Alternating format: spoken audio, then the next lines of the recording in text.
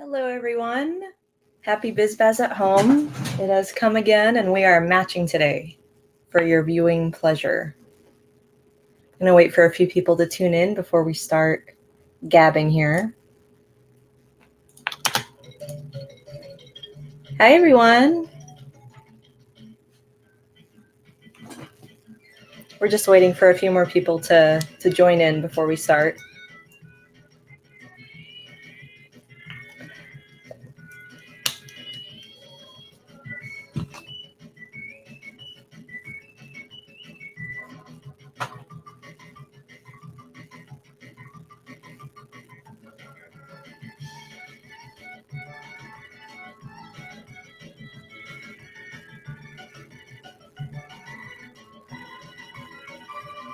Hey, Ella. So good to see you.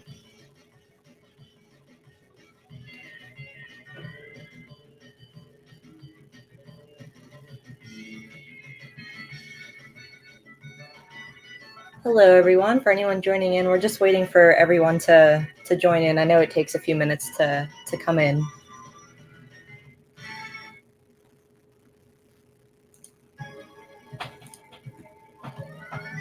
Let's see.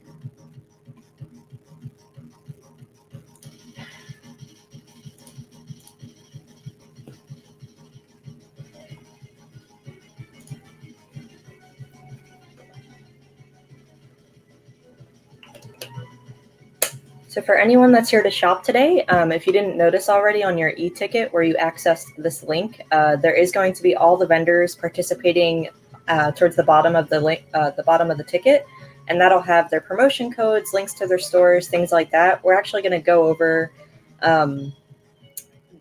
all the stores and show you what's going on in just a few minutes. I just want to give everyone time to enter because it's only 10:02, so I know not everybody is punctual, especially on a Saturday. You're probably sleeping in.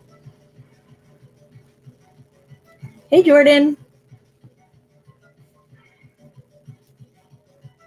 Oh, I'm so happy you're able to tune into the live today, Ella. I always see you on our Instagram, so it's nice to hang out with you.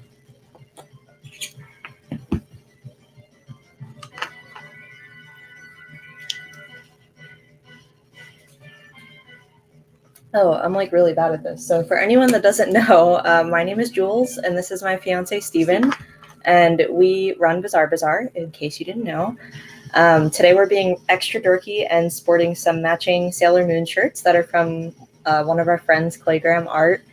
And yeah, we do this every month. Right now we're doing it virtually due to the pandemic, but we do think we're going to continue doing it virtually even when things go back to normal because it's so much more accessible for people all over the world to tune in, and it's just a lot more inclusive this way. So it actually, it works out way better, I think. So if anyone has any questions, we're just waiting for more people to tune in before we kind of dig in. But if you have any questions or want to talk about anything, we're just hanging out right now. So feel free to talk to us in the chat.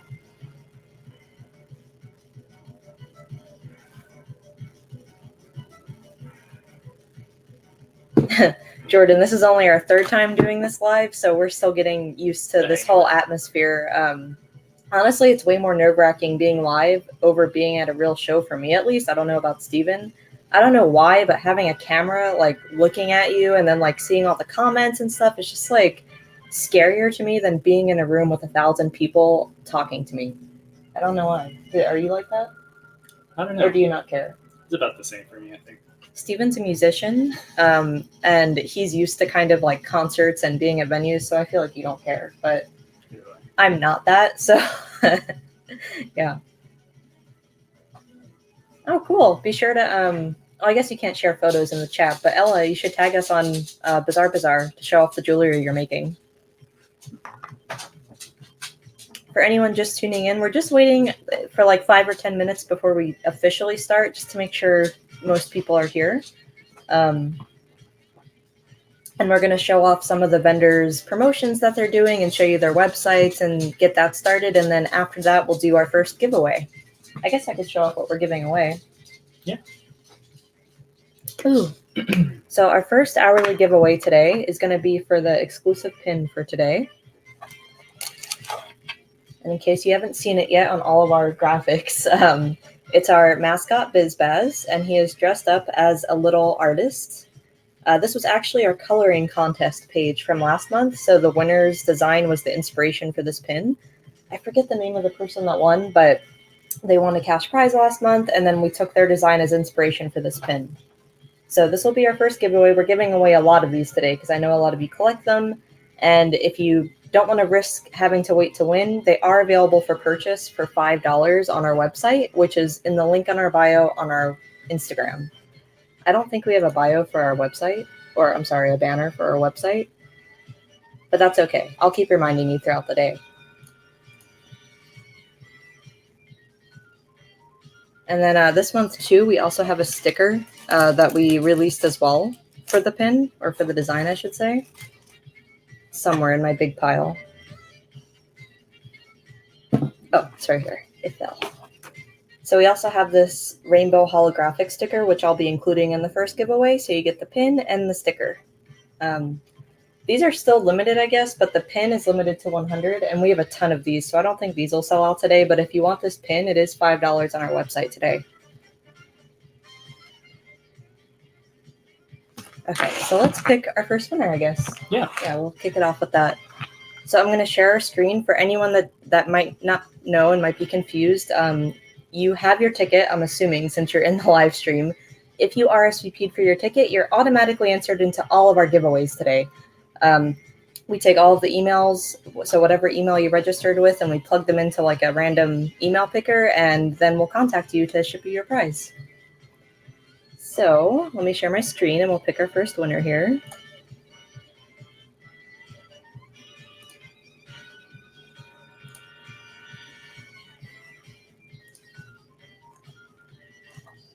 One day I'll be really fast at this, and I'm just not there yet. Okay, here we go.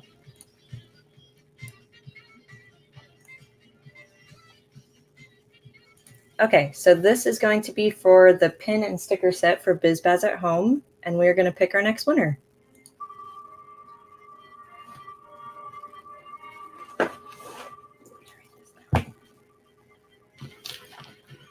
So our first winner today is JessHope100 @gmail. Jess, you have won our pin and sticker, so congrats.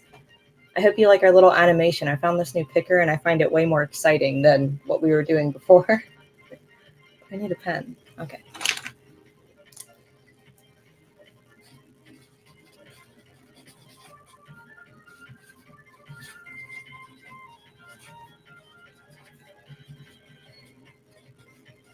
Okay, so if you're not in the live stream, Jess, for anyone that's wondering, we will email you with that email address that you registered with to claim your prize tomorrow. And then if you don't answer us within 24 hours, we'll just redraw someone else, and then we'll ship you everything next weekend. So yay, that's how that works. Pretty simple. Morning, Katrina. Oh, hey, Katrina. So good to see you. I don't think I'll ever be able to say see you without the quotes because, like, it's virtual. Okay, so I think we're going to start showing the promotions for the different artists in case you want to go through everyone that's participating today, because I feel like some people don't realize vendors are giving really cool promotions today. So let me pull up the ticket so you can watch along with me.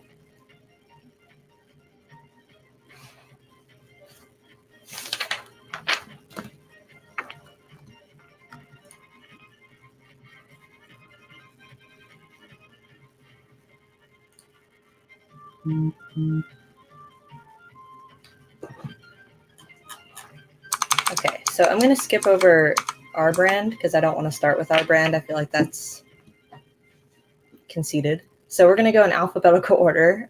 So our first vendor today, let me share my screen, is BB Create. BB Create is our good friend Miguel.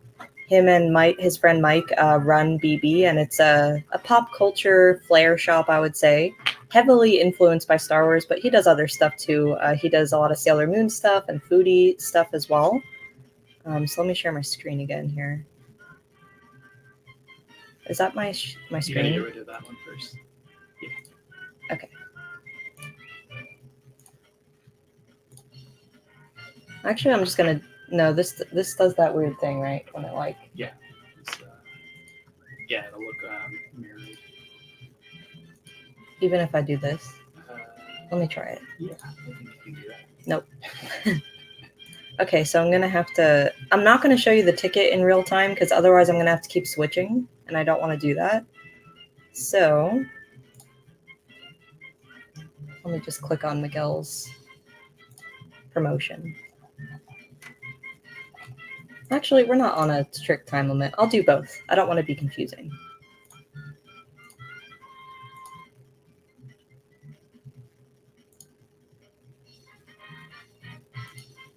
Or do you know?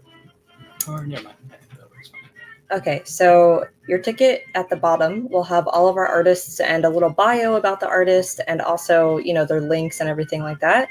So first up is BB Create. Like I just said, this is Miguel and Mike. They're super nice dudes. They do a lot of really fun, nostalgic, nerdy, pop culture kind of flair.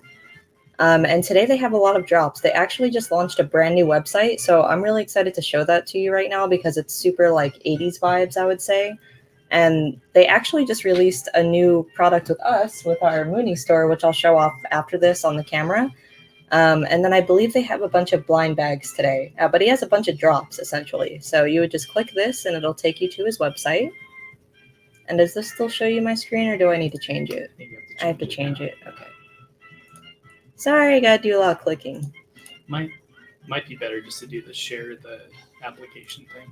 It won't do that weird. Only while we're on this page. Oh, okay. Okay. So let's go to Miguel's new website, which is right here. Holy crap. Oh my God. Let me make sure you can everyone see this? The website okay? I'll tune into the thing so I can Okay, check. Steven's going to check, but I'm going to keep going because I feel like you can see it.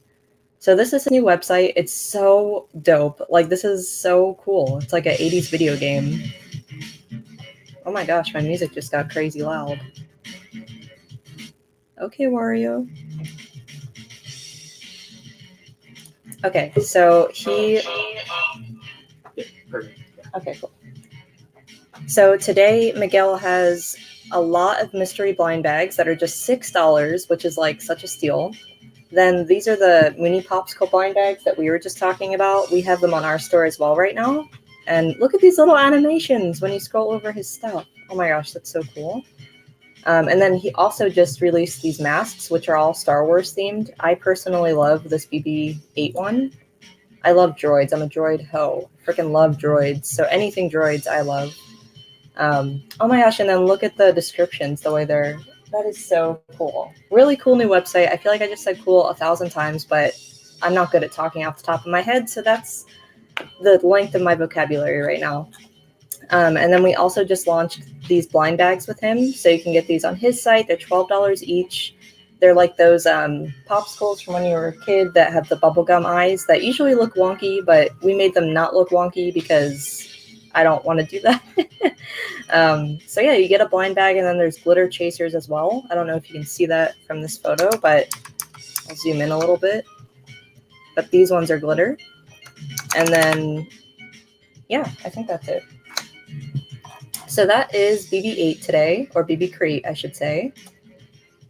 Let me go back to the chat and make sure there's no questions. Oh my gosh. Hello, everyone. There's like so many more comments in here. Hey, Sugar Cube Studios. And the ticket, I guess people are having some issues with the link for the ticket.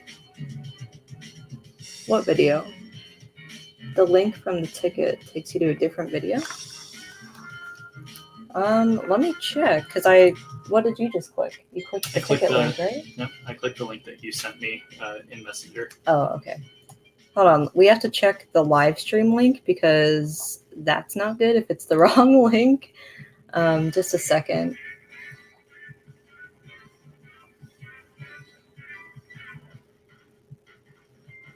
Let me pull up my ticket and check to see what's going on. Thank you to everyone that told other people the right link. That's super helpful. But let me see what's going on. Eventbrite. Gotta love technology.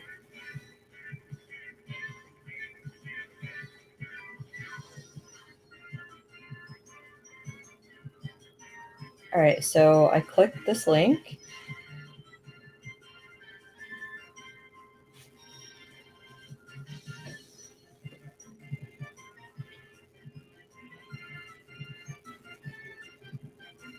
That's so weird. Okay, so I guess I have to update it to, so like for, this is going to be such a boring thing to talk about for a second, but I used StreamYard to host through YouTube Live, so I guess I have to put the StreamYard link, but let me see if that helps.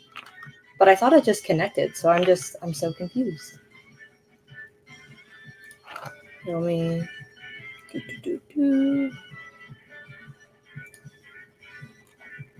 Just a moment, everybody.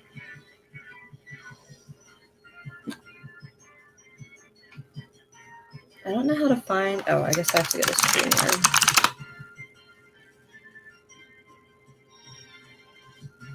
It's still on the same YouTube page, but it's definitely confusing.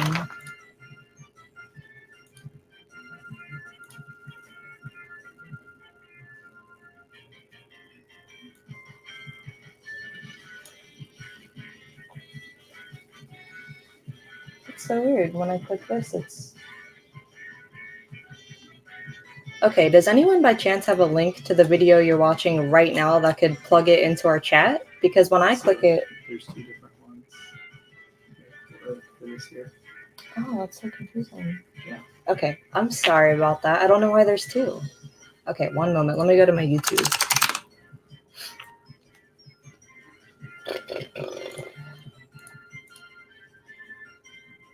Switch account. I have like 1,000 Google accounts. Okay, so I guess I can go to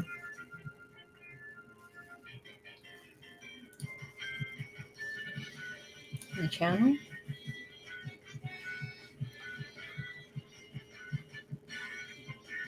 Yeah, I guess just get rid of that. I can't.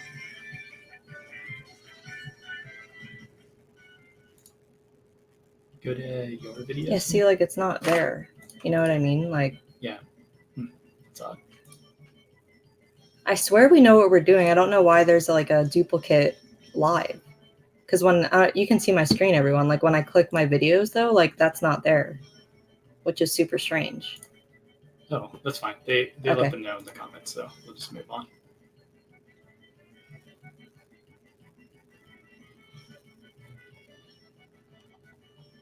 I just want to update the link really quick because people are going to be logging in right now, but I don't know like what link to put.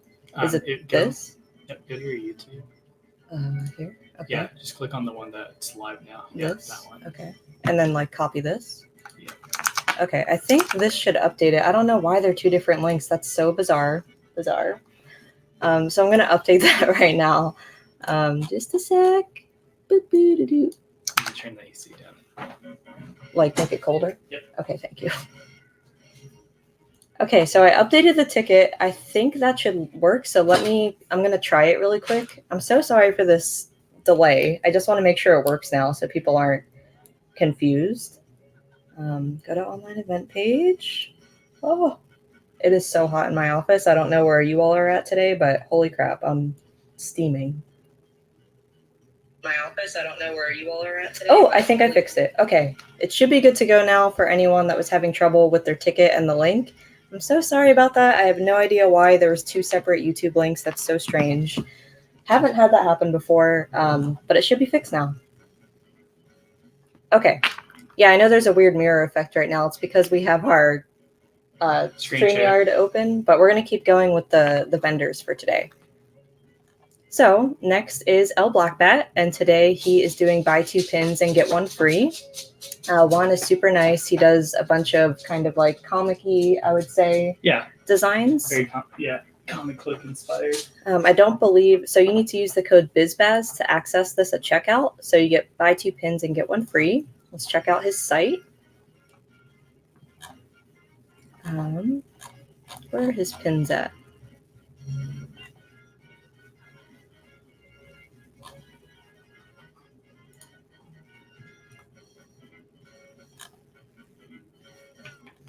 Might need a shop all. Oh, shop all. Oh my gosh, that was like right in the center of the screen. right, so here's some pins that you can get from him. A lot of them are pre-order, I believe. Oh no, here's some restocks. Okay. Oh, I love this one. That one's really cool. Oh, I love this one too.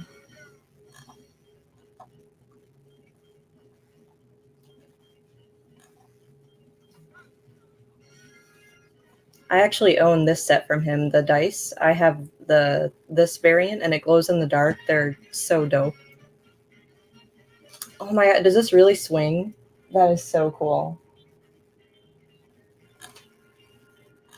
So yeah, those are some of the pins you can get today from El Black Bat. And again, I'm just going through the ticket, so you don't have to write any of this down. If you want to take advantage of any of these sales, you can just check out your ticket. And then in between this, I just want to keep looking at the chat to make sure nothing else is going wrong. Let's see.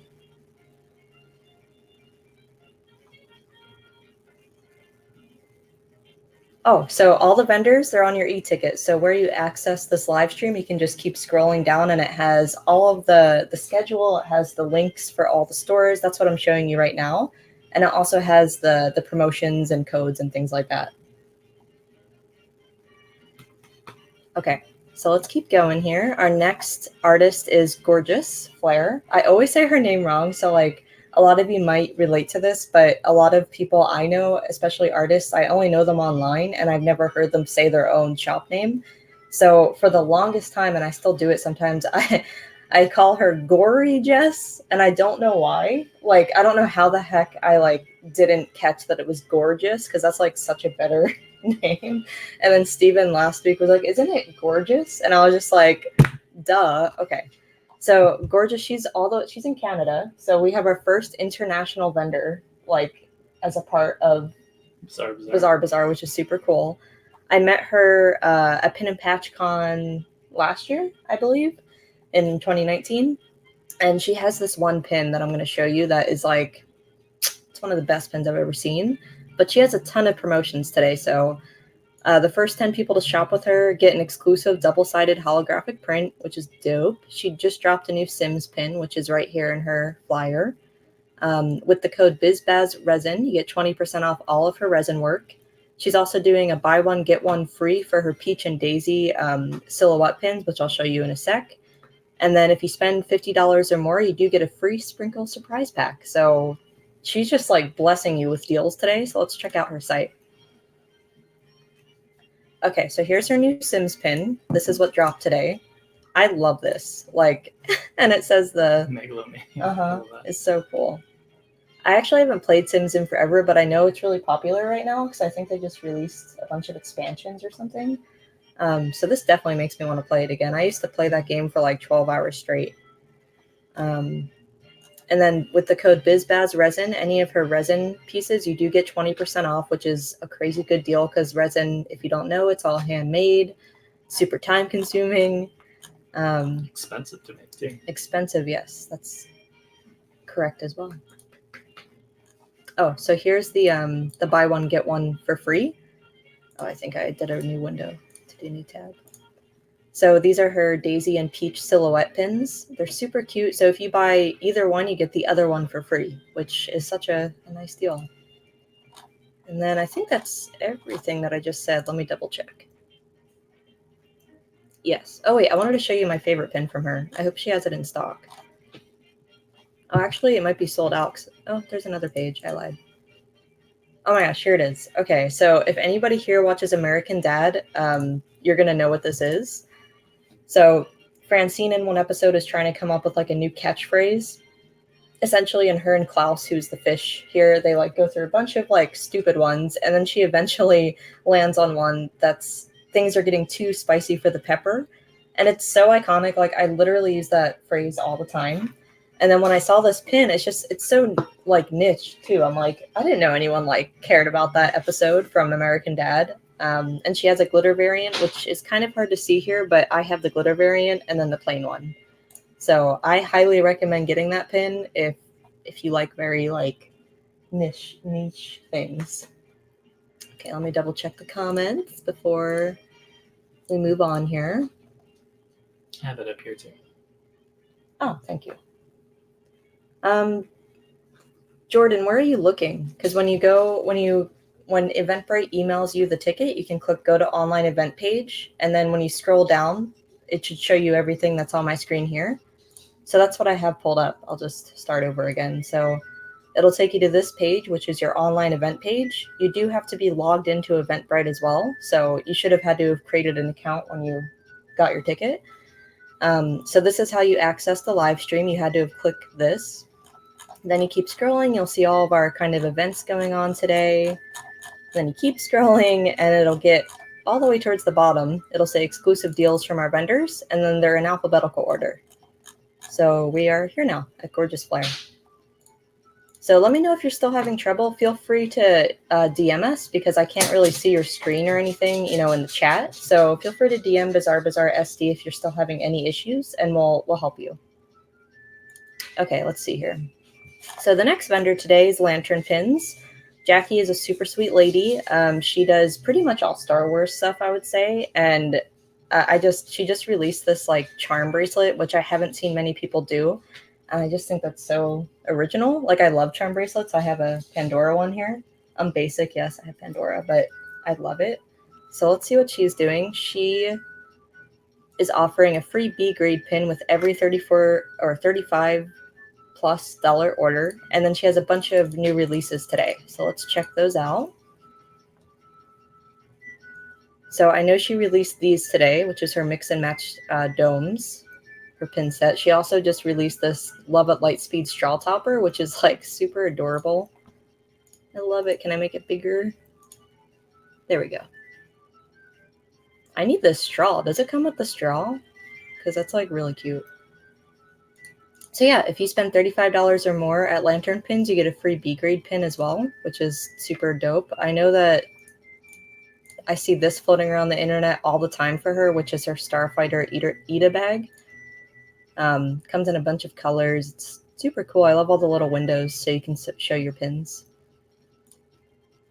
Oh, speaking of Ida bags, we have a giveaway today that's ending today, I should say, with one of our friends, Sleeping Wolves Art. She just donated...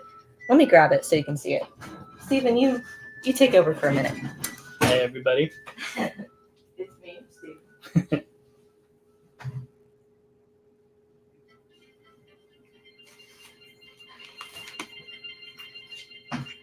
So Kim over at Sleeping Wolves Art just released her Foxy Ida bag. She made these in a bunch of colors, and of course, me being me, I got purple. But she was kind enough to donate a second one to us to do a giveaway for. So we decided to do the giveaway for Bazaar today because I know a bunch of you love pins and you probably love Ida bags. I think that's a safe assumption. So if you didn't enter this giveaway, it's on our feed on Bazaar. It's just a picture of this bag. You can find it pretty quickly. So you'll win not only this bag, but you'll win all the pins on here too. I'm not sure how well this is going to show on camera, but there's a bunch of pins from Kim. And then the exclusive pin from today. And then also a bunch of pins from our Mooney store, Perfect Humans. So super cool. And we'll be picking a winner around like 7 or 8. So you still have a ton of time to enter if you haven't already. But this bag, I love it. It's like the perfect size. I hate big bags. So this is big enough for my Switch and like my phone and wallet. And that's it. And that's good enough for me. And then, it has these little zipper details that are little foxes. The details are just everything. So I'll show that off more later. I just want to finish going through the artists for today. All right, so that was Lantern Pins. Let me check the chat here.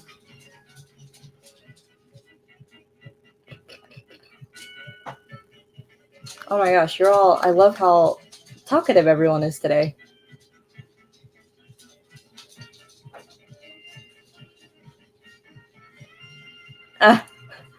Isabel, same here. Every Bazaar, my wallet's like, where did all my money go? Okay, I think everyone's good. Let's go back to our lineup for today. So next is a new friend of mine, Meow More Creative. I actually, weirdly, I didn't realize this. I reached out to her like 2.5 years ago for this convention that we ran called Doki Day, which was before Bazaar even existed. It was this convention I was trying to do that was just all kawaii and like super cute. And I I forgot I had messaged her on my personal account, and then I had seen her pajamas floating around that she just released, which are pictured in this graphic. And I went to DM her because I forget why, but I went to DM her and I was like, oh, I had messaged her about Doki Day like forever ago. So really small world. I'm happy she's here today. She's super sweet. So if you want to get to know our vendors, I'm not going to read everyone's bio because then we'll probably be here all day. But you can read who they are and like how they got started and things, which I really like that we're able to do with the virtual Bazaar. And then today she is offering free US shipping on any $25+ order. So just use code BizBazMeow at checkout for that. And then let's see what kind of stuff she has. Oh, her website's really cute. Okay, so here's the PJ sets I was talking about. Oh, wait, this is back in set? Okay, I'm buying this today because this is the one I originally wanted. And it sold out within like a second. And then I got the lilac version. But it has the moon. In case you can't tell, like I love the moon. It's my Sailor Moon and my moon tattoo and stuff. I love the moon. So she has lots of clothing, which I love. I've never seen an artist make like PJs, I don't think. So that was a super, yeah. And I love PJs, especially during quarantine. Like we're in our PJs all the time. But she also has pins for all you pin lovers. She has all these cute pins here, which also I should show you because it makes sense to show you right now. In our charity raffle basket, she donated a bunch of her pins. Ooh.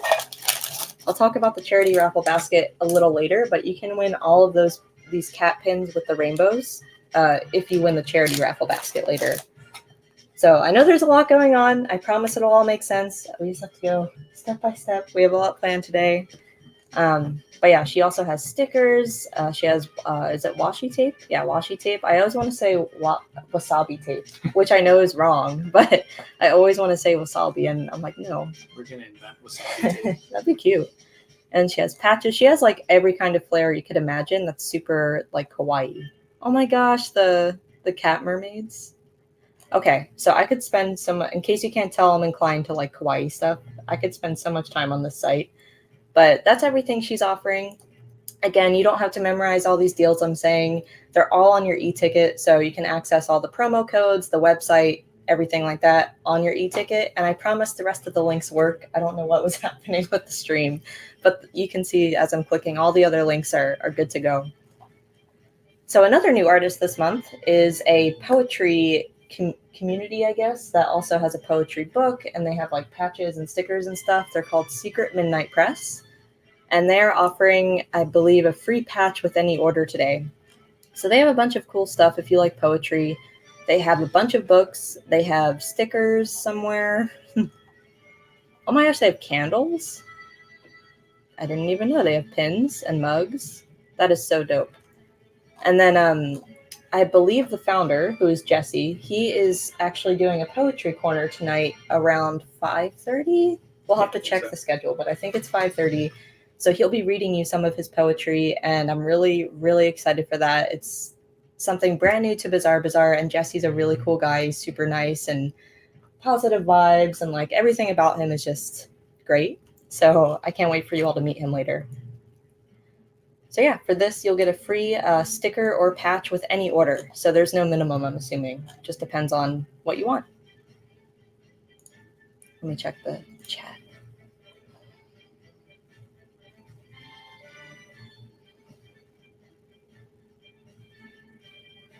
Okay. So next up is another, I think almost all of our artists are new this month as far as Bazaar, but we have another new artist, which is Sly Bonsai. She makes really cool, kind of on the lighter side of kawaii and also very like nature-y, I would say. Her art is super beautiful and gorgeous. So she is offering a free B-grade pin with all purchases today, and then she's hosting a small giveaway and doing a second grade sale. So you can see all of that by clicking her link here. Whoa, these backpacks are cute. So these are also Ida bags, and they're up for pre-order. But it has this little window. I really like that. I have not seen an Ida bag like that before. It's a nice design. I like how the window doesn't take up the whole bag. Yeah. So she has stuff that's not for pre-order too. She has a bunch of enamel pins here. Oh my gosh, look. This is so adorable. I love that. Okay. Oh my god, she does such good Pokemon designs. Look at this one. Oh my That's really gosh, cute. that is so. And she has pink too. Ah!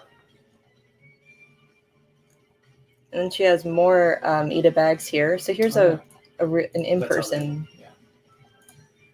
That is really cute. Yeah. She got some lanyards and a necklace. Oh, this necklace is very pretty. Patches. She has everything. Oh my gosh, prints and stickers. Whoa. Whoa. It's really cute. This is so freaking cute. Oh, it's rainbow metal too, I think. Yeah. Okay. So that is Sly Bonsai. I'm gonna keep like browsing and spend way too much time doing this. So let's move on. So our next artist is a frequent vendor at BizBaz, and I love him so much. Juan is super, super, super hilarious and nice and talented and everything else. So Sombra Fantasy is vending today, and he is offering free shipping with any $50+ order and a free zap with a $50 or more order. And for anyone that doesn't know, because I didn't know this until he told us this lingo, a zap is just like a freebie. So like a free pin or something for free with your order. I'm gonna start using that. It's cute. Yeah, I like it. So here's his store. He does a lot of Disney inspired art. I actually have, I don't know if he has it in stock, but I have his poison apple skull collar pin. It's really, really cute. Actually, I feel like he sold out because they were amazing. But yeah, he makes like fantasy pins too. So most of his pins, as you'll see, are like huge, which are like the fantasy pins that you see everywhere. I love the Nightmare Before Christmas ones. Where? I have one up at the top, the clown, and then down at the bottom there's some more too. And Dr. Finkelstein. Oh my gosh. I feel like this is humongous. How big is this? Whoa. That's crazy. I love it. How big is it? It's like a Let's see. 3 or 4 inch pin or something. 3 inches. That's a humongous pin. It's a showstopper pin. So here's the rest of his store, just so you can see it. He also has stickers. He has a bunch of cool stuff. So if you like Disney and like fantasy pins and a little bit of pop culture too, you'll like his store. Oh, is this it? This is the pin I was just talking about. Actually, I have it right here. I can show you in person.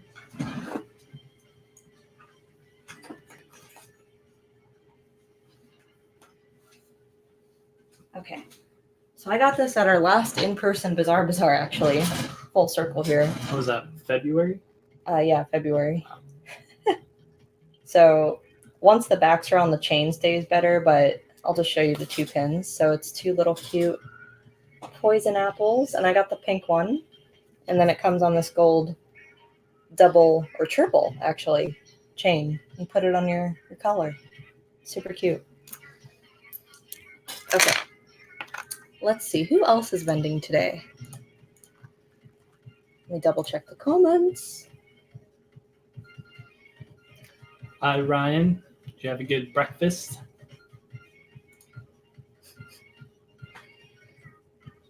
Oh, Ryan's going to be joining us a little later today, too. So really excited for that. Back to Sombra Fantasy, just really quick. I think he's offering 20% off as well. He just mentioned in the comments. I don't know if there's a code or something, so just correct me if I'm wrong, but I'm assuming there's no code. So it's just 20% off your order at checkout. But I might need to edit what I just said. Okay, let's see who else is here. So we have Sugar Cube Studios today. I met Sugar Cube Studios at DesignerCon last year, and she makes Kingdom Hearts pins, which just floored me because I never see anybody make Kingdom Hearts pins. I know. Like, we see a lot of, like, keyblades, I feel, but nothing beyond that. Exactly. So it's really awesome. So I was at her table for a while, and we talked. I bought a bunch of stuff from her, and that's how we connected, and we're fortunate today to have her vending. I love that Axel pin. They're one of my favorites. Mm-hmm. So she is offering a free B grade pin with any $24 or more order, or a free B grade pin with every 2 pins purchased. So you do need to use code BBB2G1 at checkout. But again, you don't have to memorize these. They're all on your ticket. I'm just showing you everything we have today with our vendors. So here's her website. Check out some of her stuff. Oh my God. I know. I love it. It's such a good set. I Her, really like their style. It's a very like I know it's her when I see it. The Luna and Artemis and these are all so cute. So like we're very biased right now. Our two favorite things are like Kingdom Hearts and Sailor Moon. Yep. So and they do both. So. Oh, look at these earrings though. I think these are earrings. Yes, these are so cute. Those are really cute. I've never seen earrings with like two chains like that, and oh, that's a very good design. Okay, so let's look at pins because I know that's kind of like a big part of her sale today. Oh my gosh, look at this adventure time. Oh my god. I know, it's so cute. So cute. I love that It's so cute. And I never see people do Fiona. Yeah, so, yeah, I don't see too many. Sora! Oh my god. I love that Heartless one too. Oh my god. Halloween Town, that's your favorite, right? I love, yeah. Halloween Town's like my favorite level, along with the Little Mermaid one. Oh, these Halloween, these Nightmare Before Christmas ones. That's really cute. So cute. Yeah, I love those profile.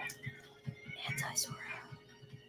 Whoa, okay, sorry. We're going to be on this way too long if I keep scrolling, but if you want to shop with her, she again is offering a free B grade pin with any $24 or more order, or just if you buy 2 pins, you get a free B grade pin as well. You do have to use this code at checkout to qualify for that. So then we're at our last vendor besides us. So just a second, want to double check the comments.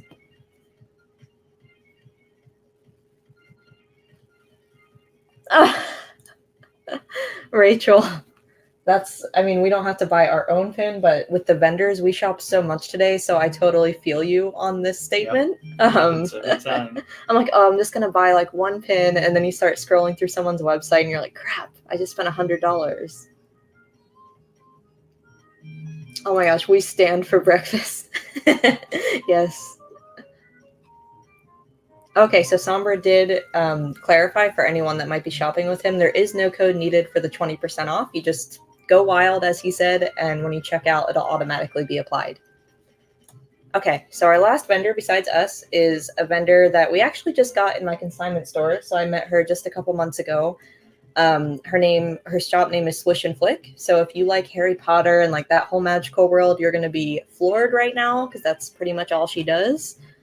So she is offering 15% off your entire purchase when you use code BizBaz at checkout. So let's check out her store. That was lame, but whatever. Okay, so here's some of her enamel pins.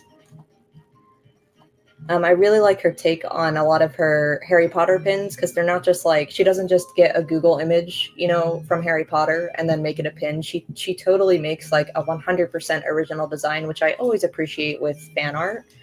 I personally love this one because I love Harry Potter myself.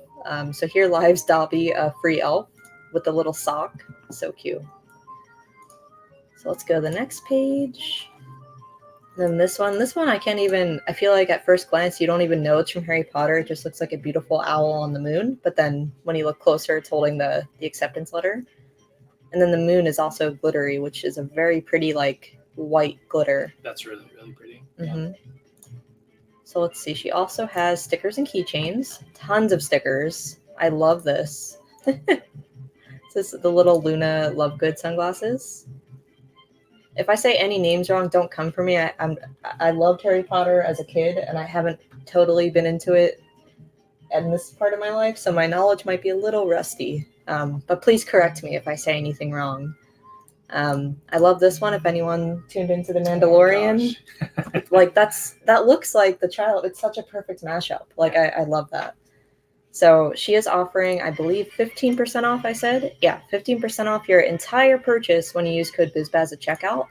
So if you like Harry Potter, please go peep her store because you will probably have a hard time deciding what to get. So the last vendor, if we ran out of time, I didn't care if we didn't get to me, but we'll talk about us for a second.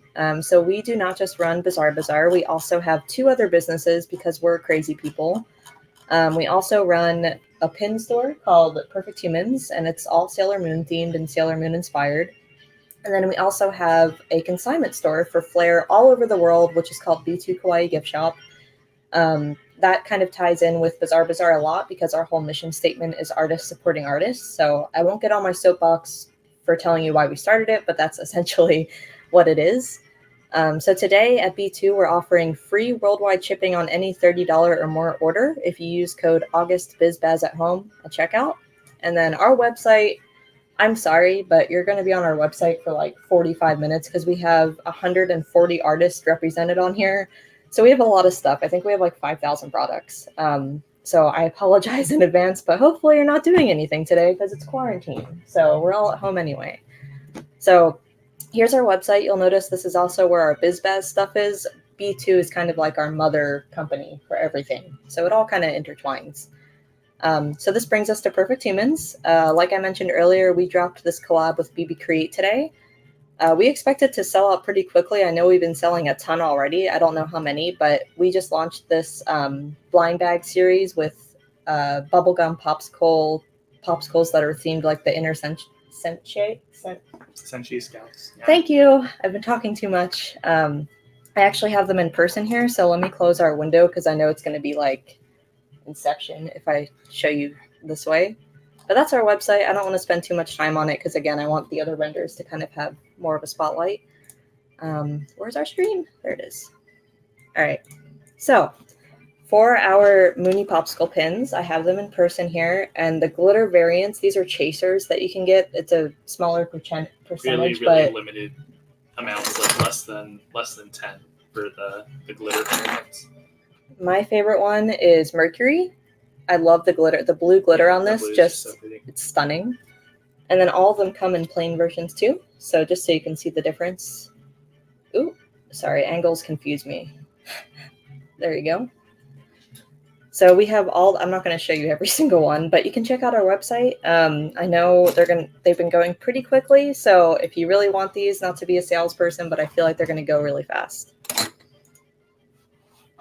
Okay, so I need to take a sip of my tea. Just give me a second here. Here's one of our bizarre mascots, Kirby. Here's our little doggy.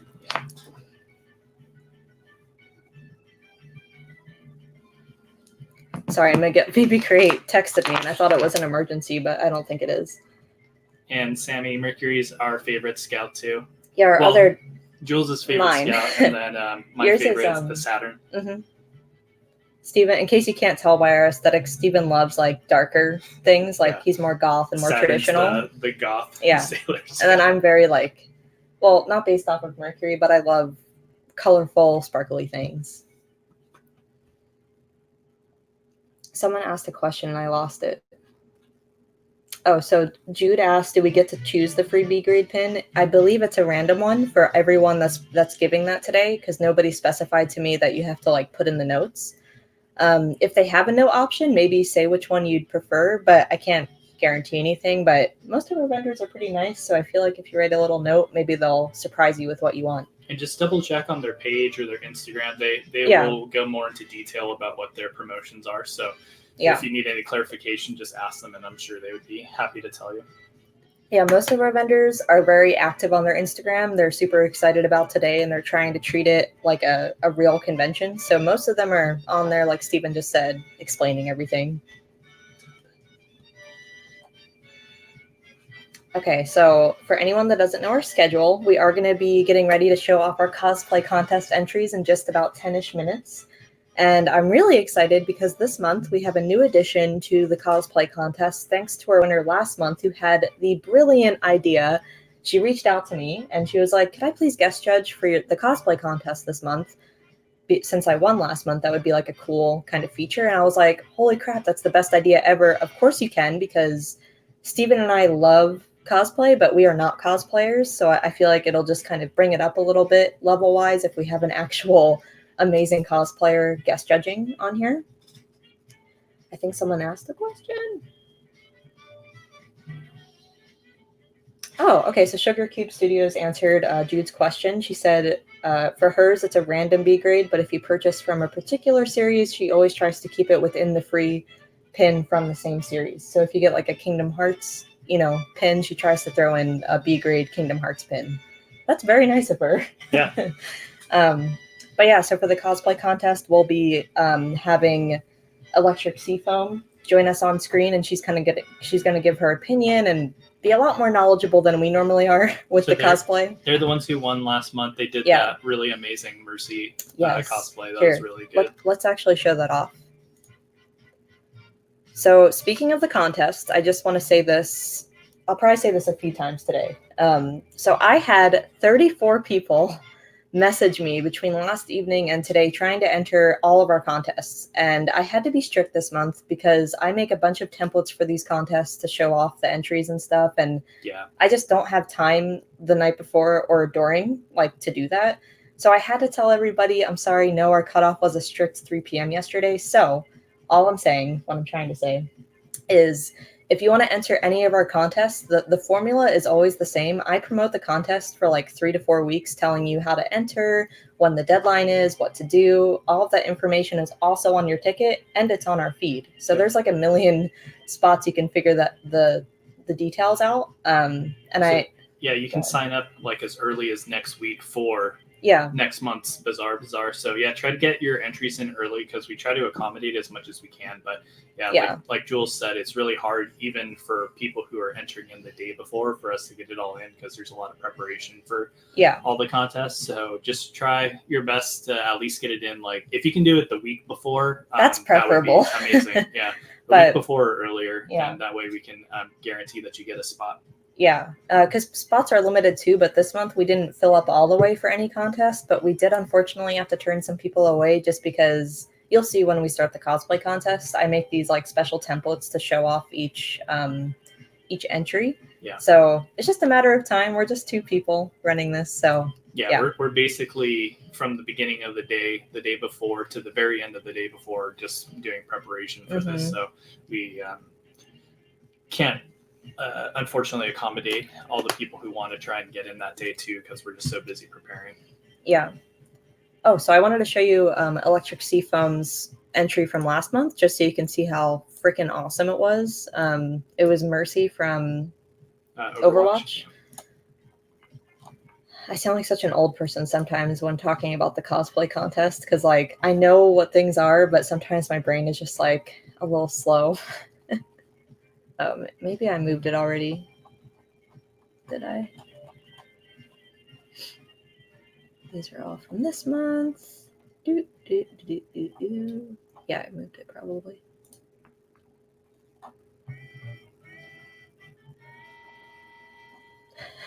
Oh, here it is. Okay.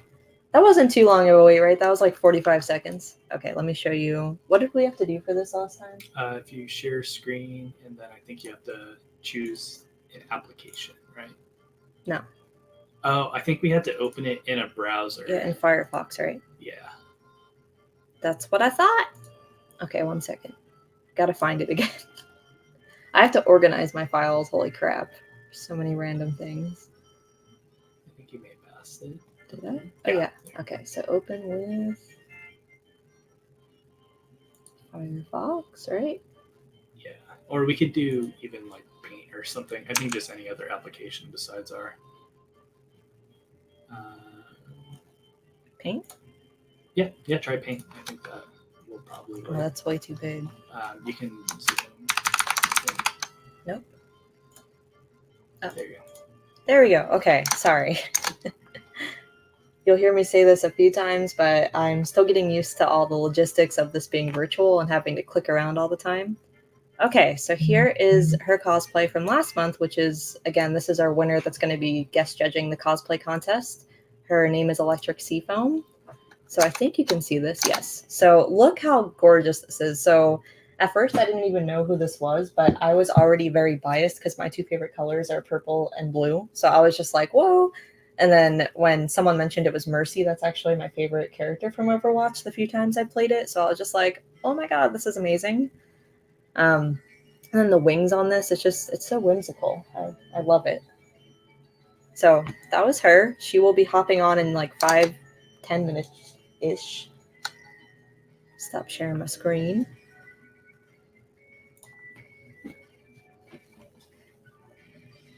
Aw, Ella. So Ella was a little shy and didn't share her cosplay this month, which is totally fine. But I just want to emphasize for any of our contests, we're not looking for like a certain level of anything. It's all supposed to be fun, and everyone just votes, so it's not up to us either. Like we post everything on our Instagram, and then we run polls. So please don't be shy. Nobody here is gonna, even when we judge the contest, we don't sit here and say like, oh, this is a crappy entry. Like, you know, it's very very safe. How, simple or intricate it is. You know, we accept it at all levels. Yeah. So don't be shy. We're not mean or anything like that with any entries for our contest. We accept everything, and we want it to be fun. So we have a lot of NYC people today. Thank you so much. I'm from Philly, so I'm like right below you, but I'm from Philly and I miss New York so much. It's like one of my favorite places in the whole world. I have to take him there someday because he hasn't been. So yeah.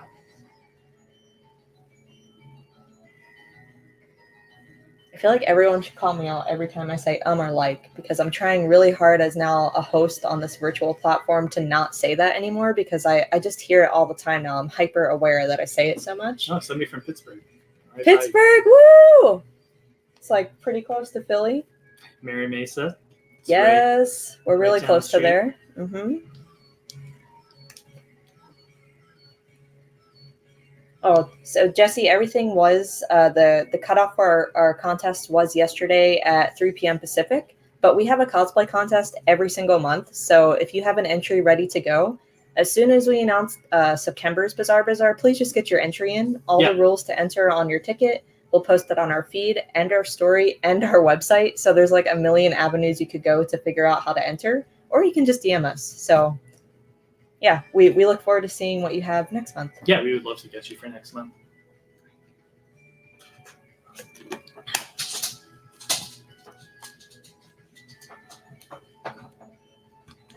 Marina was asking, is anyone playing Animal Crossing today? We've actually like forgotten about that game. Yeah, we've been so busy with just other games. We started Paper Mario. Yep, and then Paper Mario. Before that, we finished The Last of Us 2, which was like, oh, it was so good. And for me personally, when Animal Crossing came out, I played it for like a month. Like I was devoted to that game. I woke up, checked it on all my breaks. I like checked it, and I feel like I just needed a break. So I'll probably jump back in soon. And then Jesse's from England, Mackenzie from North Carolina. So welcome. Mackenzie. And then Sammy from Atlanta. Mackenzie's one of our artists in B2. Oh, really? Okay. One of our new artists. Hi, Mackenzie. All right, so we're like 2 minutes away from 2 minutes away from the cosplay contest starting. Marina's from Michigan, she said. Oh my! I cannot believe the versatility, because that's another reason we're going to keep doing the virtual BizBaz probably for the foreseeable future, pandemic or not, because typically it's limited to SoCal. Right, because physical, I know people from North Carolina or New York aren't going to You're not going to fly San Diego for our little pop-up. Yeah. So it's really great to have you all. Like, that's just, it means the most to me. Yeah, it's amazing to see people from other states and other countries even.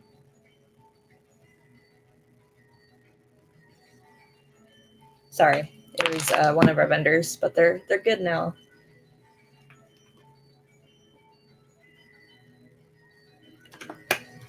Oh, so I think Electric Seafoam is also in cosplay today for her guest judging, so that's exciting. I'll be adding her in just like a minute. Yeah. So she'll be on the screen, and I'm actually going to turn off our music because I feel like if there's more than two of us, it might be distracting. And then let me queue up all the cosplay entries too. Actually, let me continue the music while I do that. So, should I do them one by one, or should I do the templates I made? I don't know. I feel like one by one for the stream, and then the template for... Okay. Sounds good. We did Paint, you said, right? Yeah, Paint would work, or if you can open it in a browser too. Can I open all of them at the same time? I think so. I think I'm missing... Oh, yeah, they're down here. I don't know why, but sometimes when I download... It'll go to like a different... Even though it's like the date is right. Yeah. All right, so 1, 2, 3. There's 7.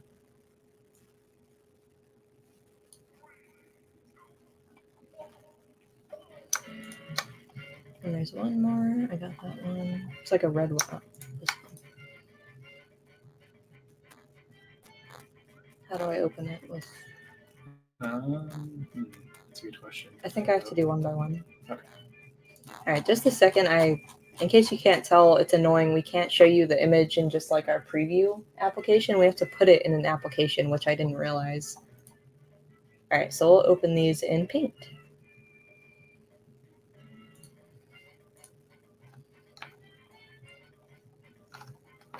I guess we'll just start because I can just do each one as we go. Yeah. Okay. Something on my keyboard. And then I'm also going to pull up our entries emails just in case someone, if we might not know what it's from or something. Everybody wrote in with what their the description of the cosplay. Mm-hmm. So there we go. So I have these ready, and let me go back to the stream. So much clicking. And then let me change our little banner really quick.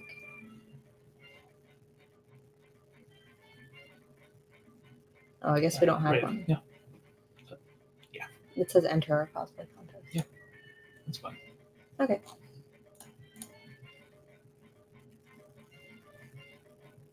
Oh, Electric Seafoam will be right back. So we'll give her a few minutes. You could take your time, by the way. I don't know if you can hear me. We only have 7 entries, so I think we'll be done within 20 minutes. Yeah. Quickly. And Andrina, yeah, if that's how you say your name, we got our shirts from Clay Graham Art. So he was on our stream last month, and he makes a lot of great artwork. Like we buy pretty much anything Sailor Moon that our closet is like 2/3 clay. Yeah. But he doesn't just make Sailor Moon art. He makes things from basically every avenue of pop culture. So, I mean, there's definitely something for everybody on his site. Yeah. And his name is spelled just like it sounds. It's like graham cracker. So Clay Graham Art. You can find him on Instagram. I'll put it in a comment just in case you need. And he has these shirts now. I don't think they sold out. I think they're drop ship. So I think they're always available. All right. So 1 second.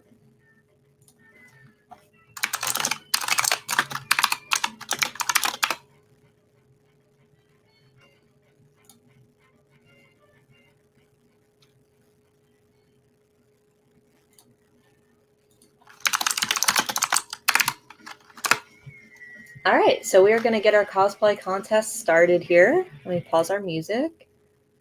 And in case anybody missed it, for anyone that just joined in, we have Miss Electric Seafoam guest judging today. She was our cosplay contest winner from last month, so we are thrilled to have her back guest judging today. She's a professional, unlike us, so I feel like it's much better to have her. Yeah, absolutely. So thank you for offering to do this. So I'm going to add you now. Much more qualified to curate cosplay than we are. Yeah. Hello. Hello, how are you guys today? Doing great. You look great. Oh, thank you. I just had to get into cosplay. Like any excuse for me to get into cosplay, I just jump on the possibility. It's like, can I cosplay? It's like, of course. So what's your cosplay from today from? So this is KDA Ari from the League of Legends, and wow. Yeah, so there's like a new music video dropping out next week, so I thought it was an appropriate time to cosplay her. Nice. She's like the only champion I really know how to play. Did you ever play her? Steven used to play League of Legends like religiously. Yeah, like, for a good amount for like of time, a year. Yeah, I'm trying to get into it, but like we're still like low level at the moment. The KDA one is the pop star group skins, right? Yeah, it came out like a few years ago, and it just like drove every cosplayer like off the wall. Like I need to cosplay. So. Yeah, it's super cute. I have the tail behind me. It's also good. Okay, so I'm gonna share our screen. I hope this works. We haven't had a guest judge or anything. I have like my computer, so like if the screens don't work very well, I can always look at the contestants on the screen. Oh, okay, cool. Yeah, good idea. Okay, let's see. I'll share my screen. Is that gonna work? Hold on. Oh, I think it'll work. It does work. Oh my gosh, it works! Yay! Fantastic. Okay. So I'm keeping everyone anonymous unless you specify, just because I'm not sure. I don't know if people want like their name out there. But this is our first entry. So cute. Oh my god, is that like the deco from like the Halloween deco? I'm not exactly sure. Actually, let me check the email. We have to look it up. Yeah. I love the Halloween decos. They're all so cute, and they look like they did a really great job. I especially love like the background and like where they took the photos, and like the addition of like the light and the pumpkin. So cute. Oh my god, the pumpkin is like All Might. Is it like an All Might pumpkin? Oh my god. It's going to be like the last email. I might be like all wrong. Oh, here it is. So it's from My Hero Academia. Yeah, Uh-huh. Izuku. I like. Does that ring a bell? I literally just started that series. I've only watched really one episode so far. I've actually never seen. Like, I know what it is. I've just never seen it. But this is cute. Like, it's just. That makes sense why they have the All Might pumpkin and stuff. So yeah, really, really awesome. Yeah, they did a really good job. I love where they took the photos. I love their wig looks really nice. It's just a really like just pretty like complete cosplay. It's really just nice. Yeah, the details are everything. Even for someone that doesn't know what this is from, I really like it. Should make you guys watch it after this. It's such a good show. It's on our list. We have like a million thing long list of shows, and like it's everyone has that like list that they're like, I'll get to there eventually. Just not keep sure growing. And then new stuff just keeps coming out, so the list gets longer and longer. It's insane. All right, let's move on. They did a great job. Yeah, it was really cool. All right, let me see if they're in the stream. See if they commented anything. Oh, were those? I don't think they are, but it was really good. If you watch this later, if you watch a replay, it's really awesome. Yeah. It's so cute. I love the little like Halloween decos. Like anytime you can like dress up like a Halloween like character or like the Halloween version of a character, it's just always so delightful. Yeah, absolutely. Halloween's my favorite holiday, so anything Halloween gets points in my book. Yeah. All right, so we got our next one. Our next one's from. Can you all see this? I think they. Or do I have to reshare it? Yeah. Oh, I have to reshare it. Sorry. Yeah, okay. The screen's black. I have to like reshare every time I open the photo. It's like kind of annoying, but yeah. Okay, let's see. Share screen. All right, so this next one is from our contestant last month. If you remember, she dressed as Isabel from Animal Crossing. She was so cute. How old was she? Do you know? She's 13 or 14. She's very young, and she makes all these herself, so she's super talented. Yeah, round of applause. Pat yourself on the back. That is awesome. You have so much confidence. Yeah, so this is Flick from Animal Crossing, which I believe is a new character in the game, like after it was released. So yeah, I'm not familiar with them. I'm not familiar, but it looks really good. I love the net, the beetle that you're holding. I assume that's homemade too. That's like that looks really dope. Yeah. Like I love face paint is always like such a hard thing for cosplayers to do. So the fact that like she did like face paint and she did like stockings as well in her hands. I think she made like the like different like gloves to match like her face, and they all look like so. It's like she matched the colors really well, and it's just like a really good job. Like face paint is just the bane of my existence. So for like a 13-year-old to do like face paint alone is just awesome, and her wig looks great, just really good, like very clean and very nice. Very like nice presentation. The attitude, like the pose too. I'm just like I can't do that. I'm like, and she has like so much confidence. It's just you should strut across the stage. This is awesome. Yeah. I wonder if she's gonna do a Animal Crossing entry like a different character. That would be so cute. Oh my gosh, I think I would just have cuteness overload. That would be so adorable. She did a great job. I love the leggings too. I'm not sure if you made those. Oh yay, that's me. Yeah, you did a great job. I love your like little leggings as well. I'm not sure where you found like plaid leggings or if you made them, but like that's a feat all in itself. That takes like at least. I'm sorry, I forgot. Macy, of course. Well, Macy, you did a fantastic job. Again, congratulations for doing face paint. It's just it's a task all in itself. Yeah, it looks so smooth. Like I can barely do my normal makeup like well. So kudos to you. I struggle with like eyeliner. So yeah, that's but yeah, keep it. I can't wait to see what you keep doing because I can't believe you're 13. When I was 13, I can't even do that now, and I'm almost 30. Like, keep doing Animal Crossing cosplays. They're absolutely adorable. You can absolutely just like rock them. So, yeah, keep going too. You'll go if you start like from like 13, and if you just like keep going, you'll be an amazing cosplayer. Just like keep working on it. If you just like, it's all about practice. For sure. I'm excited to see where you are in like when you're 20. Like, if you're still doing it. Hopefully. Okay, so let's move on to the next one. So I feel like a loser. Like I don't know what most of these things are from this month. So I hope it's still really dope though. It's very like hardcore. The next one, it's amazing. Ooh, I'm excited. Sure what it's Where's open with? There it is. Okay. And then I think I have to re-share my screen. This is why I just love technology. Technology is just so much fun. I just need to get faster at the clicking, but I'm scared I'm gonna like end the stream or something by accident. So that's why I go kind of slow. I mean, like better to like double check. So I tend to like speed up through it. All right, so here's the next one. Oh wow. Okay. This is like another level. Do you mind could you blow it up a little bit more? Is that possible? Yeah, there we go. Wow. There we go. That's some foam work. Awesome. That armor's so crazy. who do you I'm not sure. Is it League of Legends who they're cosplaying or? I can check. I'm not sure myself. Yeah. Either. I just want to make sure before I start I have everyone's emails here, and most people said who they are. There's just so many armor cosplays out there, and just so many different variations that I'm I just want to make sure. Great foam work there. There's very clean, very nice. I like the addition of the sword. The shield looks awesome. If you have a sword and a shield, props to you. I mean, that's awesome. Making both. So I think this is her cosplay name, so I'm gonna just say that instead. But Shining Winter Star is who submitted this, and I love that name. It's so pretty. Really but she did not say, or I should say, they didn't say what they are. But it's really cool. No, it's awesome. I love the shoulder pads are really nice. I know especially patterning out shoulder pads or a breastplate is just really hard, and unless and they seem to have used their own patterns because I've never seen anything like that. It's just really smooth. The gold trim just seems super smooth and just straight. Yeah, there's a great use of colors. I think it's a little bit they use kind of some darker colors to make it look, I think, more damage worn. Or it could just be the reference image. They just hammered metal. Dragon, is it Dragon Prince? I can't, if it's Dragon Prince, I'm going to hit myself because I love that show. I'm gonna Google what that is. Oh, it's a show on Netflix. It's I think Sokka's voice actor actually voices one of the characters. So that's why I got into it. But yeah, I love the I think they have I wish they had a full body of the costume because I want to see what their leg armor looks like. Oh yeah. They seem to have full body armor.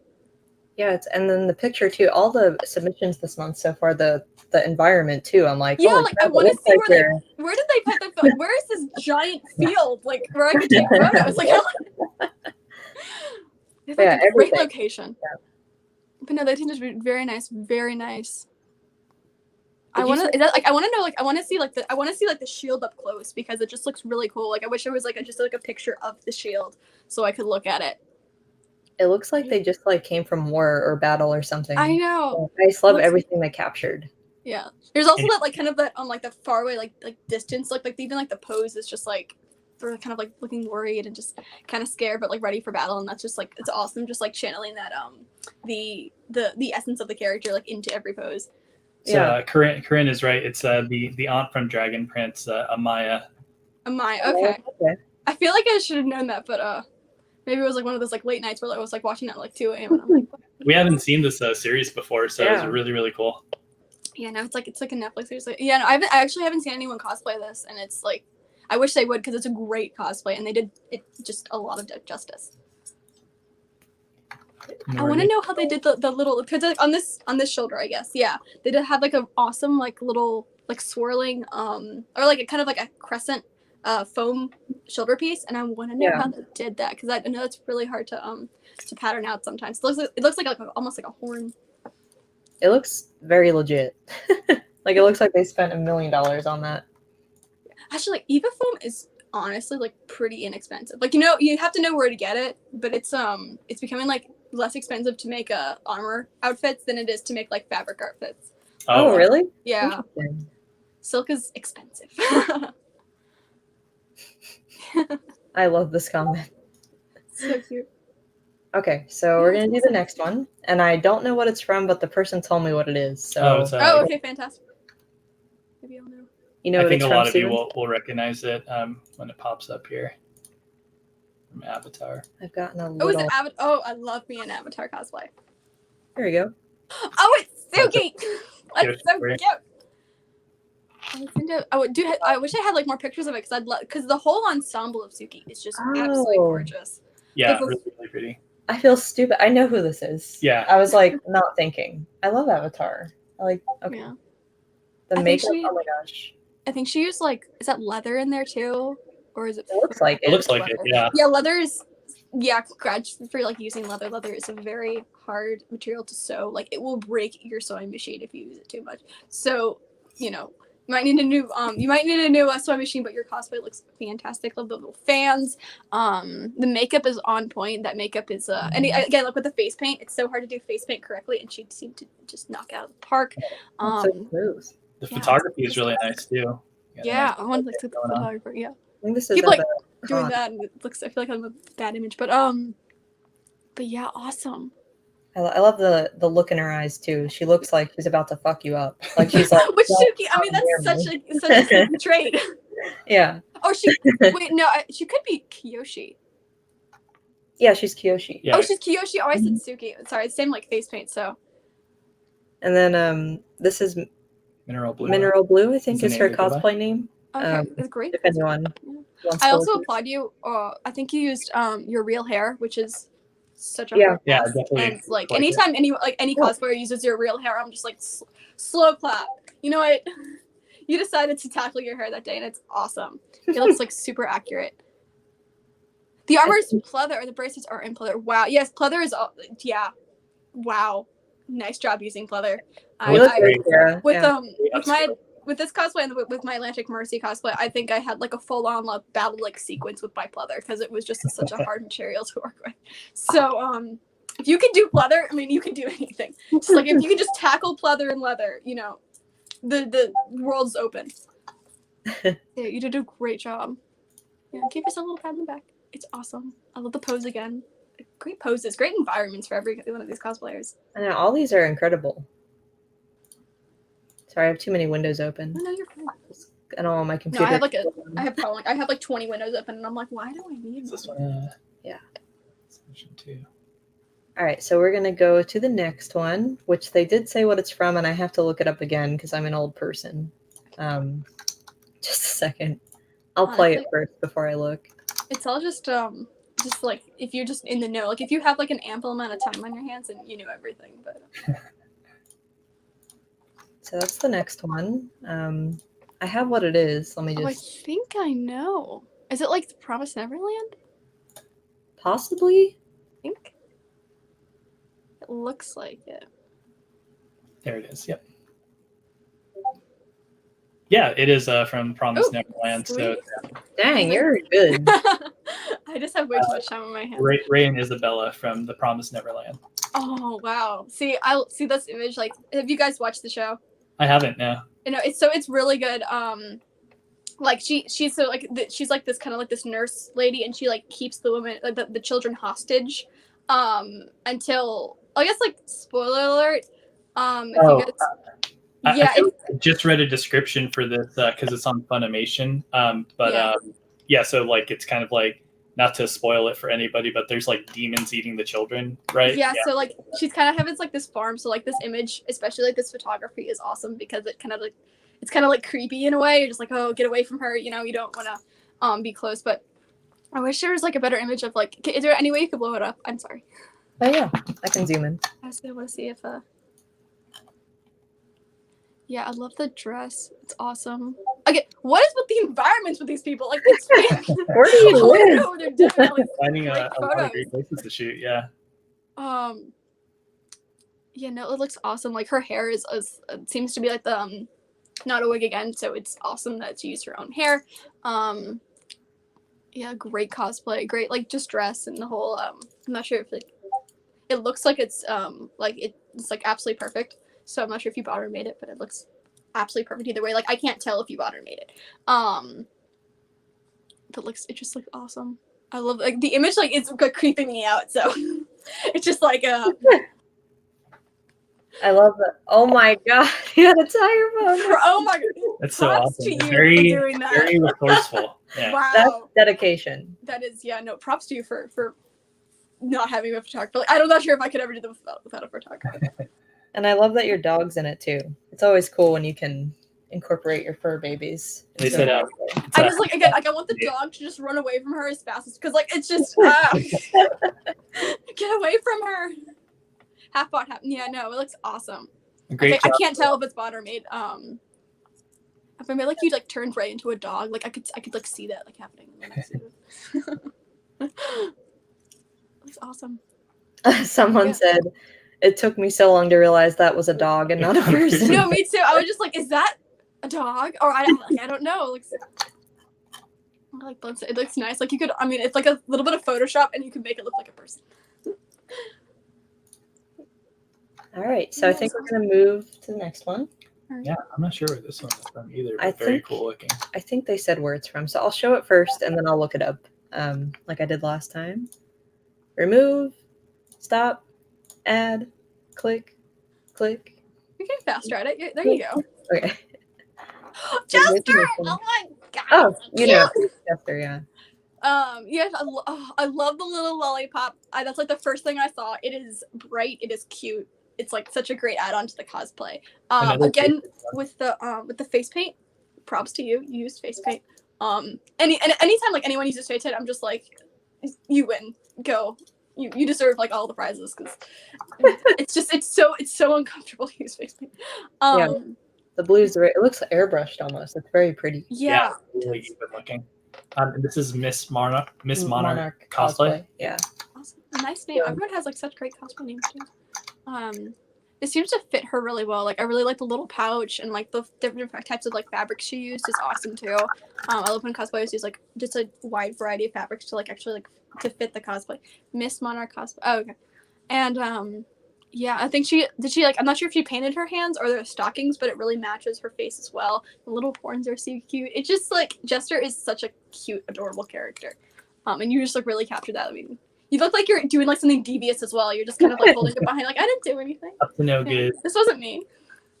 Yeah, again, everything picked off for me. The environment, the expression, the pose, the cosplay, the makeup.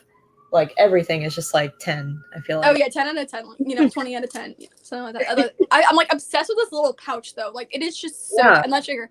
I think that's actually. I keep saying things are leather, so maybe this is leather, but it is absolutely adorable. And you can anytime a cosplay has like a pocket or a purse or like sleeves. Oh yeah, that is so cute. Yeah. Yeah, little details like that Super just add so much to the cosplay. Oh, and I didn't even know those little sleeves had like I think that's maybe like hand painted flowers on them. I think she painted her hands looking at them, which is like even more impressive. Oh yeah, my gosh! I'm gonna like seal them as much as possible. Or actually, it might be maybe I can't tell. Nails put on. No, I think that's like there's definitely a technique where like you have like a sock and you put like nails on the sock to make it look like it's your actual hand. That's kind of what it looked like there. Yeah. I love oh my gosh. And then the little glitter right here. Where's the little glitter? She has little glitter flakes on her highlight. Oh, that is so cute. There's like so much like detail to this cosplay. It's awesome. Very pretty. Yeah, like fits her just like really nicely. It's just like really tailored it to her body. It's not like saggy or anything. Just adorable. It's just adorable. Sorry, I'm reading the comments. If I look like I'm like zoning out, we got a bunch of new ones. I just want to show you like how she made the little lollipop. Like some people use like pool noodles, and it kind of looks like a pool noodle. Yeah, it's hard to say. It's definitely foam. Really cool. Oh no, it's not. Interesting. It looks like a fabric of some sort. Yeah, of like that's interesting. Yeah, I've never seen anyone like not use like a foam like pool noodle for it. So I love the creativity there for like using another material instead of just something everyone else used. I think they're commenting right now too about. Oh yay! Love to hear their comment. What are they saying? Said it's arm socks with super glued nails for the hands. So that's really really awesome. Very nice, very nice. We love little arm. And lollipop and the horns are foam. Very cool. Yeah. You made your. Oh my gosh, you made your horns. I thought like those are they look fun. That was awesome. Some great sculpting I like don't believe those are foam. Those look like I don't know what they look like, but they look really high end. Like really really good. Yeah, like I swear to God, I thought you bought them, and I was like, oh, they're just bought. She bought them. Just great cosplay. And then this is our last entry, I think. Yeah. So we have one more. I also don't know what it's from. That's like my quote for today. I don't know where this is from. But this one's really, really impressive too, though. You keep hyping this up, and I'm just like, let me see it. It's really good. I know. Sorry, we do all the clicks. Share screen. I have to choose the window. All right. So again, really good. Oh, Great I think I know her. What's her cosplay name? Here, I'll tell you in a second. Great cosplay. She is a fantastic competitor. She's a great cosplayer. Love her to pieces. Oh wait, we have one more after this actually. Oh, Sorry, this isn't the last one. Good. It's all good. Just I love she's also cosplaying League of Legends. I think it's like Zaya, I want to say, is the name. And I went since I know her, I've watched her progress of it, and it's fantastic. No, she all the trim is hand sewn on there, and the little skull is just really cute, and all the feathers are just so ornate in every single one of them. Yeah, you did a great job on this. I think we actually competed against each other before. I want to say at the convention, and she blew me away. Which Zaya skin is this? I recognize the character. They use the feathers. I think it's just the normal Zaya skin. I want to. That one's just the regular. Yeah, the default. I could be wrong. There are so many skins in League of Legends that I'm just and no one uses the default skin, so I'm just We have a lot of League of Legends this month. Yeah. League of Legends characters are great to cosplay, I feel. They're fun. And then everyone knows who you are, so it's awesome. But you did a great job. The little skull is just so cute. I want to know what you made the skull out of. I think it may be people use foam clay or just foam in general or anything like that, but it looks awesome. And of course the feathers look great, and I think it looks like you just patterned it out all yourself. And the little ears look so cute. I love little ears on characters because they just look absolutely adorable. So much detail on this one. Looks really great. They did a wonderful job with the textures. I feel just everything looks really cool and cohesive. Yeah. I like different materials is always good, and it just again it fits her body super well. It's tailored to her, and it's just this cosplay is. I mean, obviously, she tailored it to herself, but it just fits her body really well. And of course, it looks so clean, which is something you always look for. No, there's one more. It looks awesome. Yeah, little bracers also look awesome. I want to see the back of Zaya usually looks pretty cool, and I've seen the back of her cosplay, and it just looks. I wish she attached an image to it, the back feathers. And we have one last one. This one looks like it's from Umbrella Academy. It is from Umbrella Academy. Is it 5? We'll toss that one up.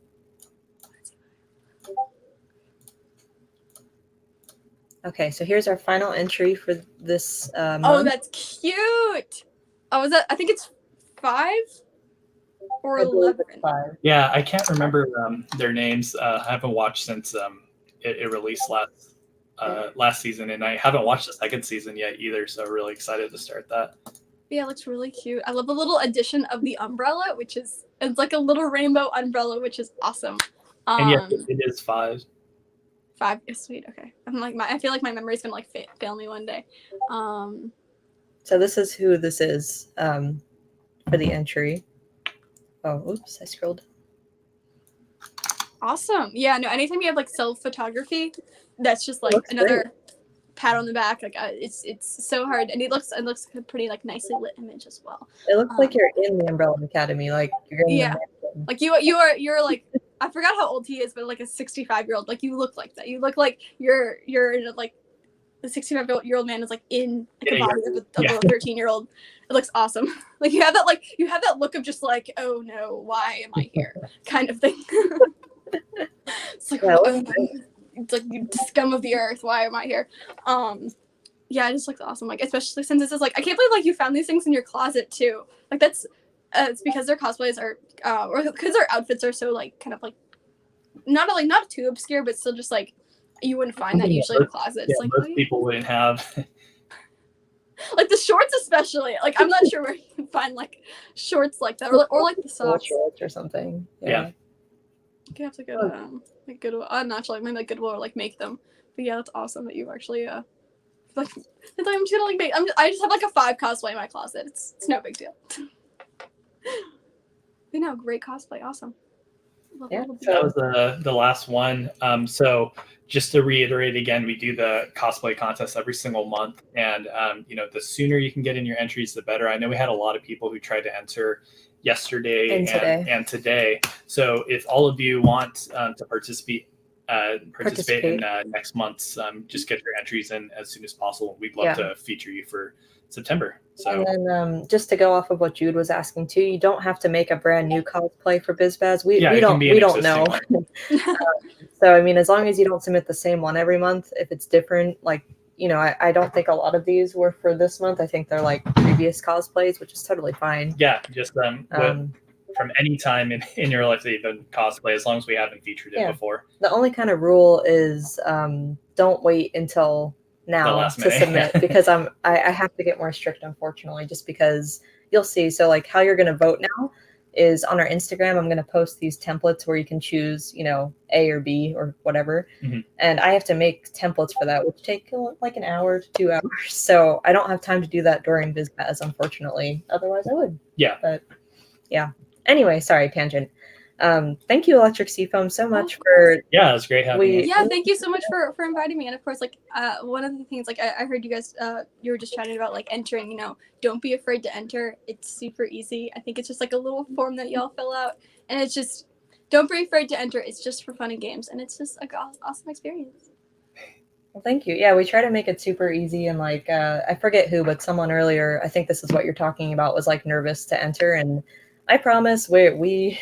Yeah, any level of experience doesn't matter. Like, we just want to we just want to include everybody who can participate. Well, we'll never have negative feedback for you.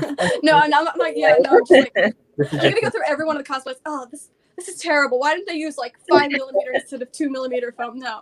We are definitely not cosplay gatekeepers here. So yeah, no, it's same for the coloring, everything. Every contest, it's like the judgment. So yeah. Well, yeah, thank you so much for inviting me. It's been awesome. It's great. I love looking at people's cosplays. Like, it's one of my favorite things in the whole world. It's just especially like during this coronavirus, I'm just like I'm like need cosplays. I need to look at cosplays and like look at people and just talk to them. It's just I need socialization. yeah. Well, cool. So we're gonna put up these templates in like 5 or 10 minutes on our Instagram, and then we'll announce the winner by 8 p.m. at the end. Mm-hmm. So that'll be the break. We do. Go vote. Yeah, go vote. I'll announce on here when they're officially up, but it'll be before the takeover at 12 with Pat and Ryan. So, yeah, thank you again, Electric Seafoam. Well, thank you so much for having me. It's been awesome. Have a is it morning where you guys are still? Yep, it's still morning. Have a great morning and afternoon. Yeah, I'm on the East Coast, so a little bit of a time difference. Thank you so much for joining us, and then of course, have a fantastic day. Hopefully, the stream goes wonderfully. Yeah, thank you so much. You stick around, and we'll see you later. Of course. Bye. Thank you. All right, everybody. So that's the cosplay contest, and thank you again, Electric Seafoam. Yeah, and thanks to everybody who participated. Yeah, all the entries were just like, I can't even. I could never do that. Like I'm not talented enough to like make a cosplay. So I'm blown away every time I see the submissions for these. Yeah, it's so impressive how much work goes into them. So much time. It's a lot of money for some of those, and it just, you're all amazing. And I wish I could give you all a cash prize, but I only have enough for one. Quite yet. Maybe one day. Maybe one day we'll be able to do first, second, third, or something like that. But yeah. So we will be posting the templates for that in just a few minutes. I just have to have time to like put it on the story. And Ella asked what the charity raffle is for this month. So it's for Snapcoat, right? Yeah. So actually, you're ahead of me. I haven't had a chance to fully show off that stuff yet, but let me put my music back on because I hate when the spotlight is just on me with nothing else going on. Here we go.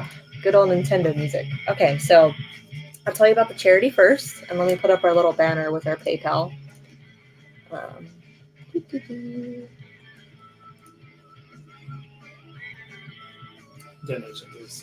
thank you. Okay, so for anyone that doesn't know, we do a charity raffle every single month at Bizarre Bazaar, where our little basket is all donations from us personally, and then our vendors usually. It's usually around $200 or more worth of flair, and all the sales from our tickets go to a different charity each month. Tickets are just $1, so $1 equals one entry. Sorry, the music's kind of loud. Here we go. Can't hear myself talk. So tickets are just $1 for one entry. If you get 10 tickets, it's $10, and you get 10 entries for the raffle basket. Down on this little banner, that's where you can send your money. If you have Venmo, that's me right there. You'll see a little avatar with purple hair to know it's me. And then PayPal, you can just send us friends and family and put in the note, hey, this is for the charity raffle for BizBaz. So this month's charity is Snapco. Snapco is an organization, I believe, in Atlanta that helps the Black trans community with like food and homes Housing, and tons of really amazing things that they're doing in the community. So all of our proceeds today for the ticket sales will go there. So if you want to enter, I'll be talking about this throughout the day. But if you want one entry, it's $1, and then so on and so forth. 5 entries, $5. You can Venmo or PayPal.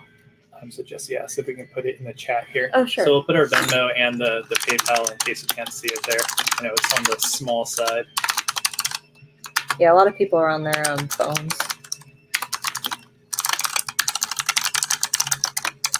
So we can only accept entries for the raffle through Venmo or PayPal. So if you have a Visa, you can sign up for Venmo. It's free. You just attach the Visa to Venmo, and that's how you'd be able to do that.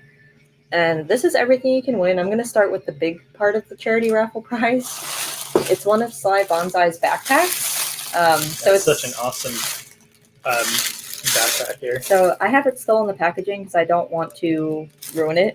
But it's like a flip over backpack. That's what this little flap is. Really nice nature theme. And then it kind of looks like tattoo artwork, like traditional tattoos. Yeah. It has foxes, mushrooms, flowers, like Steven said, super naturey. And then it's primarily brown, I would say, the canvas. Yeah, brown. But a really amazing donation from Sly Bonsai. So you can win this. And then let me show you the rest of our goodies. We got this patch from Sly Bonsai as well. That one's so cute. Super fluffy. It's really, really cute. Here, I'll pin my comment in case you want to. And then EXP shop. I thought is it EXP gained? Anyway, EXP shop donated some pins as well. I thought there was 3. Oh well. So she donated these, which are like super awesome. They're like video game themed things. Yeah. So like a key and a love potion. Looks kind of like Magical Girl too, with the wings here and stuff. Yeah, really nice. And then Unicorn Crafts donated these. Feminist Unicorn. Sorry, the packaging kind of makes it hard to see, but I don't want to take it out. There you go. And then she donated Lasai, which I feel like everyone can relate to. And then Speak Your Truth. I freaking love this pin. And then I donated personally a resin keychain that I made. It is a purple flower with Bart Simpson on the front. How do YouTubers do it? Emulate it, yeah. There you go. And then it has a little pink bow charm and some beads. Super cute. And then our vendor Meowmore Creative donated like a crap ton of things. So she donated this huge sticker set, which I will take out just so you can see all the stickers, but it's all of her designs. There's like a ton. I think there's probably like 20 stickers in here. You can see all of them on her site probably, but you know, I think it's like one of every sticker from her site. All really cute cat designs. And then we also have more. She sent more than just this. We have another set of stickers to give away at an hourly giveaway, but this is just for the charity raffle. And Vanellope asks how do you enter? For it, we have the links right here in the middle. So for Venmo or PayPal, you just send at least $1. And for every $1 donated, you get one entry. So if you donate $50, you get 50 entries for this contest, or not contest, this raffle. And then at 8 p.m. tonight, oh my gosh, I'm burping. By 8 p.m. tonight, we'll choose the winner on the live stream, and we'll ship this to you for free. It doesn't matter if you're in Mexico or London or New York. We'll ship wherever you are. I don't know why I just listed a bunch of places, but internationally we will ship. So Meowmore Creative also donated these pins for the charity raffle. Her little bat cat. I don't know if these are the actual titles. I'm just making them up. But then this little mermaid cat and a Sailor Mercury cat. It's so cute. And like I said, I have more of these to give away for our hourly raffles, but this is just for our charity raffle. Yeah, this is the big raffle.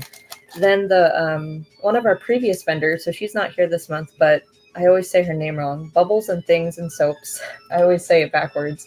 She donated this little ghost soap. It's super cute. It's all natural. I believe it's made from all like soy products. And then it's scented like shea butter. So it's super, I can smell it through here. It smells really good. Let's see. Oh, a few more Meow More Creative pins.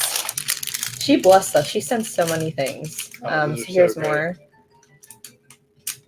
And then the last batch of things is a ton of, oh wait, one more from Sly Bonsai. So Sly Bonsai also donated this gigantic, like 3-inch snake pin. I'll take it out of the bag. It's almost like a fancy pin. Make sure I show it right. So this is really pretty. It's all, I like that it's not, you mentioned a fantasy pin. I love that it's like her own art though. And it's like so pretty. I love that snake and it's gold metal. Just a beautiful piece. Take a breath. And then we'll also be giving away a lot of our stuff.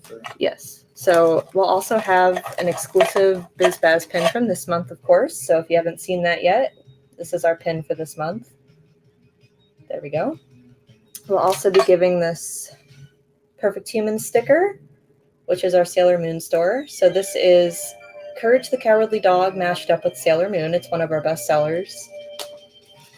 We'll also be giving away the sticker version of our pin. And then Swish and Flick donated like also a crap ton of things. So that's for the hourly giveaways, but this is for the charity raffle. She donated, so here lies Dobby the Free Elf. I showed this earlier when we were going through the websites. A basilisk? Basilisk? Is that what this is? See, I'm a little foggy with my Harry Potter knowledge, but this is a very pretty pin. It has like hints of green going throughout it. It's gorgeous. And then the spinning butterbeer pin. So I'm not going to take this out because it's like sealed, but you can spin that and it's really cool.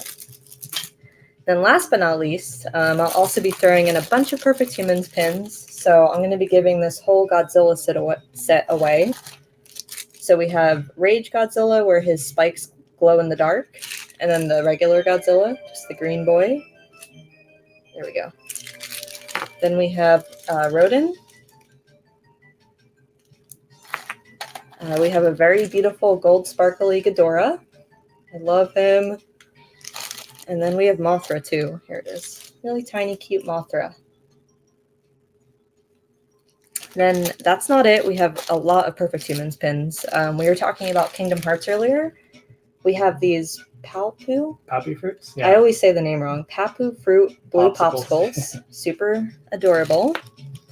If you like Ariana Grande, we have this Thank You Next pin. It's like her catchphrase. Got some crystal hearts. I wish my camera was faster at picking up. There we go. So green and then pink. Reminds me of Splatoon. And then we have, I'll take this out of the packaging. We're going to include one of my favorite pens. Before we transitioned to a Sailor Moon store, we were just like pop culture. So we have the spinning Eevee pin. So it goes to the 3 original Eeveelutions. So Jolteon, Flareon, and Vaporeon. And then Eevee's in the middle and a little Pokeball. Super cute. This was our first kind of like big pin that like did more than just be a pin. It spins. Yeah. So that's everything you can win. I did not tally up all the totals, but it's definitely over $200. Yeah. So just for as little as $1, you have the chance to win this today. Thank you to all of our vendors that donated something to the charity raffle. You're helping a super good cause, and we hope to raise a bunch of money for them.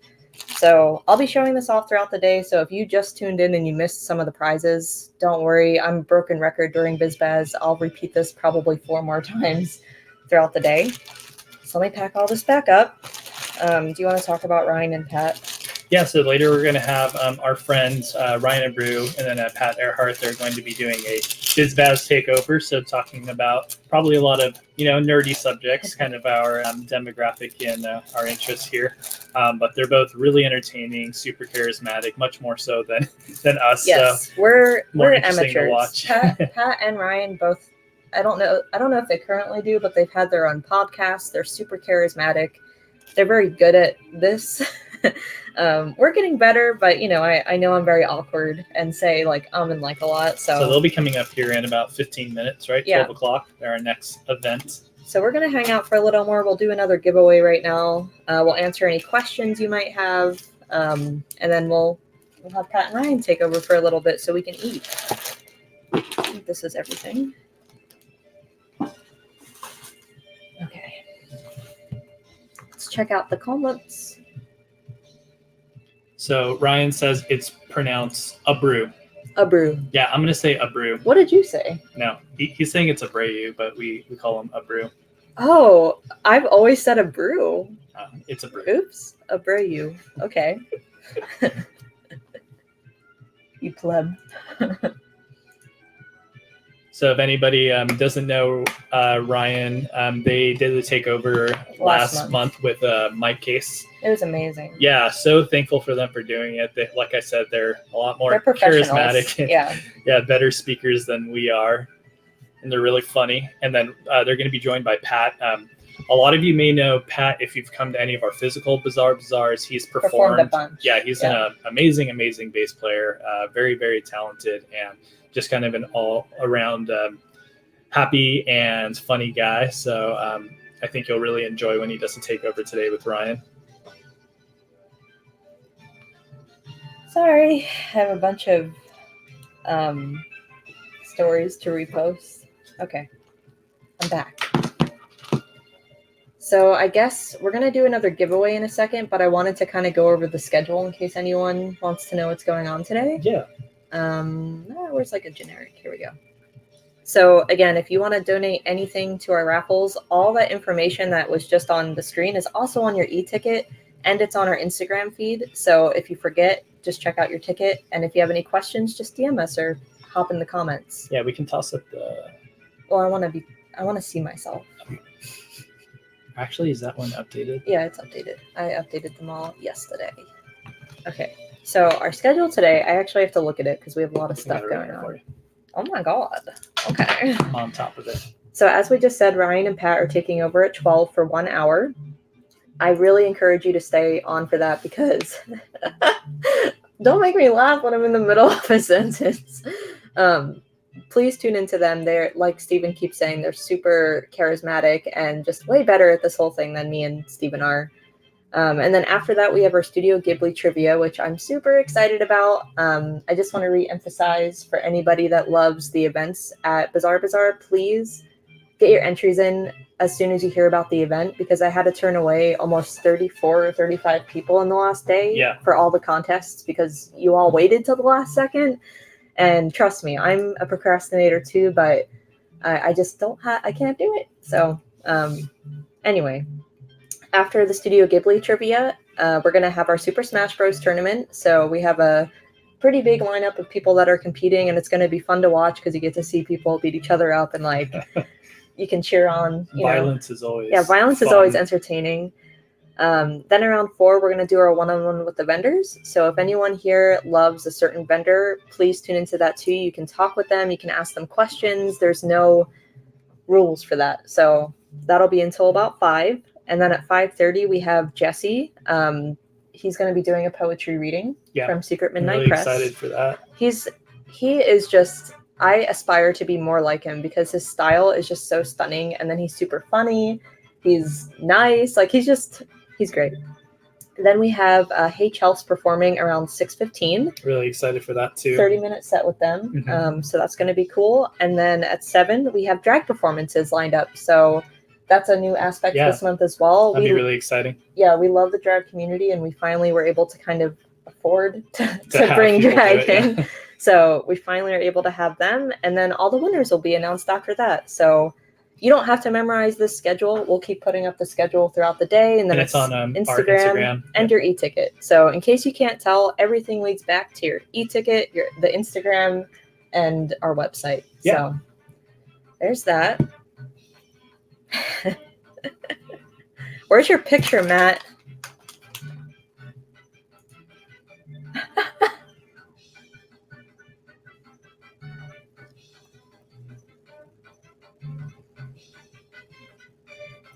Oh, I'm not calling anyone out, by the way. Vanellope, I think that's how you say your name. I'm not like mad at anyone. I just feel bad that I have to turn people away because I want all of our contests to be full. So just try to get it in as soon as possible when we announce next month's BizBaz, because I don't want to have to turn people away. I want you to participate and have fun with us. But the good news is for the trivia, we're going to do it on the live stream, so you can totally watch and hear the questions and play along at home. And for the coloring contest, we got all of our entries in already for it. So to vote on it, you'll just have to go to our Instagram, Bazaar SD, and it'll be in the stories for you to vote on your favorite coloring page entry. Yeah, so we're going to do that a little later, probably after Smash Bros. We're going to do what we did for the cosplay contest, and we're going to show off like each entry, on the screen. So then after we do the live stream kind of views of the coloring contest, we'll put like Steven just said, we'll put them in our story, and the winner will be announced by 8 p.m. tonight. And Jude Flores, is the trivia multiple choice? So it's a mixture. So last month it was all not multiple choice. It was just like a written answer. So this one's a mixture because I feel like the questions are a little harder. So the first portion is multiple choice, I believe. The second one is half and half. And then the third round is actually something brand new. I'm going to show a screenshot of one of the movies, and you have to say which one it is, like what the screenshot's from. So it's a little different, but I think it's going to be fun. Yeah, really excited to do that. And we're working on, refining our processes for a lot of these, like the trivia and stuff. So if you have any input or anything like that for how you feel we can improve the event or any of the aspects of it, we're always open to feedback. We just want to make this as fun and as accessible and smooth going as possible for you all. Yeah, and we love this event, but the event is more so for the community, So if you want something changed, like we're not stubborn, we'll change whatever you need and mix it up. And Katrina, they won't all be difficult questions. It'll be a mixture. It's a mixture, easy, medium, and hard. Most of them are easy though, because I love Studio Ghibli, and most of these questions I was like, I don't know the answers, so I scaled them down a little bit for this month. And Sabrina, do the winners need to be present? It depends for what.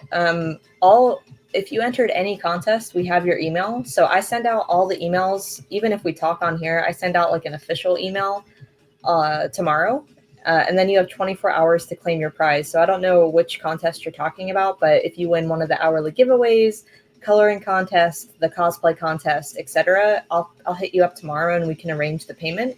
If you don't answer me by Monday, I will pick a new winner on Tuesday. But for the trivia contest, we announced that one right away? I forget. Well, they'll see who the winner is, but I still reach out to them tomorrow to arrange, because I don't know if you want PayPal or Venmo or like whatever. So it won't be on the stream that we announce it, right? Is it on Instagram, or do we announce it on the stream too? I can't remember. Both. Both. Okay. So for the Ghibli contest, or the trivia contest, you'll see who wins like in real time, because you'll see the winner. Oh, yeah. But then I do everything officially. The next day I reach out to you and ask how you prefer to have your cash sent to you. I don't do actual cash, so don't be a smartass to ask for $51 bills. I won't do that, but yeah. And Sabrina, for the charity raffle, for that, we'll contact you if you're the winner. So we use a little wheel picker to do it, which we'll put live on the stream for that around between 7 and 8. Yeah. So if you submitted your raffles with your name or email, that'll be on the wheel. Yep. And then same thing, like we just said, we'll contact you tomorrow officially to set up shipping and everything like that. Yeah. So don't worry. We know for some of the people attending, you're East Coast, so like 7 or 8 is going to be around 10 or 11. And you have jobs maybe, or you know. Even if it's not the case, we'll reach out to you and let you know. So don't worry, I guess is what we're just trying to say. All right, perfect. And we are getting close here to the takeover. Ryan and Pat. We have to do another giveaway. Oh yeah. That's right. Okay, so we're gonna do another hourly giveaway before Pat and Ryan take over. I'm not gonna do one of our pins. I'm gonna do a donation from one of our vendors. So a lot of you were like hyped up when I was showing off Meow More Creative stuff. So she donated a bunch of stuff for our hourly raffles too. So I'm gonna do a little like pack from her. I don't know if that's the right word, but let me pull them all out here. So it's going to be a bunch of stickers, and then it's also going to be 4 pins from her. So the winner right now is going to receive the Sailor Mercury cat. Thought I could do this one-handed. That's what she said. But I can't. There we go. Super cute. Then we have this. This pin too. This is all for this one giveaway, by the way. Like I said, the vendors this month were very charitable with their donations. Like, we have so many things. Is this the Joker? Looks like it, yeah. This is so definitely cute. Looks like his from the animated series. On top of that, we have all these stickers. I won't show you one by one because I feel like that'll take an hour, but there's a bunch of her stickers too. So all the Sailor Scouts as kitties. Artemis. Can you see that? Thank you. And Luna. Oh, Tuxedo Mask. I didn't even see this one. That was really cute. And then kind of like a mashup with a crescent moon with Tuxedo Mask's Rose. So we're going to choose that winner right now. Oh, she confirmed. It is the Joker. Oh, okay. Awesome. Super cute. Joker's my favorite character from any comic series. I'm obsessed with the Joker. The Joker. The Joker. Okay, let me share my screen.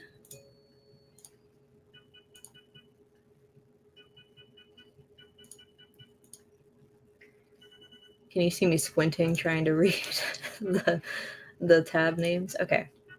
So this was our last winner. If you by chance missed it, I wrote it down already. I will email you tomorrow. But we're going to do another one now with this fun wheel of like 1,000 names. So here we go. Good luck, everyone. The anticipation. All right, so Spoizer 7. Congratulations to our winner. You hear that woo? I love that. Hold on, I just have to write it down. Spoizer7@gmail. Meow more. Okay. Cool. So that's our winner for that pack of amazingness from Meow More Creative. See.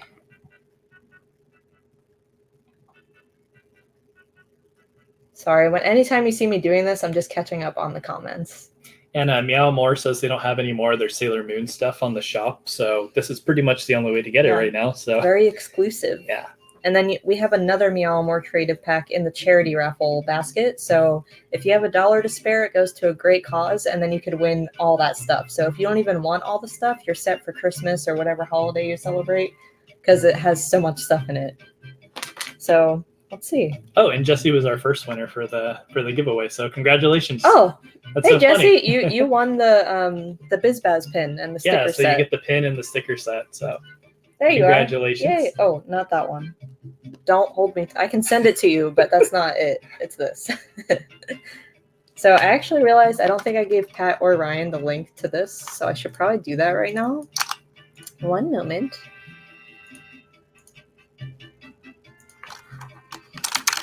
Oh, that's good.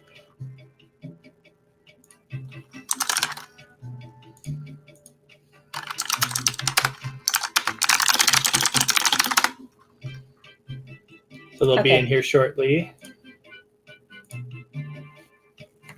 All right, so if anyone has any questions before they start, please ask them now. We will be gone for an entire hour, and don't trust anything Ryan and Pat tells you about the event, because they might lie. I'm just kidding. But if you have any more questions, we're going to be leaving for about an hour. So yeah, but we'll still be monitoring and stuff. So yeah, we'll be right. We'll be here. Stuff, we can answer you in the comments while they're gabbing away. Let me change the banner for them. We made a special banner, I think. Yeah.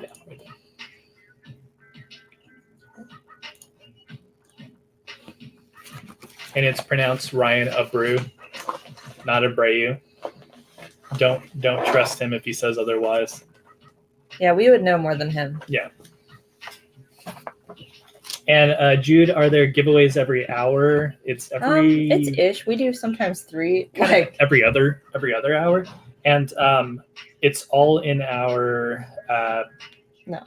Oh wait, it's not. So we do them randomly throughout the event to encourage people to be in the live stream. But if you win something, I have your email. Yeah, like I definitely have your email. Don't worry if you miss it here. We'll definitely let you.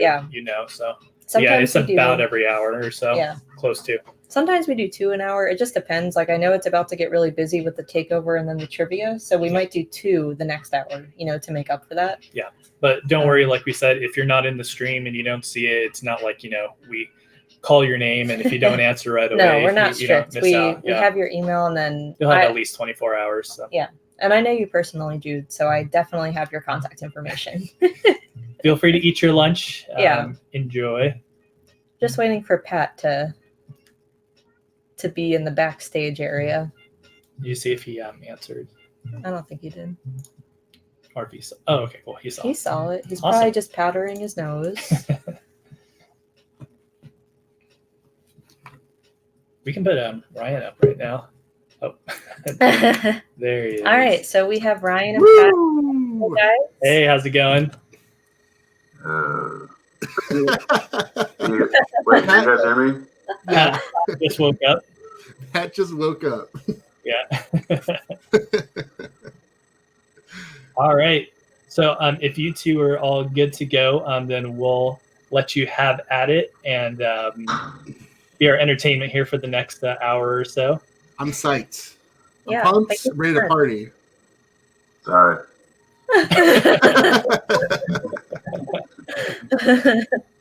Okay, we're gonna leave, but we'll still be here. Go eat lunch. Go do your thing. Go use the bathroom. Yeah. Yes, I really have to pee. Okay. All right, you too. Enjoy, and thank you so much. Okay, love you. Bye. Oh, they're gone finally. Thank God. Can't wait to roast the shit out of you. You were up. How late did you stay up gaming last night, Mr. I actually went to sleep early, and then I woke up because what was it? I woke up at like 3 a.m. because Addie was drunk and making baked beans and watching Studio Ghibli movies. And classic Addie. I was like, why the hell is the house so hot? Why are you blasting Studio Ghibli? And she was like, I was bored.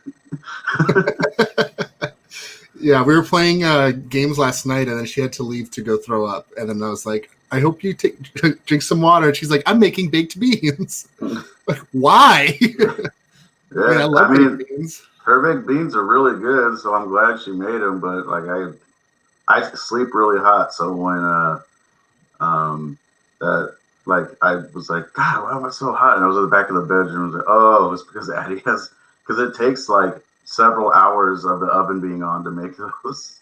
Yeah, it just heats up the whole house. Yeah. Can you do me a favor and tap on your microphone? I don't know if it's using the right microphone. Yeah, it's not using that. So if you want to change your input, because it sounds kind of echoey. While you're doing that, I'm going to introduce myself to anybody out there who doesn't know me. I'm friends with Pat. Sometimes we're friends. We've been on a couple of podcasts together. I used to have a podcast called 40s and 20s. Last month, I had my co-host Mike here with me. And Pat has a podcast called Cartooned that I've been on several times, where they talk about 90s cartoons, just any kind. I mean, we even did like Casper the Ghost one time. I don't know if that one ever aired. I can't remember. I cannot hear you. I don't know which microphone you changed to. There you go. That one better? I think it's better. That's not the right one. That's not the right one. But yeah, so I've been on Cartoon a bunch of times. We did stuff like Venture Bros. We were going to do Scooby-Doo one time, but I think Scout is in the chat. Scout is the co-host of cartooned. So I don't know when new episodes are coming out. The last one came out like a couple months ago, I think. Hope new ones come out soon. Just leave that mic on. It's fine. It's not a big deal. It's really bugging me, though. Yeah. It is what it is. Pat. Oh, now you're muted. Pat's also in the band. Rest in peace, Ash Williams. I know new projects are coming up soon. Cannot hear you. But yeah, cool. I'm ready to party. Pat's waking up. I don't know if he's had coffee yet. I have my gamer fuel right here. Shout out to G Fuel. Every year I do a charity where I stream games for 24 hours or try to. And they send you cool stuff like this for Extra Life, which donates money to children's hospitals. And they send you gamer fuel. I feel like a gamer. Does it? Can you hear me now? I can. Mm-hmm. Does it sound bad? It sounds fine. It doesn't sound. It just sounds a little echoey because I think it's coming from your webcam mic. That's dumb. Sorry. It's fine. Whatever. Okay, what were we talking about? Sorry, I was talking about gamer fuel and how I'm feeling like a gamer. I leave you alone for a minute to figure out my stuff, and you already are on a rant about gamer fuel. Yeah, it gives me the energy to game at optimum levels and also call women names on the internet. Yeah, you got to call them out. You got to make sure that they're not being fake gamer girls. I know, and if they're not showing toes, then what's the point? Why are you even a gamer girl if you're not going to show toes? Exactly. Glad we're on the same page. Yeah. Ben and I were playing Valorant last night, and we just kept telling everybody that we were going to show them their toes if they let us win, and we ended up winning. And then you just leave. Yeah, they didn't get any toes. No toes for you. I straight up played them. Got him. Hey, baby. Starlight Decay says, talk about how much you hate Overwatch. I have a very love-hate relationship with that game. I wanted to uninstall it several times. It's just too late at this point. I have so many hours. I have like 1,500 hours on one character alone. Oh, hey, I found the comments. You did it. Talk about VeggieTales. All right, so let's talk about VeggieTales. I hate you. What is the best silly song with Larry, Ryan? I've actually never seen VeggieTales. I think I've seen like clips on YouTube and stuff, but I was wondering real quick, could you tell me why you're a coward? Because I don't watch VeggieTales. I'm a coward. Yes. I don't have an answer for you because I feel like I'm brave for coming out and stating the truth that VeggieTales is subpar. It's subpar Christian entertainment. Well, Christians are the most persecuted people on the planet right now. So as well as gamers. Thanks a lot. I'm a Christian gamer, so I'm double persecuted. Gamers for Christ. Gamers for Christ. Yes, we're gonna pog for Jesus. The people would say, yeah, the cheeseburger song slaps. The Water Buffalo song is the OG one. That one's really good. The other day I put the cheeseburger song on and was like dancing around the living room, and Addie was like, what the hell is wrong with you Christian kids? And I was like, I am being persecuted right now. It's just because she's Jewish, like she feels like she has the moral superiority. Don't be anti-Semitic. She feels like she's high and mighty because she doesn't believe in Christ. OG chosen people. Don't be mean. Go eat your flatbread. Get out of here. Wow. That's right. I said it. I'm a gamer. I can say what I want. No That's true. You are very persecuted. Yeah, the hairbrush song is fucking dope too. Wait, am I allowed to say bad words? I think I don't know. I mean, there are children, so it's freaking rad. It's cool. It's hella cool. It's hecka. Sorry, hecka cool. Yeah. Yeah, I would probably say the hairbrush song though. I have no idea what that is. I mean, the cheeseburger song. which is funny because it's supposed to be Silly Songs with Larry, and that's the one that doesn't have Larry in it. Wow, Larry's a cucumber, Ryan. Anyway, I've never felt more lost in my life. Okay, well. Matt K asks, is Overwatch a good game? No, it's not. It's a bad game. Don't play it. Everyone should stop playing it forever. You stopped playing it. It used to be, I think you've played Orisa. Yeah, I used to main Orisa, Ash. Yeah. Those two. But then they didn't support Hong Kong or something. There was something with Hong Kong. And then you had not played it for a while because Blizzard sucks. And then just never came back.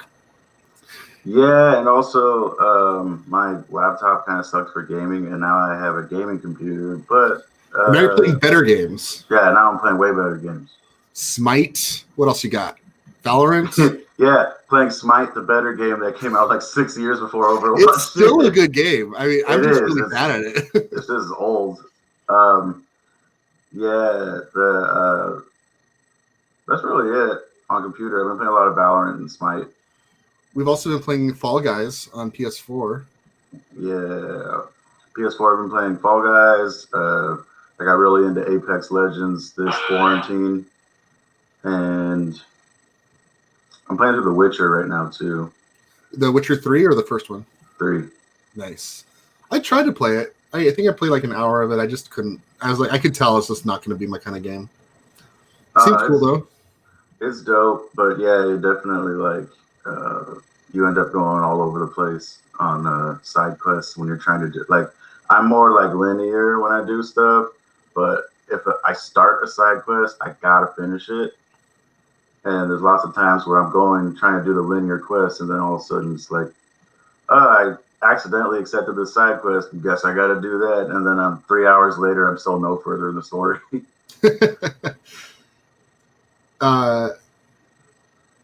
If Ryan were Mike Case, former podcast host, says if Ryan were any more lost, he would have been created by Jeffrey Lieber, J.J. Abrams, and Damon Lindelof. Hey, yeah, that's a good the best reference. show ever. That's the best show ever, and I stand by that. Yikes! People get all mad at the finale. Man, you all need to calm down.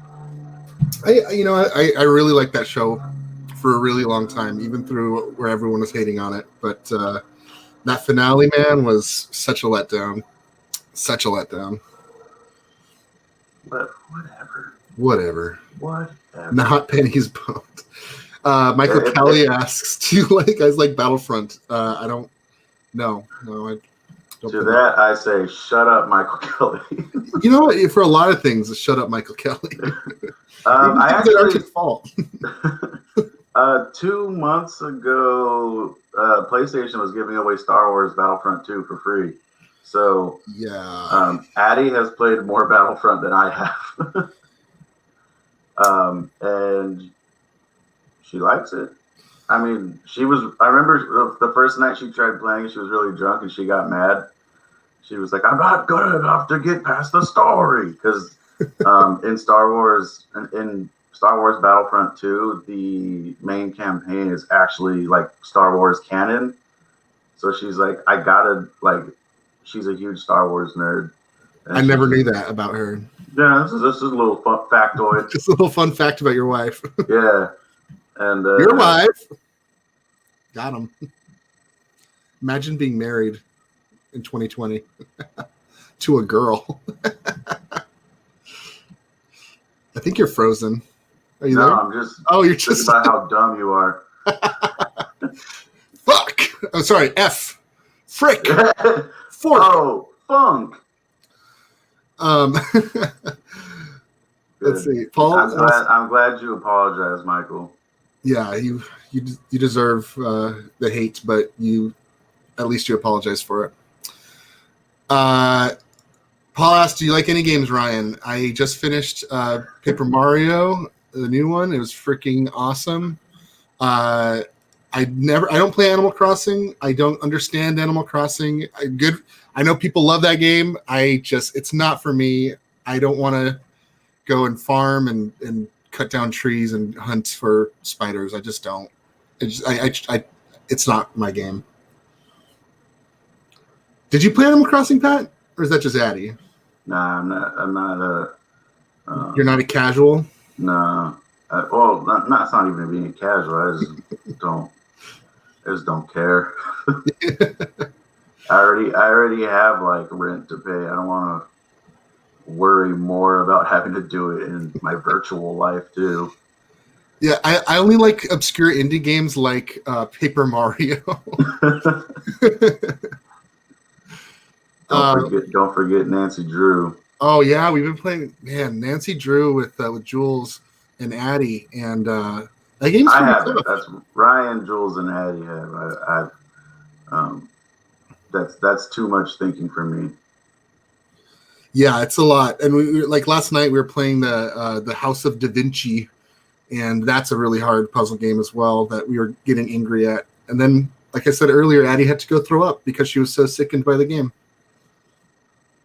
Wow. Yikes. Paul said, what about Myst and its sequels? Old school games? Man, Paul, we all know that your original video games were freaking checkers. Got him. Yeah, I played Myst back in the day, and I played Riven. That's the one. That's what it's called. I don't remember them at all. It's a very, very long time ago. But the creator of Myst made a new game called Abduction that I played maybe like 10 hours of. But I'm at a part where I'm stuck, and I've just not have had the motivation to go back and try to solve the puzzles. I've never played Myst. It's tough, man. And like even like you can beat it pretty quickly nowadays because it's like you kind of know all the solutions to the puzzle and stuff. But way back then, it was really hard. I'm more of an Oregon Trail kind of guy. Dang. Or Number Munchers. You remember that? I remember Number Munchers. I remember. No, that's my. The first games I remember playing were like the putt games, Number Munchers. I know Addie's really into the Reader Rabbit series. Where in the World is Carmen Sandiego? You play that one? Yeah, that game slaps. That game was dope. The game show was good too. Where in the world is Carmen Sandiego? How's about them Fall Guys? Asks Scout. I still have not got a crown yet. I've gotten to the final stage at least 10 times and have not been able to grab a crown. Very hard game. Yeah, Very I still haven't won game. either. I've got yesterday I had like 3 matches in a row where I got in the final and I lost every one. Is that was I watching you when you did the tail one? Mm-hmm. You could grab the tail. I had 10 seconds left, and then somebody grabbed it from you. Yep. You hate to see it. Story of my life. Sorry, I put my phone on silent because it started ringing. Sammy City says the Professor Layton series is my favorite for puzzles. I've never played a Professor Layton game. I've always wanted to, but I heard they're super good. I played a couple of the Phoenix Wright games, and those are also pretty good. But yeah, I never really had I had an original Game Boy, and then I didn't have another Game Boy until my 3DS. And even then, like I didn't spend too much time going through the backlog, so I missed a lot of those games. Yeah, I just used my handheld systems to play Pokemon. Yeah, you're a big Pokemon fan. I'm a casual, I guess. How many Pokemon tattoos do you have? I've got Take off your shirt. This whole sleeve from Gen 2. And I've got, wait, hold on. I'm going to pull my pants down. Ooh. Just kidding. I've got this mask from Gen 5. Sick. Actually, one of the things I brought to show off is a plushie that I have of my guy, Sobble, baby. Oh, I got one of those too. Hell yeah. This guy slaps. I love Sobble. So cute. I've got a couple of Pokemon plushies, mostly Pikachu because they put him in really cool costumes. but I couldn't resist getting that Sobble. Yeah, I've got a couple in my car because my favorite's for alligator, so I got a little Totodile in my car, and I have that same Sobble, and I have a Poplio. Nice. I was gonna say Starlight Decay, aka Liz, my old roommate, one of my best friends. She said you didn't even finish that game. I usually don't finish Pokemon games. I'm not that big of a Pokemon fan. The games start getting, to me, in my opinion, a little bit boring near the end game, but everyone really likes them, and more power to you. I still like Sobble a lot. Wait, you're talking about Pokemon? Yeah, I've rarely finished Pokemon games. Yeah, no, I'm sorry. You know what? I'm the brave one to come forward and say it. They're not that hard. No, I know they're not. They just the grinding part near the end is the part that I just get really bored at. And especially when you go through a whole game and you don't really lose any battles. Like I don't think I've ever come close to losing. Yeah, that is one. I like the new games a lot, but they are still very easy. There was the newest game, the Sword and Shield. I only lost one battle the entire game. Oh wow! And it was a random battle inside one of the Pokemon cafes that didn't matter at all. That was the only one I lost in the entire game. I got Sword, and I liked it for the first 10 hours that I played, and then I just always get bored. Holding his system, he falls asleep. Yes, I do. I fell asleep playing Pokemon. How could you? So excited. I just get bored, man. I don't know. Whatever. You know what? This isn't. We're not here to judge me. Okay, we're here to judge Pat, and he. I don't know how we're going to judge you, but we're going to judge you somehow. You're literally the other person here, and I'm the GOAT. So we're gonna judge you. You know what? I can't argue with that. You are the GOAT. Yeah. No one's ever. I don't think anyone's ever challenged you on that, have they? Oh, they have. You just haven't heard about it because they're not around anymore. Dang. Never thought about that. You only hear the history from the victor's side. I don't want to go down that path, but. Oh man. Mike Case says Fall Guys is dumb. You know what? It is dumb. I will agree. It's a dumb game.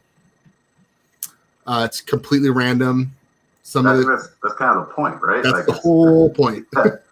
It's stupid, and you can lose right away, and it doesn't matter because you can just start again. Yeah, it's just dumb fun. Yeah, I enjoy it. Yeah. It's not for serious gamers, I guess. Like Mike. Yeah, someone who plays WoW for 18 years. More like World of Warcraft. Got him. Hey, Mike, sit down. Hey. Here's your L, Mike. Warcraft 3. Everybody push F in chat for Mike, RIP. Rip Mike. Yeah, Warcraft 3 was better anyway, so. Yeah, the only Blizzard game I've ever played I played StarCraft 1 and then Overwatch. That's it. I played Warcraft 3 back when me and my homies would have LAN parties, but we'd have to wait until his parents went to sleep because we took over the phone line. Oh yeah. And we didn't want to wake his parents up, so we would take blankets and put them over the tower so that the noise wouldn't wake them up when it was logging in, and then we would just have LAN parties. Those old modem sounds. Yeah, they're not good. Huh? My favorite animal to emerge from the Cambrian explosion? I would have to say... Oh, there's a lot. I hate my life. Right now, I think this is my lowest point. I just hate all the decisions I've made to get here. Trilobites? Paul says trilobites. It's trilobites. I'm so sorry. I don't know trilobites, okay? I don't know the Cambrian explosion. My bad. I would say, I think, didn't Opabilia come from that? Mr. Snippety Snap? Snippety Snap? I think it did. Anyway, that's a prehistoric joke, I guess. Meme, I guess. I mean, at the very least, it's something. It's definitely prehistoric. Yeah, all right. She agrees. Opabilia is the best one. I'll try to pull up a picture of it and show you guys. Anyway, talk for a second, Ryan. I'm gonna find a picture. The thing that got me the most is when they announced that there was some dinosaurs. I don't remember which one it was, but there was like these sex lakes where they couldn't have sex on land, so they have to go into a lake in order to have sex. Okay, there's Opabilia. Yeah, snappy boy. It's a good boy. Yeah, the sex lakes theory is the funniest shit ever, and it's also the dumbest stuff ever. Sorry, they said that there's some scientists who said that the dinosaurs were too big to mate. So how would they do it? Well, they'd all have to go get it on in a lake. I remember Twitter was going crazy about sex lakes. Oh, it's still one of my favorite moments of this year for memes. So Pat, did you get any of your stuff to show off? Did you pull out some stuff? I know Addie got some of your figures. I pulled out one thing, and Addie got a bunch of my figures because she was like, "I want to pick." Okay, whatever. I'll go for it. Is it some stuff that you got from BizBaz, or these are just your general collection? Just general collection. First off is this I got at Comic-Con. It's it's the Witch King with the fell beast. I know at least everything. I know at least one person in chat that hates Funko Pops, but I love them. Like, there's some that I don't like, but like those ones are pretty cool. I also brought a Funko Pop that I got at Comic-Con at the Rick Mobile booth that was going around. It's Rick Sanchez. I know when you helped me move, and you asked me, "Hey Ryan, are you a Rick and Morty fan?" Just wondering, because I have way too many Rick and Morty things. I have a very extensive Rick and Morty collection. But to be fair, you must have a high IQ. Oh, the highest of IQs. Yeah. Yeah, this was pretty sick. I stood in line for a while for this guy. We were all there at the same time talking about how high your IQ was. Good teamwork, Jules. I hate my friends. I hate all of them. We hate you too. What? No. Okay. Oh, I also just got this. Sorry to do two in a row, but I just got a child. Baby Yoda. Yeah, I just got him in the mail like a couple days ago. I've got this. So it's from Cryptozoic. It's one of my favorite little companies. I got it at Comic-Con, but I also ordered more. They make these little Cryptkins. It's a Wendigo. Sick. I love Wendigos. Yeah. And I've got a Wendigo tattoo because I love all the cryptozoology and all of that stuff. So Addie was like, "You like that stuff? Show them." Yeah, I have a bunch of those because they're freaking cool, and they all come in these like blind boxes. Nice. Where do you get them from? Cryptozoic. Is it online or? Yeah, that Wendigo I got at Comic-Con, but most of the ones I have I just got off their website because they do sales on that stuff all the time. How do you feel about the Chupacabra, aka Choopy? This is weird because this is the first week in a row, or second week in a row, first week in a row, the second time this week. That's what I meant to say.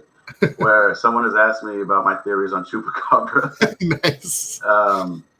And I just think that it's like so there's like video of the guy chasing down the Chupacabra in I believe it was Arizona, and I just think that Chupacabra is real, but it's not like the big scary lizard thing. I just think it's a mangy coyote that people saw and flipped out.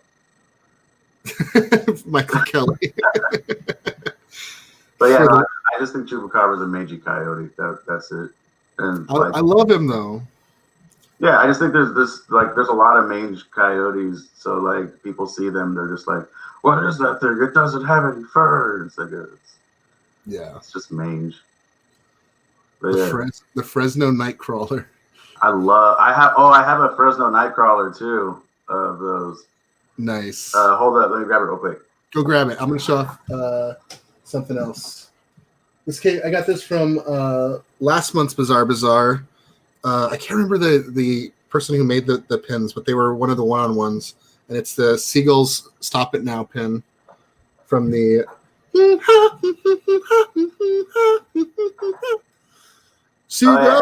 got that one too. Stop it now. Yeah, that was one of my favorites from last month. It's like the little seagull head moves. It's pretty great. All right, see, this is my Fresno Nightcrawler. Hell yeah. Yeah, this is a relatively new cryptid, and he's from California here. Obviously Fresno. If you haven't looked at the video of those, you should. They're like it's like adorable. Just the big red eyes, right? No, it's just like two legs, and it kind of just wobbles. Down hills, and it's like, oh, it's cute. It doesn't know what it's doing. What's it doing, that little guy? And where's he going? Here's my little Chupacabra too. Oh, that's sick. Just for you, Ryan. Thanks, bud. Yeah. Do you want to show another thing now? Yeah, I got a couple things here. I've still got a couple more if you want me to. I wanted to bring this up because Jules just went viral this week on Twitter for this pin. Somebody posted, I love anime, and it got a bunch of retweets and some people commenting on it. So hopefully that's been selling pretty good. But yeah, she gave me this the set, like one of the Bazaars. Oh, Jules is now the GOAT. Oh, yikes. What are you going to say about that? Betrayed by my own friends. Welcome to my world. I mean, I guess just because your day, you can be the GOAT and for the rest of BizBaz, but the title goes back to me.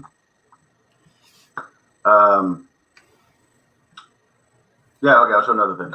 I got this another pop, but this one's good because it actually just kind of looks like the thing. It's Waddles. Oh, Waddles from Gravity Falls.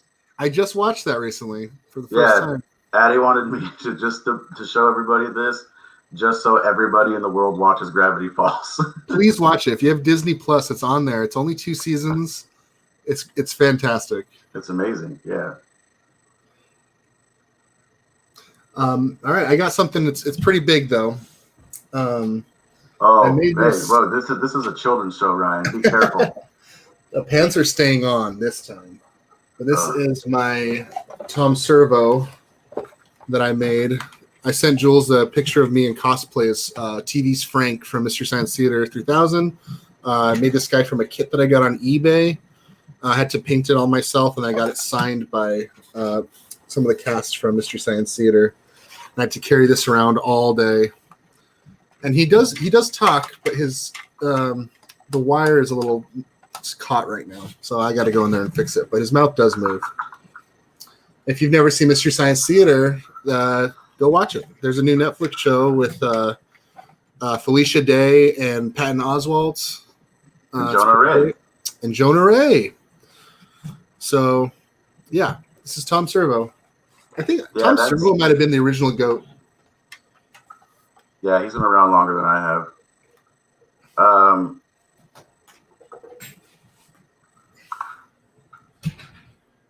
I remember when I was helping you move, that was the one thing that I was like, hey, you were like, oh, if you guys want something, let me know. I got a lot of just junk. And I was like, I got a ton of junk. I was like, can I have the Tom Servo? And you were like, no. Not on your fucking life. Sorry, not on your freaking life. Get out of my face.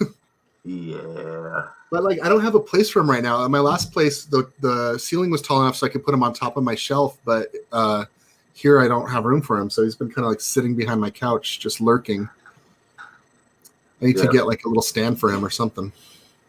I actually, I got a couple more things to show if you all want to see them. Let's do it. I got 3 more. I got 3 more. Do it. This is my Stitch. Addie got me for my birthday like 7 or 8 years ago. That's awesome. Because Stitch is the best. Oh, sorry. It's my dog. Yeah, she's the worst. Yeah, what's the opposite of the goat? And he's actually reading the Ugly Duckling story. Oh, that's cute. I know. And do you want me to just keep showing stuff? Yeah, I got some more stuff, but you go ahead while I deal with my stupid dog. Okay. So we were talking about maybe showing some vinyl that we really like. I just got one. I mean, I have a lot of vinyl, but this is the one I wanted to show for this. Is a custom pressing of there's a Danzig Shakira mashup on Twitter that this guy did, and Scout actually found a German pressing of it. There was 127 of them apparently of them doing Hips Don't Lie. Oh my god! And Scout got it for me for Christmas like 5 or 6 years ago, and it's green. I love this colored see-through vinyls. Yeah, it's so dumb. I think it's technically not even allowed. It was just ripped audio from YouTube that got put onto a vinyl, but nice. It rips. It's so good. Do you want to show something else, Ryan? Yeah, my stupid dog who likes to go with the... Ew, put that rat down. Yeah, she's a rat. She's a rat dog. Her name is Bowie. She has like there's these neighbors that walk their dog, and they're like, "Oh, it's our window dog friend," and they walk by, and she just sits there and barks at them. Has anybody ever told you your dog looks like Tilda Swinton? I've never heard that one. Well. That's a first. I've got a pin that I got at Bizarre Bazaar as a limited edition one from BB Create, which I think he's doing a one-on-one today. But yeah, it's a Star Wars NES cartridge that like comes up and down. Dang it. I love this guy. I was going to show a BB Create pin too. They're awesome. Yeah. Well, I mean, I'm a big kaiju fan, and my favorite of all time is Rodan. So I got this from them. Nice. It's like one of my favorite pins ever. Oh, sorry. And yeah, I have. Do you have anything else to show, Ryan? Yeah, one more. I got this guy from. Oh God, what's the name? 100% Soft. I've been following them on Twitter and Instagram for a long time, and they have this limited edition dumpster fire pin, and they also have like dumpster fire like shirts and like a vinyl figure. But yeah, I love this guy. He's like super cute style, and this is one of my favorite pins I've gotten in a while.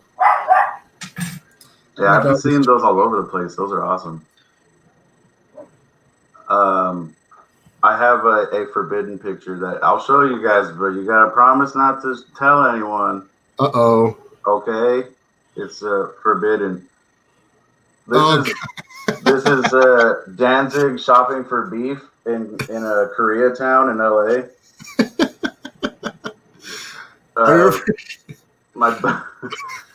My buddy took that picture, and he was selling it because he legit was just in Koreatown market, and Danzig was there just buying beef, which is a very Danzig thing to do. What's his first name? Glenn? Yeah. Yeah, he just looks like a Glenn just shopping for meat. And he was selling those. He had a couple prints of Danzig just buying meat, and then he actually got a cease and desist from Danzig's people. So that's why I say that it's forbidden picture. But he was like, "Hey, Pat, I'll just I'll send you one just because they're funny and I have a lot still. Nice. Oh, my stupid dog. You're the worst. The worst of all time. Wow. She knows it. She knows it. Yeah, that's all the stuff that I brought. I was looking through my vinyls, but I realized I mostly have brand new vinyls and they're canceled, so I didn't want to show them. I also have a Taking Back Sunday vinyl, but you don't want to get into the emo talks just yet. I don't think I have any emo vinyl. I also have the Jurassic World soundtrack. It has a really cool cover, and so I got it, but I have not listened to it. That's a weird one. No, I have a weirder one. Liz's my old roommate's boyfriend, or actually he's my old roommate as well. For my birthday, got me Justin Timberlake's new album. It's like In the Woods or whatever it's called on vinyl. Mm-hmm. I was like, okay, cool. Now I have Justin Timberlake vinyl. Yeah, I think one of my favorite vinyl finds was at Red Brontosaurus Records here in San Diego. Check them out; they're the best. Super awesome record store.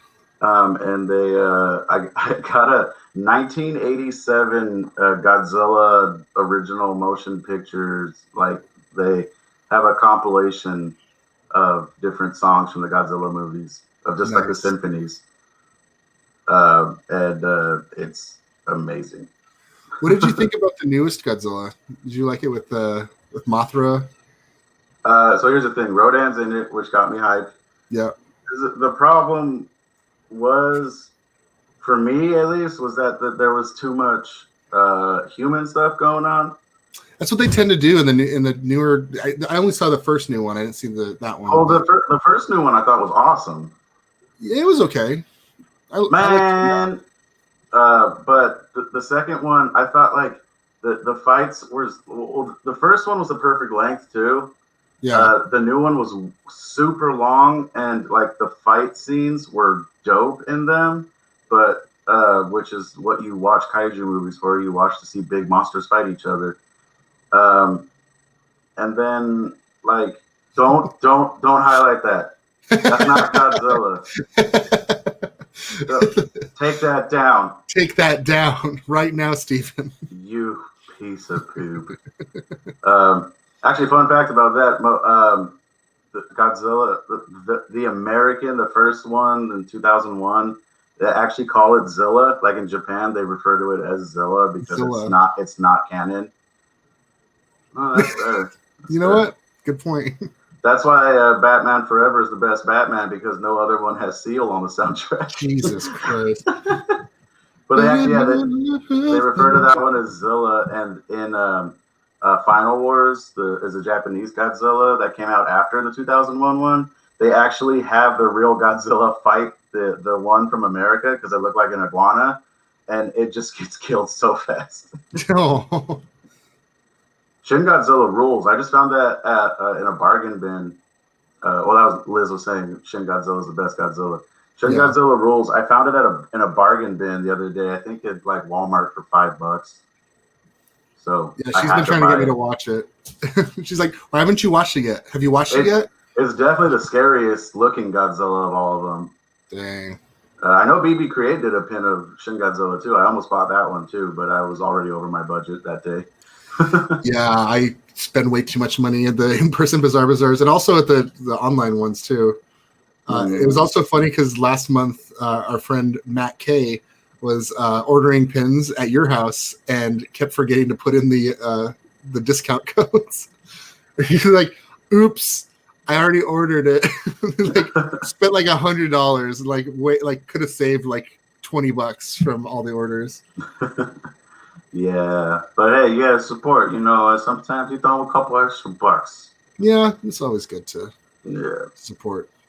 Mm-hmm. I still haven't looked yet at this month's selection, but after this, I'm heading over to Matt K's house to go cook some halal chicken, and then we're gonna be watching the stream and probably buying pins from there.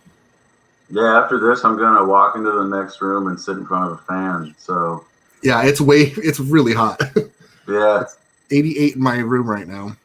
I have 2 fans on. I've got a ceiling fan. I don't know if you have a fan in that room. I think that room you're in right now is super hot. Yeah, we've got 2 ceiling fans in here, but they don't do a ton, especially because the one above me I have to fix. It's got like a loose nut on it, so like if you shut up, if you go any level above low speed on it, it starts going like that. Oh, yeah, that's so scary. Yeah. And you're sitting like right underneath it. Yeah. So I've heard horror stories of them falling, and I know how to fix it. I just haven't done it. I just bought a ladder the other day, so I should be fine. Hashtag adulting. Am I right, millennial? Shut up. Ladders are cool. Sorry. My bad. Yeah, I I have AC, but trying to. I know that we're in like a crisis right now, energy crisis. So I'm just trying to conserve electricity.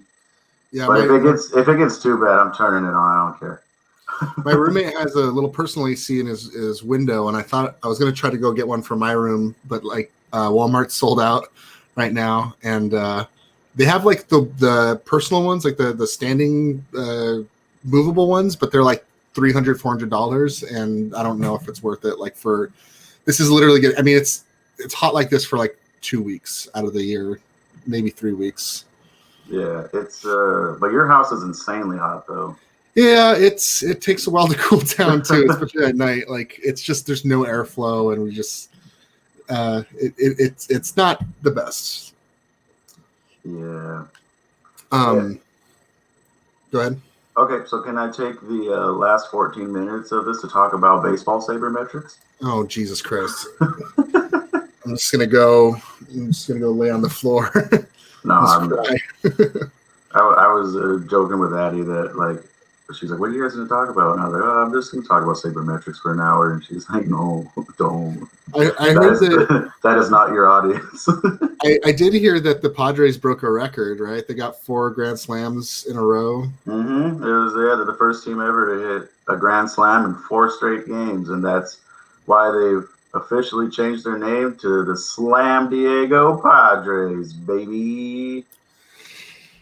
Yikes. That's actually what their official Twitter changed their name to the Slam Diego Padres. Oh boy. Okay, this is what I want to talk about. A new Coheed song just dropped yesterday. Ryan has not stopped listening to it. Jesse's Girl 2, the sequel that no one asked for, the classic Rick Springfield song, Jesse's Girl by Coheed and Cambria. We'll watch it. I listened to it like 30 times yesterday. I can't stop listening to it. It's great. It is good. I've literally like talked to you several times throughout the day yesterday, and every single time you were listening to that song. Yes, I was. I love Coheed and Cambria. Actually, you love Coheed and Cambria too. We've gone to several shows together. Yeah, I love Coheed, but like, yeah, I've only listened to the new song once. Sorry, super fans. Wow, what a fan you are. What are you listening to? I've been my favorite band I've discovered while in quarantine is Spirit Box, and I've talked to Steven about this a bunch. They're kind of like heavier band that is the second singer in the band. I wrestled the bear once, and one of the guitar players, who's her husband, they started their own band, and it is amazing. It's way better than I wrestled a bear once. And I've just like they've been doing this thing throughout quarantine where they like film a video, put out a song, film a video, put out a song, film a video, put out a song. Yeah, it's like Jamiroquai meets Smash Mouth. What? Mm-hmm. What the hell? Yeah, it's just like scatting over somebody. Jesus. No, it's not like that. I was going to say, but I do want to hear that.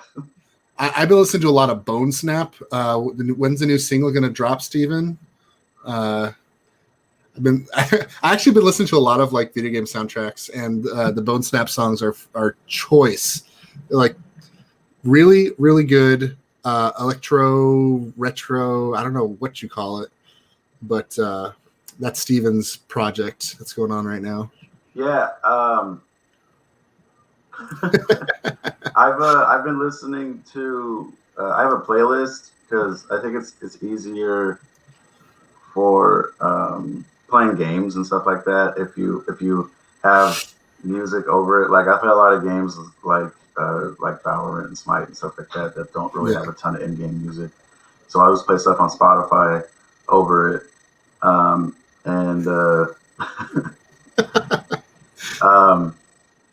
and I have a playlist that's just instrumentals, and I have all the Bone Snap songs on there too. So I listen to it every day, along with like I put it on there with like Polyphia and Sean and Pliny and all these other guys that I really like. I usually don't listen to outside music when I game, but like if I'm cooking or doing the dishes, I usually am listening to like Undertale soundtrack or Deltarune, some kind of chiptune soundtrack, or Celeste. I've been listening to a lot of Celeste soundtrack lately. Yeah, Anamanaguchi. That's dope too. I actually never listened to Anamanaguchi. Really? Yeah, never. I've heard of them, but never listened. I feel to like them. you would like them. Real guitar nerd. Yeah, so anyway, I've only been listening to EVH shredded over some old school Van Halen 3, baby. I only listen to what's the where you have like a virtual pop star and it's like the fake voice. Hatsune Miku? I can't remember what it's called. Somebody in the chat might say where it's like you have like a virtual singer. Actually, so not Jules. Even, yeah, see, Steven said it was Miku, Hatsune Miku. Paul said Pat listens to VeggieTales songs when he games. Yes, but I also listen to VeggieTales songs all the time because VeggieTales slaps. So if you'd like to talk to tomatoes, if squash can make you smile, if you want to waltz with potatoes up and down the produce aisle, you know where to find me. See, everyone knew what I was talking about. It's Vocaloid is what I was looking for, not Miku. I mean, Miku is the artist. Miku is a Vocaloid though. But I was looking for the term Vocaloid. So you lose, sir. Good day. Thank you. Shut up. Shut up. Oh man. I'm ready for the day, my dude. We've been going for almost an hour. I don't know how Jules does this all day. That's why we come in, I guess, to give them a little break. Yeah. I got one more thing to show. Oh, I can't wait. Everybody go buy this shirt. It says Black Lives Matter because they do. Where do you get it from? It's in the Black Sabbath font because Black Sabbath is actually selling the shirts and giving all of the proceeds to Black Lives Matter. Nice. So if you actually go to Black Sabbath's website, they're selling it there and they're giving everything to Black Lives Matter. So it's pretty dope. Also dope of them to do. Also, it's a really cool design. I know a lot of metalheads got kind of weird about it because metal people can be the worst. They can be the best, but they can't be the worst. Yeah, so go buy that. And true. That reminded me. Eye of the Tiger is the best Black Sabbath song. That reminded me of my neighbor makes these prints, gives all the proceeds. She's on Etsy at Squid Ink Art, and she also has these like little stickers. She gave me one of these for free. Oh, that's cool. Yeah, so I was like, oh, I have something to show off. I've been trying to get her to do BizBaz, but I don't know if she's gotten in contact with Jules yet. But yeah, Squid Ink Art on Etsy. You can get a print of Black Lives Matter. I'm gonna get that shirt, Black Sabbath shirt. Yeah, it's dope because it's in the what is it? Matches of Reality font, which is nice. Like one of the best Black Sabbath albums. Arguably the best Black Sabbath album. Oh man, I can't wait. I'm ready for some chicken. We're gonna have chicken and rice, halal style. I'm very excited. We got baked beans. Because those are way, like, they're really, really good when they first come out the oven, but they're way better like the next day when they're cold. Hell yeah. I love like baked beans with like barbecue. So like if you have like sausage or I can't remember the name of the other thing. Like in Texas, like I would always get baked beans on the side, and also coleslaw. I really like coleslaw. I think for coleslaw, I think it's way better if you like have it like in a sandwich as opposed to by itself. Like by itself, I don't really like care that much about it. But you throw that in a sandwich with like some brisket or something, I'm like, heaven, yeah. Yeah, that's good. That's really heaven, yeah. I get it because it's the opposite of hell yeah. Coleslaw is so spicy. Here's the thing, Paul. Here's a hot take. I do love Chicago style pizza. I haven't been to Chicago to have the pizza, and I really, really want to. But I think if I were to go to Chicago before I got any Chicago pizza, the first thing I would get would be some Chicago dogs. I love Chicago dogs. I love Chicago dogs. There's a Portillo's almost, where is that? It's like almost in LA.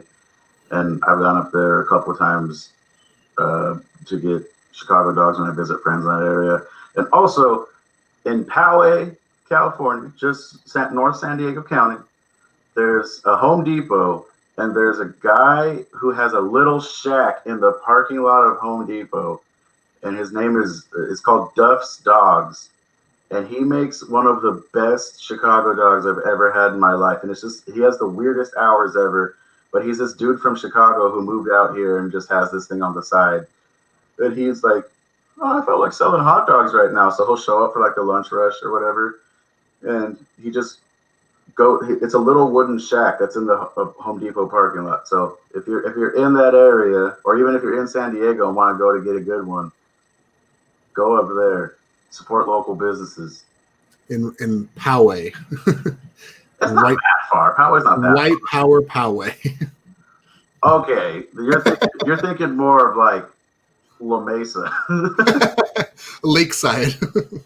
What is my favorite food? My favorite food is I'd say Cajun food's probably my favorite food. I love me jambalaya. I love po' boys, any kind of shrimp. So I'm from New Mexico, and I will never let anyone not know that I love green chili. I think green chili is like my favorite food of all time on anything. And out here, like people like, you know, everywhere else, so like enchilada sauce is like, I don't know what enchilada sauce is. Like all I know is chili.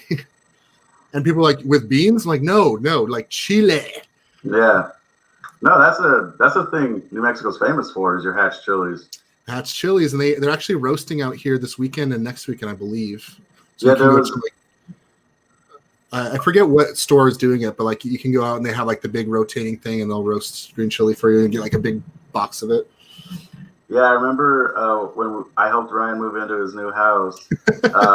In his freezer of his new house, he legit, you have like 6 pounds of hatch chilies? Yeah, because my mom, whenever I go home, she will get like the what's it called, like styrofoam coolers, and she just goes to the freezer in the back and just like pulls out all these bags of green chili, because like she'll get like 20 pounds of it during roasting season, and then it's like a day activity where you just sit there and you like peel them and, you know, like dice them up and whatever and put them in little bags. So it'll last all year.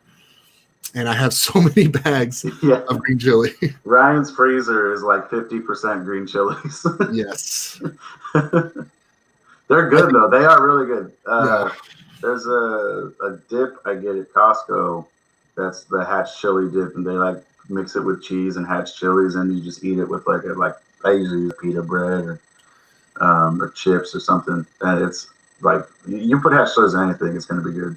One late night snack we would have, like I'd be at my brother's house and just like get a tortilla and like put it on the stove for a sec, put butter, and then just put some green chili on it, and it's like that's like midnight snack best thing in New Mexico. No, don't. No. Yeah. No. I don't want money. No, take it down. Give me all your money. Give me your pins. I'll take donations in pins. No. I'm on Jules' team. You go ahead, give her money. No, it's all good.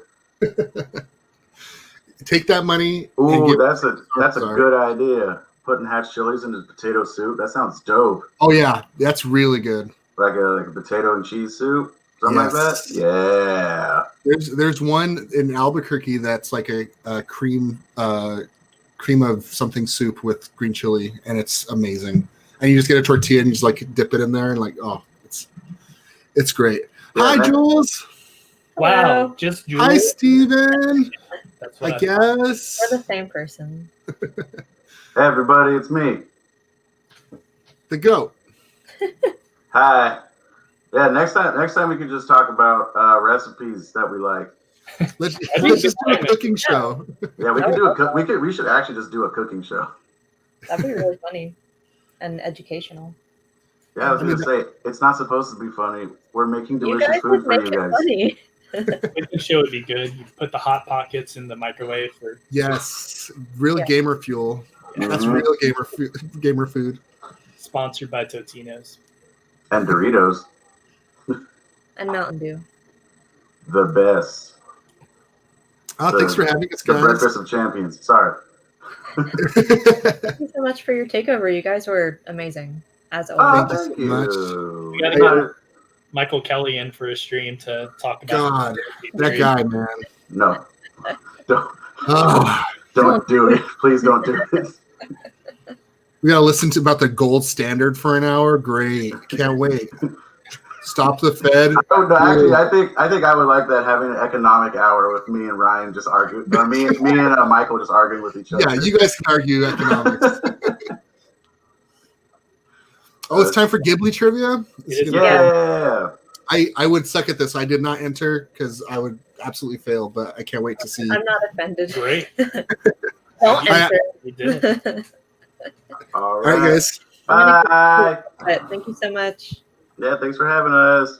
Bye. All right, thank you so much, Pat and Ryan, for being on the stream. That was so entertaining. We were laughing back here the whole time. So we're going to do one quick giveaway before we start the Ghibli trivia. I see most of you are in the backstage area, but I'll let you in just a minute. Let me start up. We have Ghibli music to play in the background.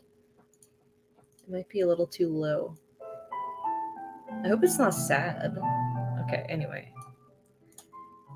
So our next giveaway is going to be for a little bundle from Swish and Flick, who's one of our vendors today. Let me show you what you're going to win from her. I think it's 3 pins, or is it just 2? It's 2 pins and a sticker. So you're going to get one of her stickers. It says Swish and Flick.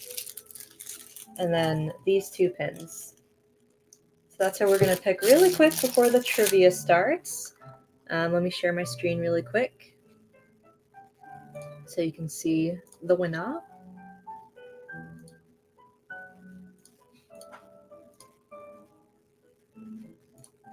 All right, here we go. Good luck, everyone.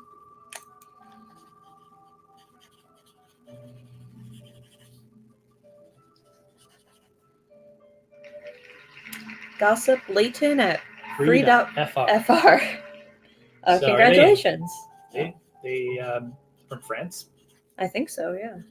Congratulations. That sucks for me for international shipping, but that is amazing for you. So I wrote you down and I will reach out to you tomorrow. And again, that was for our Swish and Flick pin set. So I think we are ready to start the trivia. I think everybody's in the backstage area, so I will start adding everyone. Let me just make sure my own trivia is ready to go. Okay, I think we're good to go. All right, so contestants, I'm going to start adding you. So if you're showing your screen, just as a warning, you're going to be on the live stream now. All right, hello everyone. Again, you don't have to talk if you don't want to, if your mic's muted, but feel free to say hi if you want to. It sounds so peaceful with the music. Greetings and salutations. Hi, Katrina. how's it going, everybody? Hello. Hey, Ari. All right, so I think we're good. I can't remember how many people entered, but you're all here, so I'm just going to start. How it works, it's pretty simple. There's 3 rounds and a possible tiebreaker round, depending on how knowledgeable you all are with Studio Ghibli. And it's a mixture of true and false, multiple choice, written answer, and then the tiebreaker round shows like screenshots, and you have to tell me like what movie it's from. So we'll see if we get there. And then do not put your answers in the chat. If you're following along at home, don't write the answers in the chat because the contestants can see that. So we're trying not to cheat here. So after each round, you'll just email me your answers from your email address that you entered with. I'll tally them up really quick and then tell you who makes it to the next round. It sounds really confusing, but I promise it's not. I'm not good at talking off the top of my head. Okay, so let's get started. I'll also type the questions in the chat as we go, so if you don't hear me, you can look at it really quick. So I just need to copy and paste. Okay, so round one. First question. Which film was Studio Ghibli's first official production? Which film was Studio Ghibli's first official production?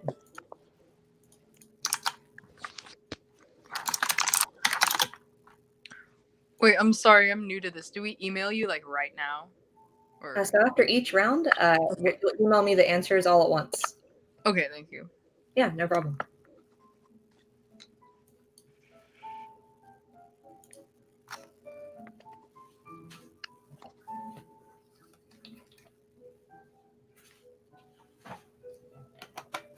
And I normally wait like a minute in between each question, so you're going to be looking at me doing nothing for a minute.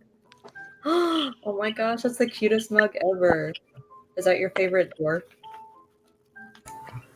So funny story, this isn't actually my mug. It's the only thing that I've retained of my biological father, but it holds my coffee very well. It's very cute. It looks like it's super a lot too. I got it. Oh gosh, when did I go to Disneyland? 2008, I think. Nice. I love Disney mugs. It's a very good. It's huge. It's the size of my head. It looks like I couldn't tell, but now putting it next to your head, I'm like, whoa. It's gigantic. Okay, so question 2. Which actor from the newest Star Wars trilogy also voiced a protagonist in a Studio Ghibli film? Question 2. Which actor from the newest Star Wars trilogy also voiced a protagonist in a Studio Ghibli film?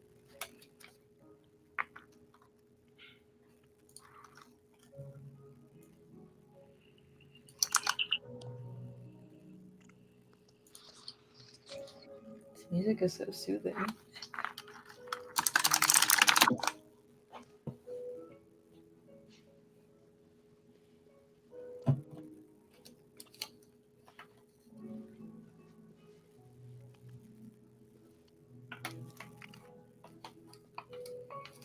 And then just a reminder too, anybody playing along at home, feel free to write down the answers as well, because after the contest is over, I'll go through all the questions and tell you what the answers were, so you can see if you're a guru or not with Ghibli knowledge. But please don't write the answers in the comments. Then with that, we'll go to question number 3, which is, which Studio Ghibli film was not directed by Hayao Miyazaki. Thank you, Steven. He like felt my struggle before I even. Question 3 is, which Studio Ghibli film was not directed by Hayao Miyazaki. Sorry, I'm not good at pronouncing names. I wanted to get a picture. Where is that? Where's what? The question. I was trying to do something. Oh, sorry. What do you mean? I was just looking at the answers here.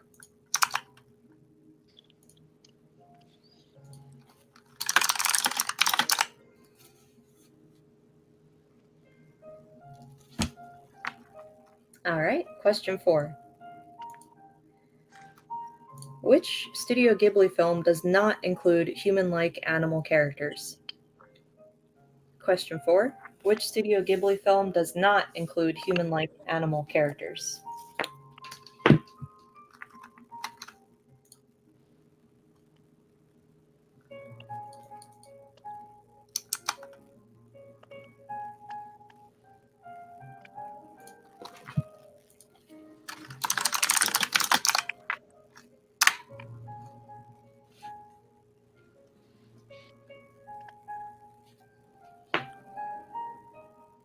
This music is so introspective. Yeah, it makes me want to like study or something.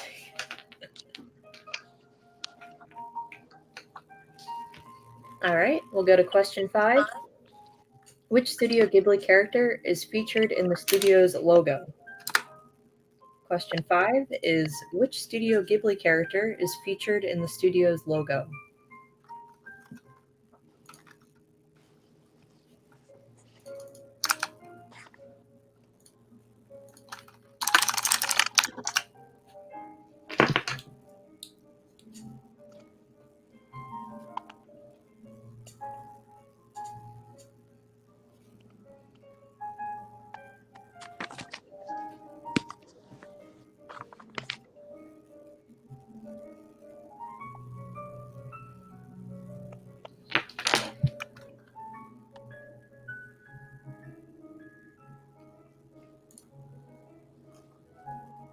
All right, next question. Which author adapted the movie script for Princess Mononoke? Tongue twister. Question 6. Which author adapted the movie script for Princess Mononoke?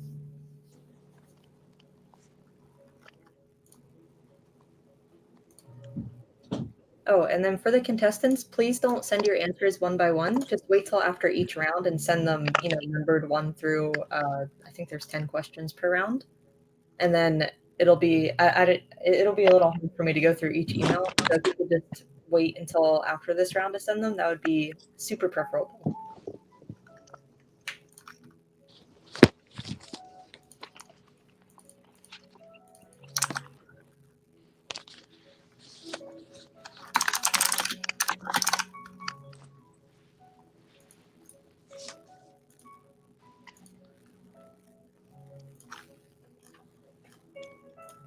All right, question 7. Which Studio Ghibli film is based on The Little Mermaid? Question 7. Which Studio Ghibli film is based on The Little Mermaid?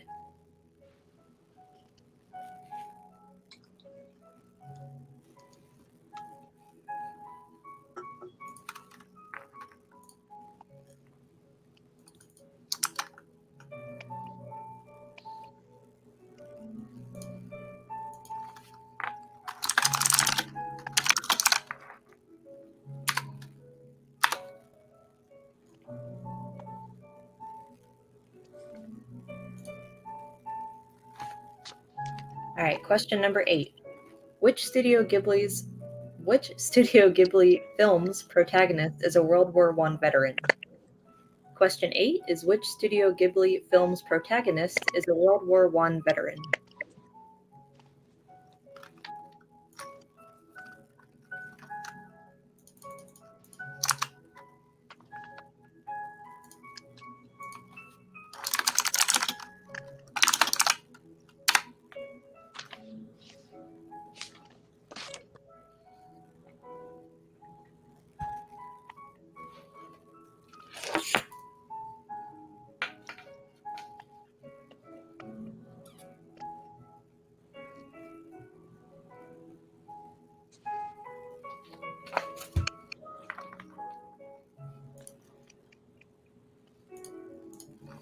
All right, question 9. Which Studio Ghibli film is based on the Diana Wynne Jones novel? Question 9. Which Studio Ghibli film is based on a Diana Wynne Jones novel?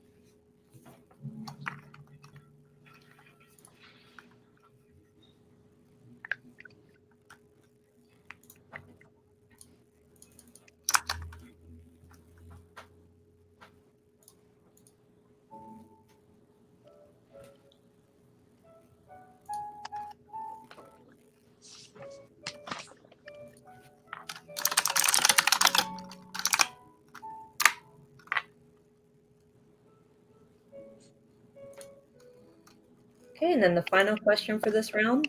Which of the following Studio Ghibli films is the director's original work? And then we have to give the selections, right? Because it says which of the following. Yes. Sorry, I forgot to copy that part.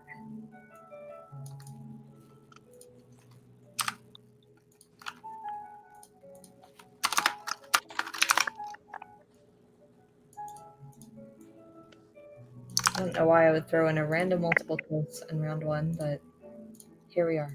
Okay. So option A is The Tale of Princess Kaguya? Oh my god, why did I say it the other way? And then the second one he'll is just say it. Tales of Earth and Sea. And then Nausicaa, The Valley of the Wind. And then The Secret World of Arrietty. And I'm putting these in the chat. I'm just labeling them A, B, C, and D. All right, so which of the following Studio Ghibli films is the director's original work? And then here are the options.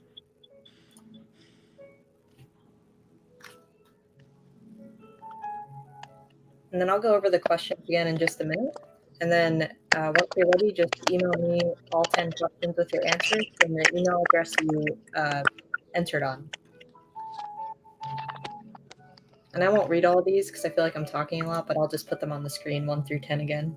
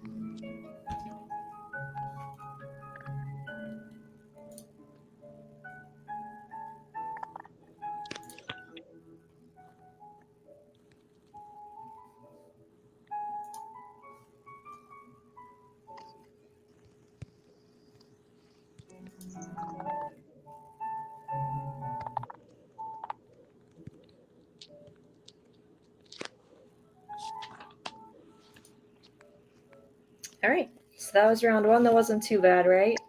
Just go ahead and email me your answers, and I'm going to remove everyone from the screen until the next round, and then just stay put, and I'll announce who got to the next round. So we will be right back.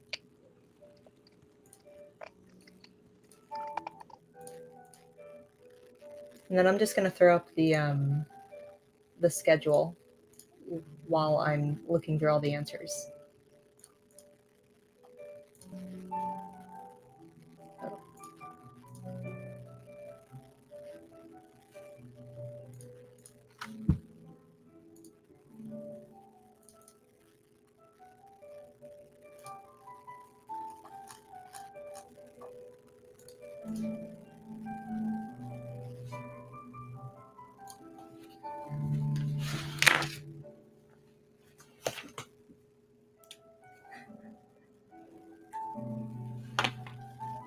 After this is the Switch tournament.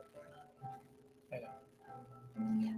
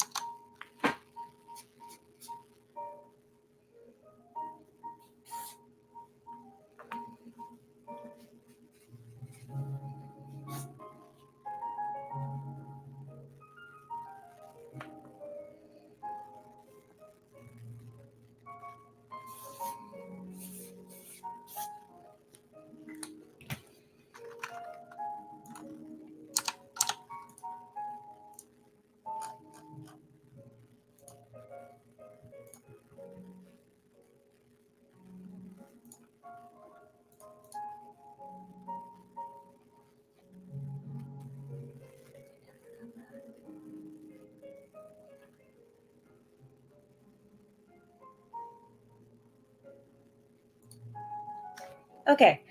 Thank you so much for waiting. So we have Miss Ari, Jaslyn, and Jude for round 2. So if you are those people, please stay tuned while I add you back. And then thank you to everyone else that played for the first round. Let's see.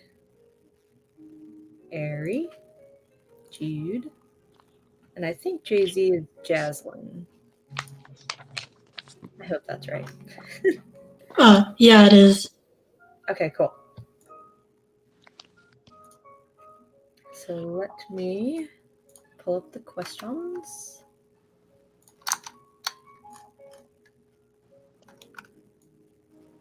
And this one, I think all of them are written answer. Let me double check. Yes, they are all written answer.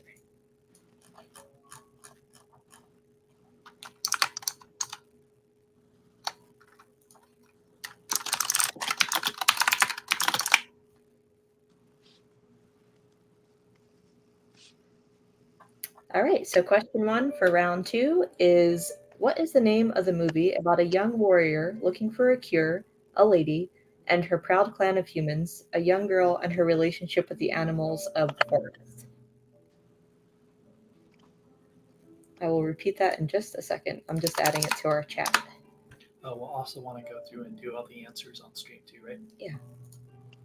So question 1 for round 2 is, what is the name of the movie about a young warrior looking for a cure, a lady and her proud clan of humans, a young girl and her relationships with the animals of the forest? I feel like that's a gigantic run-on sentence, but that's what the question is. Someone asked, how do you decide who moves on? So the reason I disappeared for like 5 minutes is I tally everyone's answers that submitted them. And then depending on who got a certain amount right, like 2 of our contestants right now got all of them right in the last round. They moved on, and then the person who got the next amount of correct answers moved on as well. If you want to enter this contest, we do have trivia every single month, so the rules on how to enter are on your ticket, but the people that officially entered are on screen right now. But you can totally play along at home too. Just don't put your answers in the comments. I'll go over the answers after so you can see if you got them right or not.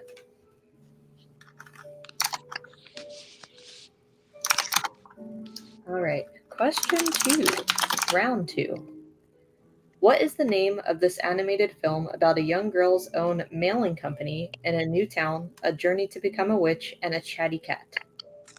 These are such descriptive questions, I feel like. All right, question 2. What is the name of this animated film about a young girl who owns a mailing company in a new town, a journey to become a witch, and a chatty cat?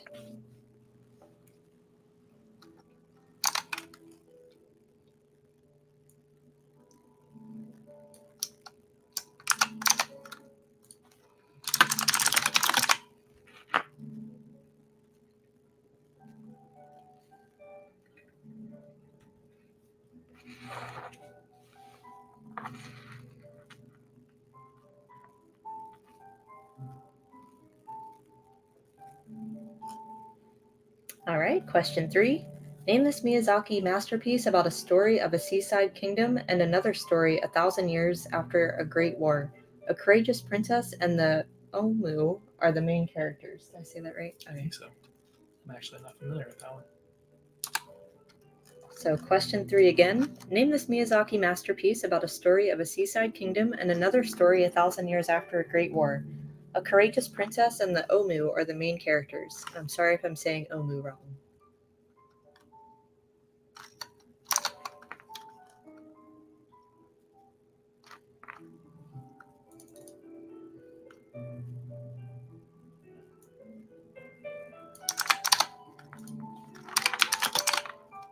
Oh, someone asked, when are you showing the coloring? So the coloring contest, we will be doing kind of what we did with the cosplay contest and showing them on the screen after the Super Smash Bros. Tournament, which is at 2:30, so probably around 3 or 3:30. And then the voting will be on our Instagram, just like the cosplay contest too. All right, question 4. What movie is about a story of a mining apprentice, a legendary castle, air pirates, secret agents, and a luminous crystal? Question 4 of round 2 is, what movie is about a story of a mining apprentice, a legendary castle, air pirates, secret agents, and a luminous crystal.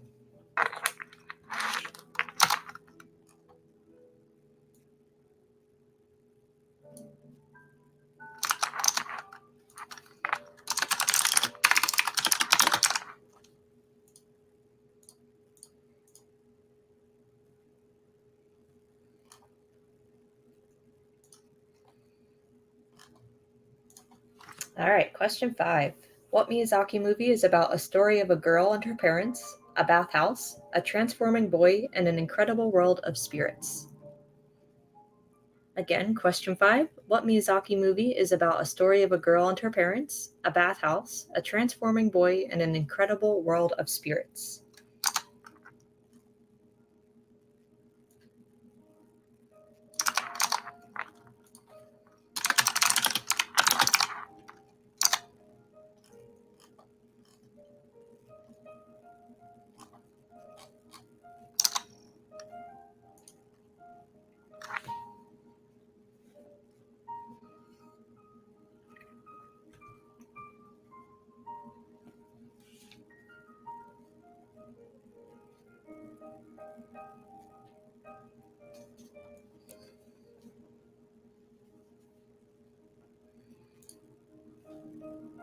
All right, question 6. What is the title of an animated film about a story of a new home in the countryside, a forest spirit, and a cat/bus?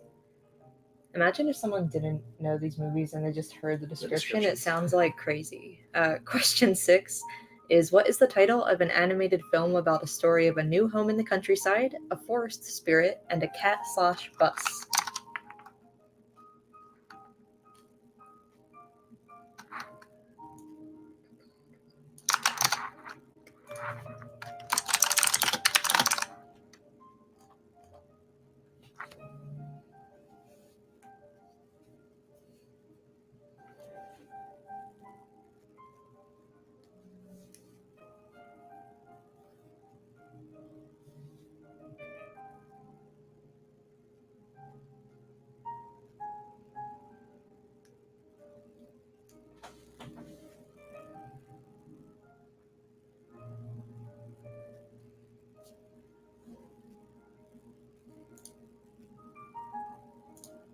All right, question 7. What is the title of this animated film about a story of nocturnal animals with the power to transform and a clash between the natural world and modern civilization?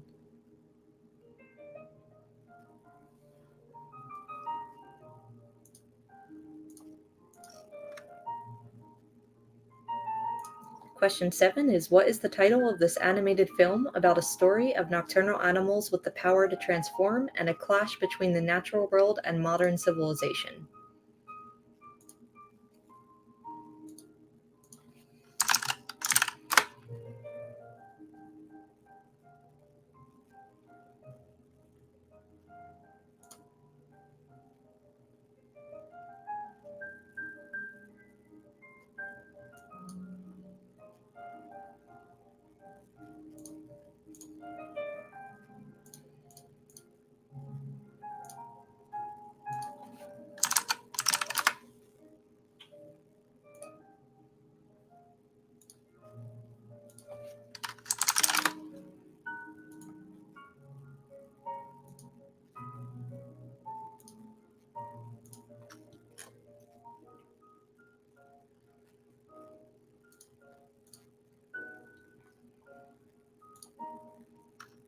Oh, hey, Kagami. I did get your entry for the first round, and I emailed you back yesterday with the link and everything. So if you were here, you must have... Sorry, I'm looking at the stream now. I'm not sure what happened. Were you part of the first round? Because I see that you're, like, backstage. But let me move on to the next question while we're waiting for that.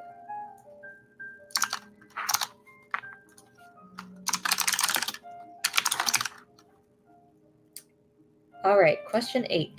Let's see here. Which Miyazaki animated film is about a girl who works in a hat shop, a mysterious wizard, and a moving castle? Question 8 is, which Miyazaki animated film is about a girl who works in a hat shop, a mysterious wizard, and a moving castle?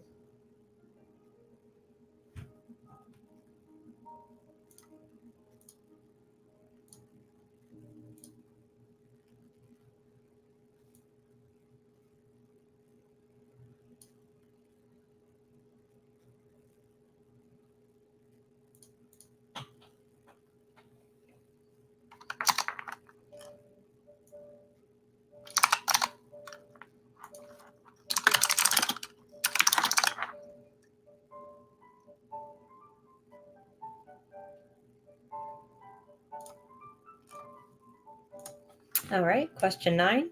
What is the name of the movie that is about a mysterious cat that brings a schoolgirl and a determined boy together by fate and a character named the Baron? Is that how you say the name? I think so. Baron, right? And then question 9. What is the name of the movie that is about a mysterious cat that brings a schoolgirl and a determined boy together by fate and a character named the Baron?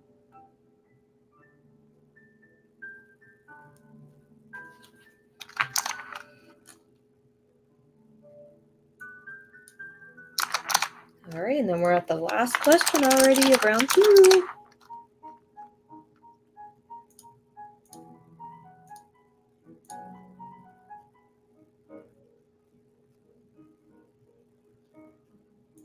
All right, the last question for round 2 is, this film is based on a long-running comic strip about a middle-aged businessman and his family. Touching and humorous, what is the name of this film? Again, the last question of this round is, this film is based on a long-running comic strip about a middle-aged businessman and his family. Touching and humorous, what is the name of this film? And then I'm sure you 3 know the drill, but when you're ready, just go ahead and email me your questions in just one email, and then I'll tally them up and we'll do the final round. And then let me list the questions one last time in case you missed anything. And I won't reread them all. I'm just going to kind of go through them on the screen.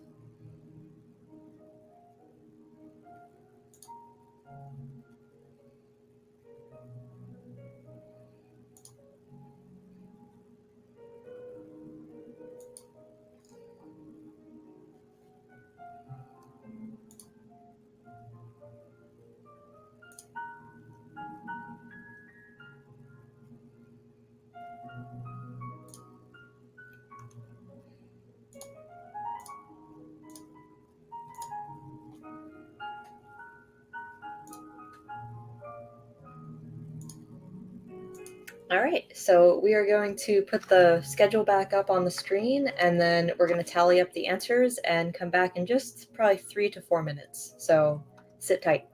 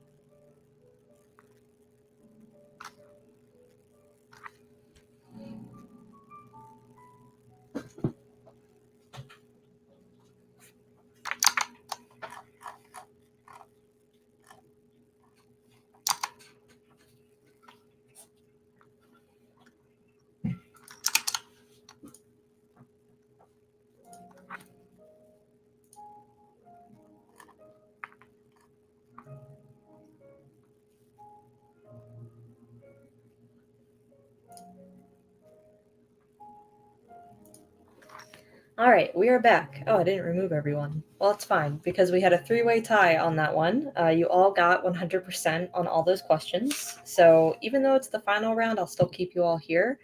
I do have a tiebreaker set of questions too, so we will see what happens. We could have one winner just from this one round, so we'll just keep you all 3 here. So, all right, so possible final round, question 1.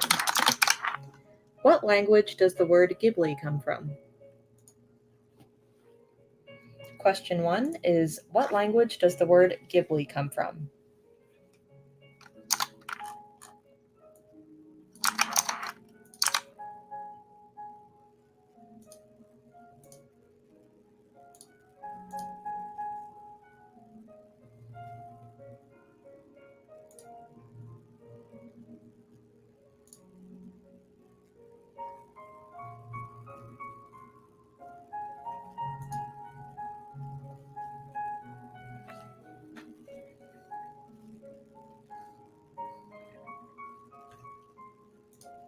All right, question 2. It's a true or false question. Porco Rosso was originally supposed to be a short in-flight film. Question 2 is a true or false question. Porco Rosso was originally supposed to be a short in-flight film.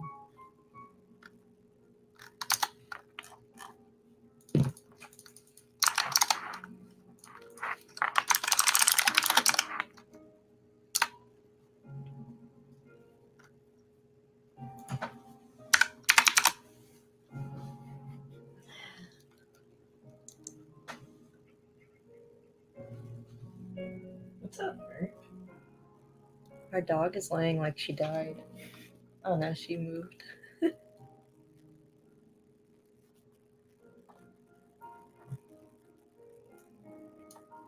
All right, next question is, in which city is Studio Ghibli located? Question 3 is, in which city is Studio Ghibli located?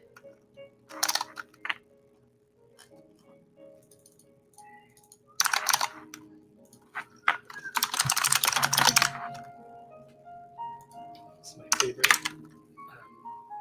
Miyazaki song. Really? Spirited Away. Like ever? Hmm? Wow. Quite a statement.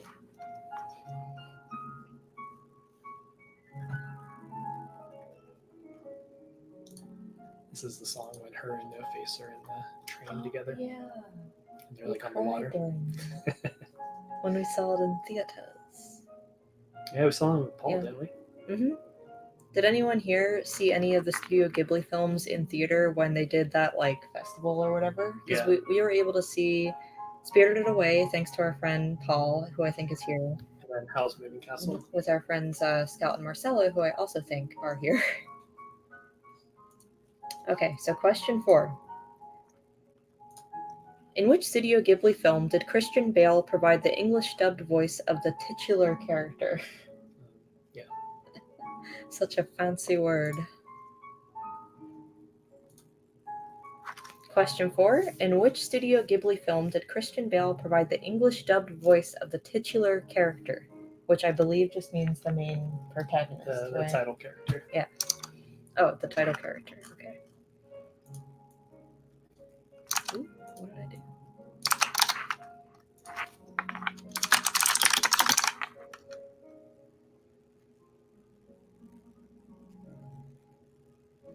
For everyone that's viewing, I'm assuming you like Studio Ghibli since you're tuning into the trivia, so let's all just drop our favorite movie too. For me, it definitely has to be Spirited Away because that's the first one I saw. I actually never even saw any of the movies until I first started dating Steven, which was like 5 years ago. I knew about the movies and everything, I just never was able to see them because they like weren't on cable and stuff growing up for me, and yeah, I fell in love with it. All right, next question. Question 5. Which Studio Ghibli character has a brief cameo in Toy Story 3? I had to look this one up because I didn't remember this happening, and then it did. So, question 5 is, which Studio Ghibli character has a brief cameo in Toy Story 3? Princess Mononoke. That was good my one. favorite Studio Ghibli movie. Oh, that's your favorite? Mhm. I didn't know that. But your favorite song is from this? Spirited Away, yeah. Oh, interesting. Very interesting.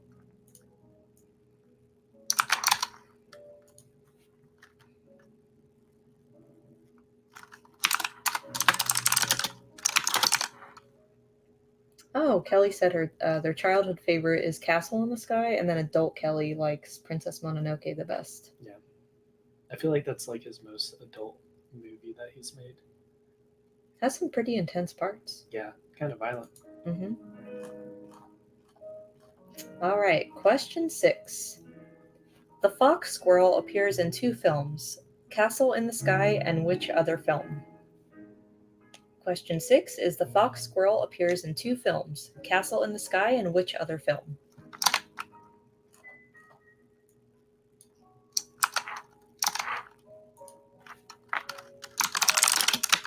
I'm super interested to know if anyone knows the next question because I had to like confirm the answer. Sorry, my leg's asleep. Woo-hoo. Oh, Kiki's delivery service is a really good one too, Marcella. Yeah. Oh yeah, that was a really fun night. Sorry, I'm going through the comments now. Marcella said when we saw that movie, it was a fun night.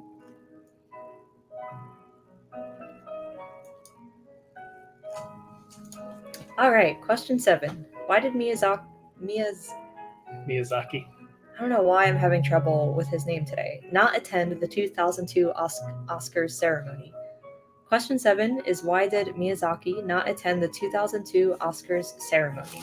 Yeah, this one's a deep cut. Deep cut Ghibli fans.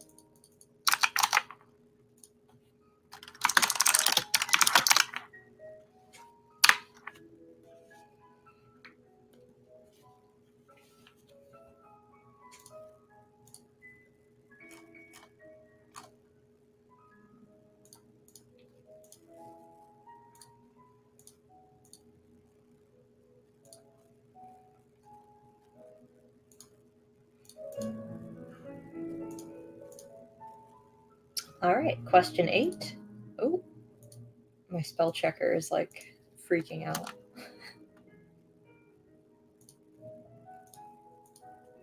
Oh, there we go. Question 8. Which Ghibli character's birth name is Brunhilde? Brunhilde. I would have never guessed that. Question 8. Which Ghibli character's birth name is Brunhilde? Got it that time.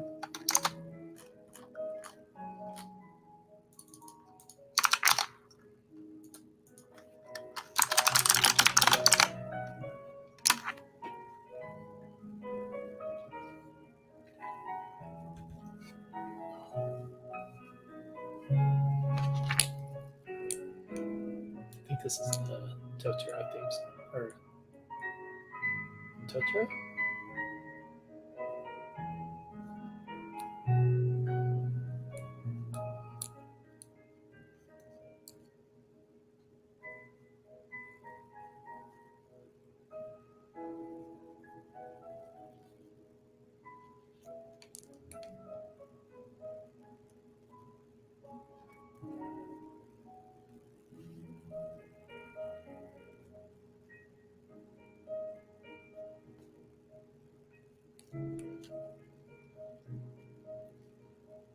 Sorry, Vendor had a question.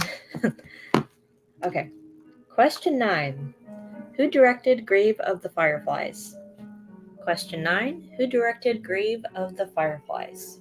I have not seen this movie, have you? I haven't either. I've been meaning to. Is it newer? No, that one I'm pretty sure is actually older. I'm not sure actually. Gotta look at it. For anyone that has the backstage link, because I know a lot of vendors are watching right now, we can't see you. Like, I can technically see you, but the viewers cannot see you if you're backstage. So don't worry about clicking the link to check out how this works. Sugar Cube, I just saw you in there, so I don't want you to be nervous. You're not added or anything. I can just see that you requested to join. So just wanted to tell you. All right, we have our last question, and then we'll know if we need a tiebreaker or not. So our final question for possibly the final round is 2006's Tales from Earthsea was loosely based on a book series written by which fantasy/sci-fi author? Question 10. 2006's Tales from Earthsea was loosely based on a book series written by which fantasy/sci-fi author? Do you know that one? This guy. I would not he be thinks winning. He likes I would not be movies. winning the trivia, that's for sure. Yeah, you can like see yourself, I guess, when you click the backstage link. Sorry, this is such a specific conversation because most of our viewers won't know what I'm talking about. But when you click the link, you can like see yourself, but you're not live until I actually add you to the stream. So don't be nervous. All right, and then just in case you need any of the questions again, I'm going to put them up on the screen really quickly. Hopefully you're fast readers. If you need me to repeat anything, feel free to use your mic. Let me know. Or type it if you don't want to talk. I can't believe I host this event virtually because I hate the sound of my voice. So I can't believe I sit here with him for 10 hours talking for the most part. I eventually got over that fear because you got to do what you got to do. All right. So just in case you need a refresher, I'm sure you three are pros now, though. Just email me on a new thread with your answers, and we'll see if we need a tiebreaker round or not. Best of luck, everybody. Yeah. And then in the meantime, I'm going to remove you from the screen, but don't go anywhere. We'll announce what's going on in just a minute or two. We'll BRB.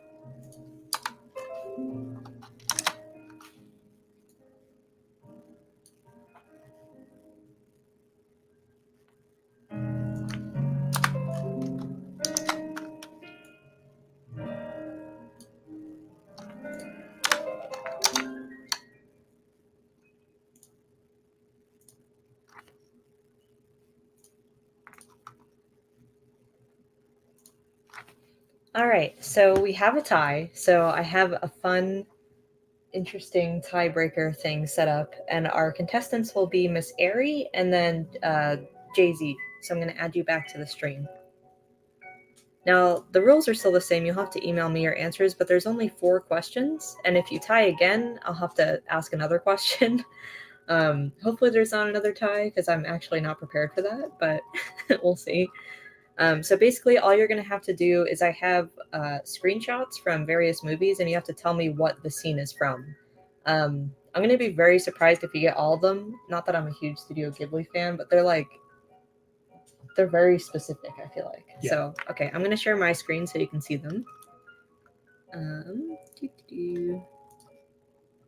Sorry, much like the cosplay contest, I have to click a bunch of times. So there's 4 right now. So there's only 4 questions in this one. And again, you just have to name what movie the screenshot is from. Open with paint.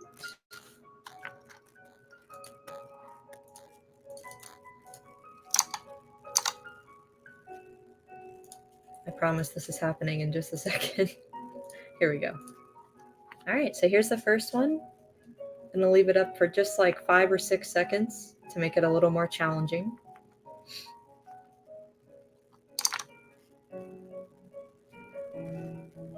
All right, and then we'll go to the next one.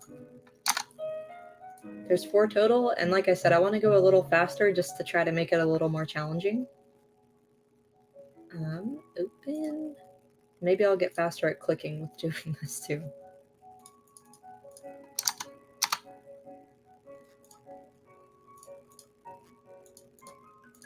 All right, here's the next one.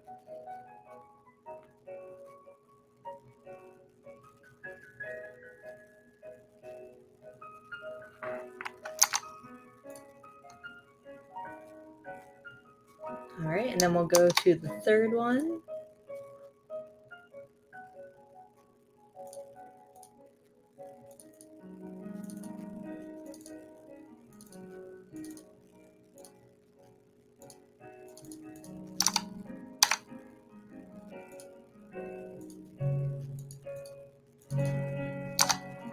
There's the third one.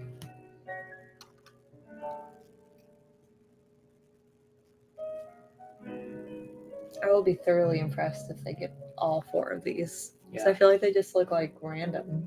But maybe I'm not that. Maybe I'm not like a. I'm definitely not a deep cuts fan. So maybe it's easier than I think. All right, and then the final one is going to be this one. The anticipation with me having to share my screen, I feel like makes it worse. Here we go. And here is the final guess for you to try. There you go.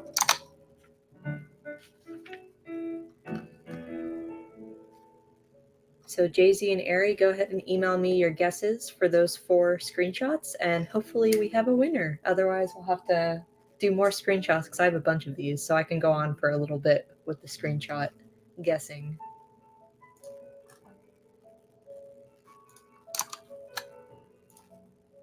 Cool. I'm just going to throw up the schedule again so I can tally up the results and see who won.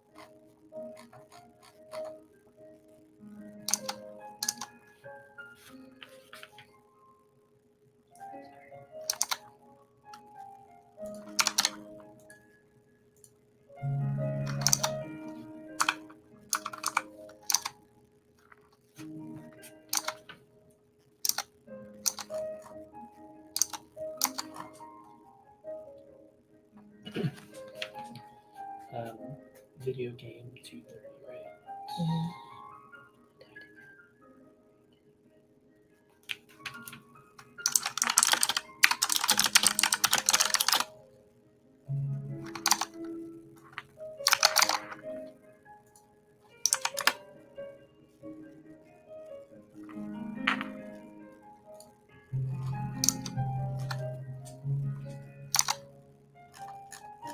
I think for this one we should just split them.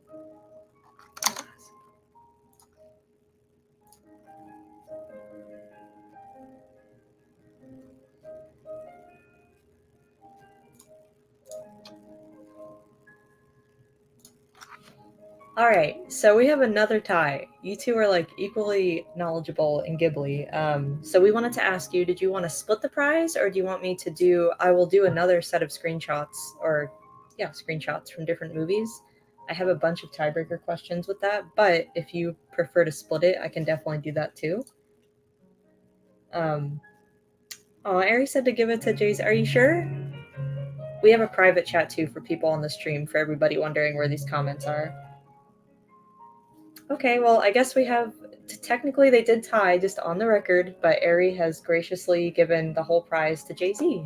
So congratulations to both of you, but thank you so much, Ari, for giving all your prize to Jay-Z.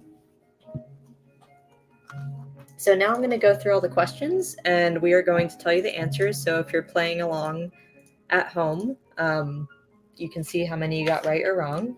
And I'm just going to go through them quickly. I'm not going to reread the questions or anything like that. So if you know what I'm talking about, great. If not, just give me 5 minutes to go through the answers. Okay.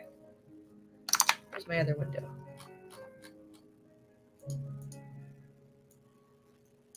All right, so round one. Answers were Castle in the Sky, Daisy Ridley, Grave of the Fireflies, From Up on Poppy Hill, My Neighbor Totoro, Neil Gaiman, Ponyo, Porco Rosso, Hell's Moving Castle, and then C for the multiple choice answer. Then for round two, it was Princess Mononoke, Kiki's Delivery Service, The Valley of the Wind, Castle in the Sky, Spirited Away, My Neighbor Totoro, Pom Poko, Howl's Moving Castle, Whisper of the Heart, My Neighbors the Yamadas,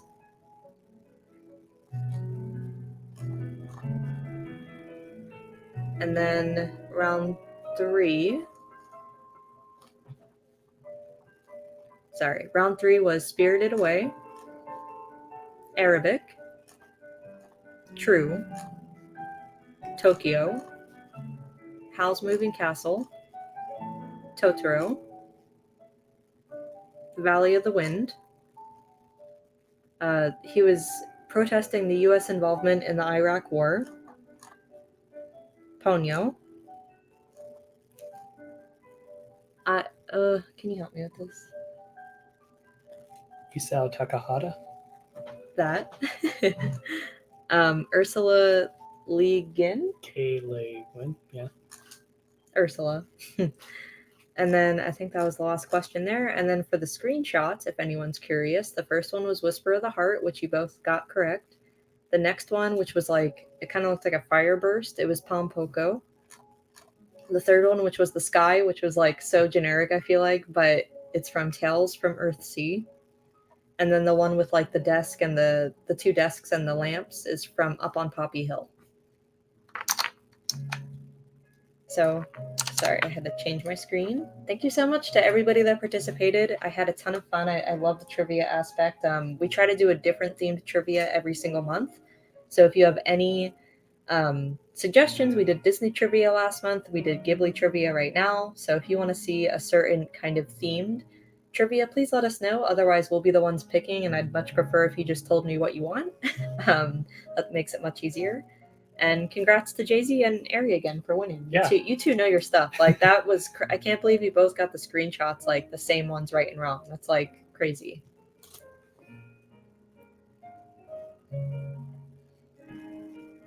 All right, so I guess we'll touch on like the schedule right now. So Super Smash Bros. Tournament starts in 20-ish minutes. So if everybody who is a part of it, can you put my Instagram handle so they can message me, and then I'll.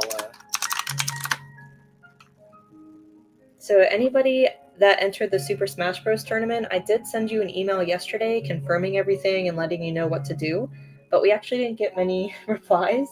So basically all that's going to happen is Steven is going to add you as a friend on his Switch. And I believe his handle on his Switch is also just Amaboss.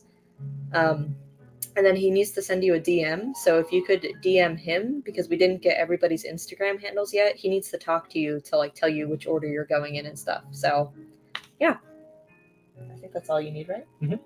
I think one person already did DM you. So yeah, I have 2 people that DM me so far. So I just need the other contestants. Yeah, so if you're watching and you did you signed up for Super Smash Bros. And you didn't get my email or something, please just hit up Emavoss on Instagram. That's how you spell it on the pinned comment here. And Steven will get you set up for the tournament. Yep. Let's see, what else is coming up so I can tell you all. Go to the schedule.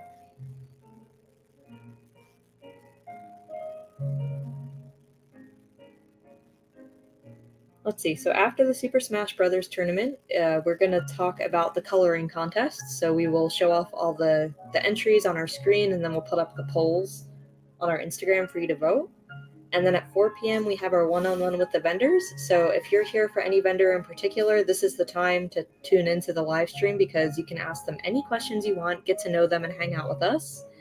Then after that, we have Mr. Jesse Kale doing a poetry corner for his business, Secret Midnight Press. That's going to be really cool. Then we have Hey Chels performing, which is a local pop punk band here in San Diego. And then at 7, we have a drag performance with Patty Lou Stoned. So she's going to be performing. And then we'll wrap everything up, announce the winners from everything, and call it a night. Oh, Claudia, that would be a good one. Star Wars trivia. I feel like we have a lot of Star Wars fans in the BizBaz community. So I'll run a poll for anyone. You don't have to be on the spot right now with giving suggestions either. I will be running some kind of poll over the next week for any kind of themes we need. So for trivia, we'll ask you what you want. We're basically always just asking what you want because we don't want to just decide something and then no one cares. So yeah. Here, I'll pin your comment. And then I'm going to switch back to the upbeat Nintendo music because this is like making me want to go to bed. In a good way. Let's put on these. See, that's much better. Oh, Harry Potter trivia, that'd be cool. Avatar trivia would be really cool too. Avatar is like, I freaking love Avatar. Yeah. I'm gonna go get things ready. Okay. Bye. And then for anyone just tuning in, I will be going over the charity raffle basket again because it's been a couple hours. So for anyone that doesn't know, oh, hold on. Our private chat is like going off. Okay, there we go. So for anyone that doesn't know, every month at BizBaz, we do a charity raffle.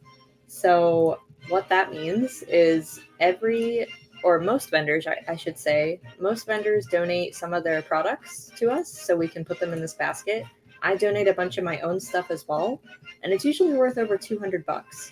So how it works is tickets are just $1 per entry. So if you want one entry for this basket worth over $200, you would send $1 with this information here. I'll also put this in the chat if you can't read it. If you want 10 entries, it's $10. It's $1 per entry. And then you have the chance to win a bunch of stuff that I'm going to show off right now. And then all the ticket sales go to a different organization each month. This month it's Snapco, which is a really amazing organization in Atlanta, I believe. And they help the Black trans community with housing and food and with their surgeries and like really amazing things. I fully support them and love them so much. So all the money we raise today with these ticket sales will go to them. And one person, which we'll choose towards the end of Bizarre Bazaar, will win all of this stuff, which I'm going to show off right now. So Miss Sly Bonsai donated one of her beautiful backpacks, which is perfect for fall. It comes packaged too, so it'll come like brand new to you. And it's mostly brown canvas with very traditional looking art. If you're into tattoos at all, you'll really like this. Has a lot of foxes on here, roses, flowers, just super like naturey. So thank you, Sly Bonsai, for that. On top of that, Sly Bonsai also donated this 3-inch pin. I think it's 3 inches at least. And it's of a snake with some flowers. Super, super pretty. And then Sly Bonsai also donated this very floofy patch. Like it has like actual floof coming off of it. Super cute. Then we have this little ghost soap, which is donated from one of our past vendors, Bubbles and Things Soaps. It is all handmade, and it is soy and all natural. So for the most part, if you have like sensitive skin or something, it's really good for you. I don't want to say like a generic blanket statement because I don't know everybody's skin, but it should be good. I know it's all natural and made with like all natural ingredients here. I feel like I just said all natural like 8 times, but you know what I mean. And it smells really good too. It just smells super fresh. It's shea butter, so it's just very, very fresh smelling. Then EXP Shop donated these 2 pins. I love her store so much. She has a bunch of video game themed things. So this is like a key to a dungeon, but it's all like magical girl looking. And then this is a love potion. The End Unicorn Craft donated a bunch of pins too. So these are her 3 pins. We have Feminist Unicorn, Lasai, and Speak Your Truth.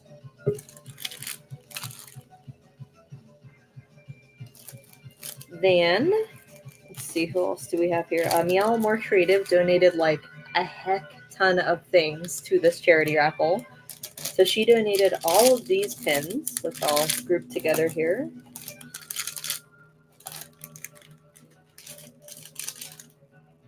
Sorry, this angle thing, doing it backwards, like, confuses me. So there's all that. And then she also donated a bunch of stickers, too. So you get all these stickers. Like, holy crap, your Hydro Flask is shaking. Like, and then there's more. I feel like there's like 20 stickers in this pack, but it's super cute.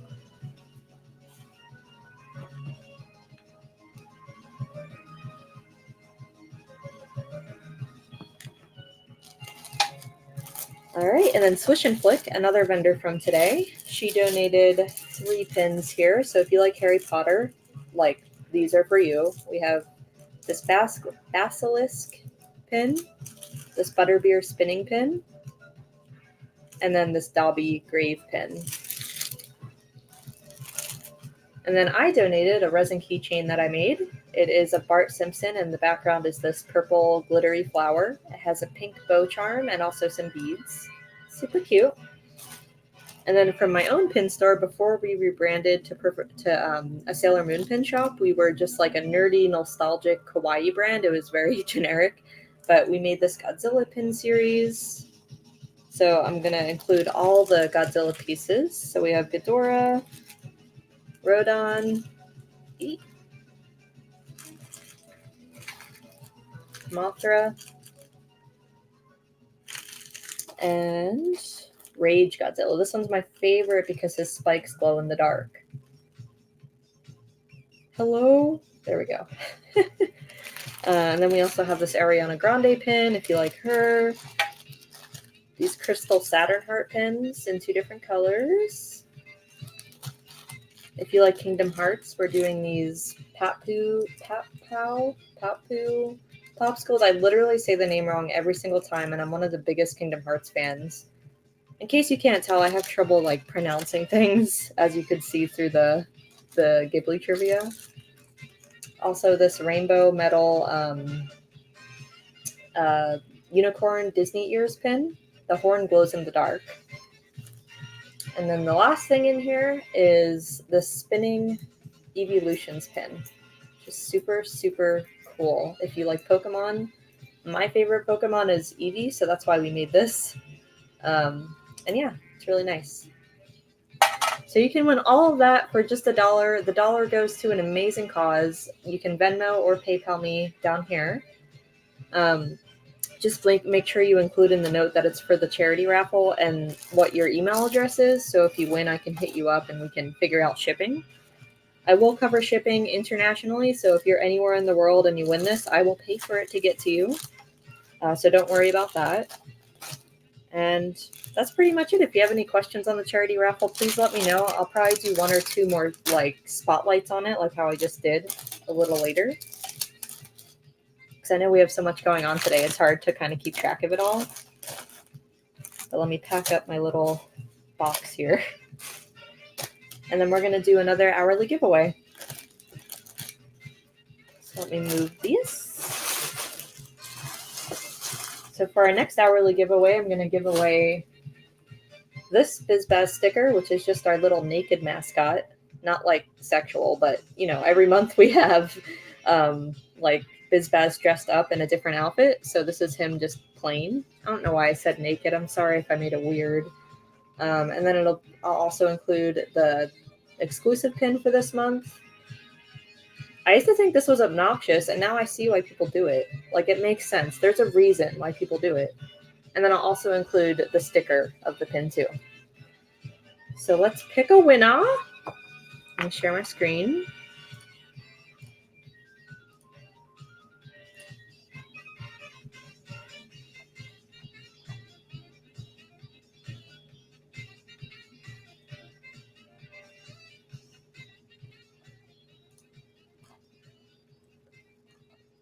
Here it is. Sorry, I'm having trouble reading. Okay, so we're going to spin for that prize I just mentioned, 2 stickers and a pin. Let's see who wins.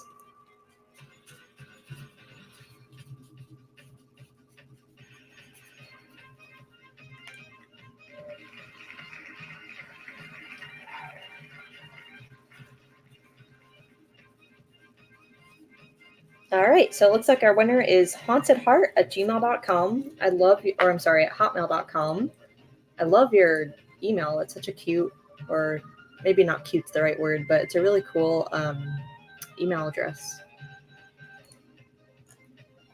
If you only put your name when you Venmo'd or PayPal'd us, that's totally fine too, as long as I can find you. So if I can find you on Instagram, or if you want to just DM me when you see that you win on the live stream, that's totally fine too.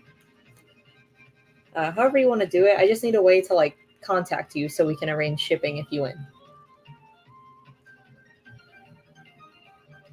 All right, so that's pretty much all for me right now. I'm just hanging out until the Super Smash Bros. Tournament now. So if anyone wants to talk about anything, tell me about your day. How are you liking Bizarre Bazaar? Is this your first Bizarre Bazaar? Is this your 1000th Bizarre Bazaar?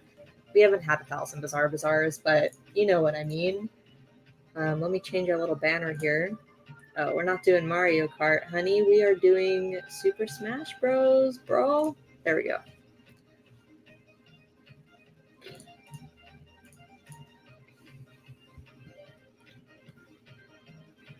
My dogs, if anyone can see them.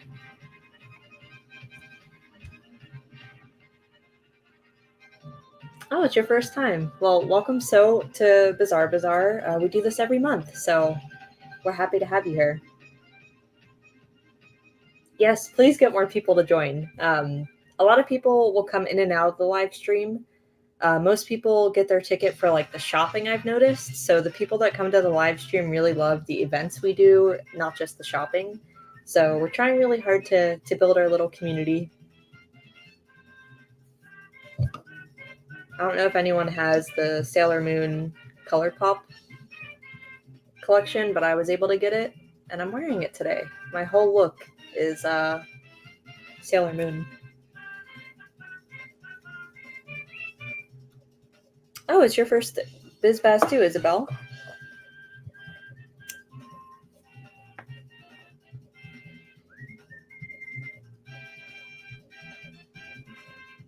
Thanks so much for coming. Didn't you entered the Super Smash Bros. Tournament, Isabel, right? I think. Oh, Kelly, I know who you are. Did I say something stupid and like I didn't notice your name or something? But I know who you are, Kelly. You're a huge supporter of me, and it means that like I love you. Oh, Claudia, I've seen you at a few now. I think it's your third, if I had to take a guess. I think you've been since we started going virtual. Hi, Ryan. Ooh, falafel. Shit, I'm hungry. I've only had a bag of chips today. I'm gonna have another chip.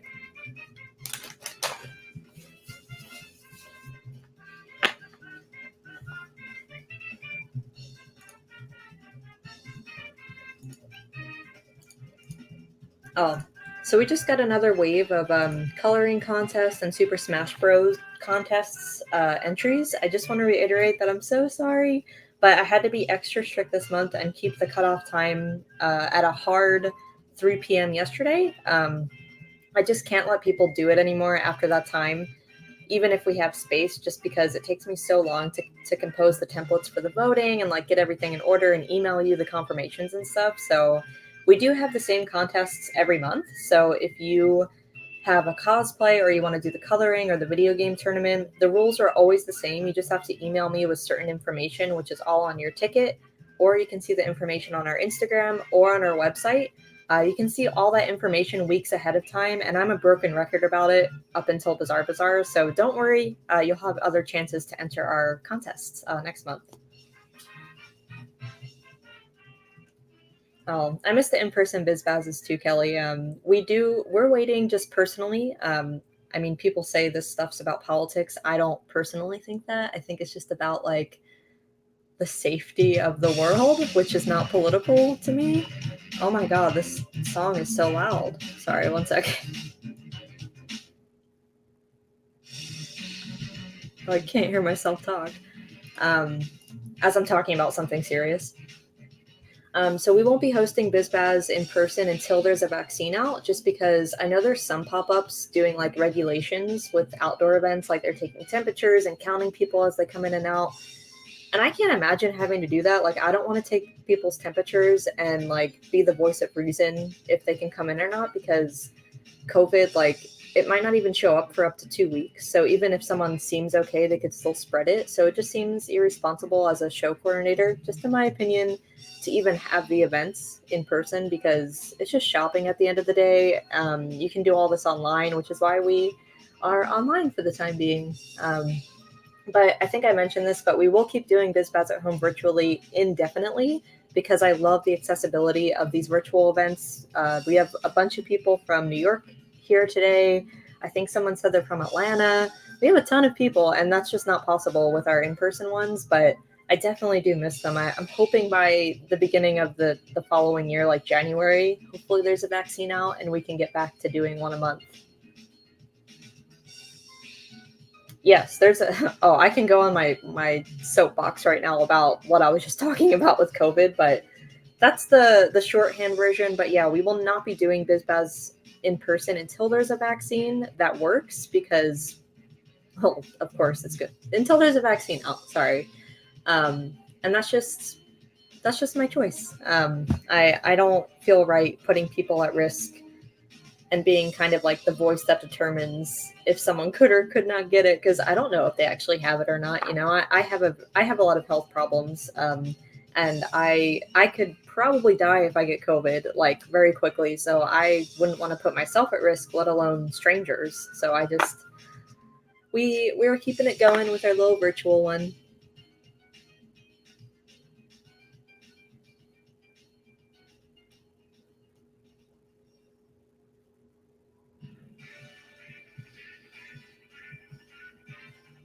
Yeah, it's crazy how many people just don't take it seriously. Like, they're like, "Oh, I don't care if I get COVID," and I'm like, "Well, that's fine, but you should care if like other people get COVID." So I'm glad we're all on the same page with this, because, gosh, I've gotten into a lot of internet arguments about this shit, and it's frustrating because I'm just like, I don't understand how you think this is political. Like, but anyway, I don't want to get too serious right now, though. But I just wanted to touch on that since you brought up in-person ones, on why we're waiting. Ryan, you can totally do a cooking segment next time. I genuinely think that's a good idea, and I think you would be super entertaining. That's what I meant by funny earlier. I said the wrong word. I meant entertaining. I think it would be really fun to watch. If anybody wants to watch a cooking segment next month at BizBaz, tell us in the comments. Is this the right way to point? I don't know what kind of maybe this way? This way? Anyway, I was trying to be cool and like point to the comments, but I'm realizing I don't know where they are. But yeah, let us know. We would love to do a cooking segment. COVID does fucking suck. But let's follow the protocol so that it can be done sooner.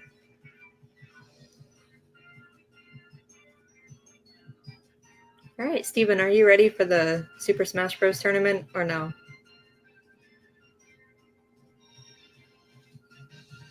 All right, so it looks like Steven's ready for the tournament, so I'm going to add him to the stream. Now, if you are not participating in the tournament, don't go anywhere. You're going to be able to watch the whole tournament on the screen and kind of like vote for who you want to win and like see the craziness ensue. So here's Steven. Hi, Steven. Hi, everybody.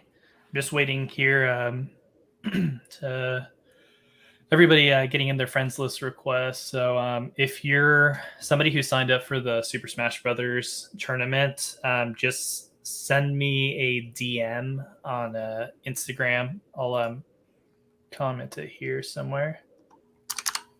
One second.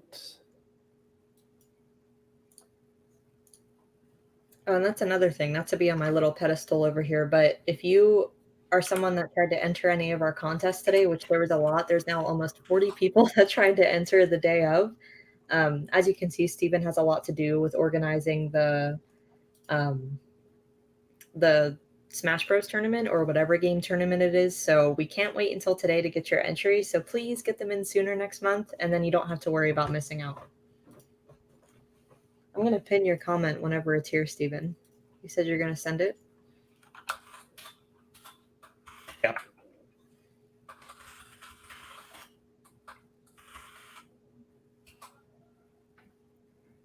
Oh my gosh, Kelly, that's so funny you mentioned that with the fandom cooking contest. One, that's a good idea, but two, I have a small tangent. My friends and I were talking about like meal delivery boxes, and I was saying how they should make a fandom like meal delivery service. So like it's real food you can eat, but it's all from like fictional things like Studio Ghibli, like maybe a dish from that, or I don't know, Blue Milk. Like, you know, I just think it'd be really cool. So this is the Instagram to DM. That's Steven's Instagram, so he can coordinate with you on the Smash tournament. This is also in the email I reply to you with. So if you look in your email box, you'll probably have a message from me from yesterday. So whenever he has everybody all rallied up together, we will get started. And I guess I can continue the music until... Just about ready.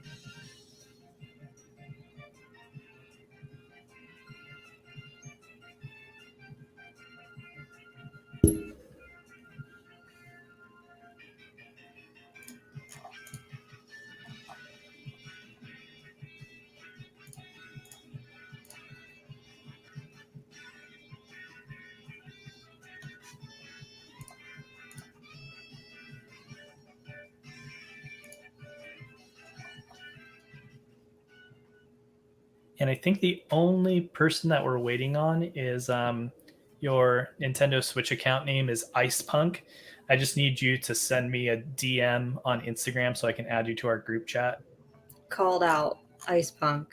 Where are you?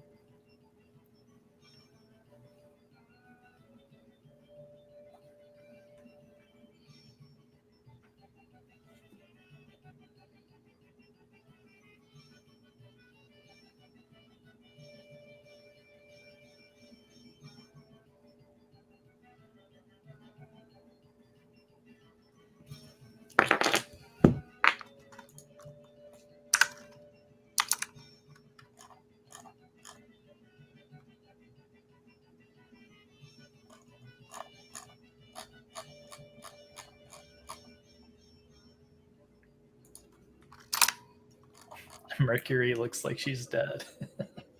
Oh yeah, so this is how our dog sleeps. When I mentioned it earlier, she literally looks dead. Like her arms are all, I don't know how that's comfortable. Like it looks so uncomfortable. But that's our little freak dog. It's a little dork.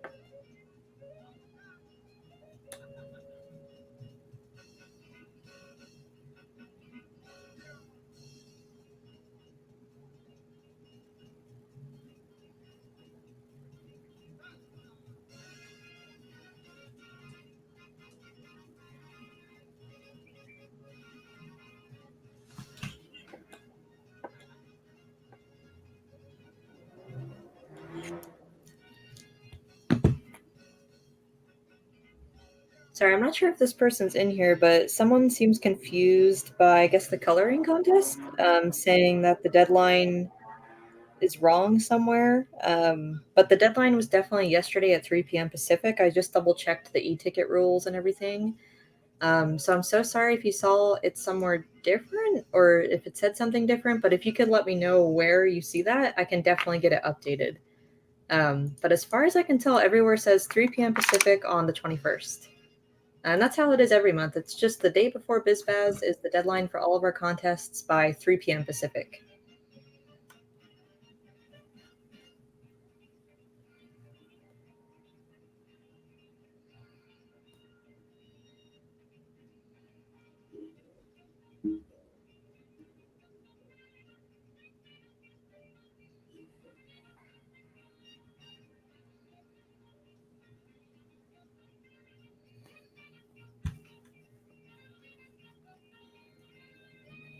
Oh, Kelly, you can vent. This is BizBaz, baby. You can say whatever you want. COVID has definitely gotten in the way of like everything. So we totally feel you on that. We were actually supposed to go to Vegas for like a week to celebrate our 2-year engagement anniversary, and we had to cancel it because that same week COVID happened. But now we're just at home being little introverts. But it'll be over soon. I have a feeling this time next year we'll be back doing what we love.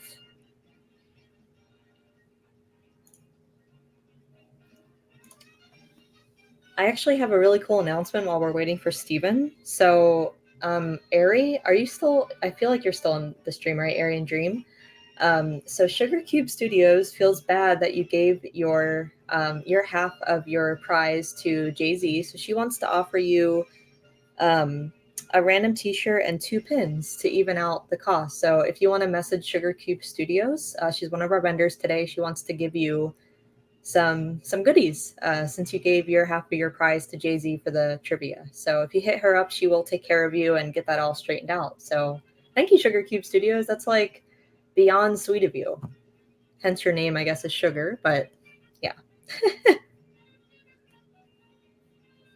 Yeah, so for sure, just DM her and she should answer you. I told her that I'm going to announce this on the stream. But if you have any confusion, just hit me up. You know how to get a hold of me.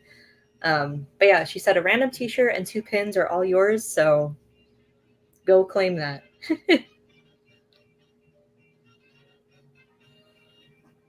Are you still waiting on Ice Punk, Steven? Yep. Punk. His name is right, or their name is right.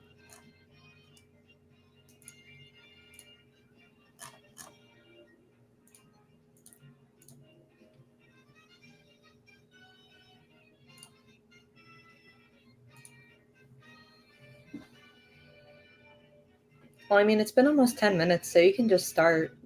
We can't wait. Sorry, for, I'm waiting on one other person who is in my DMs right now. They're not popping up on my friends list.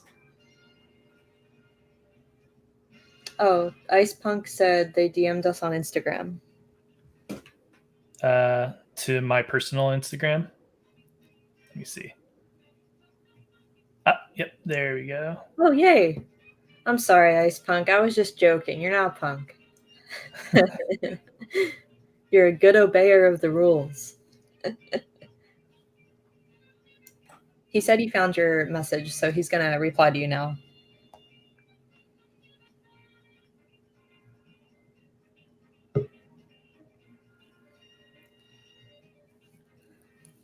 I have a funny story while we're waiting. So, you know how you have to vote for like the cosplay contest on our Instagram?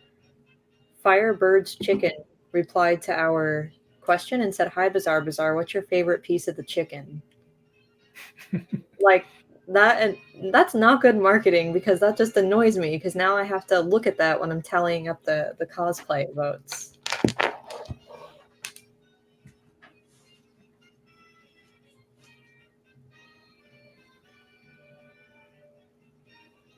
Jessie said she's talking in the stream if you look. I'm not sure. Oh no, that's just Miguel. We don't care about Miguel right now. I'm just kidding. But he's just talking to us like privately.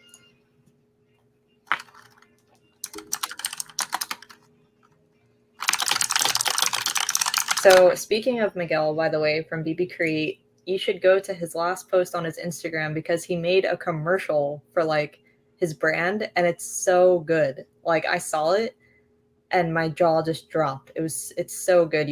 So go to BB Create's Instagram and like I think it's his last post. I don't think he's posted anything else since then. It's so good. It's so like 80s cheesy goodness. I love it. Let me check. Yeah, it's the last thing he posted. It's so funny.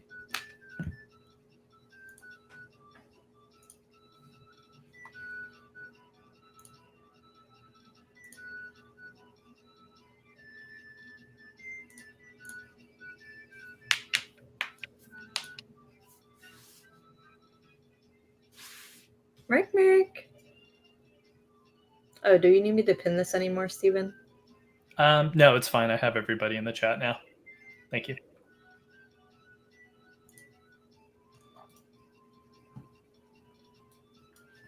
We're going to get started any second now, I promise. Coordination can be a little crazy sometimes with the virtual tournaments. Maybe we'll try to do this the day before. The DM stuff. Yeah, I have them now. All right, perfect. So should I leave? You can stay in if you want, honestly. All right, perfect.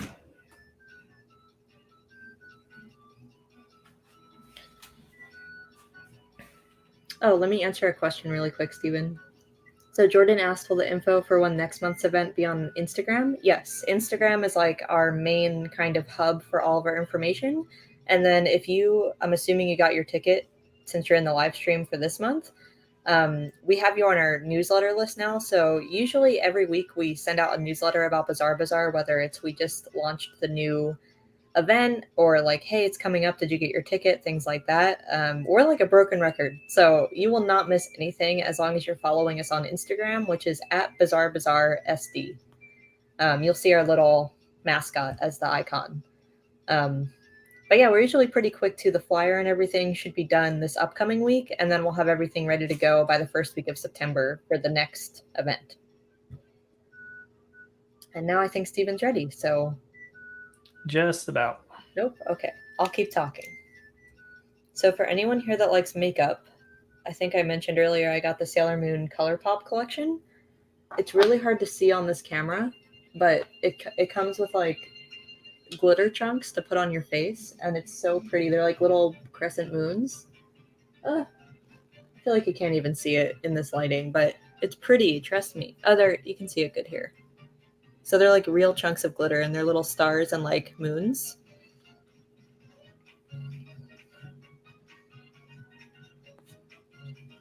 Yeah, Kelly knows. I am seriously a broken record on our Instagram because I know there's a lot of stuff going on, and we're probably not at your priority for remembering everything. So if you ever forget anything about BizBaz, you can easily find it on our Instagram, our website, our Facebook, which pulls from our Instagram, etc. So don't worry about missing out if you're following us.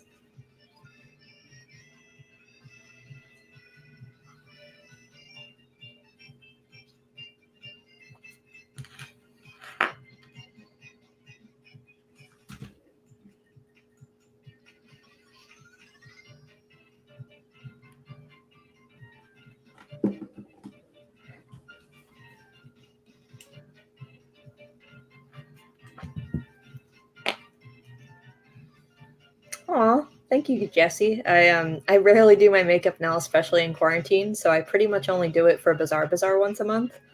And I was so excited to do it today. I don't know if it'll pick up that much. I actually posted a picture on Perfect Humans if you follow us there.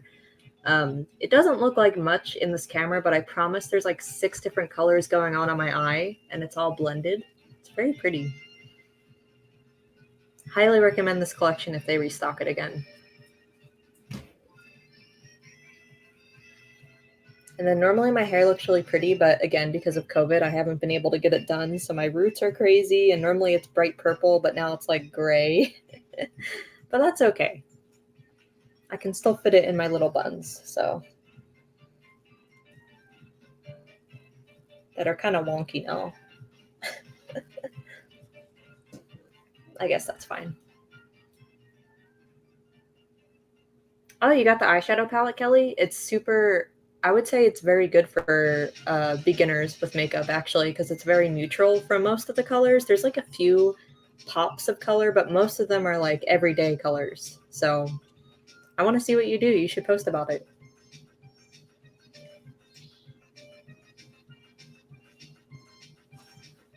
You still need a minute, Steven? Yep, just waiting for the people to join the arena now. The hard part's over. So I wanted to show everyone this Eat-A bag again, since we haven't shown it in a while. You still have a couple hours left to enter to win this beautiful Foxy Eat-A bag from Sleeping Wolves Art, who's one of our dear friends. She's been vending with BizBaz since we were even smaller than we are now, if you can believe that. So she donated an extra lilac colored Foxy Eat-A bag to me because I had purchased this one for me because purple's kind of my color. And I decided to do it for BizBaz this month because I know a lot of you love pins, so you probably love Eat-A bags to show them off. And this bag is, I love it for an everyday bag. It has this beautiful fabric inside of like astrology, I guess. And it's perfect for an everyday bag because I'm pretty sure your Switch can fit in here, and then your wallet and like your basics. And then the little details on it are everything. Like, look at this little zipper pull. It's a fox. It's a freaking fox. And then you can wear it, I think 5 or 6 different ways. I'm going to be sending you 3 straps with it. So you can wear it as a backpack, over the shoulder, just on one shoulder as like a normal purse. And it's amazing. I love it. So you're going to win this and all the pins inside. So it has our exclusive pin for today.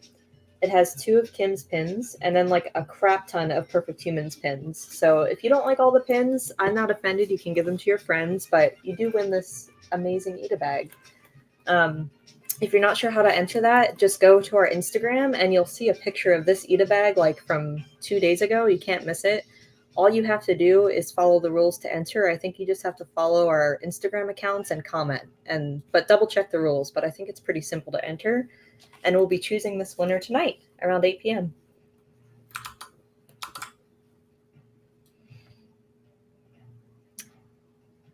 Do you want me to add this to the stream, Steven? Yeah, if you wouldn't mind. Thank you. So everyone, before Steven starts, I just wanted to say, if you've been coming to Bazaar for a while, we have a new thing this month with the stream where we can stream the video game like directly instead of with our phone. So it should look a lot better this month. So you can thank Steven for that, and also our friend Ryan, who recommended the thing we're using to stream the game. Should I leave? No, you can stay if you want. I'm just going to be, I'm going to stay on too and just commentate. So we're going to go ahead and start here with our first round. So we have Synthesis, Abaddon, and Ice Punk. And then as usual, I'll be in the ring because I have to be, but I'll just be committing suicide essentially. And so basically, rules for the Super Smash Bros. Tournament, we're going to play whoever the top player or whoever wins the round is going to jump out and spectate, and then whoever wins the second round is going to jump out and spectate, and then after that we'll eliminate people, and after we do the eliminations, then we'll have the final round with 4 people, and then after that, top 2 will battle. Can you make it bigger? Well,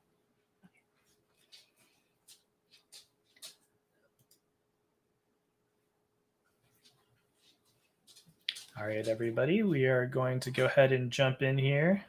Hold on.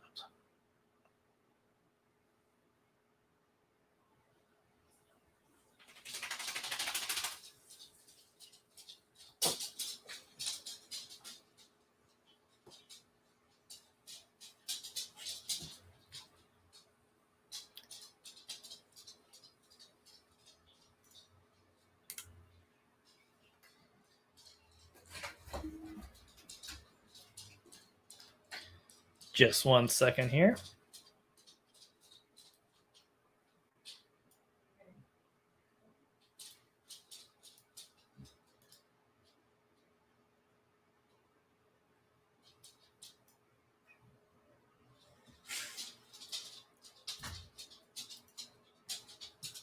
All right, 1 second.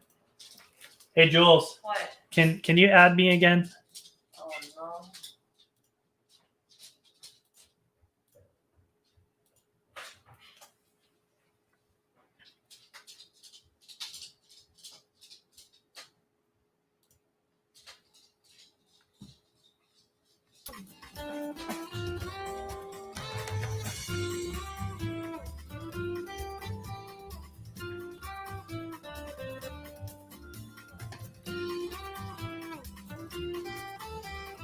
All right, so I think we are just about ready to go here.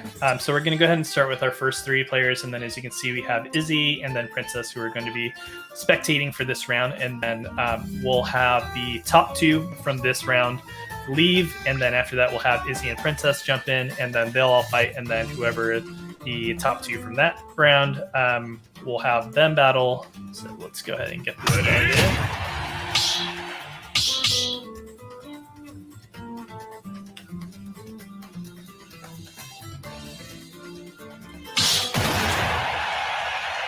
All right, so good luck, everybody. I'm Wii Trainer, so you'll see me just jumping off the map here.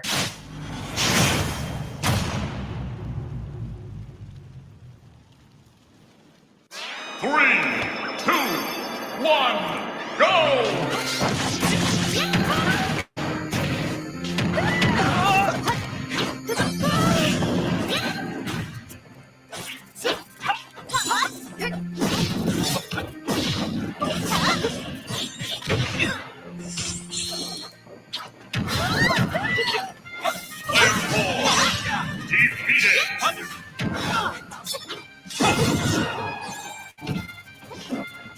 Hey, Jules, if you're listening, would you mind hiding in the comments so people can see the life bars down at the bottom? Thank you.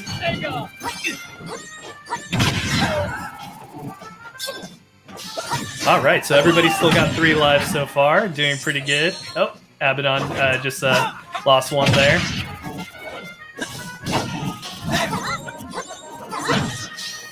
Seems pretty fair so far.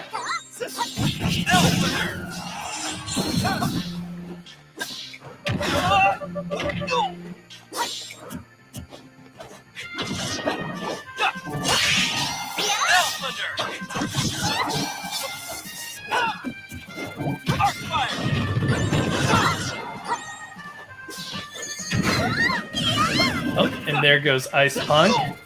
So Synthesis in the lead right now, but it's still a really close game.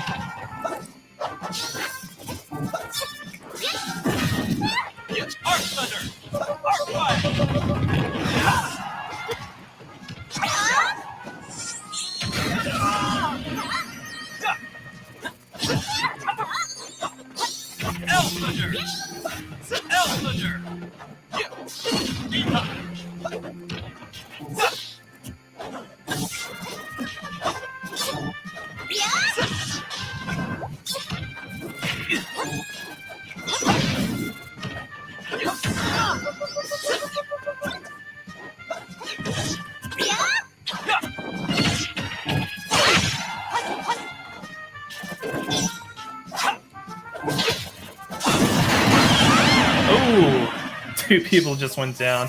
Looks like Synthesis is in the lead right now. It could still be anybody's game, though.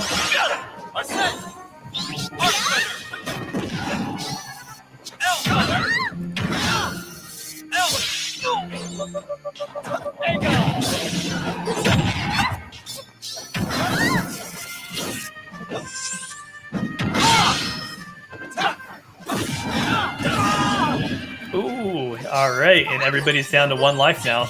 Could be anybody's game.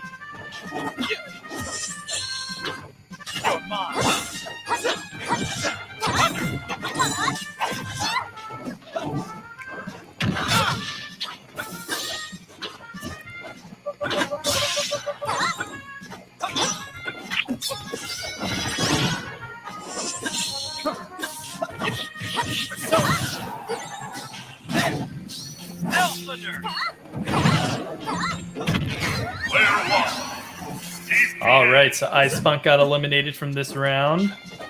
Down to Abaddon and Synthesis.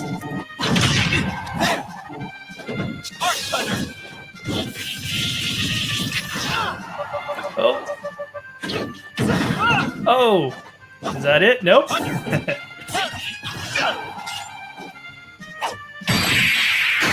And there it goes. Congratulations to Synthesis for winning round 1 here. So they'll be moving on to semifinals. Begun.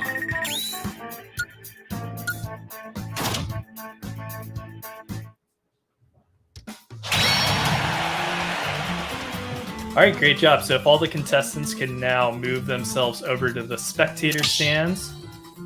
1 second here.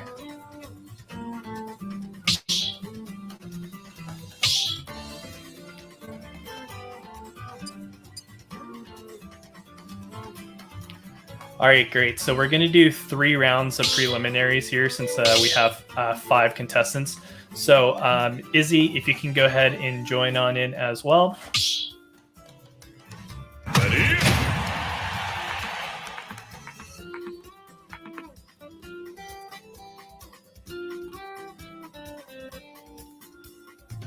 And 1 second here.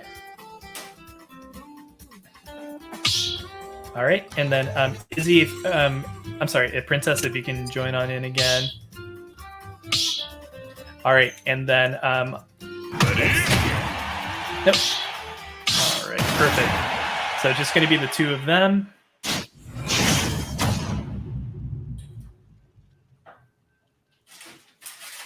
Three, 2, 1, go! All right, here we go. So this will be basically just Princess and Izzy. So whoever the winner is of this round here will move into the next one. Player 2, defeated.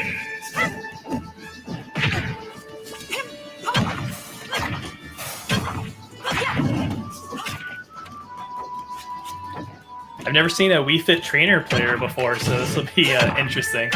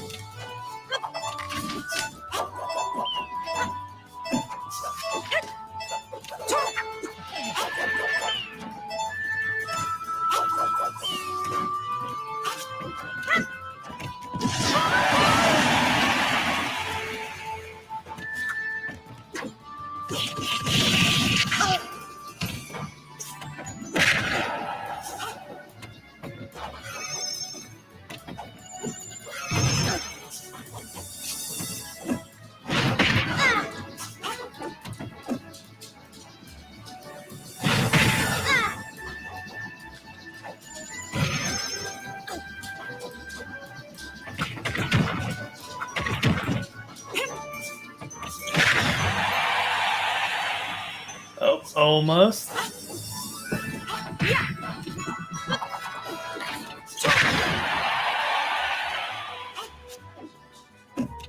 Izzy's really fighting. Oh, there we go. All right. They're down to 2 lives now. Still a super even game.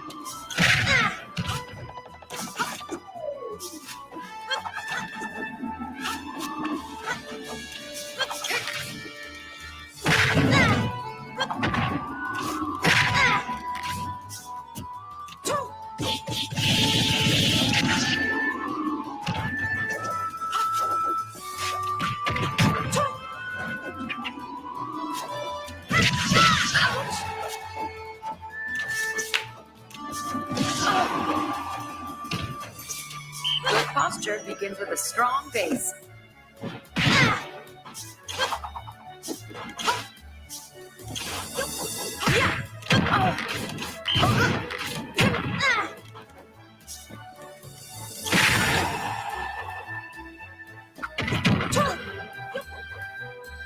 Ooh, all right, Izzy's down to 1 life. Let's see how this goes.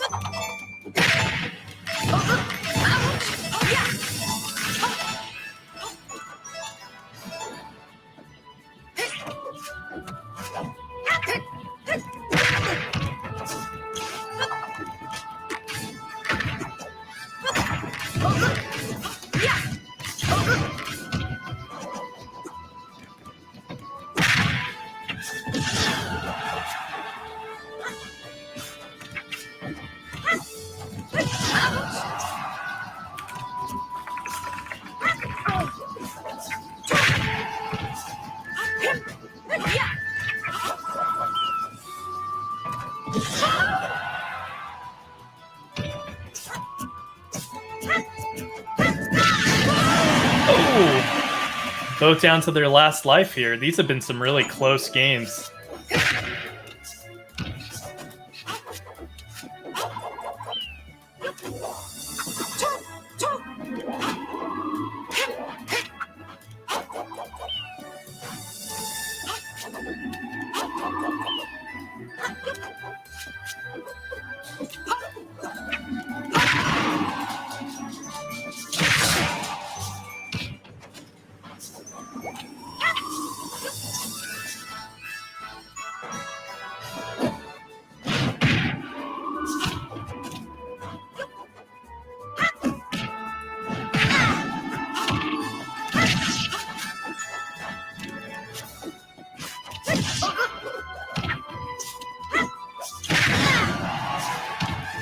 Uh-oh, Izzy looks like they might be in trouble here.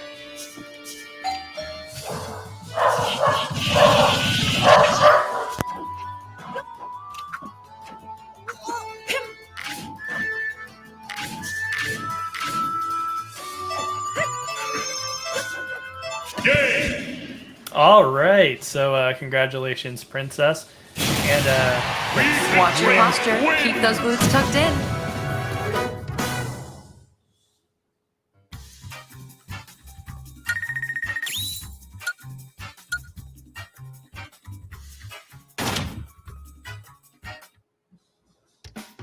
all right, great. So let's see here.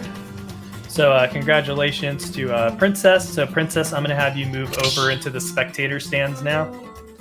And Izzy, you're going to stay in. All right, and then if I can have Ice Punk and Abaddon now join in the ring. And what we're going to do here is whoever the winner of this round is going to move into the semifinals with Synthesis and Princess. All right, and then just waiting on Ice Punk here.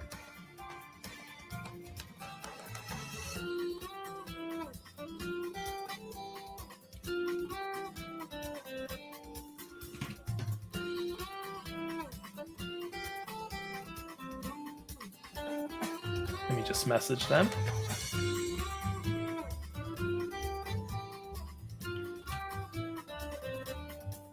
And so Synthesis and Princess are automatically in the semifinals now. All right, perfect. So let's go here. So winner of this round is going to move into the semifinals with Synthesis and Princess. Ready? And then after that, we'll have the top two just one-on-one versus each other, and then whoever wins will be our winner.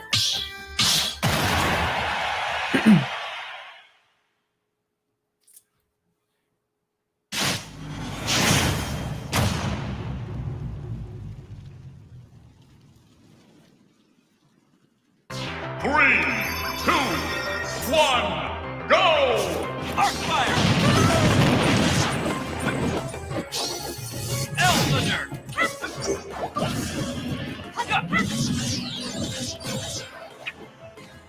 Player 2 defeated! Arcfire!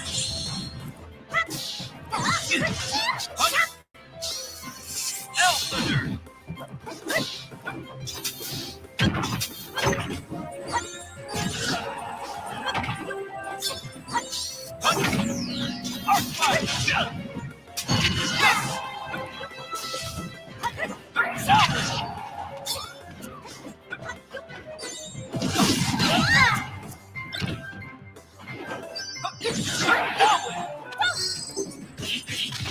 Super close game. I feel like the skill levels are really, really well matched this month. Oh, and Izzy loses their first life.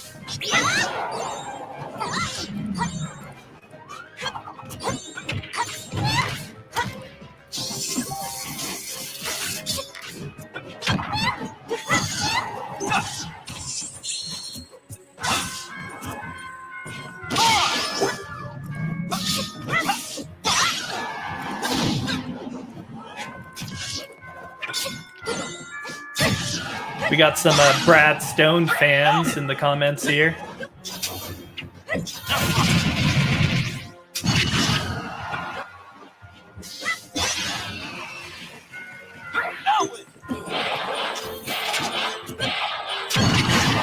Oh. Almost.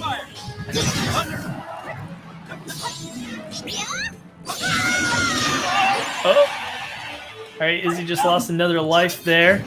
Let's see if he can stay in the game here.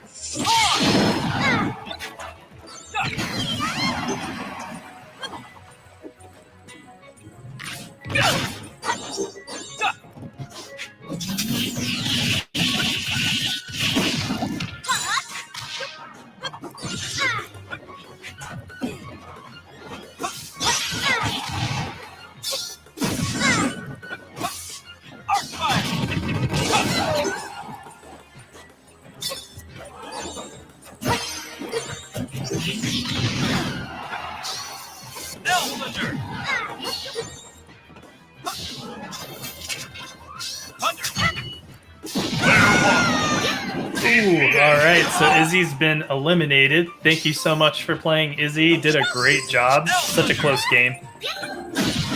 So let's see who's moving on to the semifinals here. Oh, and Abaddon just lost his first life there.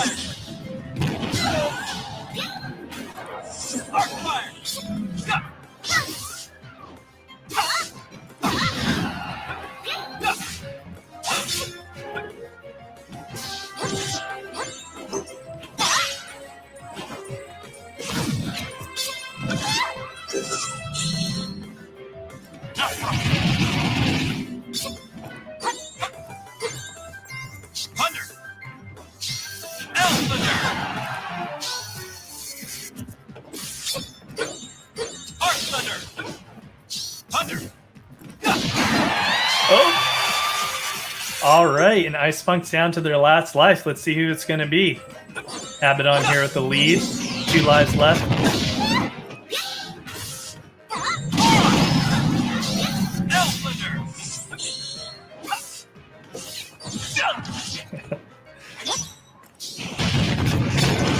Ryan Abreu says, Abba, don't fail me now.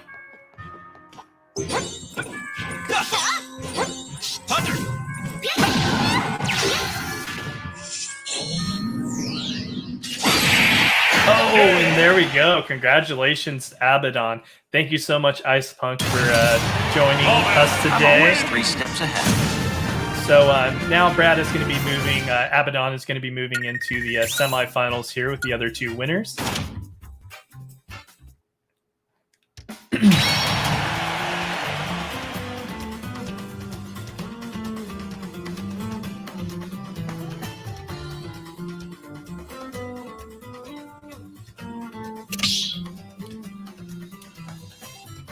All right, so I'm going to be booting the 2 eliminated players here.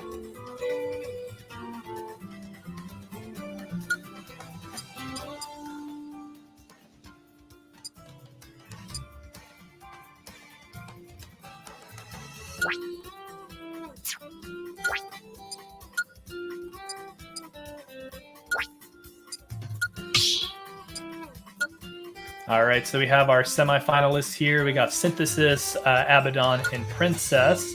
So if I can have Synthesis and Princess now join us in the ring.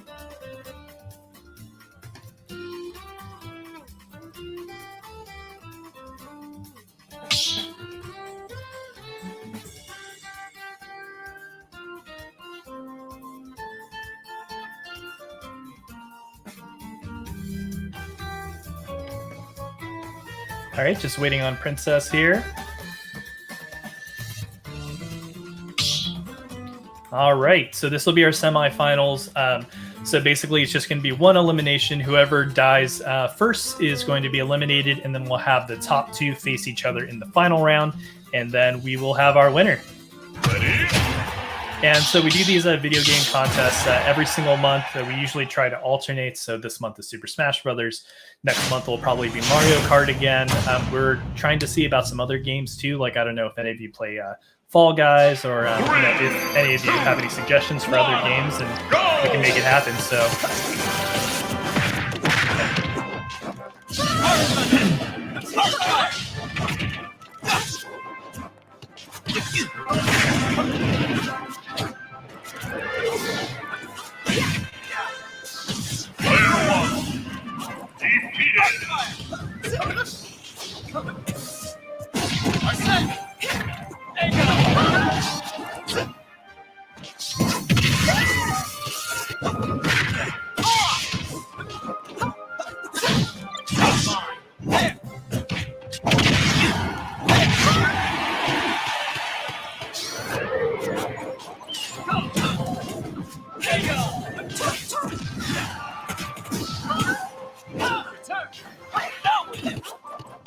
Ooh, that was a good save there, Abaddon. That was a close one.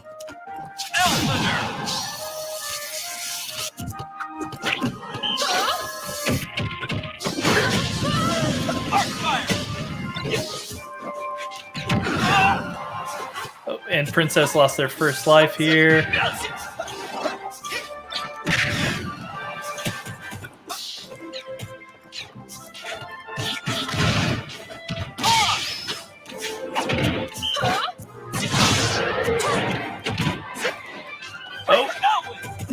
Wow, that's a close one again. Yeah. Abaddon is hanging on. All right, and Synthesis lost their first life here, so Abaddon in the lead, still with 3 lives.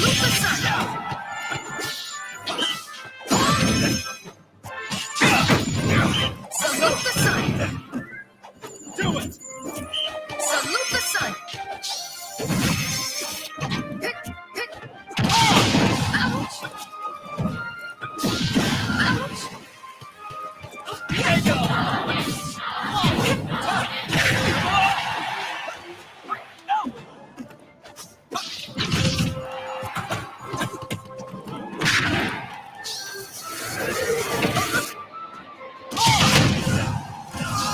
Oh, nice shot there, Abaddon. Wow. Abaddon still in the lead with 3 lives.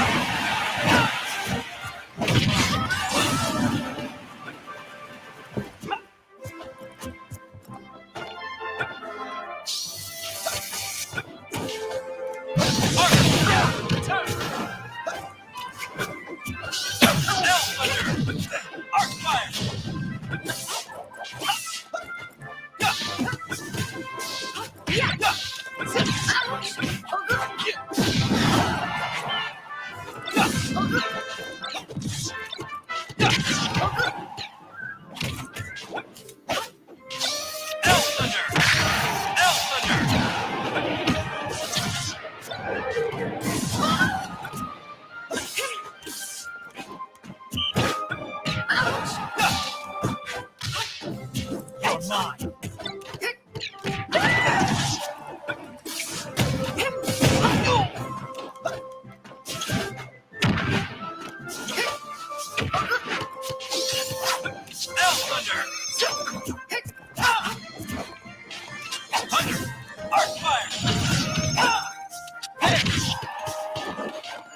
All right, Abaddon still in the lead here. It's really close though. Who's going to be the first to be eliminated? Ooh. Still in the game. Princess is hanging on. Oh, and Princess is eliminated. Thank you so much for playing. So it looks like our finalists are going to be Synthesis and Abaddon, so I'm going to let them wrap up here, and then after that they're going to be battling head-to-head in the next round, and then we'll have our winner.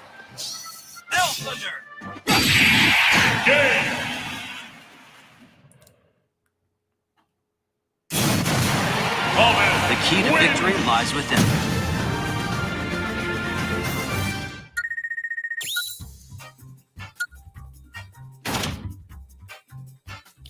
All right, so I'm going to be booting Princess here. Thank you so much for playing. You did an amazing job. Everybody is so good at this game. I'm terrible, which is why I never compete. But let me go ahead and get this set up here.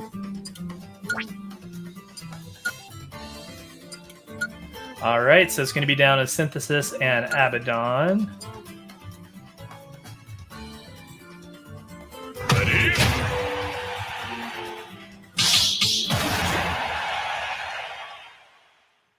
All right, so this is our final round here.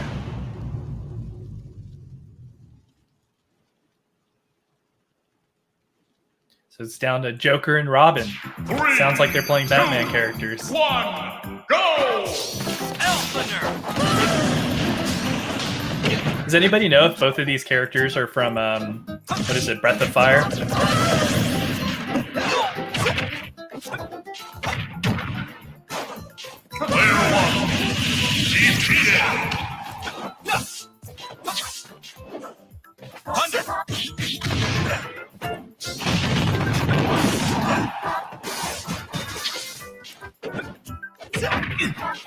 All right, so Abaddon with a slight lead right now.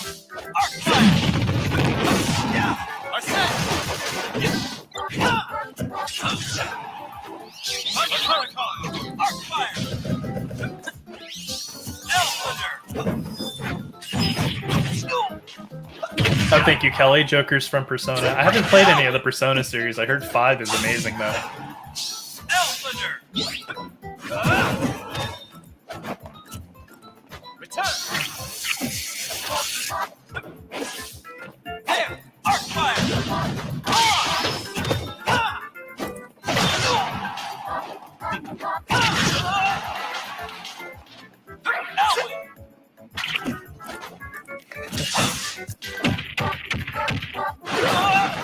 Ryan says, I'm the Joker, baby.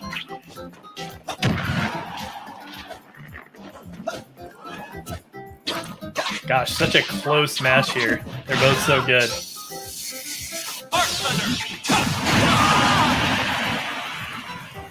All right, so Synthesis lost their first life here. Still a super close game. Could be anybody's game here.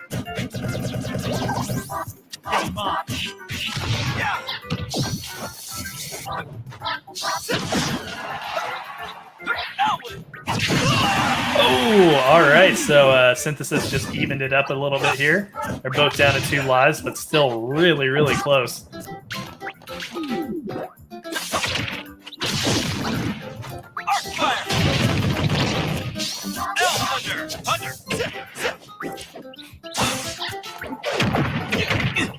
Kelly says that they're stressing out and they're not even playing. Same here. It is so close between the two of them. They're both really, really good. Playing kind of obscure characters, too. I never really see a lot of players play these two. But I'm not super... I'm not like a super great Super Smash Brothers player or anything either. Ooh! Wow, Synthesis was just bullying him there. And there he goes. All right, Abaddon's down to 1 life. Synthesis in the lead with 2. Could still be anybody's game. Both amazing, amazing, amazing Super Smash Brothers players.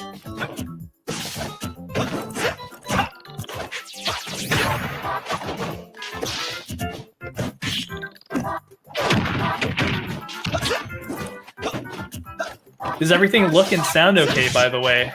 Can you all hear and see everything okay?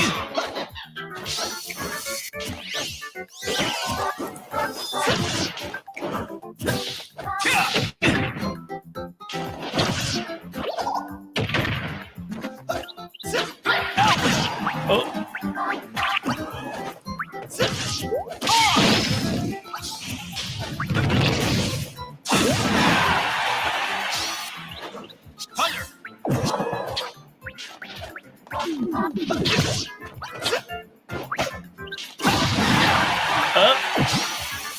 Almost. Synthesis is still in it.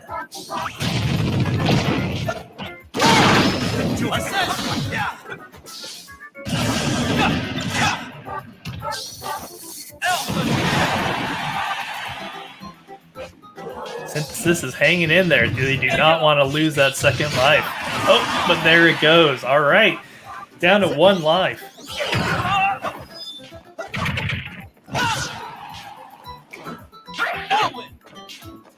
And thank you so much again to Ryan and Bray. They're the ones who found the streaming stick that I'm using here. So I think it just looks way better than me filming our television while they're playing. So thank you again to Ryan and Bray for the help.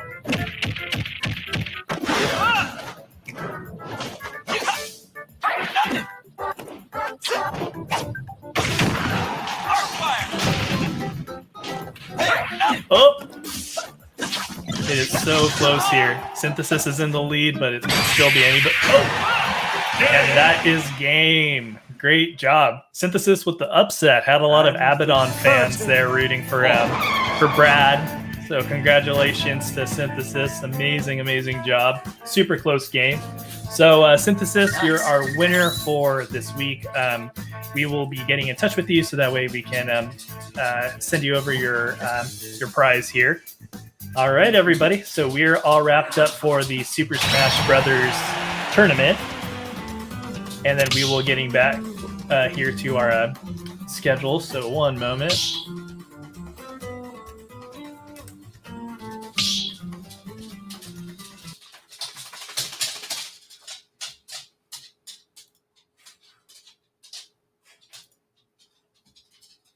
All right, and then Jules will be jumping in stream here in just a moment, and we'll be getting back to it.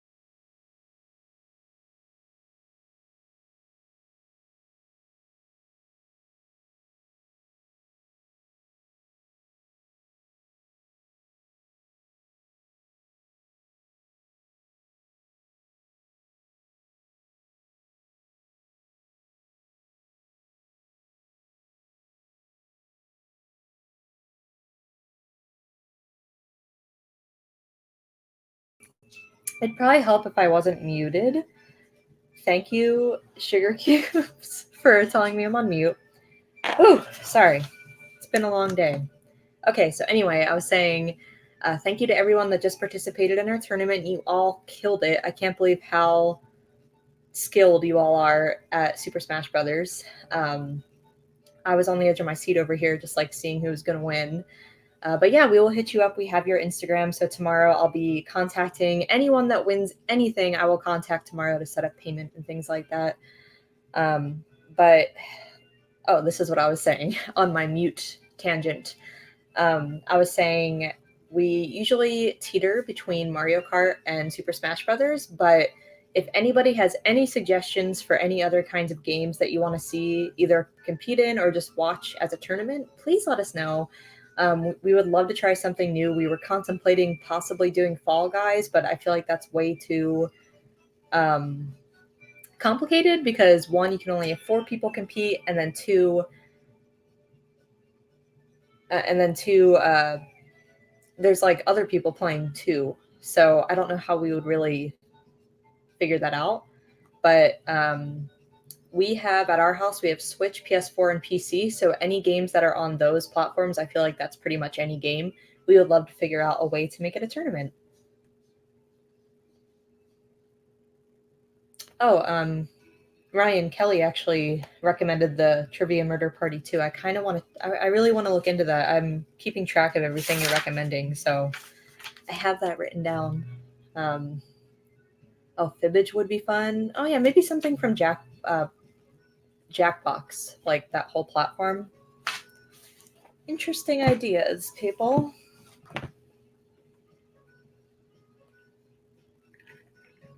Okay. So let's talk about the schedule. What do we still have left to even do today? We have a lot, actually. Let's see. We're going to do the coloring contest right now and show off all the entries. So when Steven gets up here any minute, we'll be doing that. And then we're going to go into the one-on-one with the vendors. So if you want to meet and chat with any of the vendors today, they're all going to be on the screen around 4 p.m. And you can talk to them, ask them questions, get to know them more. It'll be just like a real-life convention where you can like meet and greet with the artists. Then after that, we have Jesse Kale from Secret Midnight Press reading some poetry, which is going to be super dope. I'm so excited for that. I think you're going to love Jesse. You're also going to meet him during the one-on-one with the vendors because his poetry company is vending today too. So let's see. And then at 6:15, we have Hey Chels, which is a local pop punk band in San Diego. They are performing a set. And then we have a drag performance at 7. And then we will announce all of our winners from the day and call it a night. I think Steven's coming up, so we'll get with the coloring entries now. Or is that my dog? Is my dog that heavy? I could have sworn that was... Oh, no, it's Steven. Okay. How's it going, everybody? I am back. Did you get a coin? Yes, I did. I only had 1 quarter. That's fine. So right now we're going to do the coloring contest. Oh, great. Awesome. Vanilla P, can you still not hear me? I unmuted myself a while ago. I'm pretty sure I'm not muted anymore because I was talking to a bunch of people. But let me know if I still am. I guess we'll do the coloring contest. No, that's cosplay. There you go. There. Oh, perfect. Sorry, I'm like clicking everything and nothing's right. Here we go. Let's get bizarre. Can you get them out? Our dogs are starting to play and I'm like, get them out of here. What? We can't have them growling. All right, so I'm just going to load up our contest, our coloring contest entries. And then we'll see what they look like, and we'll kind of do what we did for the cosplay and just talk about each entry, and then we'll put the official templates to vote on our Instagram story. Right now, by the way, if you're interested in the cosplay, our final round of voting is up on our story, so it's down to 3 people. It was a 3-way tie, so we should have a winner sometime around 7. Let me just queue up our entries here. I think I have them right here.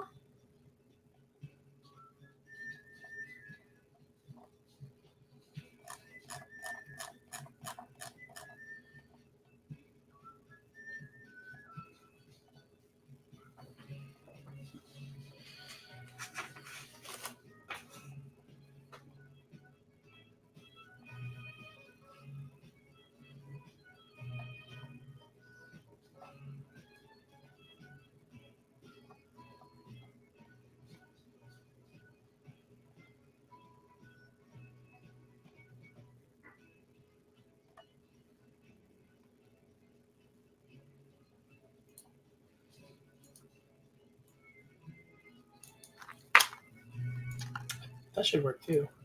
Oh, that's fine. Yeah, it's just any program except for the one that opens automatically for some reason. It was Microsoft Office. Oh, I like that better. Okay. I think you can open multiple images if you want. Will it share? You can check. You're gonna have to open more of them though. Just a second, everyone. You might be able to drag it in. I'm not exactly sure.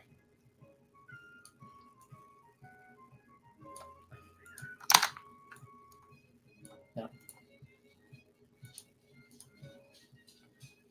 Yeah, it's going to be a different application. All right. Yeah, that's fine. We can just do one by one. All right, so we're going to do one by one, just like we did with the cosplay. So here's our first entry. And I think this was actually printed out and they used like crown or oil pastel or something. Yeah, looks really great. Love the colors. I love the red eyes. They even did shading and stuff too on they look shiny. Script. This is really pretty. So for anyone that doesn't know, with our coloring contest, every time we do our coloring contest, the theme for our next Bizarre Bazaar is hinted at in the coloring contest. So whoever wins doesn't only get a cash prize, but your design will be the inspiration for our exclusive pin for the next Bizarre Bazaar. So in case you can't tell, our next Bizarre Bazaar is going to be Sailor Moon themed. So most of our vendors will have Sailor Moon stuff. Our pin is going to be Sailor Moon themed. We're going to try to do our trivia to Sailor Moon. So study up now. Yeah, study up. Especially because I'm going to make the questions hard because I'm a Sailor Moon fanatic. I'm just kidding. It'll be a mix like always. But yeah, so this is hinting at our next theme. The pin doesn't look, I don't think it's going to look exactly like the drawing like it did last time. But yes, there will be a little variance to it. Just something still, cute. But yeah, for the most part, this is the pin for next month. Oh, and so Jude must have been the artist for this. So they use Copic markers. Okay. Yeah, this is really, I love the shading, like we said. All right, next one. I swear I'll get faster at this. It stinks I can't make this like always open with this. You can if you want, but there should be. So yeah.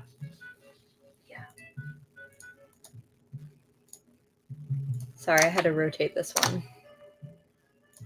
Share my screen.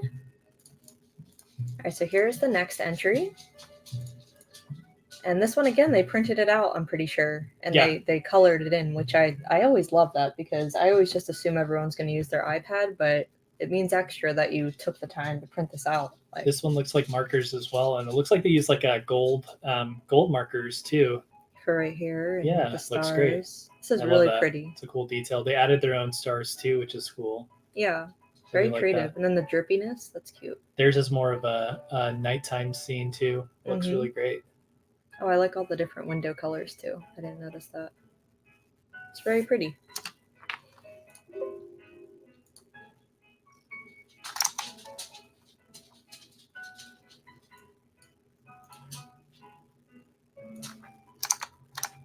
All right, now here's our third entry here. This one, that's I love. She added, or they, I don't know who it is. They added stars on the skirt, which is super cute. Love that. They added a little star on her brooch, which is really cute. And then I'm a sucker for purple, so you're sucking up to me with your background choice. Yeah, it's very. Oh, and look, they did little like details on the moon. It's really cute. It's very cohesive. I love everything on this one. All the colors are on the same spectrum, I feel like, of pastel. Anything else? Oh. All right, so we'll go to number 4. Maybe try just do it in paint. For some reason, we keep getting that pop up.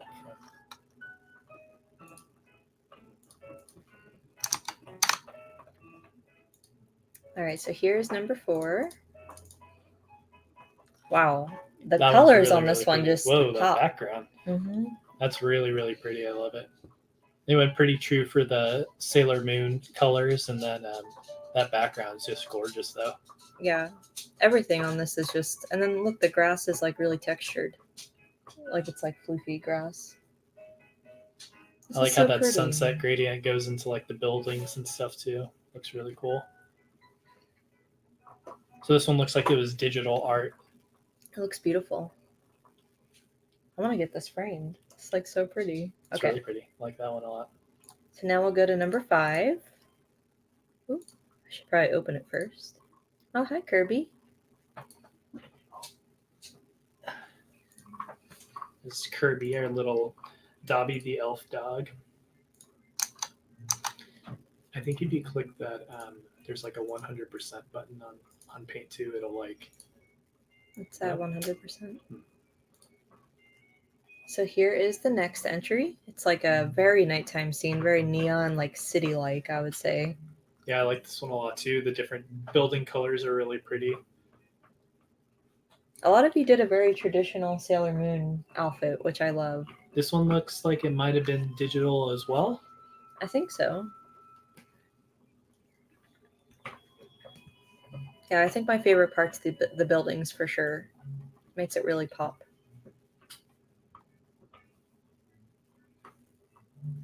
All right. So the next one, there's a lot, so I kind of have to go a little fast. I love this one. This one's so creative. This next one, I can't believe the details in it. Just give me 1 second. There we go. I love this. So they went with a Diva. Overwatch theme here. Yeah, they have Diva. They did the little Diva. I love the face paint. Mm-hmm. Super cute. This is really cute. And then it looks like Kaylee, I think is how you say your name. And then she named it BizBaz Diva. Super, really super cute. awesome. This one, the details are just crazy. I love. Oh, look, the little Overwatch symbols on the antenna. On the antenna, yeah. Wow. Very cool. Big Diva fans here, so. I know. Yeah. All right.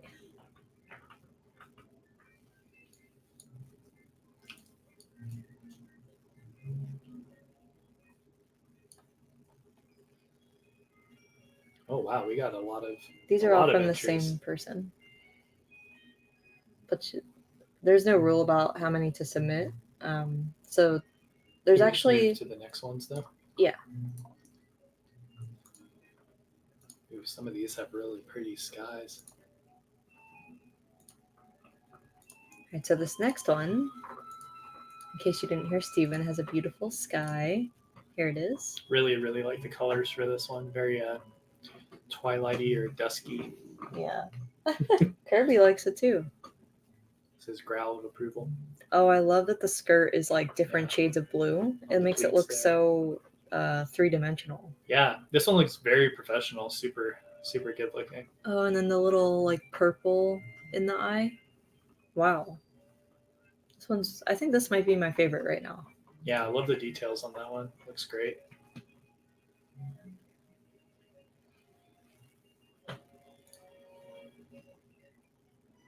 Oh wait, I lied. The next one is my I remember I opened this earlier and was like, I need this framed or something. I'm pretty sure this next one is, I don't think she'll mind if I say her name, but I'm pretty sure it's Aryan Dream on Instagram. She actually designed one of our pins a couple months ago. She's a super talented artist, and she did our Ghibli trivia earlier too. Sorry, I'm hyping it all up, and here we go. So yeah, look how beautiful like, this one is. The sky with the zodiac signs and like, well, not zodiac, but astrology. Astrology, yeah. And then it's just, I love all the purple. It's just. And if you all know Aryan Dream's art, it's no surprise that they did such a great job on this coloring contest. Their art is amazing. So definitely go check out their stuff if you get a chance. Yeah. The sky is amazing. I love everything. Like the shading on the moon. So professional. Yeah. I'm not surprised at all. Yeah. You can tell you do this for your business. All right. This next one's really cool. Ooh, and this is a hand-colored one, it looks like. I think so. It kind of looks like a stock photo.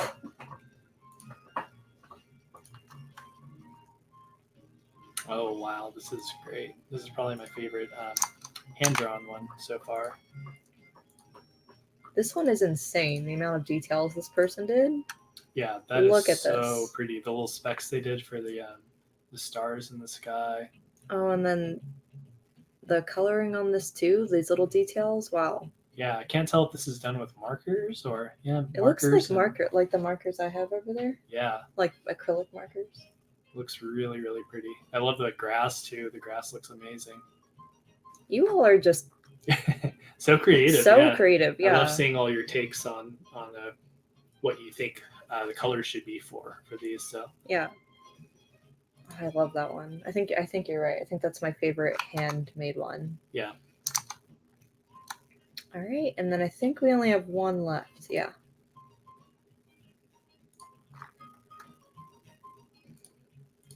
So this one is hand colored in.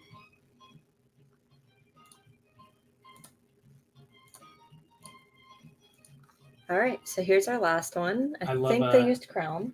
Yeah. Yeah, you see the little hearts too under the eyes. It's super very cute. It reminds me of like Harley Quinn or something. Yeah. And then the different colored skirt. Aww. Great nighttime buildings. Very cute. So yeah. Head over to the Bazaar SD Instagram, and you'll see all the coloring pages in our stories. So just go and let us know which one was your favorite. Well, I haven't posted them yet. I'm about to do it right now. Yeah, so just give us a few minutes here. Give me like 3 minutes, and they'll be up on the story. But it'll be just like the cosplay contest. You just type in the question thing with what you want to vote for. It definitely is going to be hard picking a winner. I'm very interested to see who wins because I love all of them. Like we said with the cosplay contest, I wish I could give you all money. Maybe one day. Well, here, let me post them now. Yeah, really impressive entries this month. Thank you so much for taking all that time to print them out and color them. That's a lot of time and effort. So excited for these pins to be made too. Like Julie said, we're just really big Sailor Moon fans. I mean, our whole business, Perfect Humans, revolves completely around doing Sailor Moon fan art. So, we just absolutely love it. And we're super excited to share that next month with you all.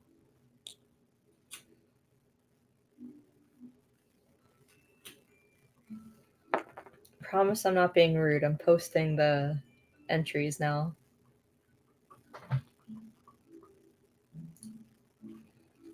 Kelly says they want to print an Aries submission. Yeah, that one's amazing. Yeah. Can you put that on your website? Like, I'll buy one.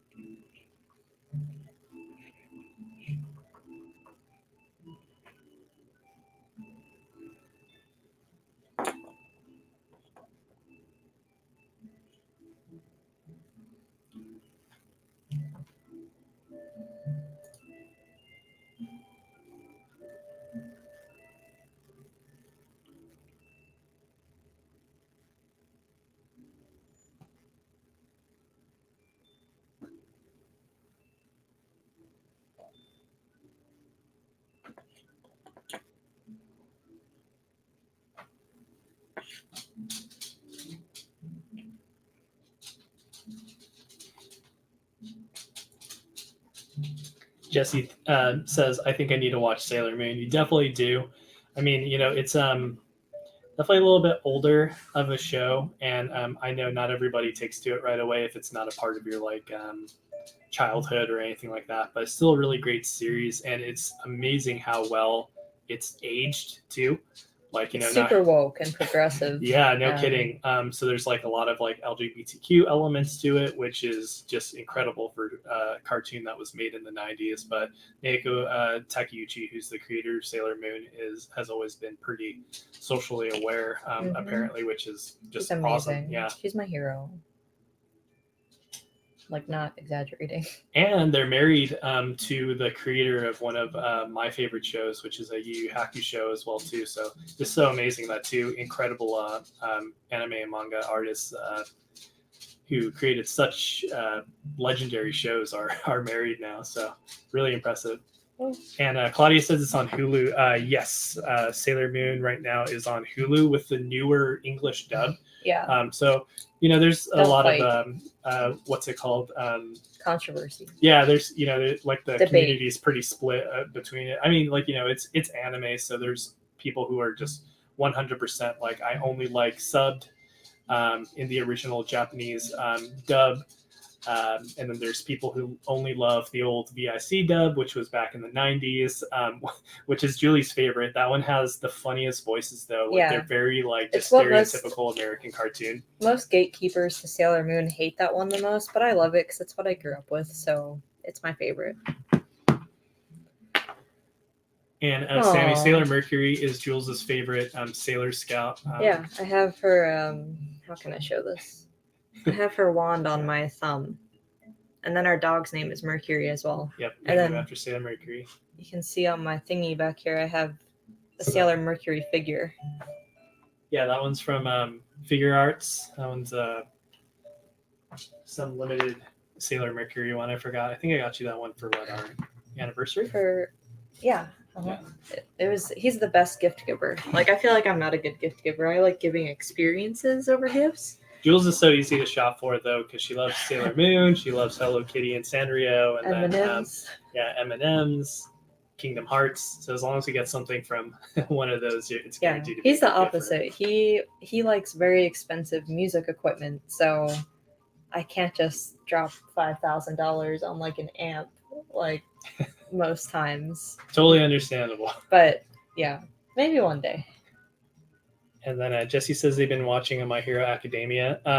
I just started that one. I think I mentioned it earlier. I've only seen the first episode so far, but I love the premise. If anybody hasn't seen it, it's a show about where like 80% of the world has superpowers, and then the protagonist of the show doesn't have any superpowers, but still wants to be a superhero. So I love the idea of that, of kind of like the person who is quote unquote ordinary, or at least not extraordinary, is fighting really hard to make their dreams come true. So it's really, really awesome. Pat says if you really love Steven, buy him an Axe Effects. Pat knows me so well. Whatever.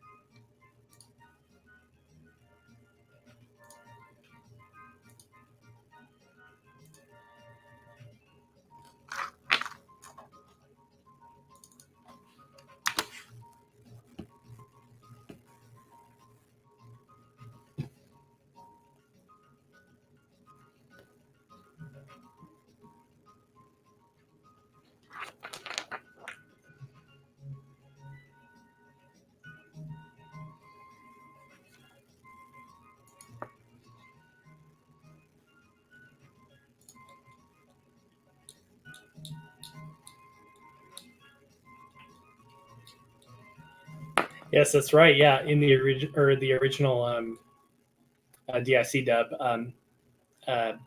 Usagi is Serena.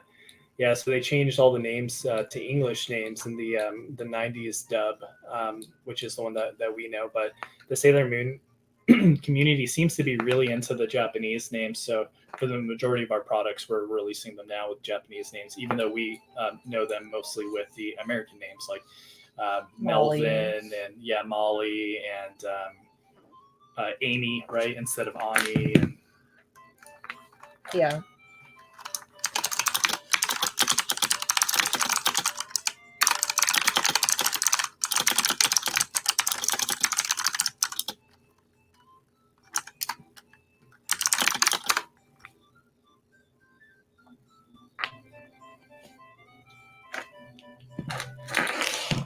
And Katrina, both Julie and I have not seen Cardcaptor Sakura yet. I know we have to. Everyone's everyone always begs says me. if They're like, you're like gonna Sailor love it. Moon, yeah, you're gonna love And Cardcaptor Sakura. The reason we haven't is two reasons. One is we have like the longest laundry list of things we have to watch, but two, I hate being told what to do. So the hipster in me, when I get told to do something by like a million people, like, oh, you're gonna love X, I'm like, no, I'm not, even though I more than likely will, you know.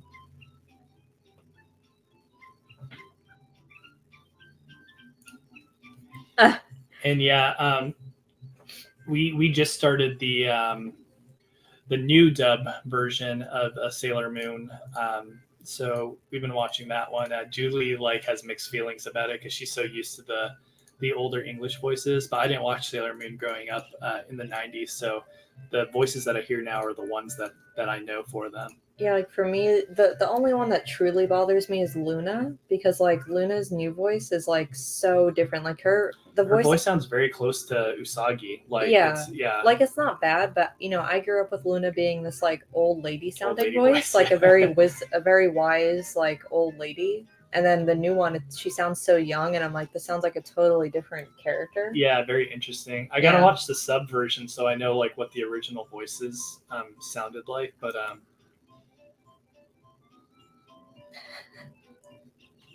And Pat Earhart asked if we remember Monster Rancher. I absolutely remember that game. It was so good. It was like kind of like Pokemon in a way, where like you're like raising these monsters, and it was kind of a gacha in the sense where like you would get a random monster or something like that. But I don't remember if it's even based off of an anime, but I was playing it on either PS1 or PS2. I can't remember the console, but yeah, that was a super fun game.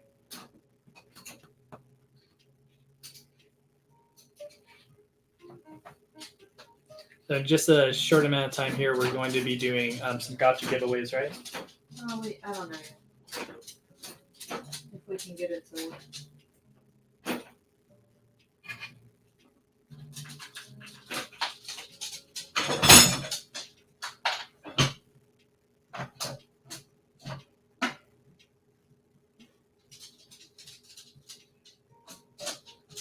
Yeah, do we even know the coin size for it? I thought it was just a quarter. I'm not sure. But I have to read the instructions. I mean, we can do it. Just pick one out of there. But... Yeah, that's fine. We can do that for now. Hey, we didn't advertise it, but... Oh yeah, thanks so much for coming, Ari. It's always lovely having you, and yeah, keep us posted on the backing card. We would love to use that as our backing card for the next one, or just a print or something. Yeah, we could definitely do that, a little collab print or something. It's so well done. Okay, so while we're all talking about anime and stuff right now, I wanted to do one more giveaway before our one-on-one starts. So I would like to give away, I don't know, give me a second. We'll be giving Kirby away. Yeah, we're gonna give our dog away. Dog? He's pretty pathetic, unfortunately, but super cute, and he'll sit in your lap all day. Oh, you know what? Since we're doing Sailor Moon, I'll do one of our pins. Okay, yeah, great. I'm gonna grab one.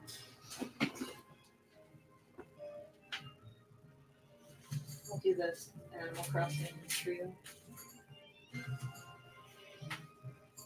You ordered the gotcha machines from Amazon? Yeah, it should be on. It's okay if we can't figure it out. I didn't advertise this at all. Yeah, I wonder if we have to like order tokens for it or something. Maybe. That's fine. All right. So since we're talking about Sailor Moon, I figured we would do the next giveaway as Sailor Moon pins. So these are going to be from our store, Perfect Humans, and it is a mashup of Animal Crossing and Sailor Moon. So here's Chippy Moon dressed as Ooh, who is this again? Oh no, I can't remember either. Hold on. Harriet. Yeah. Sorry, Harriet. It's been a long day. And then here is Isabelle as Sailor Moon. So Sailor Isabelle. Oh, gotta do this stupid thing. There we go. Super cute. And then we have Tuxedo Mask and Nook. So I'm going to share my screen so we can pick a winner. I hope whoever wins likes Animal Crossing or Sailor Moon. Fingers crossed. Let's see here.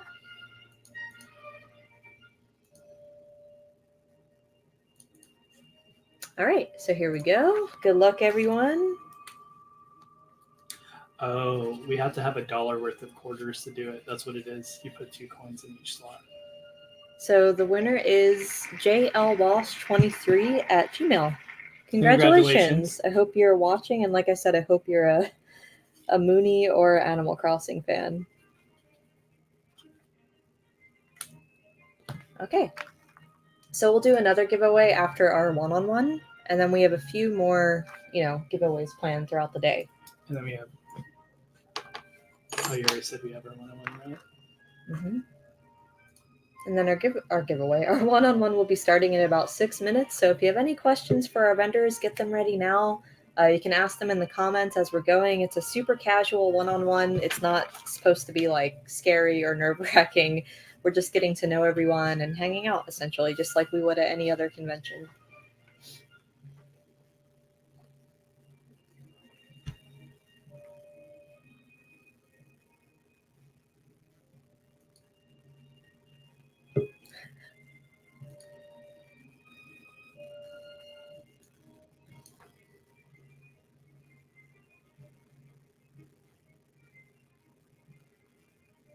Kelly said she'll adopt Kirby. I'll take Kirby.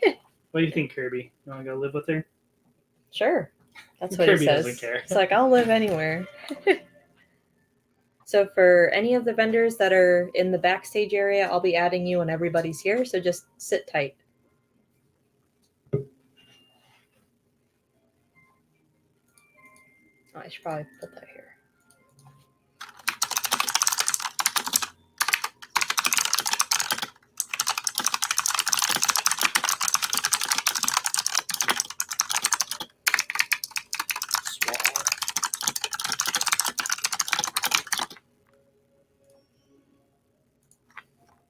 Is anyone here to talk or meet a certain vendor? I'm very curious. I always want to know that kind of stuff.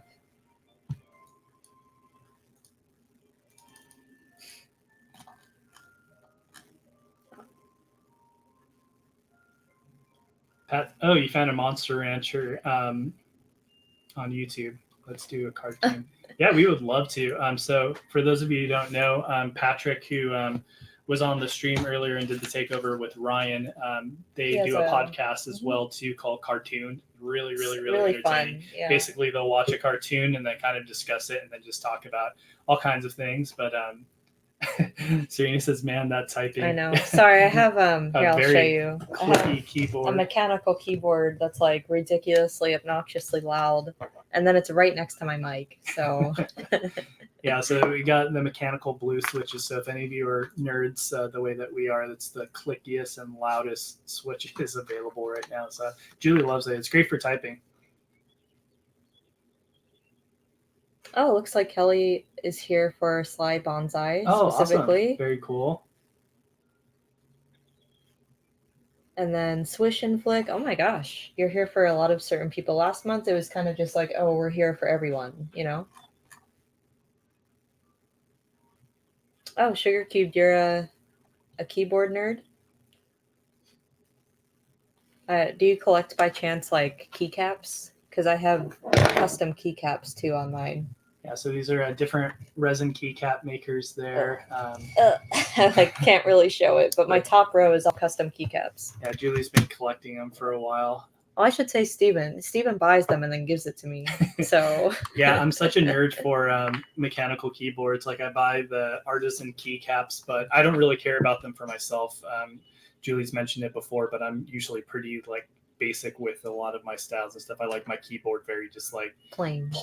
Steven's very minimal. He's the opposite of me. I'm flashy and annoying, and then he's very minimal and like quiet. I only have one artisan keycap on mine, which is from it's a copycat, and it's of Jack Skellington, and then Julie has the Sally version from Nightmare Before Christmas, so it's kind of a little matching set.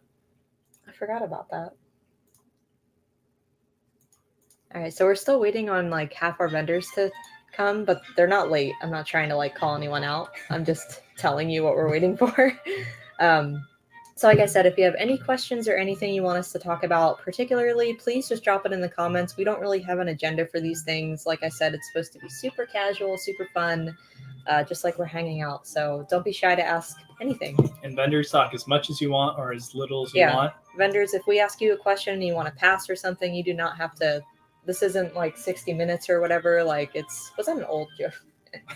do people even know what that show is? But anyway, it's supposed to be super light and fun. So don't feel pressured if you're like, oh, I don't want to answer that. You definitely don't have to.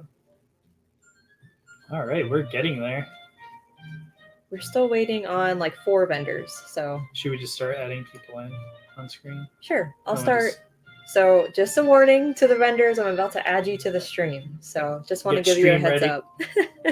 I'm going to add Miguel first because he looks really ready. So Miguel's always ready. Hey, what's up? Hey, Miguel. Good to see you. Hello. Nice to see you guys, too.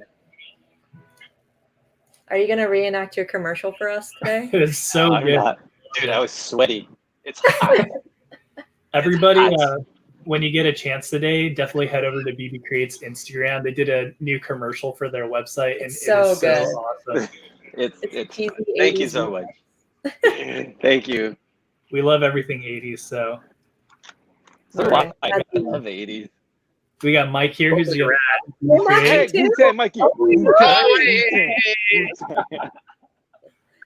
Okay, and then I'm gonna Twinsies. Great minds think alike. Okay, so we'll do Figure Cube Studios. Hey, next. how's it going? Hi. Can you guys hear me okay? Yeah, you sound great. Awesome. And we'll do Meow More Creative. Hey, how's it going? Good. So, they're one of the vendors who donated a bunch of those super awesome stickers and stuff that we're going to be giving away. So, and pins. So really, really incredible. So glad to have you. All right. I'll do Sly Bonsai. Sly Bonsai. I know you've got a few fans. What's up? Hi. Hello. Nice to meet you. Nice to meet you too. And this is the second part of Sly Bonsai. He's my he's the packing mule. So oh, that's like, me too. Yeah. So yeah. Yeah. So very cool. Nice to meet you. Your background is so pretty with your lights. Oh, thanks. Yeah, we stream on Twitch, so we're just in the Twitch room. So nice. I'm in my kids' room. I'm just kidding. That's fun. Long time no see, Miguel. Where's my $100? I don't know. Where's mine first? You sweet. All right, I'm gonna do Jesse next. Hey, all Jesse. right. Hey, how's it going? Nice hey, to meet you. So Jesse's buddy. Poetry for us later too. So really excited about that. Yeah, that's gonna be super fun. I've got I like busted out one of our little like stage props for it, so it'll be pretty. It'll be fun. Super excited for that. Yeah, it's gonna be awesome. And if you all don't know, go follow Jesse Kale and Secret Midnight Press. Jesse Kale does a great job of having a super well curated Instagram. I have to say. Thank you. It just looks amazing. Yeah, your aesthetic, his aesthetic. Like we're not here. Your aesthetic is like. Thank you. I appreciate it. You both look amazing. So. Thank you so much. All right, I'm gonna add El Black Bat now. Hey, what's up? Good to see you. What up? Hey, what's up, man? I love your office. All your figures. Yep. I knew you were gonna have a great looking office. Like I just somehow knew. All right, and then last but not least, we have Miss Jackie from Lantern Pins. Oh, hello. Hi, Jackie. Hello. Nice to meet Jackie. you. Oh, just hanging out. All right, so is this everybody now? I think we're missing a couple of people. Let me check my list. Oh, I deleted my list because I'm an idiot. 1 second. I think we're missing Swish and Flick. Oh yeah, Swish and Flick. I think Swish and Flick's in chat right now, trying to figure out how to get in. Yeah. Oh, doesn't only let us have this. Okay, let me check. Actually, had some jams go. Oh, they're there. All right. Hello. Hey. Welcome. You made it to the party. Am I in? You're in. Yeah, we can hear you. All right. I was panicking. You made it to the party. Am I in? You're in. Yeah, we can hear you. Oh no.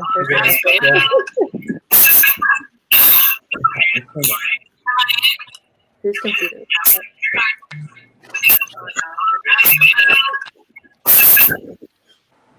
Uh-oh, we got like a forever echo here. Oh no. Okay. That's what y'all came to see, right? Okay, so I think here, let me check. We're waiting on Sombra too, but and Gorgeous. Oh yeah, I that's think right. we have to break it up then. Okay, yeah, so we're probably going to have half of you for first segment, and then we'll do a second segment since we have so many vendors to get through today. So we'll figure out that in just a second who we'll have for the first part, and then split it up into two. I'll just do it alphabetically because I don't want anyone to feel like I'm choosing for any certain reason. Yeah. So 1, 2, 3, 4. And of course, BB Create just had to have 2 people on now. Yeah. Cheater. Yeah, sorry about that. Look at you, Miguel, causing trouble. Always causing trouble. Sly Bonsai, Sugar Cube, Sombra, and Swish and Flick. You'll be in the next group if that's okay. After we're done. No problem. No problem. That's good. Cool. So feel free to hang out, and then we'll add you back here in just a moment. Yeah. Oh yeah, definitely. We'll go ahead and stay and harass people in chat. Okay, we'll talk to you soon. I can't remember who I just said. Get out of here. I'm just kidding. And then Secret Midnight, I think, right? I call the S ones. No, he's Jesse. J. Oh. All right, I think that's it. Perfect. Okay, Yeah, and then we'll just do start. the second half. Okay. So, welcome to our one-on-one. Sorry for that very long, dragged out introduction.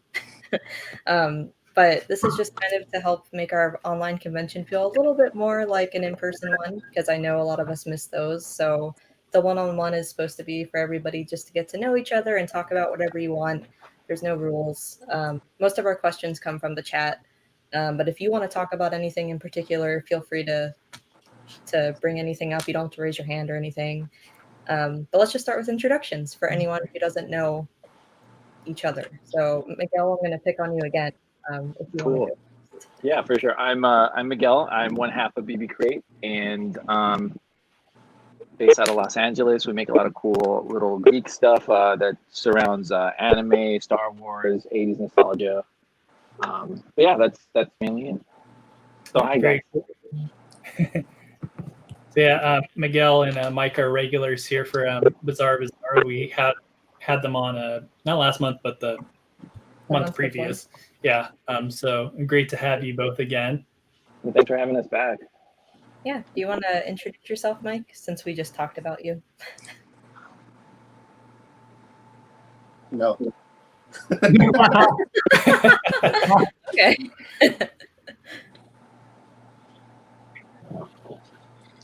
And wow.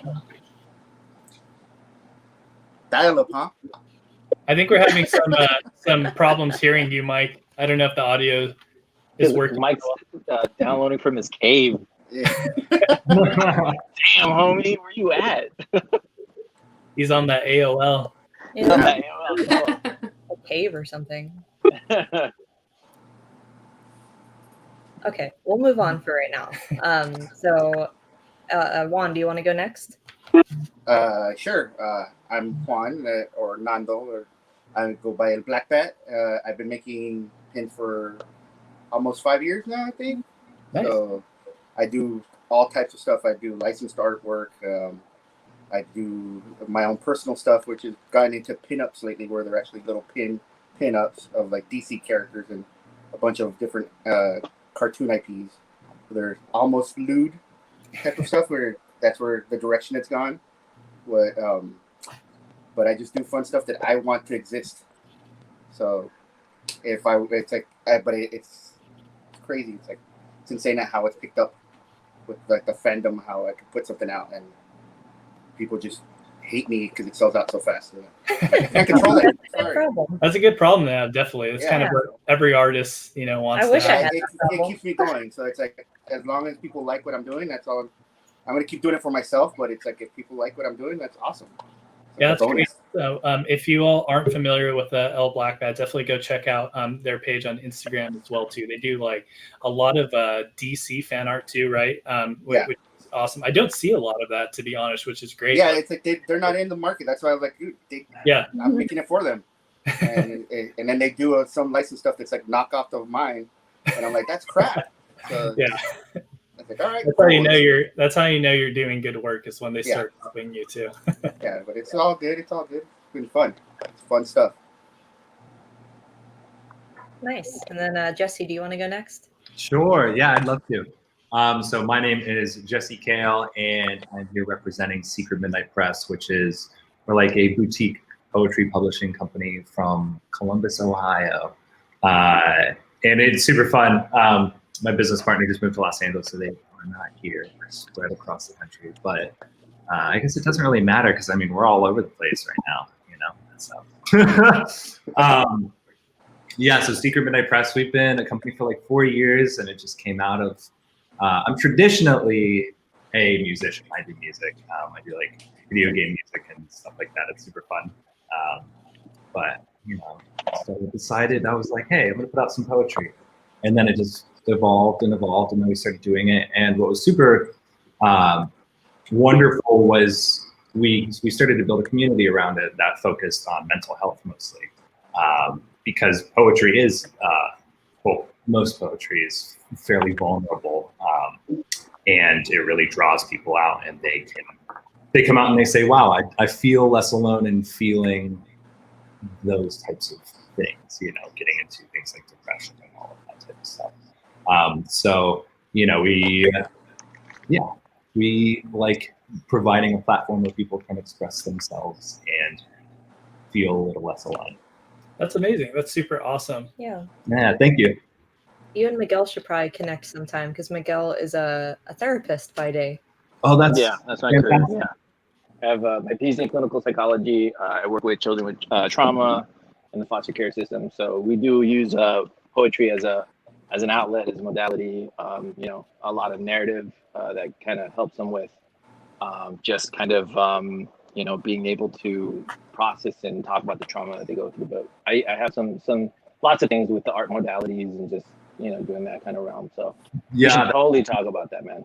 Totally. That's wonderful. Yeah, for sure. Cool. So, Yalmor, do you want to go next? I'm Cynthia. I started illustrating at first, like 3 years ago, and just started turning into products. Mostly cat stuff because I was inspired by my cat, Bruce, who's named after Batman.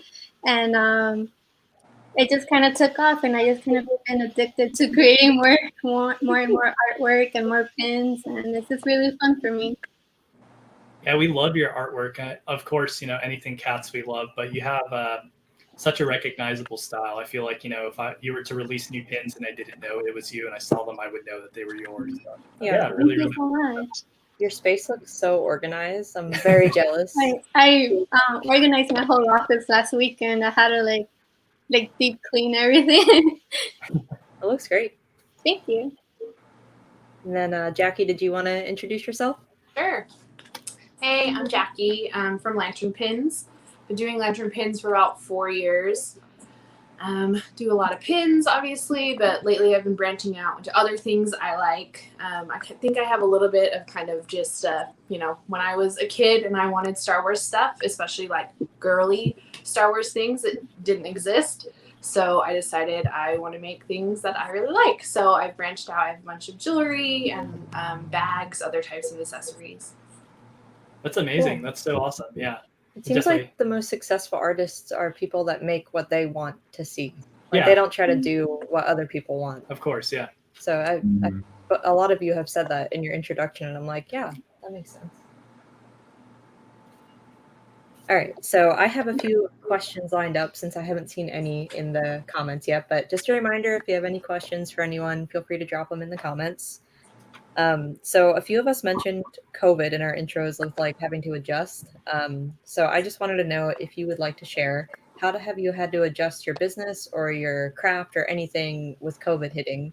Obviously with us, we've gone virtual and it's been a huge change, but Yeah, we're loving it so far. It worked out for the better. Like, we have people viewing right now from New York, and Jesse's with us from Columbus. Like, he would not be able to do our normal BizBaz because it's in San Diego.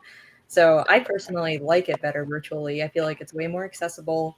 But then, of course, at the same time, with our other two businesses, they were affected kind of worse. Kind of negatively. Because we don't have trade shows. So we're trying to make virtual trade shows like normal, just as like a good backup. So if anything like this happens again, I mean, hopefully it doesn't. I'm not good at talking, in case you can't tell. We do if anything like this happens again, we're like prepared, and we all have like a good base. Like, oh, we can just do BizBaz at home. Like, we don't have to worry about trade shows or whatever. But, yeah. So getting to do the virtual kind of conventions or trade shows like we're doing was.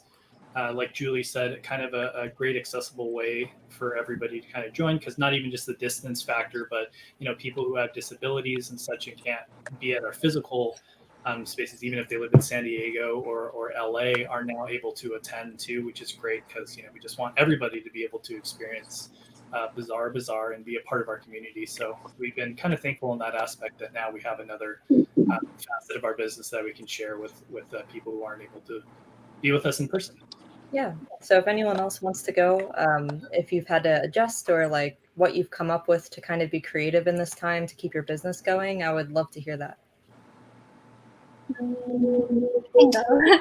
I think it kind of helped me in a way because I do work full time. I'm a graphic designer. So now I'm able to work from home. So it actually saves me so much time. And I've actually even felt like more creative. And I've been able to create so much stuff that I can't even produce everything all at once. It's too much. So in a way, I feel like it kind of helped me be more productive. And I think that's it. That's really good. Yeah. Yeah. I feel like most people right off the bat are like, oh, COVID like ruined my business. But I feel like there's a lot of creative ways to work with it for the most part. We've been seeing some very, very unique and creative solutions that people have been developing for their art careers and stuff too, to kind of be able to still operate even under COVID without doing trade shows, which I know were a big part of a lot of people's incomes. Yeah. Anyone else? I can go. Well, my day job is where I create stuff for like licensed properties like video games and stuff like that. So that's kind of slowed down. I'm lucky enough that I can work from home on that job, where it's a company called jinx.com. If you've never heard of it, we do like a bunch of anything from like our big thing coming up is Cyberpunk. So I'm getting to do a bunch of stuff with Keanu and all that stuff like that. Nice. Which is insane to me that I get to draw Keanu Reeves and put it on merchandise.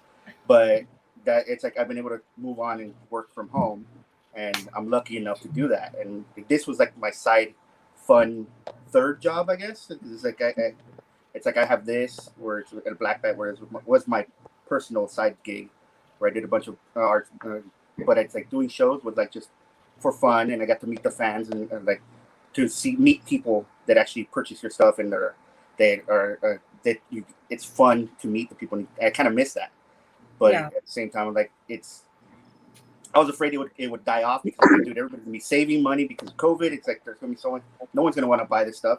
This is like future garbage to somebody. Somebody's gonna think that or whatever. Like to me, it's not, but I'm like just thinking it's something extra that you don't really need in the world. So I thought it was gonna die off for me, and it actually picked up even more. And it's like I'm able to and where I'm consistently putting things out now, and it's fun to be. It used to be I'd release 1 or 2 pins like every few months, and now it's like 3 every month or something like that. Like I'm on a schedule of what it's done. And that's great. It's been fun. It's cool. And I think you're totally right too about what you said. I think a lot of people had fears that like the pin community and stuff was going to suffer really badly. But I feel like during COVID now, I've seen the biggest surge of people being able to say like, hey, I quit my day job and I do pins or, prints and art and stuff 100% now. And like, that's how I make my living. It kind of forced a lot of people to just make it work. And, so it's been awesome to see some of those people who have been able to make it. I think it's helped out. I think if you put out something that people like and it's good, you're still going to survive no matter what type of thing. Yeah. If you're putting out garbage after garbage and it's like quantity over quality, I don't want to say it, but there's a few people that I'm like, dude, that's garbage. I don't know why people like your stuff, and I don't want to be that guy. But it's just, how is that person okay? But it's just it's interesting to see. And then those are the ones that are complaining, the ones that are, oh my god, my company's died off, and it's like, hey, well, it kind of, you were kind of lucky that people were following you in a way. Yeah. It's like you find other avenues. Like I'm doing other stuff. It's not just pins. I do prints. I do. I'm gonna do jerseys. Like Clay, you guys might know Clay Graham Arts. He's got a really good. Who's that? Yeah. No idea who that is. Too. We're all wearing his clothes. I miss him. Yep. And then we did like the Sailor Moon set together, and then it's like we've been doing a bunch. We've been branching out. We have Hyperdrive, which is our little side I'm gig. a super fan. Yep. Of That's that. that was my little thing when I told him, like, hey, I know you did the anime things already, and I don't want to steal your idea, so let's do it where it's a collab. I'll draw it. Just let me use your setup, and I'll draw it. I'll set it all up, and we'll do it together. And then they're like, all right, let's do it. So they turn out awesome. I love all the variations you've done too. Yeah. Yeah, those are fun to draw, and then I'm doing the outer Senshi now, and then those are coming soon. Yeah, and then we're releasing some other stuff later this week. Other variants of that one. So just letting you know. Didn't need to plug. Sorry. No, that's what this is for. You can plug. I think this question is for you, Juan, though. I wanted to ask you before we move on. Rizzo asked, what's the process like for licensing characters for your merch? I don't know how much you can go into detail with like Jinx and stuff, but well, for me, like I'm not licensing my side gig. I'm not licensing it. Still the pirate system, like pretty much everybody. And it's like if you get a DMCA, you stop, and you learn and you move on. You should be able to move on. You don't get mad about stuff like that. But for like my day job, you go through the process of you go to the actual company that owns the IP, and you have meetings with them. Like we've actually had meetings in the past where you have a meeting with them, you tell them what you want to do with their IP, and if they're interested, you show them like what you want to do. Like if you have samples, they'd like to see that. Some of them are real open to pins. It's insane at how, but it's like you just have to have the money to pay them a royalty. You have to give them a plan. Oh, that was so dramatic. You have to give them a plan, and then they found out. They went. Licensing companies were he's spilling our secrets. Get him out of here. Hey, got booted or what?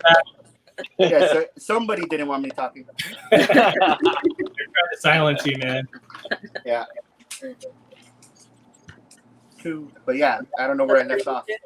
Oh, you're just saying you have to have the money up front too if they like the idea to pay the royalty. Yeah, you got to pay them like an upfront fee most of the time, and then they get back end points, and like you give them percentages. Like, oh, if you plan on selling $500 worth of items, you need to give them what they tell you what they would like for that amount, type of thing, and then you figure it out, and then it's like they either get paid one shot, or they can get, if you get a license for multi years, you can pay them over the years. It becomes a contract. You go under contract with them, and then you have to follow their rules. That if they don't improve something, they're not going to take it. Like there's so much art I've created over the past few years, especially for like Minecraft, that will never see the light of day. Minecraft, Overwatch, and The Witcher, which I've created like maybe hundreds of pieces of art for them, never see the light of day just because somebody didn't like something. And they're like, oh, you know what? That's just not right now. Or it got approved, but no store bought it. So it never got placed anywhere. So it just stays in limbo. And that's one of the things you have to understand about having a license today. Just because you create it doesn't mean it actually gets out there sometimes. Yeah. Well, thank you for answering that. That was a super detailed answer. Did anyone else want to talk about their COVID experience so far with having to adjust your business, or should we move on to another question? I think we can answer that since Mike and I work as a team, as a tandem team. So typically Mike and I would have our like meetings every week. We meet at a local coffee shop, and then we basically would design as many things as we can within that given time. Because again, we juggle our full-time jobs. And so that was kind of like our way of just kind of connecting, just talking about, just catching up basically, like just, at a coffee shop. And now we switched over virtually where we actually have Animal Crossing. We meet on Animal Crossing. We discuss future plans. We go to each other's island, blah, blah, blah. Yeah, so it's been kind of cool we've been, adjusting as much as we can, because I know Mike works from home, and so do I now. With our careers, we have to like kind of be a little bit more just smarter about like how we, work from home. Especially with me, I have like 3 kids, and they're all distance learning, so finding space is really hard. Like right now, I'm broadcasting from my son's room, so because everywhere else, everyone's like yelling outside or whatever. Yeah. So, but yeah, so it's just like one of those things where, Mike and I, we still try to meet on a weekly basis. Still try to, now we have like the iCloud where we just kind of, play design points back and forth. So it's much easier since we upgraded some of our equipment, with now being a little bit more mobile. So at least for me, I thought it was going to be very rough, because we would be going. We would do shows almost every week, anytime, anywhere, and once that all stopped, I was like, damn, what's gonna happen? But like like Juan was saying, we gotta thrive during this time. Like this is like COVID, in my opinion, if you ain't hustling right now, or COVID didn't make you hustle, then you didn't have it. So this is like a new way of really trying to get out there, trying to make money, because me having doing therapy in my career, and now not even meeting anyone face to face, I have to do everything virtually. Billing is different on that way, so all the money was just kind of and then I have to find creative ways with BB Create to supplement it, or just try to help out in ways to like make ends meet. And it's been like, it tests you. So, but and luckily we've been in a good situation where Mike and I we just keep the creative spirit going. We try to link up as much as we can, and just have some fun still. And especially like we're doing this new website, we had fun with it. Yeah. And I totally agree too about your point of like people needing to hustle during COVID, because like kind of what you were saying and what I was saying earlier about how like I've seen a lot of artists transition into full time into their business now. I've seen a lot of artists shut down now too. Like so it's kind of been sink or swim for a lot of us, where pre-COVID we were kind of able to just float and go along with our days and stuff as usual. But this COVID has made a lot of people kind of have to decide like what's priority, and is it going to be art or some other aspect of your life.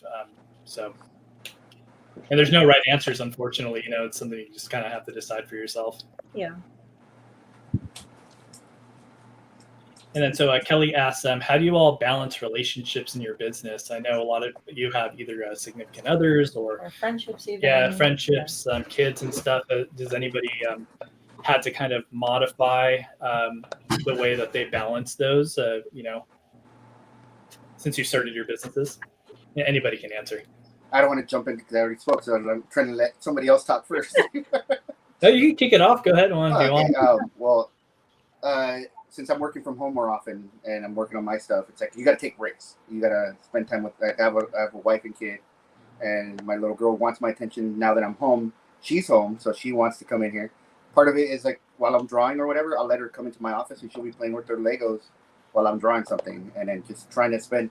I'll stop if she asks me for help, and then like you got to learn to just adapt to it. And same thing with the wife. You just make time for the person that's in your life, and it's like we're stuck here at home because of this stuff, and so at a certain time I stop, hang out with them, and then after they're asleep I come back to my office and start drawing again and stay up to like 2 a.m. sometimes.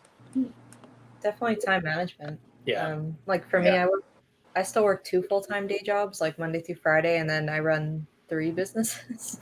So I literally have like a planner that I have to write everything in. Like I write in like hang out with friends, like or like you have to schedule it now. It's so funny. Or play a video game. Like I have to write it in, or I won't do it because I can sit at my computer for like 20 hours. Like so, it sounds like you're good at that too, Juan. Just like knowing to adjust. Yeah, you got to take breaks. If it's like I've told other artists that I know, and it's like because I used to just burn through time, keep working, and nothing else mattered. But then it's like it starts affecting everything else. Yeah. You got to learn to break up time, do stuff for yourself as well. Not just it's like you can't be working all the time. If you do that, you're going to get burned out. and no matter what, you're gonna get burned out, not just mentally but physically as well. Your body starts to affect. Like I started getting arm pain, and that started freaking me out. So you need to take breaks, and that's where when you take the breaks is when you fill it in with other stuff, with your family and friends and stuff like that. Hell, Xbox. I play poker pretty much every other night with Clay, and we're playing online poker on Xbox, and we're just in there and we're just chatting away, and we're bouncing ideas off each other while we're playing poker, and we're just hanging out. Yeah, that's awesome. Yeah, which is one of those fun things to do. Anyone have anything different to add with balancing relationships in your business? My husband, he's also a graphic designer, and he also has his own little small business.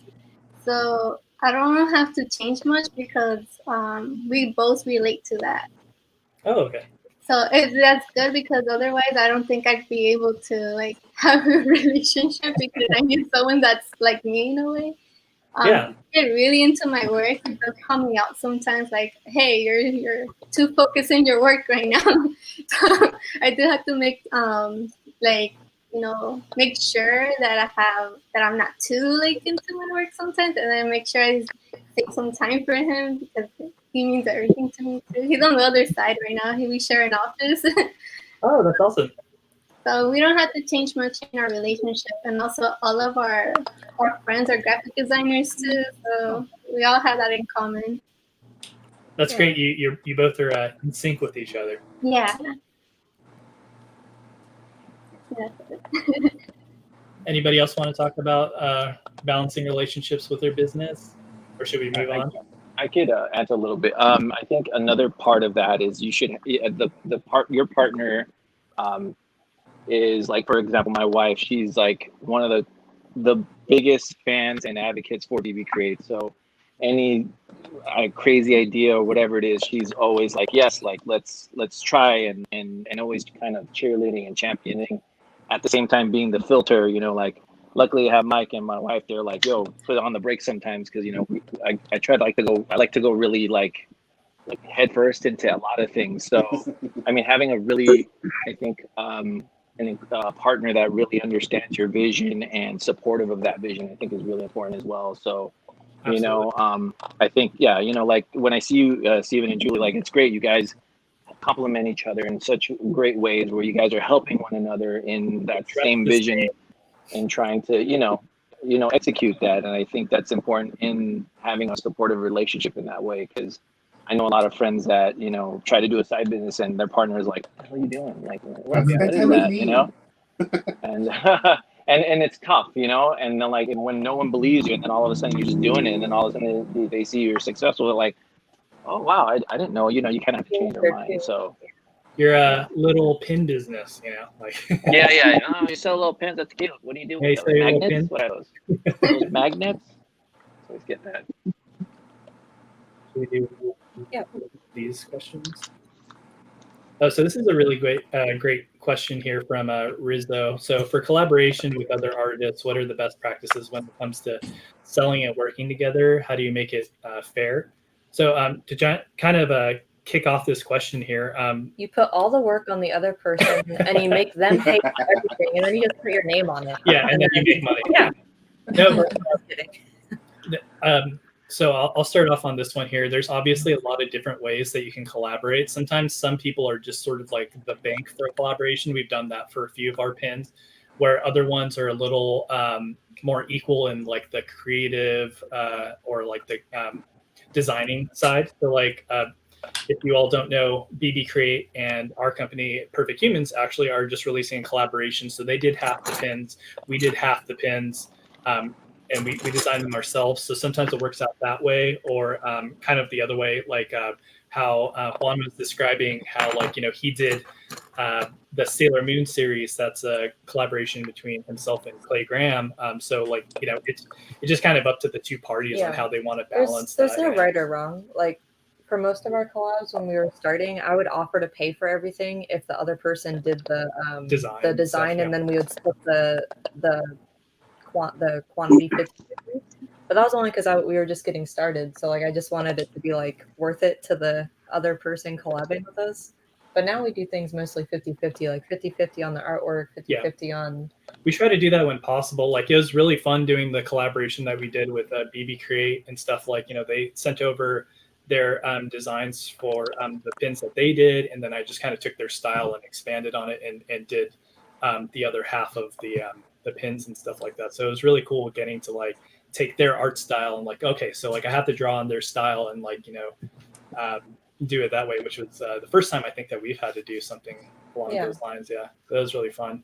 But how about any of you all? Have you had experience with collaborations, or like do you have any comments on their question? No? That's fine. That's fine. We We'll can move on that one. Well, I'll go, I guess, because I've done a few collabs. You do a collab should be however you feel is fair. It's like that's how it should work. It's like if you think you're getting the shorter end of the stick, you have a right to say something. Like you shouldn't feel that you're being over like oh you're getting the person's taking all the credit and money and stuff like that. You don't want to feel like that. You don't want to have any resentment. So you want to go into it and you might want to talk about everything beforehand as well. It's like if you have any questions, bring it up.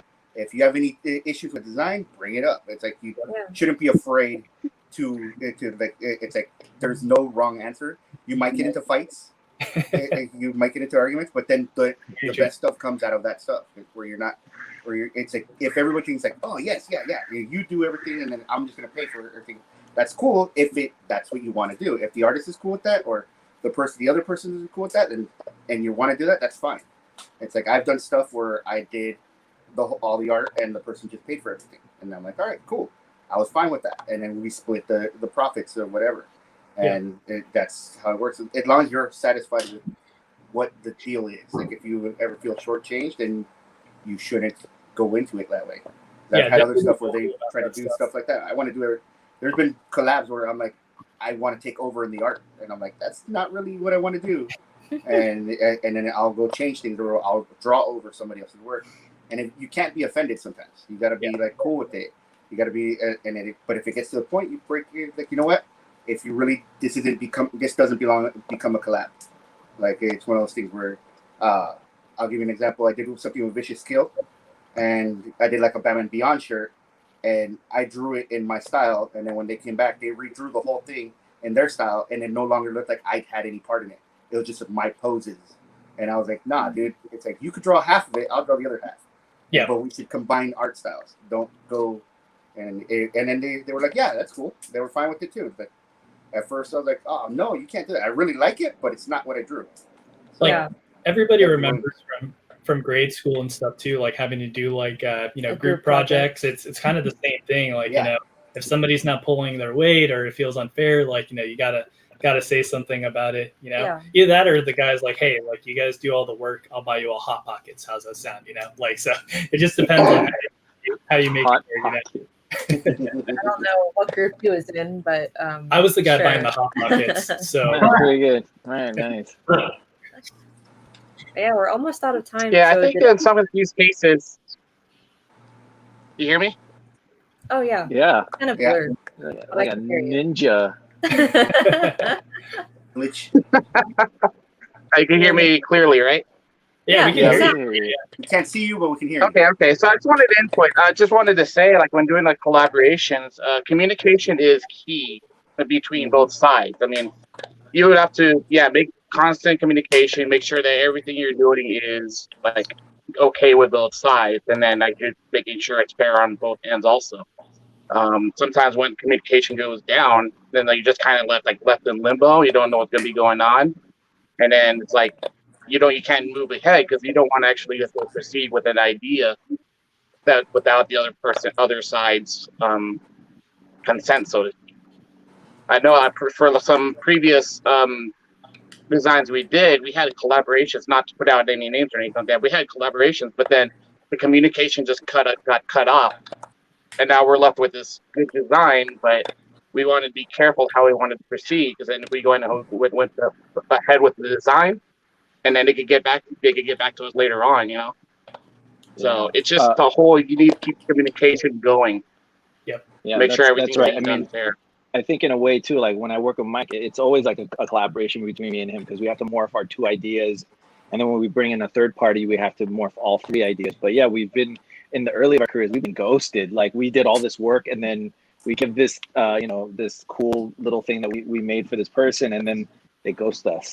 And I totally remember I think one of the ones that Mike is mentioning right now is like early in our career, because we're so stoked we would work with anyone just because, we just love doing art, but we got ghosted really hard when we did all this cool work and then nothing. And that's the crappy part, Yeah, absolutely. Yep. It's always a risk whenever you're getting into collaborations, especially if you don't know the other artists that well. Like, just kind of got to play it by ear and figure out what works best for the both of you. And, if it's not working out, it doesn't work out. You just kind of got to move on, unfortunately.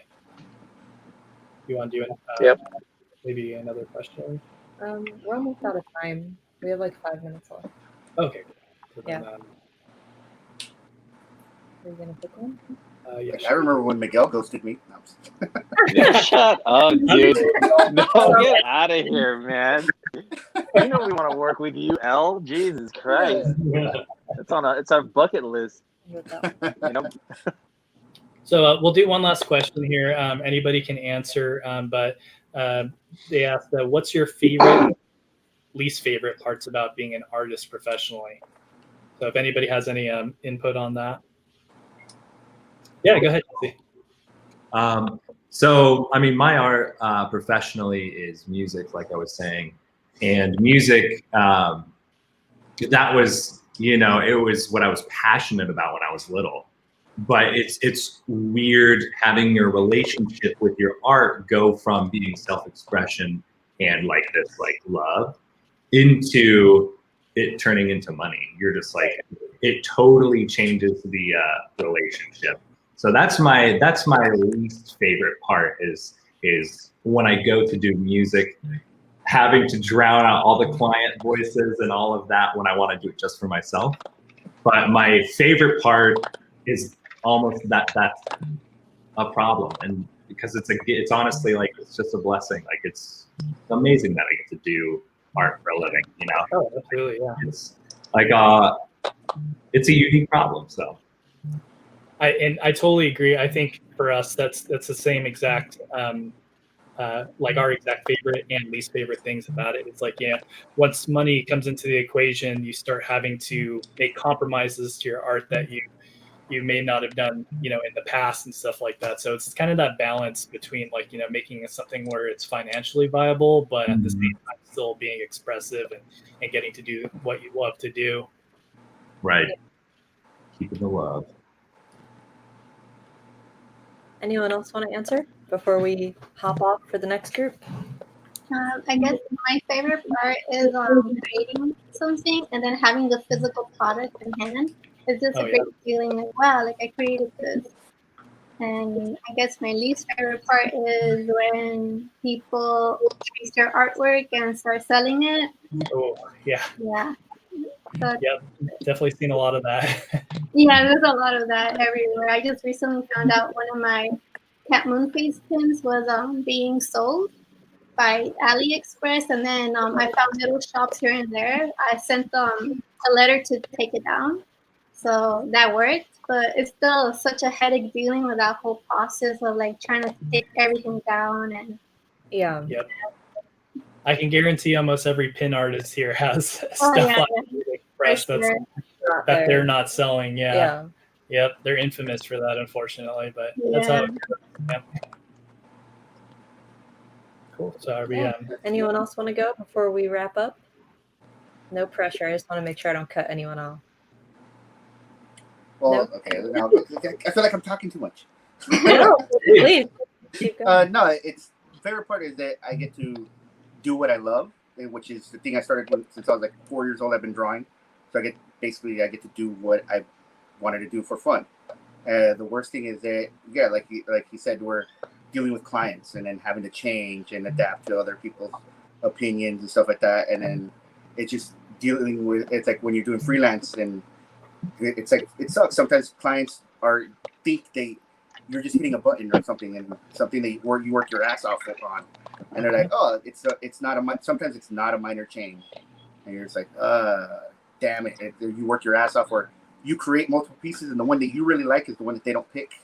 Yep. So it's just one of those things where it's just drawing in general. It's like having fun that I get to draw and get it, and people like that I do what I do, and it's like that feedback, that little the communication with fans, and that type of stuff. Like the moment when I get to drop a pin and people like just the comments and people like the good comments and all that stuff like that. That's what I thrive on. Like it's like what keeps you going?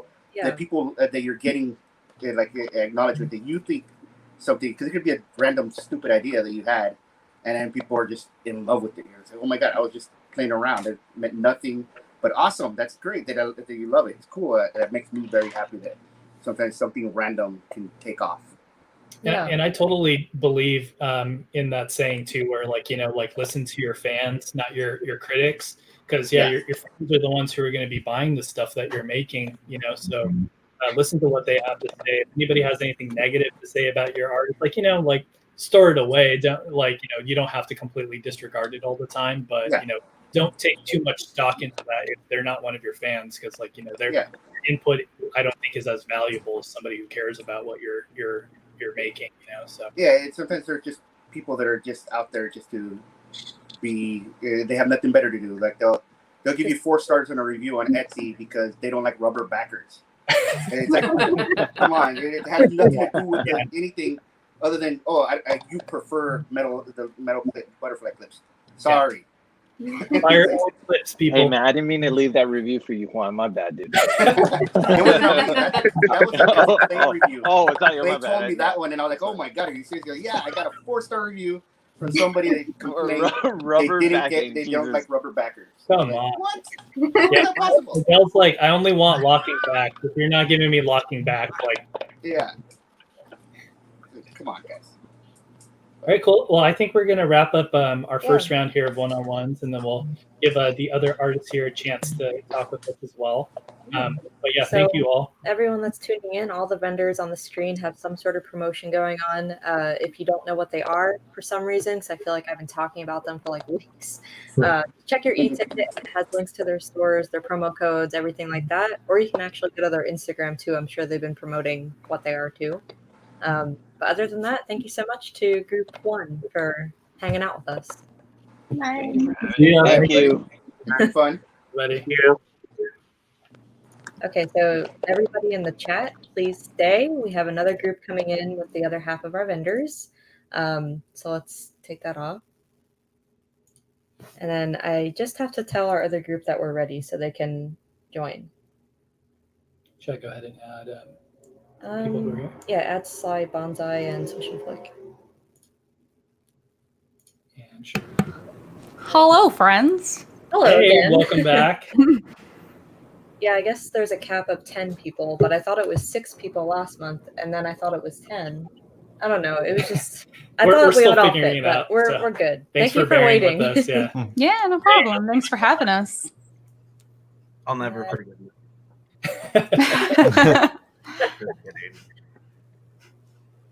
Good to see you again. It's been a very long time since we've seen each other in person, so glad to see that you're alive and well. I know. It's many years. I was Been just at sea a about to be long like, time. we've never seen each other in person. Yeah. It's been interesting. Like, I think I crave the social interaction, but at the same time, it's like a nice. 100% agree. Well, that room you're in is really nice, Juan. Yeah, I love your artwork on the wall. Bedroom. I love the decor. Thank you. I turned these frames into hideaway pinboard. That's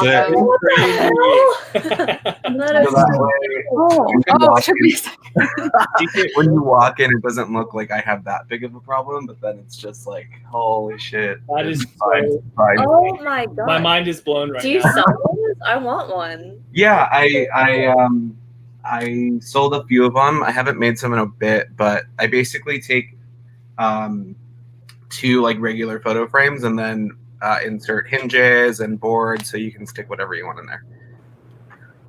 That's so. I've never seen anything like that know. before. That is, you just blew That's my mind. next level, yeah. That's so, That's cool. Wait, guys, are we missing? We're missing Gorgeous. Gorgeous They Flair. There they are. Well, They there we are. Hey, working chairs. Nice. You're in Sugar Cube Studios. Chairs. So what I'm seeing is that 3 of us are moving this chair. Oh, it's so comfy. How's everybody doing? We're doing great. How about you? Yeah. Wild. This is our partying group. Yeah, it is. A little bit of a. Yeah, this is the party group. Yeah, this is where the cool people are at. No, we love everyone. We love I can't comment on that, but First group was a warm up. First one was a warm up. This is where the real party's at. We're taking shots before we came on. We're like fashionably late. I would have group joined too. you, but I'm hosting, so I gotta wait till 6 to start drinking. Why don't Dude, we go you're through? doing amazing at multitasking. I saw you you're chatting and on your phone, reblogging me, and yeah, you guys are doing fantastic. Yeah, I couldn't do all that today. I don't know how you're doing everything. How are you staying sane? I'm not. I mean, I'm not sane, but I'm doing it. He's not saying from the get-go. Why don't we go around here and if everyone wants to kind of introduce themselves, talk a little bit about how you started or Just any kind of intro you want to say. And we can go in order. So if Sly Bonsai, if you want to start first and kind of tell us a little bit about your business and how you got started. Sure. Yeah. So I'm Sly Bonsai. This is Joe. If you get an order from me, 90% of the time it's packed by him. He also helps me with photography, vectoring sometimes when I'm lazy. He's on Twitch with me, so we do Twitch together. That's fun. I got a short-term memory. What was the rest of the question? How did we get started? Yeah. Tell us a little bit about yourselves. We started, I think, just about 3 years ago. What is it, August? Yeah, just about 3 years ago. My best friend got into pins and told me that we should too. We actually started, we were doing bath bombs and paintings way before at local markets, but we started to do pins, and I don't know. I'm terrible at these. I'm socially awkward. It's we all are. All artists. That's actually where we started because we didn't fit in at most conventions because we're not extroverted enough. I've never been to a convention. What's really? that? Oh my god, really? So much fun. I mean, when the world's not on fire. I know. We'll get back I'll to admit, my favorite part of conventions is trading. I'm a trade I hoe. want to go. But yeah, so we make pins, bags, masks, paintings, resin pieces. Started doing specimens more. I mean, I've been studying entomology for the past 6 years, but I started selling them online. Nice. What kind of specimens? Oh, I have a little buddy right here that I thought maybe I could bring. Yeah. They're so pretty. Have you guys seen them yet? Oh my god. So butterflies, moths, other kinds of fun specimens, beetles, in front of Joe's face. Oh my god, I love that. I love those kind of things. So yeah, we kind of do a little bit of everything, and we've been, I don't know, kind of forced to do it full time because of COVID. But maybe that's a good thing. Yeah. We were just talking about that in the first group. I know that's the case for quite a few artists right now, so that's awesome. Yeah, it's basically choose to sink or swim, essentially. So yeah. Mm-hmm. Very cool. Do we want to move on here? Maybe Swish and Flick next? Kitty! Baby. And that's it. This is my business partner. What's her name? Her name is Oliver. Oliver. I would die for you, Oliver. She's pissed because I'm holding her she doesn't like to be. Yeah, she doesn't look too pleased. She's so cute. She's my prime joy. Okay. How old is she? She's 10. Oh, okay. Yeah. Oh my gosh. Yeah, but she's my baby. Oh. She's my firstborn. But yeah, okay. What was talking? Tell us a little bit about your I am Jenna.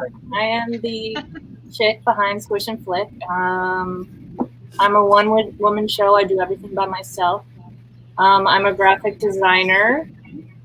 I live in California, and I've been designing. I've been a graphic. Woo! Sorry, I just got distracted by the other cat. Look at that tummy. Oh, What's this cat? oh my doing? god! This is Bowser. Hi, Bowser. Ginger cat, is that a boy? Also, all Yes. kinds of extra introverts. There's a cat who get distracted. Okay, so This is I'm also the stream, a guys. cat lady. And let's see. So I have been designing professionally since I graduated art school in 2011, and I was just designing, working for companies. And I had an Etsy page for a few years, just kind of on the side, just like for fun, like selling like printable art and stuff. So it kind of just took care of itself. I didn't really pay any attention to it. I was always just working for different companies doing graphic design. So I've worked for apparel companies and a book publishing company. But the last job I had was for an e-commerce company. So I was designing apparel and accessories for them, but I also learned a lot about e-commerce while working for them. And while I was working for them, I kind of just had this feeling like I missed creating art that was like for me and made me happy, that I was like passionate about.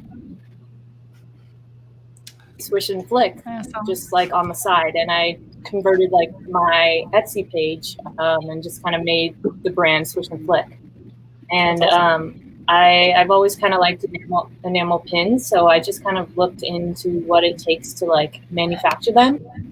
And I did a Kickstarter for my first set of enamel pins, and it just kind of grew from there. And now I do Swish and Flick full time. So yeah, I'm really lucky. I never ever expected to be able to like have my art be my livelihood, and I'm kind of just like riding that wave. I don't know how long it will last, but I've only been in business for like 2 years, and it's going pretty well. So yeah, I'm super grateful. And yeah, now I'm doing Swish and Flick full time. I design mostly enamel pins, but I also sell stickers and tote bags, and I'm working on some new products as well. I'm working on an Ida bag. I've never done that before. But yeah, that's pretty much it. Sorry if I was. No, that's great. Yeah. Huh? Victoria asked for Swish and Flick here. Where did you go to art school? I went to California College of the Arts. It's an art school in San Francisco, and I majored in graphic design. Oh, great. Yeah, it was great. I feel very, very lucky to be able to go there. It's a great school. And then if you want to move on to Jess now, tell us a little bit about yourself and your business. Okay. I'm Jess, obviously. I'm also super socially awkward, so I really don't know where I'm going to start and where I'm going to end with this. You're good. I started like back in 2016 with pins, like collecting, and then I just kind of started creating because I wanted things, like I wanted what I wanted on my board. So it was like, oh, okay, well, I want this. Okay, let's produce this. Okay, well, now I want this. Let's produce this. And then it just kind of grew into more of like, not so much of a side business, more of like my main focus, and like, oh, yay, hi. It was like my main focus. It started becoming my main focus. And then I got involved in resin stuff, and now I'm super obsessed with resin crafts. Like I love making keychains, like earrings, different things like that. I've got a really cool like custom resin project in the works. It's I don't want to say too much about it, but it's really, really sweet, and I haven't seen anything really like it on the market, so I'm stoked for that. I'm also a cat lady. I've got 2 super, super chubby ones. Craven is behind me on the floor. You might like You can kind of see the corner there. And then I've got Ellie, who is also like your cat, Swish and Flick, like does not like being, like is super like, I will only love you in the morning, and that's it. I am super obsessed with The Sims. I'm obsessed with all things Disney and horror, so that comes out a lot in my work. A lot of anime stuff too. Like I like to say that my aesthetic is like a unicorn puked all over me. So I try to like emulate that in my work and like my brand and everything. And yeah. That's very much it, I guess. I love that. She is all about the rainbow aesthetic. So yeah. The more holographic and sparkly it is, yes. Jess, I never heard your store name pronounced out loud for like the longest time. So up until last week, I always thought you were Gory Jess. I don't know why. Like I literally don't know how I didn't get the pun, like gorgeous. But Steven corrected me and he was like, "Isn't it gorgeous?" Yeah. And I was like, yeah, my name is Jess. I didn't like, I'm not that conceited. My friend used to say that to me in high school, and then it was just like, you know what, that's a pretty sweet handle. And then it worked out super well to just become my shop name. Like I love horror. And it's not conceited at all. Your name. But I just better get royalties. And don't worry, we're all about confidence in 2022. So rock it and own it. Yeah, I felt dumb because like you don't even do like a lot of horror stuff. So I was like, why would her name be Gory? I don't know, but now I've got my sadistic senshi set in the works, and I'm really excited about that. I'm still in the friggin' the proofing stage because it's like there's a lot of screen print and stuff, but I'm excited for that set. I'm really stoked for that one. It's super niche and not a lot of people are down for it, but that's okay. I am. Isn't that all that matters is making stuff you love? Honestly, yeah. Well, thank you, Jess. How about Juan? Do you want to tell us a little bit about yourself and your business? Not at all. But I will anyway. So I'm Juan. I started this page probably like 2.5 years ago. Basically, I started out collecting Disney pins, met a bunch of friends through that. We went to releases. Any of you are familiar with Disney, they do crazy releases in Hollywood at the studio store that you line up at 4 a.m. for, like a bunch of weirdos. And so then people started, fantasy pins have been around forever, so I decided that there was a bunch of stuff that I didn't see that I wanted. So basically, a lot like Jess, I was like, I want this for myself, so I'm going to make it. And if anybody else likes it in the process, cool. If not, whatever. I have 50 of them for myself. So, yeah, it's basically how it works. And I'm like, you know what? If you like it, that's great, but I'm not making this for you. But if you like it, awesome. Let's go. Let's do it. So I started out. It was like, I started off with like Stitch and whatever else, and then Nightmare was obviously my main focus because that's one of my favorite movies. Me too. Me too. We love your Nightmare Before Christmas pins. The clown that you did is awesome. And the Harlot, yeah. Oh, my god, those are awesome, dude. Yeah, those are so good. I have a Nightmare Before Christmas tattoo. I'm geeking out. Those are amazing pins. Thank you. I totally didn't even like click that. Sorry. They're kind of bigger too, right, Juan? They're like 3 inches and stuff. A lot of my stuff is kind of huge. For what reason, I don't know. Like, this is 4 inches. I'm like, why? Nobody's gonna wear that for 4 inches. Like, where are you gonna put that, right? But people love big pins, though. Yeah. Exactly. Oh, yeah. Go big to go home. I agree. And you get more detail on it. Yeah, more detail. Yeah. So yeah, basically start off with Disney pins and then it kind of branched out. And it's kind of crazy because like as introverted as we say we are, like the amount of people that you connect with over a hobby like pins is insane. Like I've made some of the best friends my whole life collecting pins, which is super crazy. I'm like, y'all are just weird, but okay, let's do this.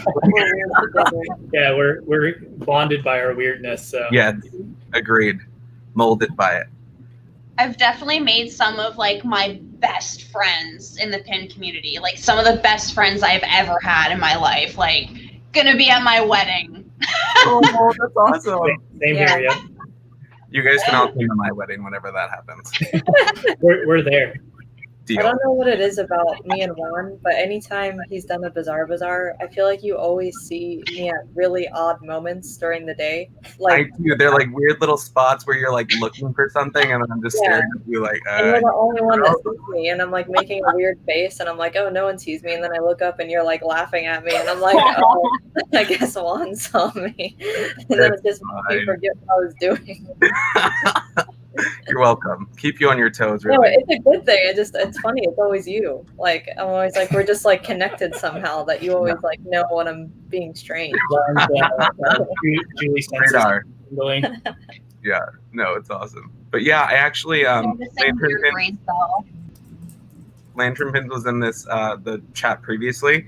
I actually met her at Comic-Con when I went. Like I had a backpack of my pins just to show them off, and she had her like lightsaber hearts, and she was hiding them around the convention. I'm like, you're weird, I'm weird, let's be friends. Jackie's the best. Yeah, it was super fun. But yeah, that's pretty much my story and my stuff. I'm stoked to be part of this. It's fun. Like I love doing the in-person shows, but I think it was really, really cool for you guys to start this and kind of give everyone that kind of venue. Yeah, we're really glad to do it because I mean, I don't know how we would survive this long without, doing something related to this, So we're glad that we get to see you all too and meet a lot of new people that wouldn't have been able to attend Bizarre Bazaar in the first place. Like, you are not Southern California based, so really awesome to have you all here. And then how about we move on to Sugar Cube Studios? You want to introduce yourself, talk a little bit about your business? Yeah, so I'm Sugar Cube Studios. I go by Vivian. I guess I don't know what to talk about. I'm based in Texas. So I'm kind of like far away from everybody out in the middle of nowhere.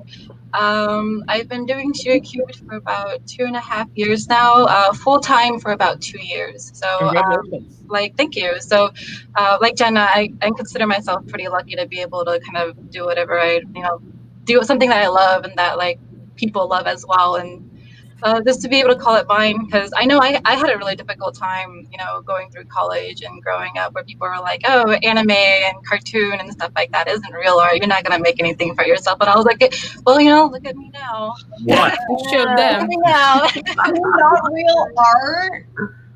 We kind of started around the same time, huh? I guess so. I remember you were talking to me about your first, like your niffler pins, like the scarves and stuff like that. I remember when we kind of like reached out. We reached out to each other. It's weird because like there weren't. It at least seems like there weren't that many people making. I guess I didn't even mention that most of my stuff is Harry Potter, but not that it seems a couple of years ago, like there were. It seems like there were like 5 shops making Harry Potter pins. And now it's like there are like 5 new shops every day. Like, you know what I mean? Yeah, I feel like there was a really big boom 2016, 2017. Like that's when we started, for instance, where there was just like a ton of people starting enamel pin businesses around that time. And so it's been cool to see it grow the way that it has. And it's like you said, whatever fandom it is that you're a part of now, there's a pin for it, and there's multiple shops doing it. So it's not such a niche thing anymore. Like enamel pins, it's not like a niche 80s thing. It's now like more mainstream. Absolutely. Yeah. Elitist. Yeah. Well, I have a question since I didn't see any in the chat yet, but Sugar Cube, you were saying you and Swish and Flick spoke about Swish and Flick's first design or one of your first designs, and you helped each other out. So this is a great segue to talk about Bizarre Bazaar. But it's a question for you, but it's going to sound conceited for a second. So I started Bizarre Bazaar because I also started B2 Kawaii Gift Shop for this reason too. I really got tired of a lot of the community being gatekeepers and not welcoming. I would go to my first 2 trade shows and they would look at my Instagram, see I had 300 followers, and basically without saying this be like, fuck you. Like, nobody. And I almost closed down my pin shop, not B2, my human store. because I was like, this is awful. Like, I thought this was the art community. I thought like we were supposed to all be weirdos together and like have each other's backs. And my first year with my business, it was the opposite of that. Like, I hated it, and I was like, you know what? I'm going to do what every loser does, and I'm going to start my own group. Yeah, my own club. And I was like, BizBaz is going to be for people that don't judge people by their numbers, and if people have questions, like within reason, you help each other out, because in my opinion, and I'm getting to the question, in my opinion, you know, artists should support each other to a certain extent, because when one of them takes off, like, you all grow. Like, yeah, the community grows. People, Yeah. when you're nice to them. You know, if they grow, you'll grow with them. So they'll be like, oh, let's do a collab. I have 100,000 followers now. I want to like work with you. I remember when you were helping me out like a year ago or whatever. So before Jules gets into her question, we're really banking on one of you all to become like super famous and successful. Don't plan on doing that. Yeah, we don't want to do the work for that. So you all go out and we'll be riding your coattails. Well, that's not what I mean either by this. Don't take my statement because I also, like, before I get to my question, I get annoyed, you know, when I get a random DM from someone that I have no connection with, that they're like, who makes your pins? Who's your manufacturer? How did you start your business? That, I'm like, no, artists don't support artists in that way. Fucking do a Google search. Like, it's not that hard. Yeah. Or like start a conversation with me first. Like, like face like, who's your manufacturer? Hey, I like your hair.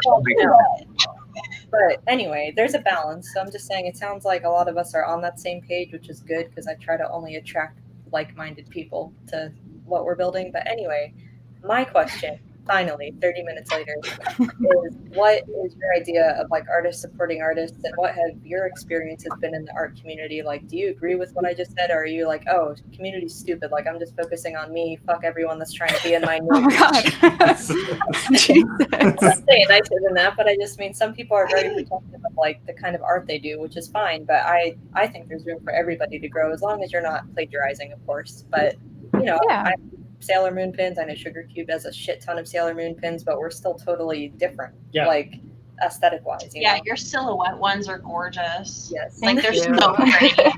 Thank you so much. I bought the Cosmos one. Oh.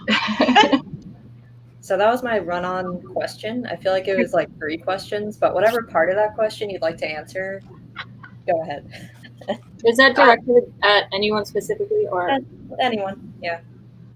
I'll jump into this. I think it's really important to support everybody. I mean, Jess has seen me at cons. I run around. I'm like checking with everybody. Like, I like to say hi to everybody. I think super active.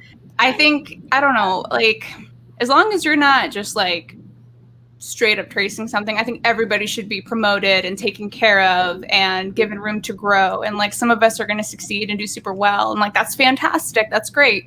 We should never become envious of anybody that's doing great. Like, more power to them. And like, our friends that are struggling, like, help them, like, give them a shout out, like, just give them advice. Or like, I'm always open in my DMs to like questions, and I try to be there for a bunch of people. And I think it's important to let the community flourish, because you can't grow if you're holding back the community or being resentful. Yeah. Agreed. 100%. Yeah, that's huge.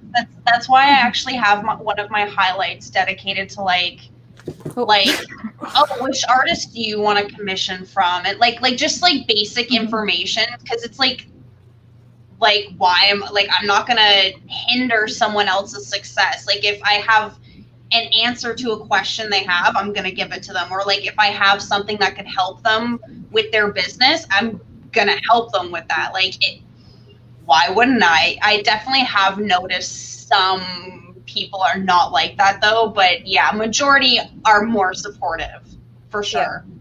Yeah, and I also want to. I definitely want to jump in here. I could talk about this for so long. I actually, I'm so passionate about this. You have no idea. So there have been so many great people in the pin community. I'm friends with a lot of other shops, mostly people that sell Harry Potter pins, and people like Vivian and a couple Instagram people were very helpful when I first started, and I had no idea what I was doing. I did a ton of research, obviously, first, but I did reach out to a couple people on Instagram, and they were helpful. So I do try to pay that forward when people reach out to me. But unfortunately, and a lot of people, I think most people are very supportive of each other as far as artists, but I have at least within the Harry Potter community, I've experienced bullying, and it's Disney in general too. Very, very sad. And I've experienced Slytherins a lot kind of lately. Like, Excuse me, I'm a Slytherin. Sorry, excuse me. I'm a Hufflepuff. Sorry. I'm a Hufflepuff. But yeah, there's definitely like cliques that form, and I've experienced firsthand kind of bullying, and I've seen I've had smaller shops reach out to me and say that they feel unwelcome and that they're scared to put out certain things because somebody else has already done it. And I kind of try to speak out against that and tell people that they should support each other and there's room for everyone. And I definitely understand, you know, if somebody copies your like unique idea, that's a bummer. And I've totally experienced that too, you know, and I totally understand if somebody copies your like unique idea that's not fun and nobody likes that. But when it's fan art, nobody owns anything. You know what I mean? Like Exactly. as far as Harry Potter, it's like we're all going off the same source material. There's going to be some overlap, and I've seen like pettiness between people where they post up in their stories and you know only support certain people, and I think it's gross. Honestly, I think artists should support each other and try to lift each other up. And there's just so much negativity in the world right now already that seeing it among artists and among fandoms where it's supposed to be fun and about collecting is just sad. So yeah, I totally agree. If anything, I'm sorry.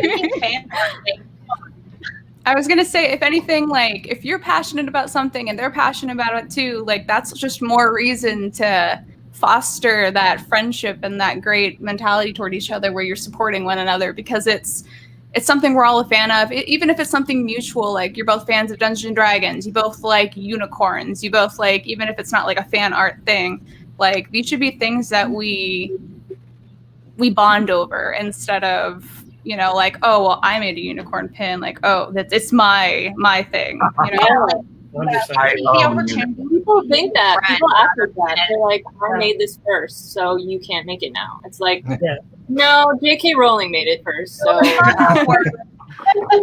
And I totally agree to your point too. I feel like there's unfortunately some artists that think there's like a limited amount of pins that can be made, and once all those pins are made, then that's it. There's no more pins that can ever be made. So whenever there's like a new artist that comes to the scene that's doing something in their niche, like they get really threatened by it and feel like, like they're gonna lose intruding a on our customer. territory. But like, I hate to break They it want to you, like but people buy crusades against people, dude. It's crazy. Yeah.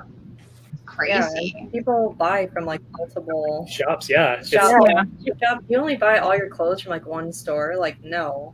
And then like tattoos is give or take, I guess. But I get tattoos from, like tons of different artists, and then I still go to this. You know what I mean? Like you can support multiple people at the same time. And it's fun to be able to see like the same concept in different styles. Like that's what makes it unique. As long as you like, I'm not for like copying, but as long as you put your unique style and make it your own and make it special, like that's what's cool about it. It's fun to see them all together. Like, you know what I mean? Yeah. Also, make it better. Like I have no problem admitting you made a design that's similar to mine, but it's better. Go for it. We have seen plenty of that for our own businesses too. Like some were like, dang, like they did what we did, but it is so much better. I know I did a lot of the Pokemon dangle tails and stuff like that, and sometime after all of mine had come out, like a lot of people started doing other dangle designs, and I was like, that's awesome. Like I think one artist did like Poco pins. I don't quite remember her name, but I mean she did like Studio Ghibli's, and they had like 3 dangles on a pin. I was like, that's so cute. And she messaged me and she's like, yeah, I was inspired by your little Pokemon tails, and I wanted to do something on my own. And I was like, that's great. That's awesome. Like all the better. That's a great thing to do. Like if I have an idea and I like see, I think reaching out to each other is also a great thing. Like I've had people reach out to me and just be like I'll announce something and then someone will reach out to me and be like, hey, just a heads up, like I'm also doing this concept. Like, you know what I mean? I think it's nice to have that communication as well. Like just in case somebody might get like hurt about something. It doesn't hurt to reach out and just be like, hey, you know. I totally agree because I'm sure you've all seen them, like the call out posts and stuff on Instagram, you know, where like some of the big artists, Sugar Bones, the heart bag. Yep, I remember that one. Yeah, but there have definitely been some pretty what would you call them, high profile artists and stuff. Pretty stupid. Like, I'm sure there's stuff we don't know, like maybe personally that happened, but I remember one time this really big artist was like, she tried to monopolize, like she tried to take monopoly over a heart. Like she made a heart. Oh, okay. And then someone else made a heart shaped bag that was We all know it's and she made a call out post. Like, oh no, no. The art itself is even plucked from Google. Like it's like it wasn't even like a part that her artist did themselves, like a weird little end or a weird little dip. Like it was straight pulled from Google. Yeah, like a. I made this. Oh, like a heart with nothing else, like just a heart. Well, Just that's a why. pink heart, right? Yeah. That's why I prefaced, like, I feel like there might have been like personal drama that they didn't mention publicly, but like. That's how I feel it is usually. Is there's just like stuff going on in the DMs and it gets aired The heart that publicly. looks like mine, but you also like killed my dog, so fuck you. Like what the fuck? It makes no sense. And Like how did you get that mad about a heart? It's kind of like you said earlier, that like, you know, especially for us doing fan art, isn't it kind of odd that some of us as artists like get so protective over the art that we didn't even make? Yeah, that you know we're basing off of We don't even own it. Like we don't own it to begin with. Like what? Yeah. You're mad that someone stole your stolen fan art? Yeah. What? I mean, I definitely align. Like, I understand. I understand if it's like a unique concept, like you know what I mean. Like I understand. I do understand. I've totally complained about stuff like that before. But if it's like a chocolate frog from Harry Potter, it's like there could be 100 chocolate frogs. You know what I mean? Like it's not a unique concept. You didn't invent chocolate frogs. Like, Yeah. I mean, even then, like, imagine, you know, the pin community is just a small fraction of artists in the world, right? And then, I mean, and if you put all of the artists in together, I mean, there's hundreds of millions of us. You know, ideas are only going to be so unique and so original.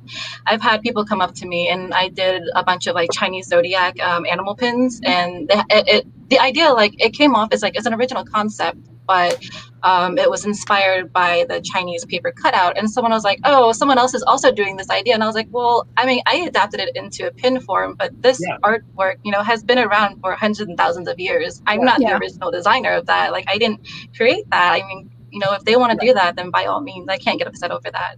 Absolutely. I 100% agree. I definitely think that your stuff has always been very unique to me. Like, so... Yeah, thank you. It has. I've watched your account grow, and I've always thought thank you. A lot of people do a lot of fan art, and you do. Yeah, you do some fan art, but you also do a lot of like unique non-fan art, and I think that's harder to do. You know, like harder to be successful at doing unique art that's not like fandom art. Yeah, doing original designs, like it still like makes me sweat bullets because I'm just like, I don't know if people are gonna like it. Oh my god, people are gonna love it. It's way more nerve-wracking. But yeah, yours are great and everybody likes them. So thank you. Yay. Do we have time for like maybe one more question or something? Because we got Jesse coming up pretty soon. Are there any in the comments or no? I don't see any questions now. All right. Did anyone want to add anything before we wrap up? This went by like. I just want to say that this was super fun, and I was nervous about it, but it was totally fine. And I want to thank Jules and everybody else that helped. But yeah, I don't know what your name is. The other one. Jules and that the other one.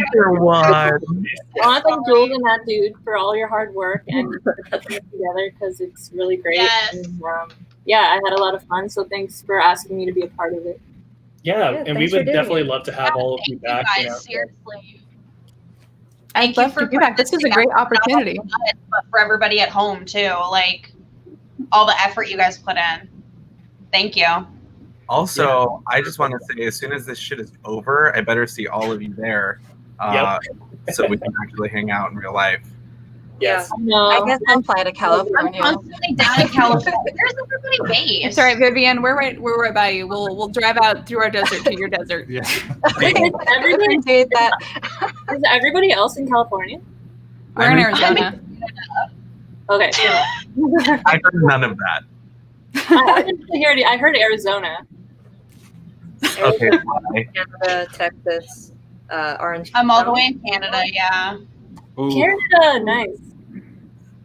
that's fine. But my partner lives down in California, so I go down there for like conventions and everything. That's how I met Sam and Jules. Nice. Awesome. Cool. I think that's going to be it. We have to prepare for Jesse to do his poetry. Fine. That's how you have to say poetry. You can't say it in any other way. But thank you all so much for joining us. I can't believe how fast this went by. It's been like an hour and a half total of doing the one-on-one. We're a party. Zoom by. It's party group number 2. Well, cool. We still have till 8 with your promotions and stuff, but other than that, we will see you around IG. Yeah, so for everyone watching, don't forget all of these amazing artists have exclusive deals that are going on for today. So That's go on visit your all their shops. e-ticket. On your e-ticket. Yeah. Buy all their stuff so that way they can eat. Buy my stuff so I can eat. So I can That's a new drop today. There you go.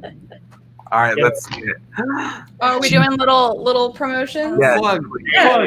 Toss up your art. Oh, I got a Kickstarter coming in next week. I'll show you guys this cool bag that we're going to be doing. Oh shit! That is so pretty. Nice. So yeah. Ooh, that's awesome. Oh, that's Doing so plums. practical. I need that. You know me and my casual practicality bag. Stop. So dope. Is that like a binder with pins in it? That's fantastic. Okay, guys, you guys are gonna hate me when I say this. I actually don't collect pins. Oh my gosh! I just make them. Banned from chat. I'm like the only maker on earth. Okay, so message me. I'll trade you. I love pins.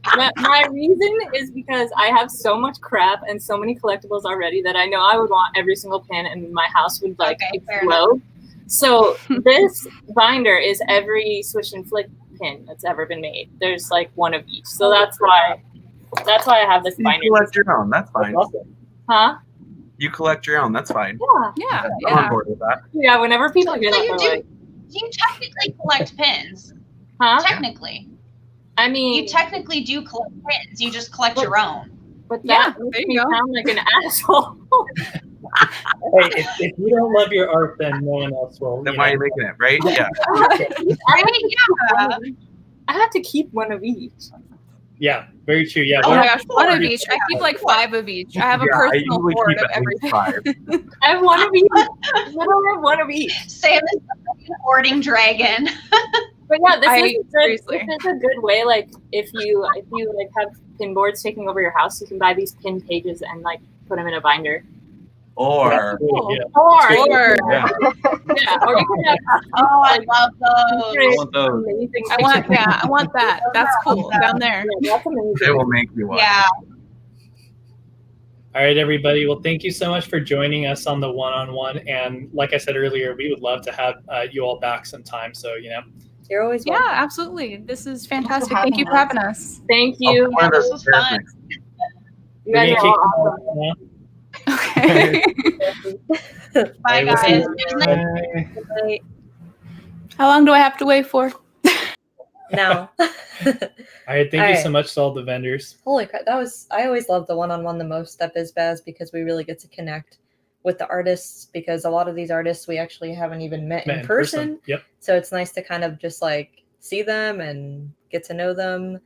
And then all of your questions today were killer. Like, yeah, thank you so much. You kept the conversation going in the comments. BizBaz is not over though. I know we just said goodbye, but that was just to the vendors. We still are going until 8 p.m. We have Mr. Jesse Kale of Secret Midnight Press coming up in just a couple minutes to do a poetry reading. He's amazing. He's super talented. I'm really excited to see his, I don't know if you would call it a performance, as I don't want to be like rude. Yeah, I think a performance, right? Yeah. So I'm really excited to see what he does. And then we have Hey Chels performing, which is a pop punk band. Then we have a drag performance, and we still have to announce all of our winners from a bunch of our contests for today. So we have a pretty chock full day up until 8 p.m. filled. So don't go anywhere. We are just going to wait for Jesse now, play a little music. And then if you have any questions before Jesse starts, please feel free to ask away or just bring up whatever you want in the comments. We love talking, in case you can't tell. So let me change our little screen here. I guess I'll just change it to this until Jesse's here. So how did everyone like that? Are you all liking the one-on-ones? Because we were not able to do this at the in-person Bizarre Bazaars because typically we have at minimum 30 vendors, 30 at Bizarre Bazaars in person. So having a panel like that would be almost impossible. And I don't want to pick vendors out of 30. Like, I feel like that's, how would I even do that without seeming rude? And then our San Diego Bizarre Bazaars have up to 75 vendors, so I can't even imagine doing a one-on-one with 75 people. So it's really nice that this is such a more intimate show because we get to really get to know these vendors better and become close friends. Yeah, and they've all been great so far. Haven't met anybody that we we've don't had to blacklist. Yeah. So thank you so much to all the vendors. Basically, without you, this event wouldn't be possible. So yeah, the vendors and the attendees, like, because we love BizBaz, but if people weren't supporting it, we would just stop. Like, because if nobody cares, what's the point? Yeah. But we love it, and we're happy that other people love it. Sorry, I'm just going through the comments because I just realized I haven't read like any. Oh, cool. Rachel said probably the best part of BizBaz. Oh, well, that's great. I'm glad you feel that way because we love that part too. We try to keep it short too because most of our vendors are very shy. So I know that they get very nervous about like doing a one-on-one, but it's more like a 7-on-1 because it's not like just them, So I try to like convince them. I'm like, I promise it's not scary. Like it's everybody at the same time. Even with the 2 different groups, it's like a bunch of people. So yeah, because I know Julie and I hate public speaking, but here we are. So. Well, for me, I hate it for the most part, but if it's something like this in the art world, I love it. Like it's getting to talk about our interests, our passion. So I think Jesse is ready to go. Let me change a few things here because I don't think he wants Nintendo music playing while he does his reading. And then let me change our little banner. We made one for Jesse. All right, so for anyone that caught the one-on-one, Jesse is also one of our vendors today with Secret Midnight Press. And then he's also doing this poetry reading right now, which is going to be really, really, really cool and super new for BizBaz. So I think you're all going to really enjoy it. Jesse is kind of a Renaissance man. He's just kind of good at everything, So very true. Very excited to get to hear his poetry. So we're going to add him now. Hey, Jesse. Hey, Jesse. How's it going? Pretty good. That's fantastic. You look great. Thank you. So I originally was just going to have the neon sign on, but it was so, it wasn't working out lighting wise. So literally like 10 seconds ago, right before I jumped in here, I luckily have a photo site right here and I pulled this light around and it looks cool. I like it. It looks great. It looks great. Yeah. Wow. I'm going to remember this one. Thanks for letting me be a part of this. This is exciting. Yeah. Yeah, are you in here the whole time with me? No. Yeah, we'll let you just be solo here in just a moment. We're just gonna stare at you. I'm into that. That'd be cool. No, we'll give you the full screen. Okay. Yeah. Are you good to go? You're ready to start and everything? Yeah, we'll just jump right in. All right, awesome. Cool. Yeah, I appreciate you too. Thank you so much. Yeah. Okay, talk to you soon. All right. Oh wow, I'm up here all by my lonesome. Hey everybody. Like I said, my name is Jesse Kale, and I am a poet. Well, I'm a storyteller, and an artist and a creative, and it just, you know, I feel like I constantly have to be just expressing and creating. Ever since I was little, it started with music. Oh, thank you so much. I was in the chat earlier, and or when we were doing the one-on-one, I had it all up in a bun, in a beanie, if I thought I would let it out. I appreciate that. But yeah, so it started with writing little stories. I would dictate stories to my mom because I was too little and I didn't know how to read and write. And I think the first story was about a skunk. Yeah, anyways, I don't know where I'm going there. But it led to just creativity, and then I got into music, and songwriting is essentially just poetry over sounds, over music. So it started there, but then in high school, me and one of my best friends, we started sharing more and more poetry, and then years later, we started a publishing company called Secret Midnight Press, and it's been wonderful to create a platform for people to express their art. I call it sharing your art and sharing your heart. And so, yeah, I'm going to show you some of my poetry. It was an interesting transition in my life, going from being known as a musician to then known as a poet. I was like, oh, this is exciting. I can put my phone down right here. Oh, all right. So I just put out a new book. It's called Feel, and I worked on Feel for about 2.5 years.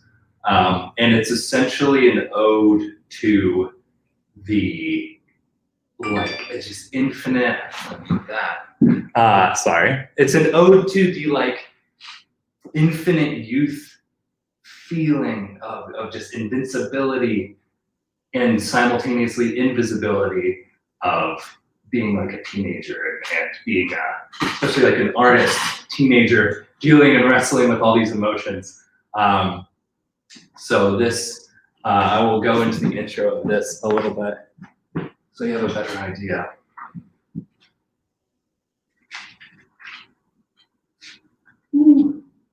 Wow, that's so funny. All right, Feel by Jesse Kale. I know there are people like me, people who would follow the sunset just to see where it goes.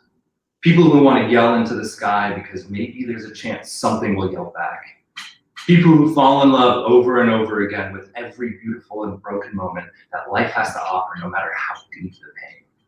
People who hurt more than others. People who see more than others. People whose minds are louder than any sound. People who chase the wind. People who say everywhere and everything because they're hungry for more of whatever it is that makes life so beautiful. I know there are people like me. People who dream, people who cry, people who feel. So,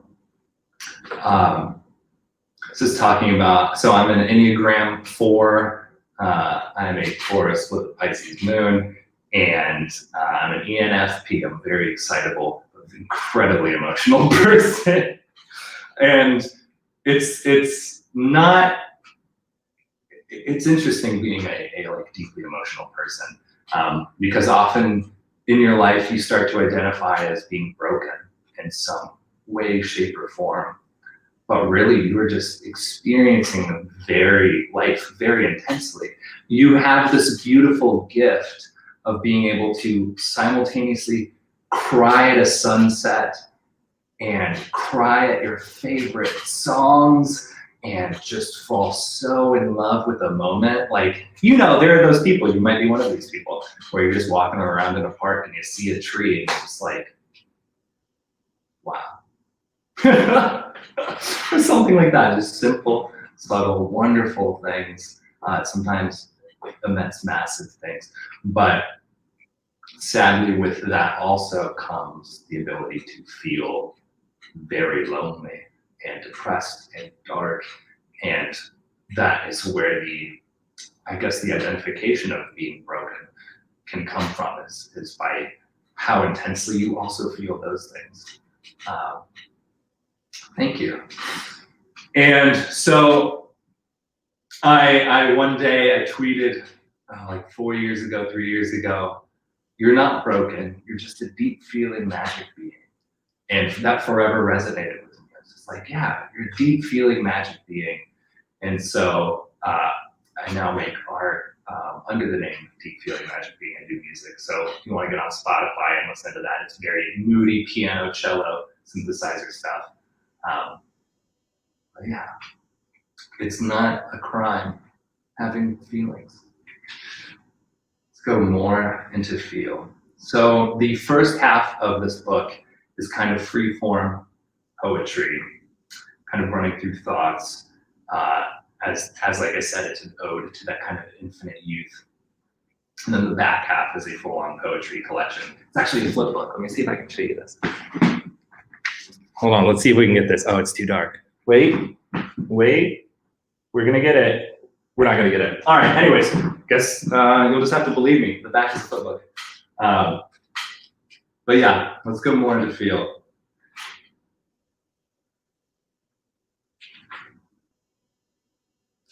All right, so after that introduction, is feel part 2. We drove too fast with music too loud, but it was never enough. We'd find ourselves in the parking lot glow of 2 a.m. neon signs, laughing about anything, talking about everything. We climbed ladders to rooftops with cigarettes, racing the sunrise, getting caught in the twilight of morning. We never slept until we had to, wherever we had to, and then we'd do it all again. We'd lay across the hood of the car, catching starlight in the headlights, lost off a country road. We knew every word, rolled the windows down, singing to say we didn't care. We broke the rules, just enough to feel alive, sneaking away until we were safe in laughter. We gathered change and allowance to pay our way to freedom, even if it was just to buy a coffee. There was no counting time when we were together. We stayed up because we all felt it. This unspoken sense of searching, looking, a sense of longing and lack of belonging, a mix of invincibility and invisibility. It felt like home, having nowhere to go. We never said it out loud, but we liked feeling lost. It turned out there was nowhere for us besides together. We were a bouquet of wallflowers. I wish someone would have told me back then it was right there the whole time, what we were searching for, the place and the feeling. But if we had known it, would it have been the same? So that's, like I said, going more into kind of honoring that sense you have as as somebody in high school or something like that, where you're dealing with wanting to experience so much life. I used to call myself an experience junkie. I just wanted to experience everything. And dealing with just this mixture of just wanting life by the boatloads, just consume it, all while navigating your insecurities and your friendships and your relationships, and all of this is kind of magical. But yeah, keep going. We brought hell to the rooftop revolution and provoked a sleeping city at the top of our lungs. The neighbors' attempts to disband our band of misfits were drowned out by an infinite youth as we plagued a boring society with our personal absolution. And it felt so deep, as if twisting a finger could tangle our veins and making a fist could seize the heart. That's that, the short little thing. So these are all handwritten over photographs throughout the whole book. It's all pictures I took of my friends or pictures from memories and all that. It's a fun experience. It was fun putting this book together. And if you've never put together a book, I mean, it's a long process. But wow, it's the craziest feeling, like finally holding your book in your hands. So you keep going. I'm either chasing feelings or being chased by feelings, and I never want to stop running. I don't know where I'm going, but you don't need a map to run away. And I keep telling myself it's not running away from home if the house is on fire. We die alone, but we're alive together. What does alive mean to you? I would put cigarettes out of my hands, and I covered my cuts with bandanas and wore them like a flag. I wrote honest songs because I had no one to listen. I wrote poetry in the language of my heart. I understood why I was misunderstood every time I looked in the mirror, and my favorite records became the sermons of my youth. I got drunk on insomnia and listened to my mental ghosts like a song on repeat.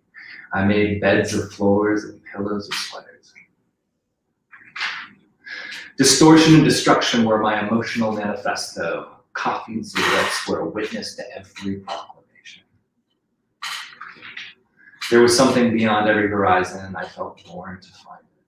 I slow danced with my mania in the sunrise after another sleepless night. The ringing in my ears wasn't the call of an answer, but the ballad of a question. And I ran too fast to know what was left behind. My heart was empty every morning with only so much time to fill it again, and this is how my youth remained. So, there's an unattainable end brought by time. Sorry, I thought that one was done. Surprise! There's an extra page. Wonderful. Anyways, like I said, the first half of this book is kind of this free-flowing ode to that, to youth and rebellion and all of that sort of stuff. And then the back half is a poetry collection. But now I'm going to pick up my other book. So I've got a collaborative book that I did with my friend Ashley Dunn, who I also started Secret Midnight Press with. And one of my favorite poems is the introduction to this. This was such a fun thing, collaborating. We just went poem back and forth. So we filled up a little book. We used to do subscription boxes, so people were able to, every 3 months, get a new book, and then they would get a whole bunch of things kind of curated around it. The first box that we did was all about just having cozy vibes. It was like an introvert's dream. It was like a big coffee mug and a big, like, really comfortable sweater. I made sure we sourced, like, literally the most comfortable sweaters in the world. Who doesn't love swimming in a comfy sweater? And then we got candles, lavender candles. We call it Bedtime Story, little matchbook, custom matchbook that went with it. And then you got a journal and, oh gosh, what else did we put in? We put buttons and pins in it, stickers, and of course, 2 poetry books along with the journal. And then this fun little, everything was, when you open it up, there's just a poem that kind of introduced the box. It's really it was a fun experience. But that was our main box, which you can still get. It's the Secret Midnight box. But we started doing seasonal subscription boxes, and this was from the spring box. It's called Live Poems, Love Poems. And earlier I was talking about how being a deep feeling and kind of sensitive and emotional person gives you this capability of having these monumental highs just by looking at a sunset, just by hearing a song, laughing with your friends, it's really special. But it also comes with feeling pain. My friend used to say the faucet, it's one faucet. You're either feeling it all or you're feeling nothing. So this is now it's actual poetry instead of like the kind of free form stuff I was just reading. And trigger warning, this is about self-harm. But it's important to talk about these things, I feel like, because people can feel so alone. I know I felt so alone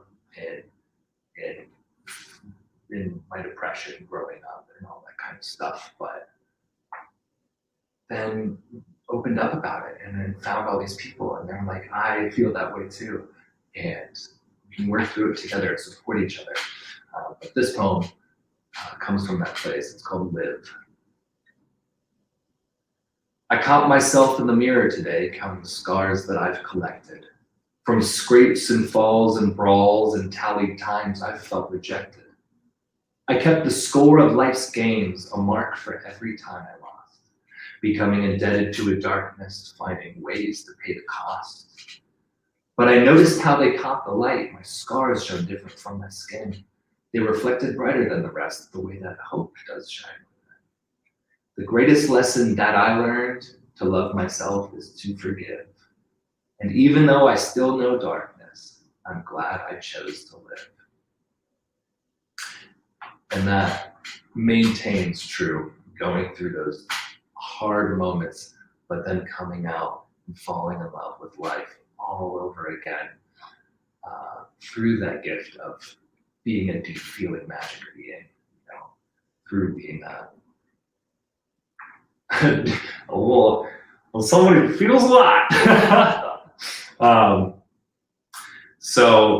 But then, like I said about the faucet, let me see if I can find this guy. Ooh, yeah, come back. That's not it. 1 second. Oh, I've gone too far. This is one of my favorite poems. There it is.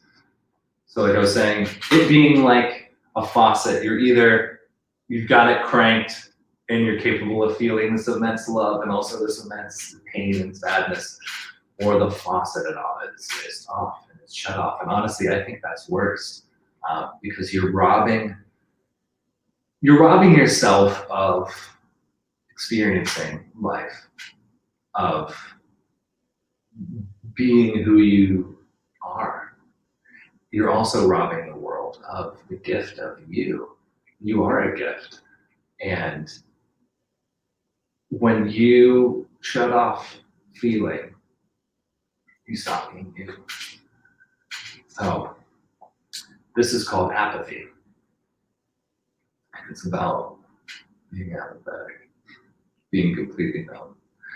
It's actually, this is my first book, Memphis Picada El Corazon. And I had finished the entire book, and my floor is covered in poems and papers, and I just look like a madman arranging this book. And then I was like, there's one poem missing. It's not a poem about apathy. And so I immediately just wrote it on a piece of paper, stuck it right in there, and that was this. And this poem will always stick out to me because of that, yeah. All right, apathy. I feel no shiver. There's no sound to my shake. Not dead, but lifeless. Not empty, but nothing at all. Color, not even a memory. Sound, no tune to touch me. Not joy misplaced, but no place for it. Quiet with, not a thought to vacate. Half-hearted would imply a heart to call, but my description's virgin, or my chest is barren. Nihility is the dogma of my spirit, the lacuna of my life.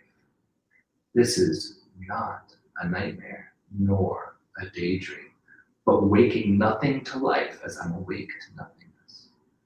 I'm always out the window. Apathy. Yeah. Yeah, sorry. Feeling a lot. That's wild. But coming up back into the feelings, the good and the bad. We read one sad one, one apathetic one. Let's read a happy one. there's happy poetry, believe it or not. I'm just kidding. Okay, this poem is actually called Happiness.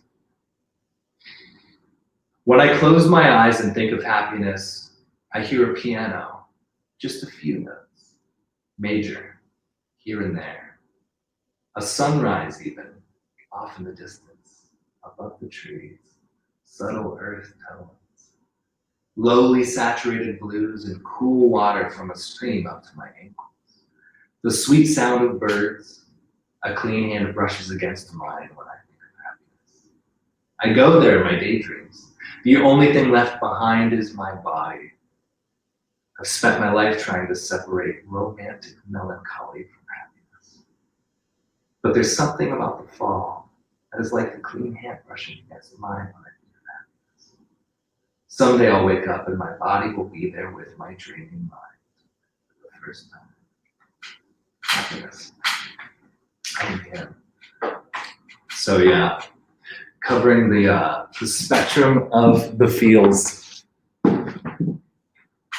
So I'm going to jump back into feel and read some of my more recent poetry that I've written. Like I said, this is Memphis Ficata El Corazon, and this is my first book. You can get this at secretmidnightpress.com. We're actually having a big summer book sale right now, and everybody shopping for BizBaz and hanging out, you will get a free button and a free patch with every purchase on top of our already summer book sale that's going on. So all our books were taken down to $10. So yeah, you can get on there and check it out. We've got like I said, candles, mugs, shirts, sweaters, stationery, magic things. I think there's a candle with my cat on there. I love my cat. I wish he would come up here, but he's downstairs. He has like this chair that he just loves. All right. So getting into feel. This next poem. So much of my like young poetry was either, I mean, it's so easy to create your art about things like love and things like sadness and pain. But I wanted to venture out a little bit. This one's about poets and being a poet. It's called Yes, Poet. As if people are tethered to a time in the day, I move freely, I drift. Through the sun to late hours, and these hours, they beat like beatniks, or tick like a soundtrack of ruled paper. And these hours, they count like jazz, or get lost in the sound of snapping fingers. Postmodern tumbleweed, weeding out the mundane with a midnight getaway to stay sane. Romanticizing rain, love, death, and pain. Our weapon is our brain, and our words are a stain from the spill of our will, like a flourishing quill. Yes, poet. Oh, that's that one. We're just gonna go through here. I have this writing style. I just, sorry, this is about the next poem. This next poem is called Summer and Pearl. And I love, I started writing this like specific way, and I call it, the name of my first book, Ghibli El Corazon. And so here, I would love to hear what you think. Here we go. In an untamed whirl of a summer and pearl, I taste what I hear and I see what I mean. And I think what I know as is winter to snow. I've been slow dancing reflections to some better shines. I've been twisting up numbers every 6 into 9s. I can't stop with decisions, each thing is a 1. I'm the heart of the moon. Face of the sun. You can't sink a stone, but a stone thrown will. And if not so your master, then divine is a twill. So there's all sorts of little things happening in there. It's just fun. I like writing poetry that's just fun to experience and fun to read. Let's see. Get in here. Oh man, that's a big sad one. That's a big, sad one. I had some. So this next one goes back to that feeling of loneliness in your amidst your pain. and feeling a sense of brokenness and wanting to, just have somebody listen. It's so nice to be listened to sometimes. So this one is called Hello Mailman. AKA, can I tell you a secret? I've got no one to listen and I've been alone here in my head. There's a sickness I can hear. Can you hear? It in my whispers. There's a poison I can feel. Can you feel? It in my mouth, under my nails, behind my eyes of a twisted voice. The sound of abandoned joys, like the seizing of a sense of self or a selfish self-destruction. I can see, can you see? It on my face. There's a secret that I keep. Can you keep it? So I think I'm almost out of time. So I just wanted to say thank you. Thank you so much for letting me come and hang out and share my art and share my heart, share my poetry. We are doing a huge summer book sale for Secret Midnight Press from now until the first day of fall. Big support of independent poetry in the USPS. We have a goal of 2,000 books that we're trying to sell by then. So, yeah. Oh, I think I have time for one more, actually. Oh, thank you so much. I'm just going to read a little one, real quick. In my last minute. Oh, gosh. Oof. Let's do another sad one. Let's do it. Let's feel it. Ooh. Get into it. This one is called The Dead Are Painless. Cast off the shore, just slowly into night. The stars are overhead, you're fading from my sight. May the wake take you far and a tide to the light. You're learning other secrets, finding out who is right. You lived as pure as breath, I'd even call you blameless. But what really breaks my heart is all the dead are painless. I wrote that one of my favorite artists took their own life. It's very heartbreaking. But I just want to close with saying that if you do deal with things like depression and anxiety and just feeling lost and all of that, one, you're not broken. Your diagnosis is not your definition. You're not alone. There's a lot of us out here.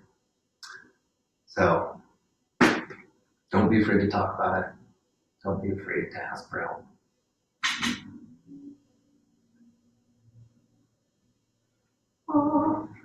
Thank you.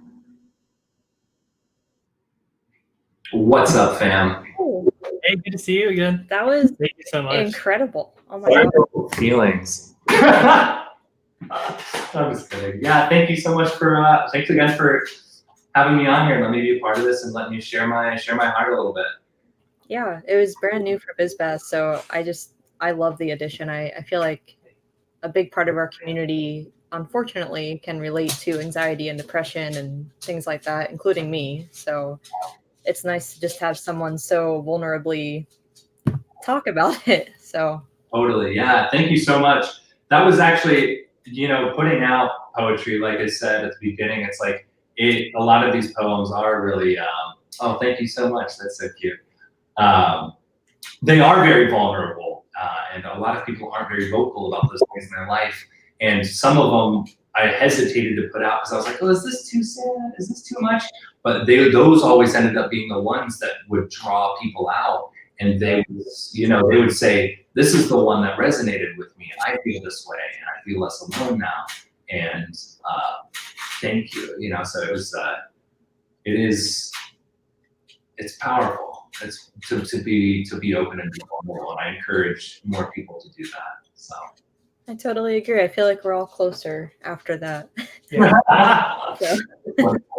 Well, sweet. Thank you again. I hope that you can have a wonderful rest of the day. You too. Yeah, we'd love to have you back, Jesse, anytime. Oh, that would be so fantastic. I'll try and get my partner too. We like to do a little tag team. It's fun. That'd be great. All right. You two are wonderful. Thank you so much, Jesse. You have a great night. Good night. Oh, All right. Thank you so much to Jesse again. Yeah. I hope you all enjoyed that. I know it was brand new for BizBaz, but I love Jesse and his poem, Secret Midnight Press. I feel like a big part of our community loves BizBaz because I'm an anxious, depressed mess. And I know a lot of you can relate to that. And I love Jesse's whole message that, you know, there's nothing wrong with that. It's just how you are and you should embrace it to a certain extent. So, yeah, we're excited. And then in about 15 minutes, we have Hey Chels.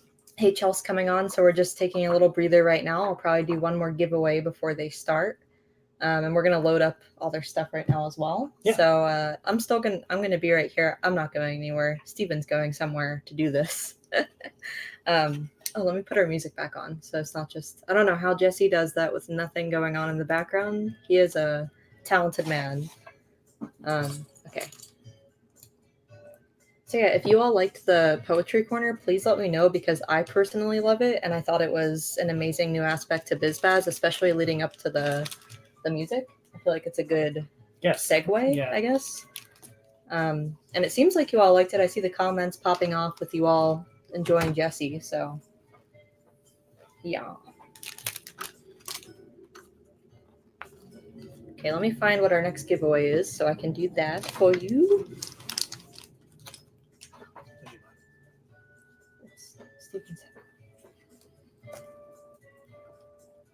Hopefully no one hears that.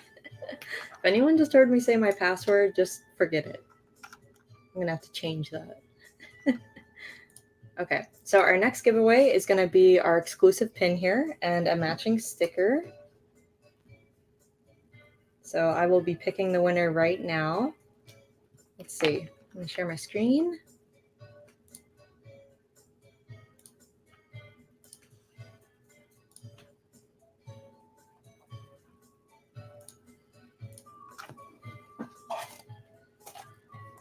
All right, so let's pick our next winner here.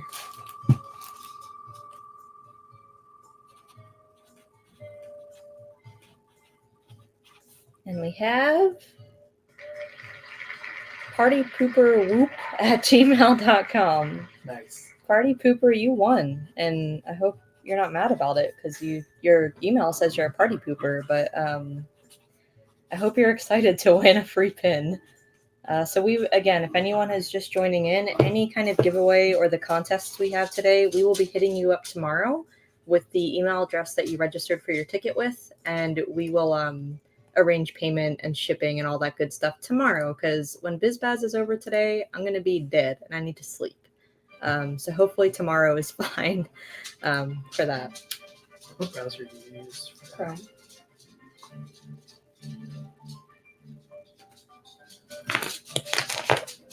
And then while we're waiting for the music to get all set up, I wanted to talk about our charity raffle one last time tonight, because after Hey Chels and our drag performance, we will be picking all the winners. So I want to make sure everybody knows what's going on. Let me switch our thingy so you can see our PayPal. Here we go. So every month at BizBaz, we do a charity raffle where all of our vendors and us and a few of our friends donate a bunch of goodies to a basket that ends up being worth over $200.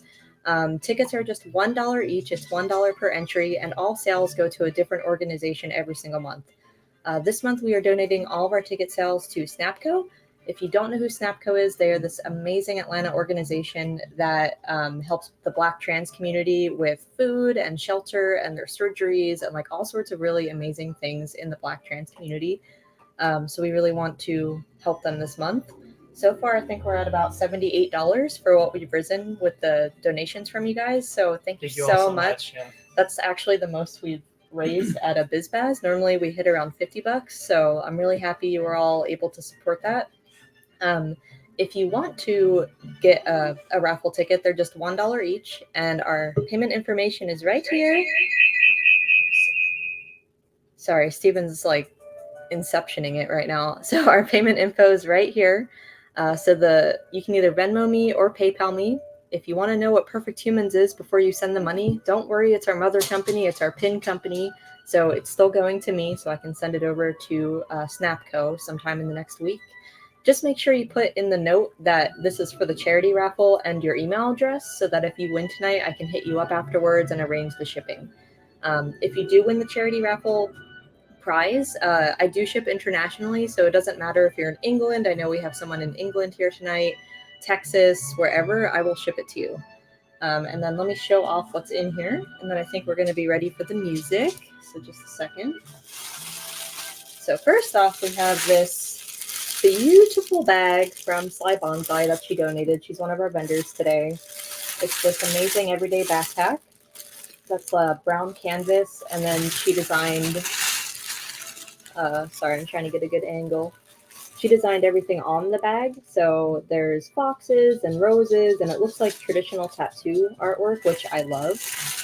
So that's one of the prizes in the charity raffle basket if you're the winner. Sly Bonsai also donated this cute floofy patch. And then she also sent over this gigantic snake pin that's like 3 inches, I think. It's huge, but it's very pretty. We have a soap in here, an all-natural soap from Bubbles and Things soaps. She's up in LA, and she makes all these adorable soaps. I donated a resin keychain that I made that is has Bart on it. And it's a little purple flower. Unicorn Crafts donated 3 pins. So we have Speaker Truth. Come on, focus. Hold on, I gotta do this thing. Maybe I don't. It's not working. I think you can see it. Okay. Then she donated Lasai and Feminist Unicorn. And then one of our vendors today, Meowmore Creative, she literally blessed us so much. She donated like 1,000 things. She donated all these kitty pins along with all these kitty stickers. I think there's about 20 stickers, if I'm correct. But they're all different cats, essentially. And then Swish and Flick, another one of our vendors, donated 3 pins. So if you like Harry Potter, you will love her work. We have a Butterbeer spinning pin. To go back. There we go. Butterbeer. And then this basilisk pin. And then here lies Dobby the elf. Or a free elf, I should say. And then there's a bunch of other pins in here. I'm not going to go through every single one because we don't have time, but the charity raffle basket has over $200 worth of flair. It's a really great deal, and you're helping a great cause. And so far we're at, what did I say, $78? So anything else that you can give, that would be great. And then you have the chance to win this huge basket. So I'm excited to see who wins. Are you ready? I think so. I just don't know if the audio is sharing.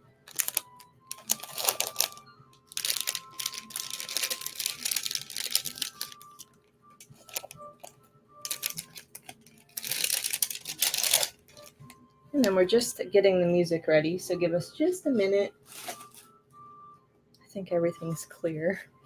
So much crap on my desk right now.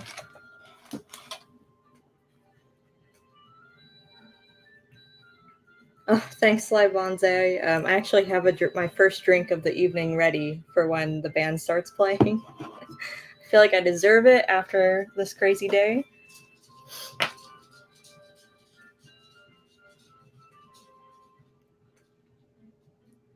If you don't put your email address when you send the charity raffle basket money, just send me an email or a DM or something and let me know that you did, and you should be good to go.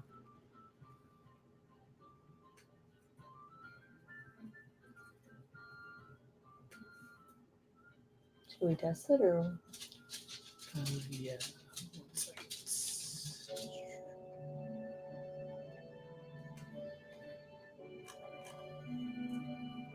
Oh, we got a few new viewers. So anyone that's just tuning in, we're just getting the music ready for Hey Chels, who's performing tonight at 6:15, and Jackie from the band is going to be saying a little something before they go on. So I'll let her on in just a few minutes when we're ready to start.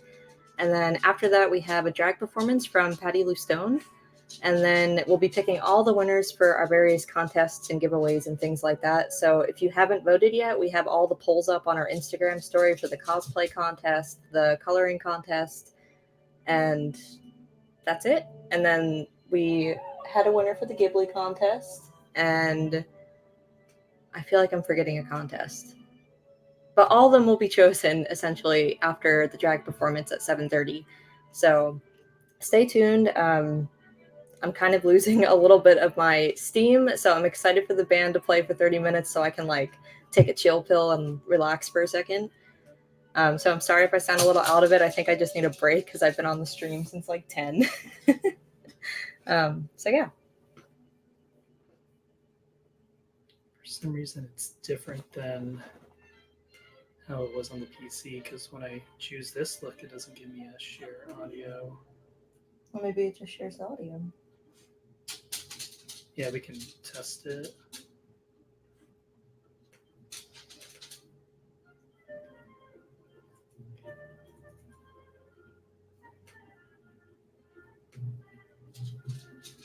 See, like here, like if I do this, there's a share audio button.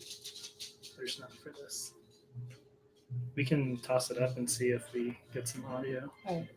We just want to check the audio on our video really quick. So this isn't the official start of the music. We just want to make sure it's working. So just give us 1 second.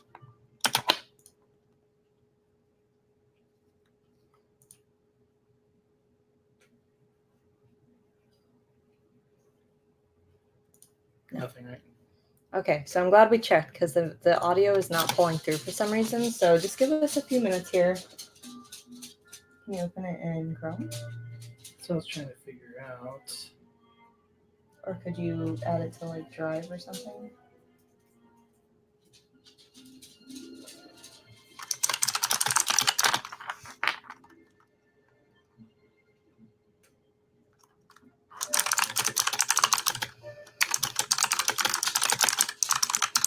Sorry if you hear me typing. I'm researching something really quick.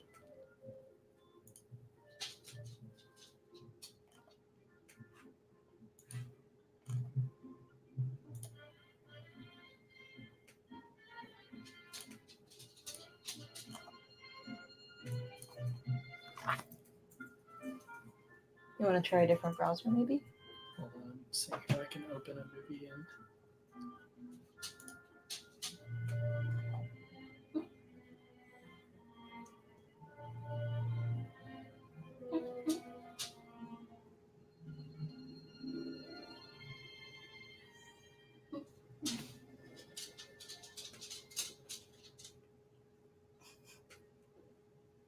What's up, Eric? She needs attention. So I have like this up from StreamYard. Can you try to add yourself? Oh, maybe I have control over the audio. Can you press play, Steven?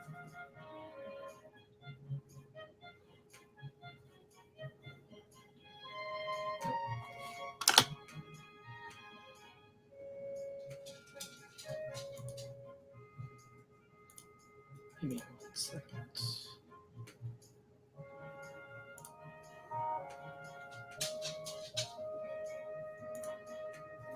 I think we're almost done, so just give us like 1 more minute.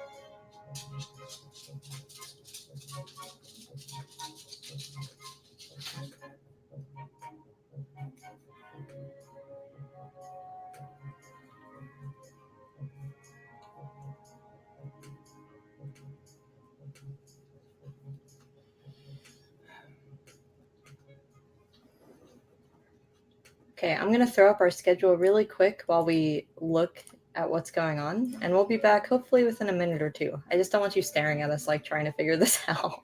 So we'll be right back.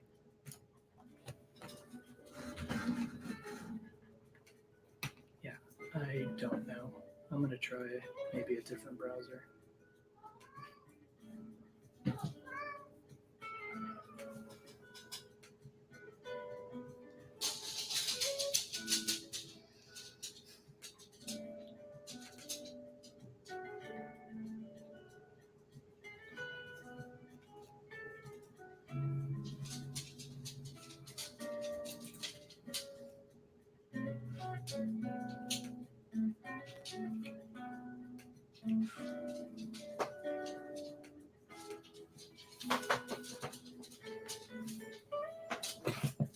Facebook? Yeah, to open the link unless you have a way to send it to your computer.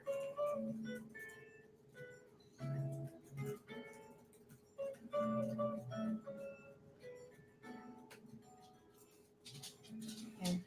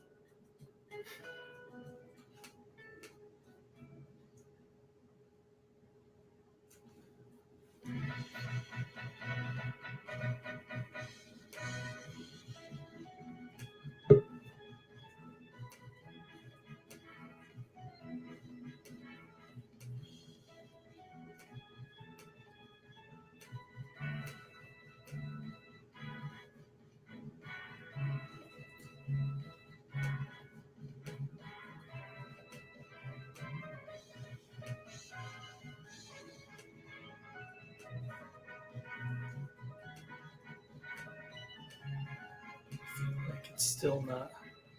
Oh, click allow. Yeah, but like there's no audio. But there's no audio option though. So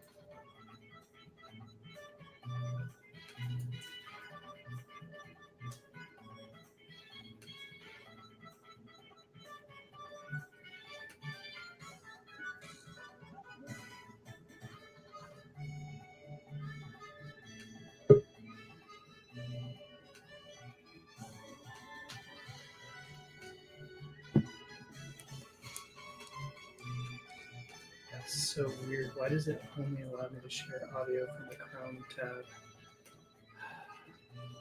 I see what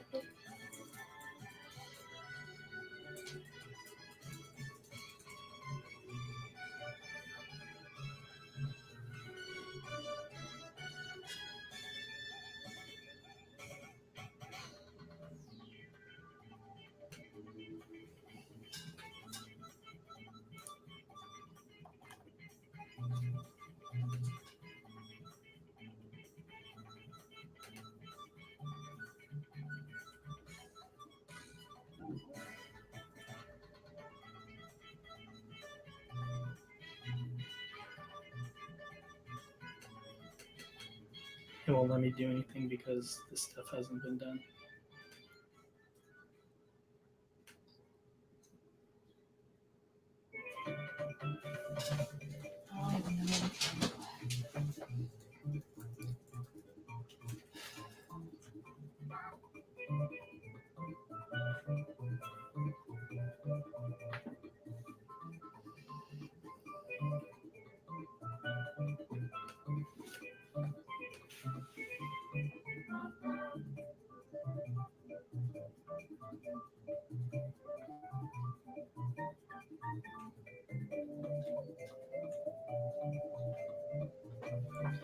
Does this have an HDMI out? No. I don't think so.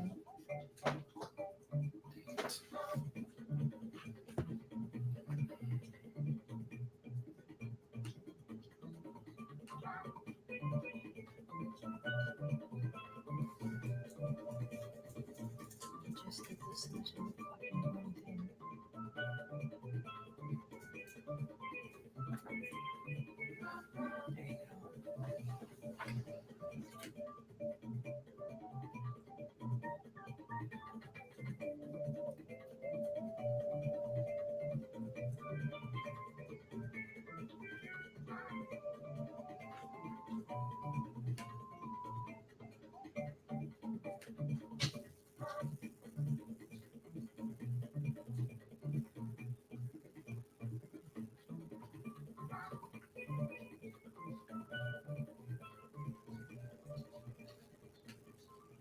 There you go here. Security and privacy right here.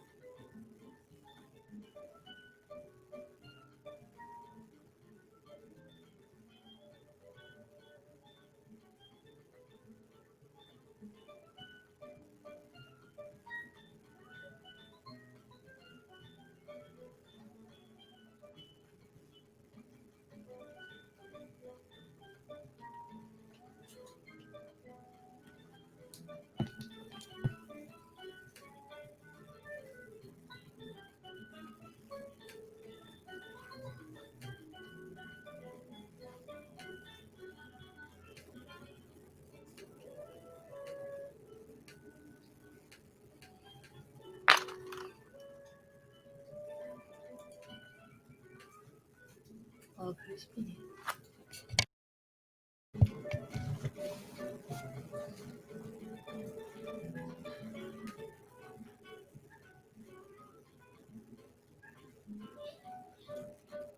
Doing this hard. Yeah, let's try it. It's like made for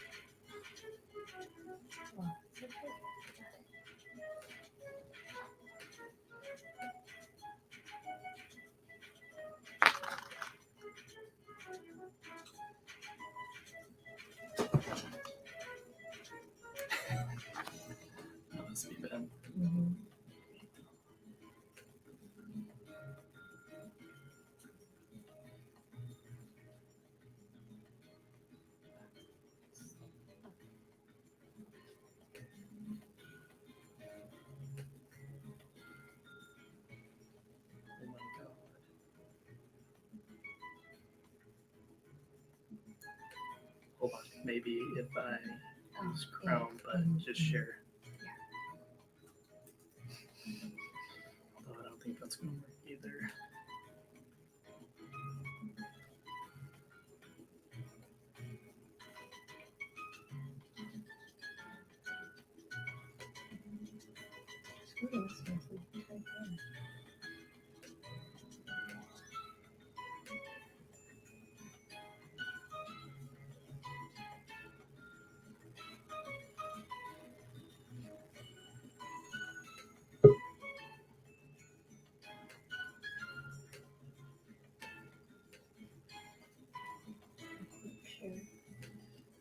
It's not going to work if there's no share audio button.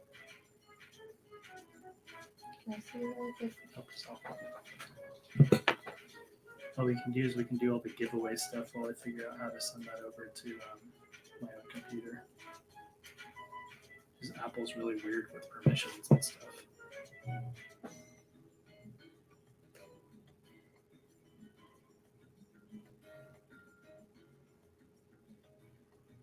It's like downloading.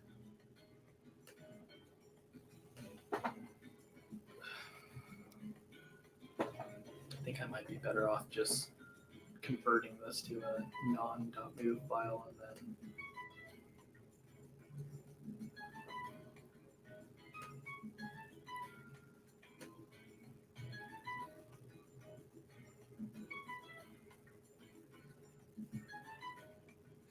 I think only Safari is going to open it.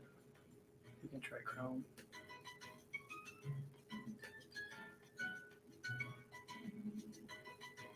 Up at the top.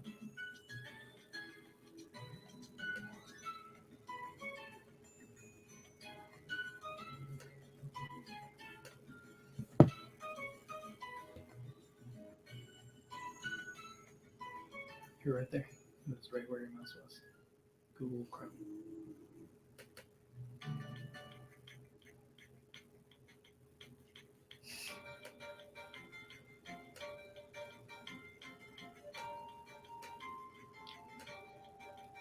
Okay, so what I'll do is I'll convert this to a new or to a different file, transfer it to my computer, and then play it from my computer. Can I just do that here? Or you can, yeah, you can do it to your own computer if you want, but I figure you're going to be busy doing this stuff.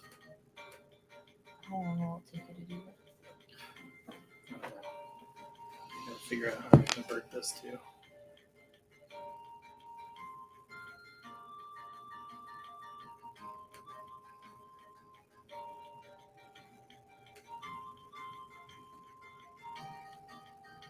Did you set it? Yeah.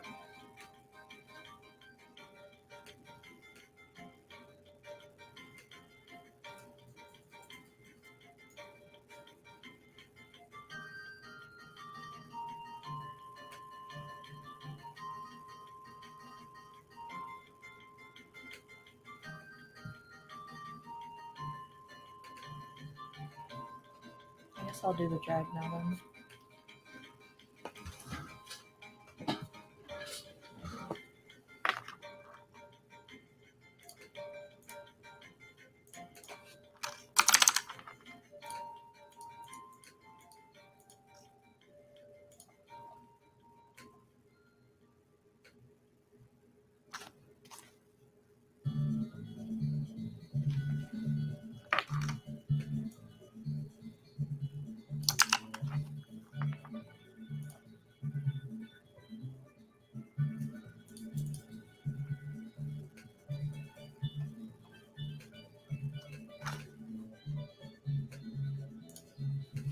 All right, so we're having a little tiny bit of technical difficulties with the music. Steven is working on that now. We hope that Hey Chels can go on at 7 instead of 6:15.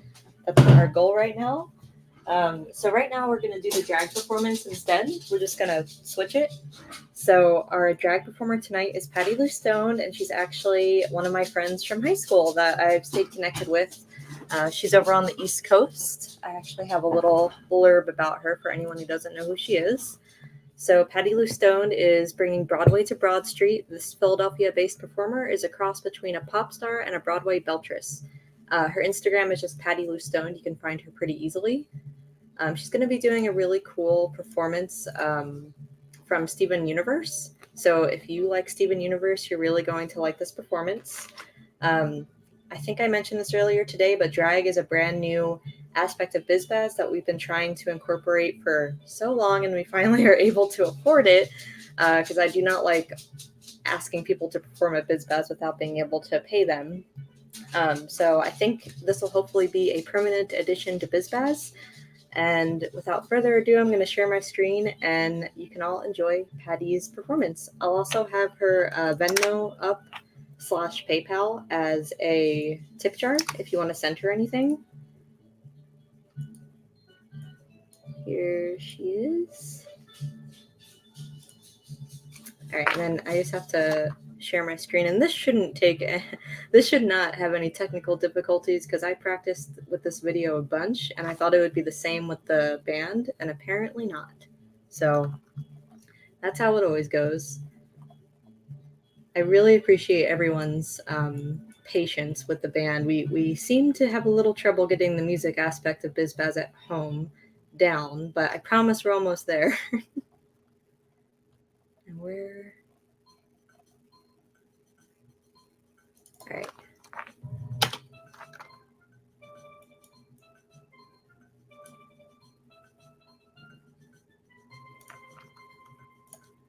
Should probably stop the music. And now I'm going to share my screen.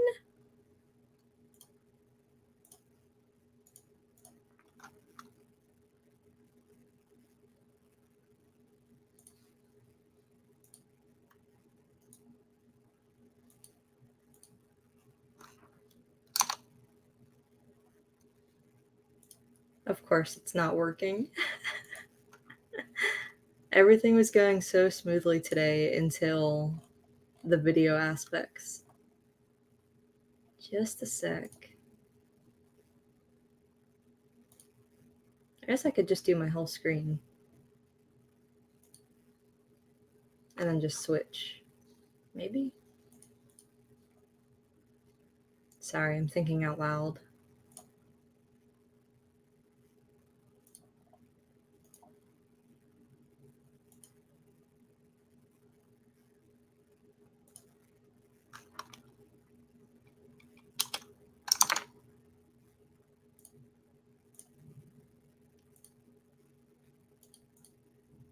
Oh yeah, okay. Let me make sure this audio works, because that's what we were having trouble with.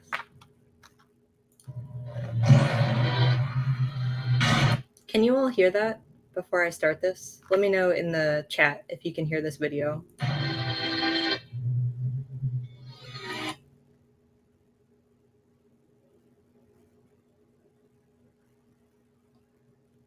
Yes? Yes, no? Anyone there?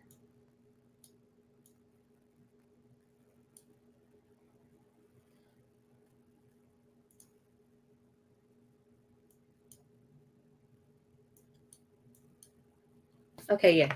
Everyone says they can hear it. So without further ado, for like the 30th time, I'm going to start the video. This is Miss Patty Lou Stone doing a Steven Universe drag performance.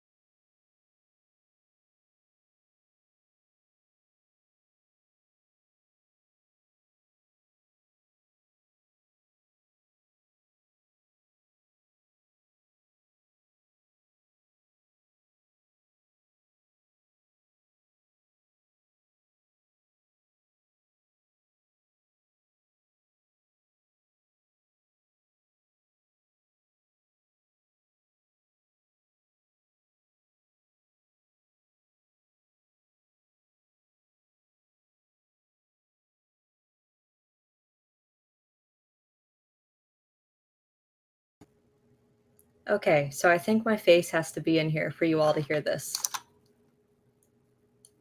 Oh, I'm so sorry, everyone. I don't know why these videos are giving us such problems. Okay, let me know if this works.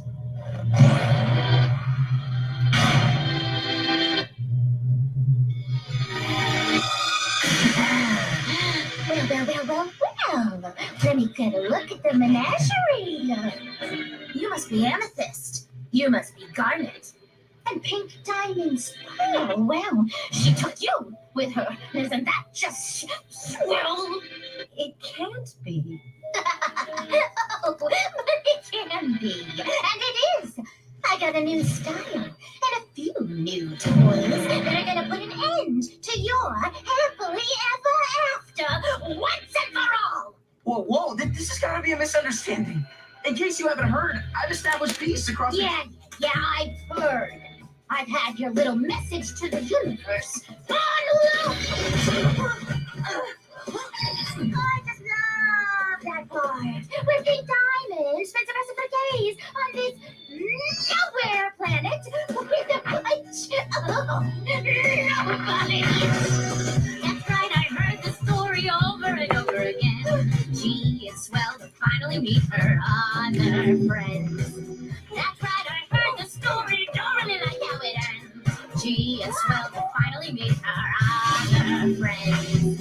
What did she say about me? What did she say? What did you do without me? What did you do?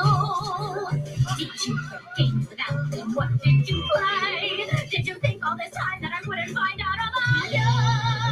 Oh, that's right, I heard the story over and over again. Gee, it's swell to finally meet her other friends.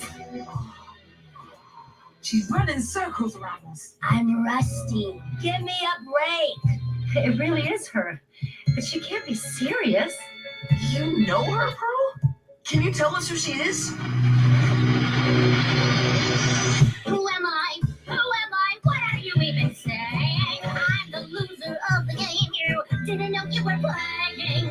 Let's play another game. This time I got to win. Life on the line, winner takes all. Ready or not, let's begin. I heard the story over and over again.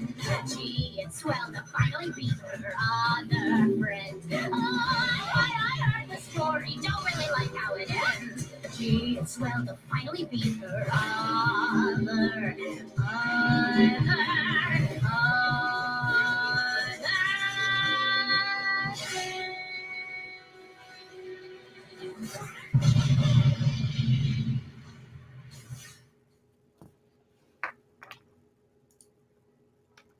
All right, so that was Patty Lou Stone, finally, take 2, right?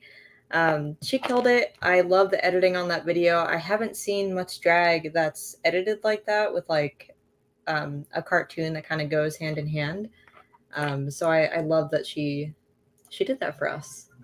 So that was our little drag performance for today. If you liked it, I have Patty's payment info here if you want to give her a tip or anything like that.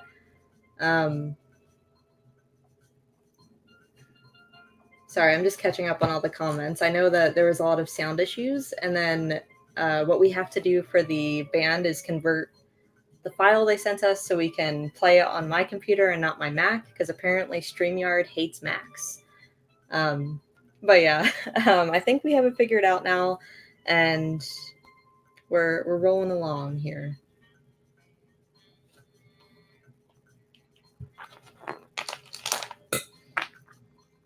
We really hope to have more drag too next month. Like I said, it's a very new aspect to BizBaz. So if you have any favorite drag queens that you want to see perform at BizBaz, we would love to have any drag queen perform.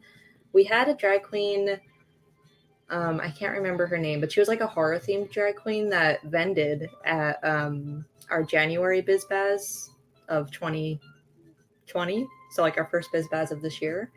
And she didn't perform or anything, but she was dressed in drag and she looked so good. So I want to do more drag performances. But I don't know. The only kind of drag queens I know besides my friend Patty are like Trixie Mattel and stuff, who I highly doubt are going to respond to a request to do BizBaz.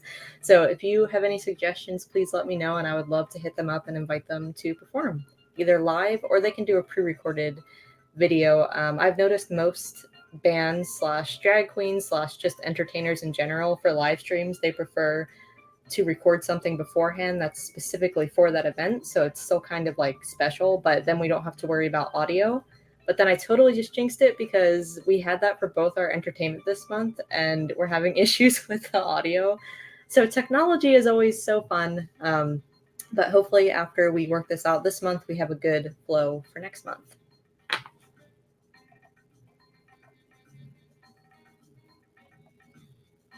Oh, interesting question. Victoria asked, do you have a head count of attendees for today? So I can tell you how many tickets we RSVP'd.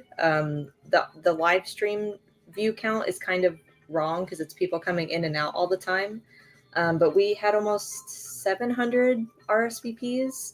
I know some people don't get their ticket for the live stream. They get it to access the vendor sales. They get it for a few different reasons. So I'm not sure the kind of data to report on that because we had about 40 to 50 people watching at a time today. And then we've had about 30 steadily watching from start to finish. So if that answers your question, let me know. Otherwise, I can give you more numbers. Just let me know.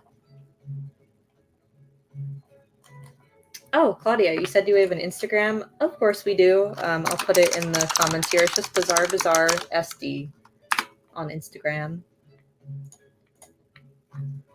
So if you, I'm going to take Patty's tip jars off, but if you liked her, make sure to send her a little something now. Otherwise, you can find her on Instagram and Facebook and all that under Patty Lou Stone. She's pretty new to drag, I think. I think she's been doing it for like a year. And she sings most of her performances too, which I love. I think that's such a unique combination. I'm not a drag expert, so maybe this exists, let me know. But I feel like most drag queens just like lip sync. And I really like that Patty sings and does drag and performs and does like all of that. I mean, I know drag queens make their own music, don't get me wrong, but I mean, most drag performances I've been to, it's not like a concert for that person. It's like a drag show and everybody lip syncs. So I don't know. I just find that really cool.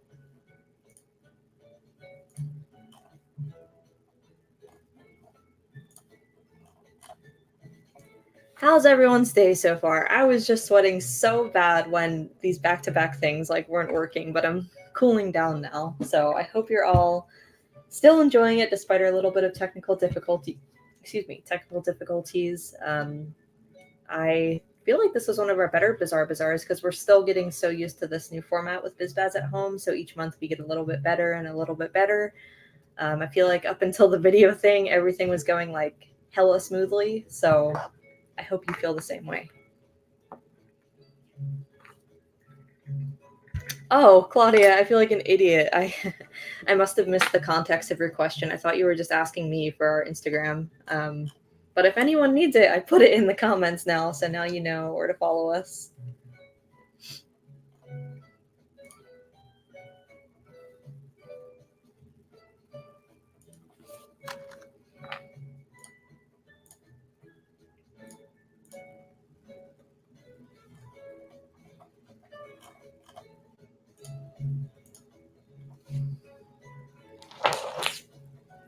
What was everyone's favorite part of BizBaz today? I'm always curious. For me, my favorite part is always the one-on-one with the vendors, hands down. I really love getting to know the vendors a little more and just having like a real heart-to-heart with them, and then having you be able to ask questions too. I feel like unless you're going to a huge convention like Comic-Con or something, most pop-ups and smaller conventions don't have that because it's like a catch-22. It's like, okay, to put on a successful show from a coordinator's perspective, it's about just like making some money, you know? So you have to have like 100 vendors, but then you can't have 100 vendors all be on a panel because that would take a year to get through. And then BizBaz at home at least is 10 vendors. So we can get a pretty decent conversation done in an hour and a half. So I don't know. I'm just curious. What is everyone else's favorite part? Like, why did you come here today? If you've been watching since 10 a.m., like, why are you still here? I try to make this day really fun. I hope it's not. I hope it doesn't come off as me just like talking the whole time, because that's how I feel like it is. And I try to find as much things as possible to like not make that be the case. But I also feel like I might feel that way because I don't like being in the spotlight despite all of this. I actually like letting other people do their thing, and I just organize and coordinate it. So I'm interested to know what you think.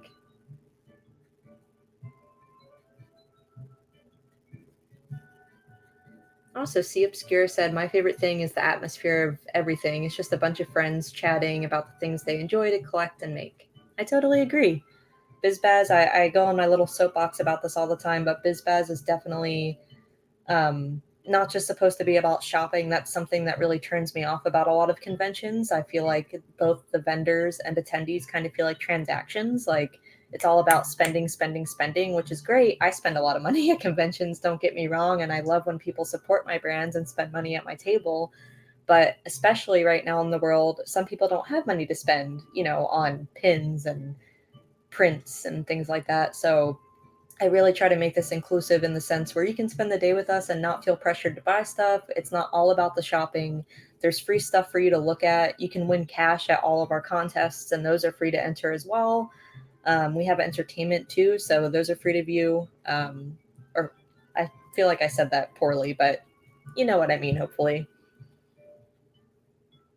Seven Spider Eye said, overall, today's been really fun. Thank you for doing this monthly. With everything going on, it's really nice to have some sort of social life and see and interact with people. Thank you. I try really hard to make it just like an all-inclusive event. I guess that kind of concludes my thought from previously. I want this to be, like a community, not just a one-stop shop where, you buy your stuff and leave. It's great if you're buying stuff. I want you to buy stuff if you can, but I also want us to get to know each other and, see each other every month and have regulars and all that kind of stuff. Isabel said, I really love the event as a whole. I came for the pins and shops and stayed for the awesome features. Well, thank you. Most people come for the shopping even after that whole thing I just said. Most people, they know an artist that's vending and they want to participate in their sale, so they get their ticket, and then they're like, oh, wait, there's all this other cool stuff going on, and you end up really enjoying it. Pat said, I'm here because the special guests at noon were super hot. Also, Steven. I do agree that the people at noon were really rad. They definitely know their shit and are super entertaining. And they're much better at all of this than I am. Oh, Sammy City said, I've been watching all day while animating. Hearing everyone talk was really relaxing, and hearing the artists was really inspirational. That makes me super happy. What are you animating? Is that your full-time gig? What are you working on?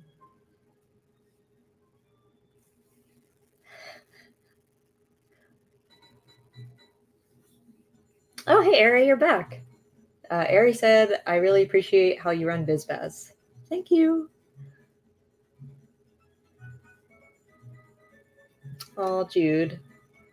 Victoria said, you can't hear a thing. I feel like you might be like behind in the stream if you're tuning in like later. I might have just totally made that up. But anyway, I feel like my volume is fine because I've been communicating with people, so you might want to check your speakers or something. Jude says, my favorite thing is how honest and nice you guys are. You really make it about community and having fun, and I deeply appreciate that. Thank you. We really work hard. I wasn't just exaggerating in the one-on-one when I said my first year vending as a shop when I opened my pin store 4 years ago. It was awful.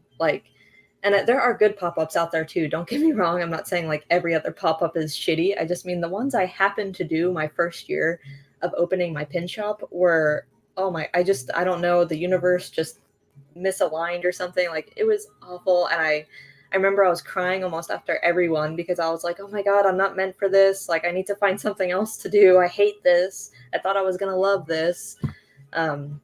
And then, like the loser I am, I was like, I'm going to start my own club. And that's what this is. And that's why we're still kind of small, but we're working to put our name out there and really attract the same kind of people, like the ones that are attending today, like you, that we're talking with, and then other people that are similar too.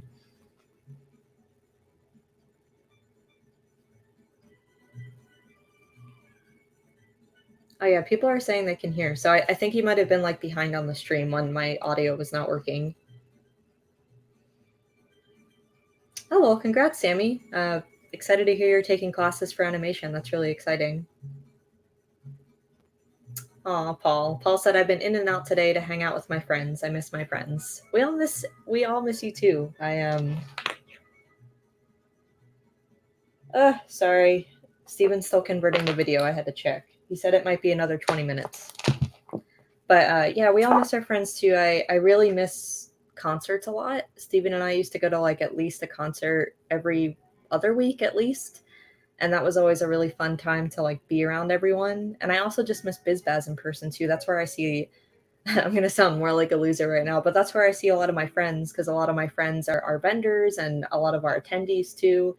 And it's just different face to face. You know, I typically like being alone, but for things that I love, like music and art, I want to be around, you know, other people. So I can't wait for the world to get its shit together, specifically the USA, and take all this seriously so we can get a vaccine and get back to life.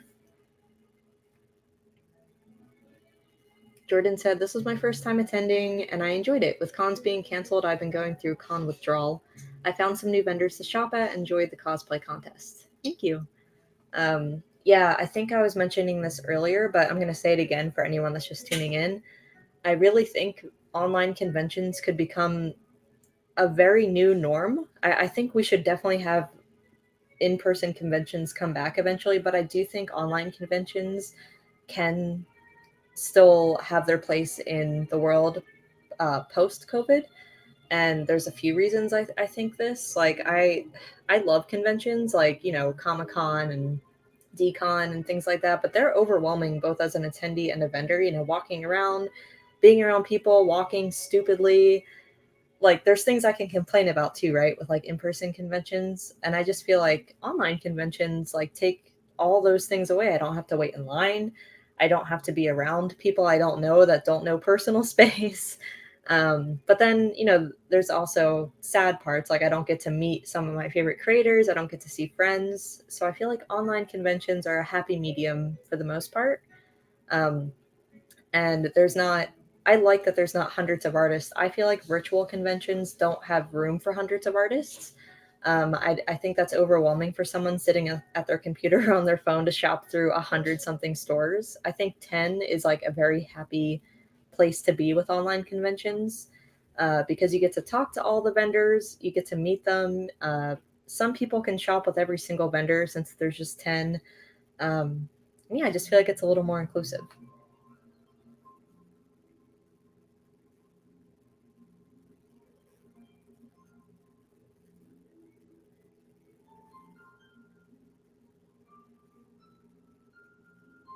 Sammy said I was going to see My Chemical Romance, but it got canceled. I wasn't able to get my ticket, but I would have loved to see them too. I know they had to cancel, but I'm pretty sure they announced a 2021 tour, if I remember correctly. But I could have just lied. I don't know. So don't judge me. I know there's some music snobs in the comments right now, so don't judge me. Whatever. A concert I'm really sad that got canceled is Blue October.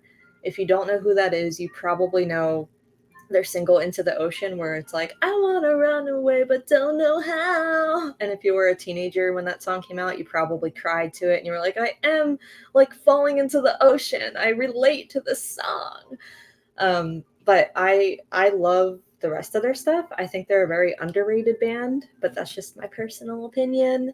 And I'd never seen them live, and we were going to see them in June at the Observatory, and it got canceled, but it's okay. But I think that's the only concert that got canceled that we had tickets for, at least, is Blue October.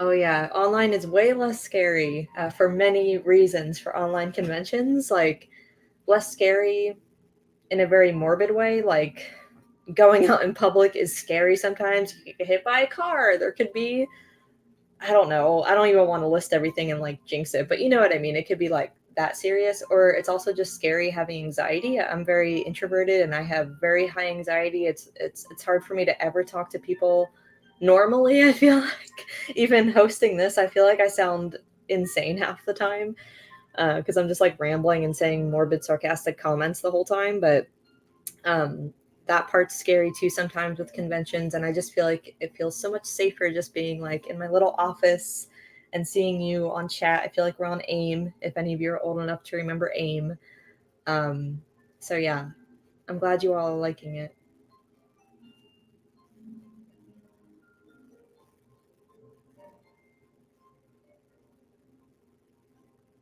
Oh, Ari asked, are you doing signups for future events? So for you, Ari, you can do any BizBaz you want virtually. And this is going to sound snobby of me, and I'm sorry, I don't know how else to say this. So if it comes off that way, I promise I don't mean it that way. But for BizBaz at home, since we don't have up to 75 vendors like we normally do, it's only 10 vendors, I typically only do invite only. And that's for a few reasons. And I do believe in transparency. So I'm going to just tell you, for anyone that cares that's watching this, I only invite people that I know are going to do the one-on-one, that I know will hype the event up, because since we're losing so much money hosting these virtual events, I rely so much more on the vendors to actually promote the event and get their followers to get their tickets and like participate. So I try to only invite people that I know will do their part. You know, I mean, you're supposed to do that as a vendor at any event, but when I used to have 75 vendors at the in-person BizBazes, it would be okay if 5 to 10 of them didn't do shit, because it's like, okay, we have 60 more that are like promoting it, you know? But for BizBaz at home, it's a little more curated on my end, which I hate saying, because like our whole thing is about being like inclusive, and it's not about not being inclusive, I guess. It's just like, I have to be a little bit more careful about who vends. You have to really kind of do your part, because it's also free to vend at BizBaz at home as a vendor, which is another reason we don't make almost any money off of this event. And by not make money, I don't mean profit. I just mean break even to like fund the event, just for anyone that's taking me super literally right now. Ooh, I'm talking a lot. You're all chatting with me a lot. I'm running out of air. So, whew, hot. I'm hot. It's hot in this room. Talking too much. But I enjoy it. I'm about to start sipping some wine, so I'm about to talk more thanks to Liquid Courage. What was I even saying? Oh, so to finish that thought, it does have to be a little bit more thought out about the vendor list, just because we want this event to be as successful as it can be. So I have to be a little more critical about the vendor list, but that doesn't mean you can't ask. I'm happy to have you if you really want to do it, but you do have to do the one-on-one. You do have to promote every day until the event, and you do have to have some sort of BizBaz exclusive promotion so that people have a reason to want to come to the event. So it doesn't have to be a sale. I know that a lot of people are struggling right now, especially small businesses. So you don't have to give stuff away for free. You know, if you have a drop planned, that can be your promotion. You can give 10% off like a certain pin. It doesn't have to be even your whole catalog. It can be anything you want. It just has to be something that I can advertise that you're doing, so that people are like, oh, I want to shop with B2 Kawaii Gift Shop because I get free shipping over $35 orders, or, you know, you get it. But those are the 3 only requirements. And then we try to get vendors that will hopefully donate some of their products to our hourly giveaways and charity raffle basket. Otherwise, it's all like Perfect Human stuff, which is fine. But a lot of our attendees might not care about Perfect Human stuff. So I like to have a versatile, you know, selection for the giveaways and the raffle basket. So that's not mandatory, but it's highly encouraged if you're able to at this time to give something to the donations. Ooh, I lost a lot of comments here on my little ramble.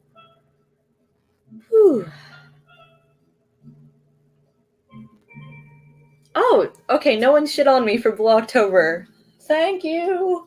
Sammy said that you saw Blue October, right? Yeah. I love Justin. I love his story. If anyone, I'm just gonna say it now because like maybe now you'll like them more if like you shit on them before, if you're watching this. So the lead singer, Justin, I loved his stuff when he was probably at his lowest point, and I guess I'm speaking for him, but I'm just going off of the lyrics he was writing. And I was at my lowest point when that music was out, so I really connected to like his suicidal songs and things like that. And now I don't know how long he's been clean, but he's been clean for a significantly long time. A lot of people shit on his newer music because it's very G-rated. So if you go to his first album and compare it to now, it's like it doesn't even sound like the same person. And like, I'm not religious, but he's super Christian now too, and he does talk about God a little bit in his newest album, which for me, I'm like, but I'm happy for him. Like, I don't want him to be an addict forever. He has a kid now. He has a wife, and he's married, and he seems super happy and like healthy. So it seems really good for him. But back to his old stuff, there's very few voices that can like conjure emotion in me out of nowhere, and his voice, I don't know what it is about it, but his voice just like stirs something in me, either when I'm angry or sad or anything like that. His voice just like hits a chord. So I love him, and I don't care if y'all don't like him. I'm happy Sammy likes him too. They're on my side with this. Oh, thank you, Benito. I appreciate you saying I'm great and charismatic. I definitely don't feel that way. So I'm happy someone thinks that.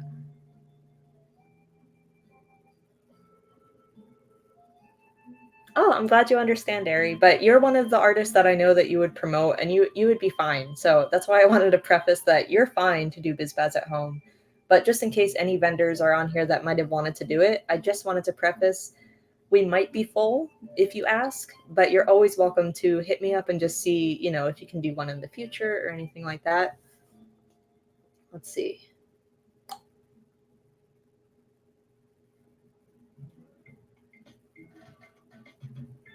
Oh, Corinne said, is there a specific type of vendor you're looking for? Absolutely not. This month we had a pretty good mix, I would say. I try really hard, especially with the BizBaz at home, since there's only 10 vendors. I don't always succeed due to timing because the event's like about to start, but I try really hard to have like a vendor from every genre. So like a horror artist, a kind of Disney fan base, pop culture, nerdy, like, all the different kinds. I try to have one of each represented because I really want versatility. I don't want this to just be all kawaii designers because I'm super kawaii, which is great, but I want anyone to come to BizBaz and find something that they want and that they like. So yeah, there's no rules for what kind of art you have. As long as you're a good person and you believe in what we believe in, we want you to vend here. So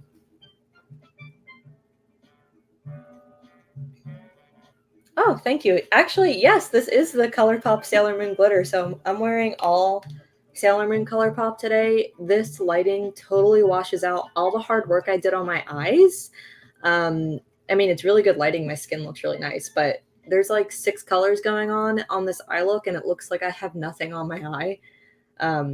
But the whole series from ColourPop, the Sailor Moon one, it's gorgeous. The blendability, if you care about makeup, is super high quality. And then I love the glitter because it has like little stars and moons, and it's super easy to put on. I just put my finger in and did this, and it's been here all day. So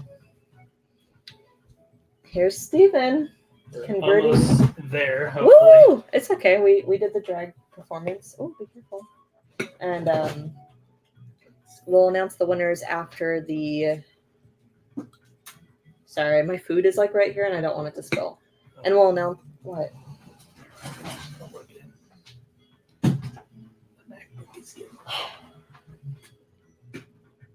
Okay, sorry, I totally lost my train of thought because Steven interrupted me in the middle of my sentence.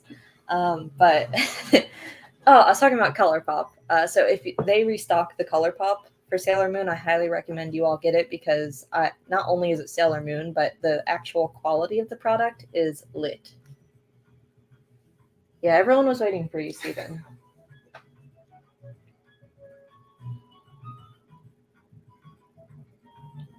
Oh, Sammy, that makes me happy to hear about the song "Hate Me." I I can't relate in that specific scenario, but I definitely got a lot of help from that album that Hate Me's on. We were talking about Blue October. You found the other person in the world that listens to Blue October? No, so someone mentioned a concert that got canceled, or My Chemical Romance got canceled because of COVID. So I was like, oh, like Blue October got canceled. And then Sammy, who I don't know, they were like, oh, I love Blue October. And I was like, okay. Oh, thanks, Eric. I would love for you to do another pin. The Ram one you did is like one of my all-time favorites. BizBaz pins, And then I mean, you're in the finals for the coloring contest. You clearly know like what you're doing with designing.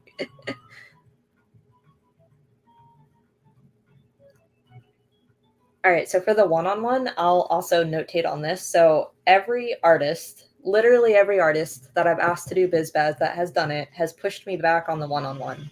So I totally get it. Like, it sounds scary, and you're not going to believe me until you do it, but I promise it's not scary. Because for one, there's at least 7 of us on the live stream at one time. So it's not just like I'm here asking you questions with like a microphone, like just you. You don't have to answer anything. As you noticed, I think in the first one, Lantern Pins said like who she was, and that was pretty much it. She could have talked more if she wanted to, but she's a little more reserved, and that's totally fine.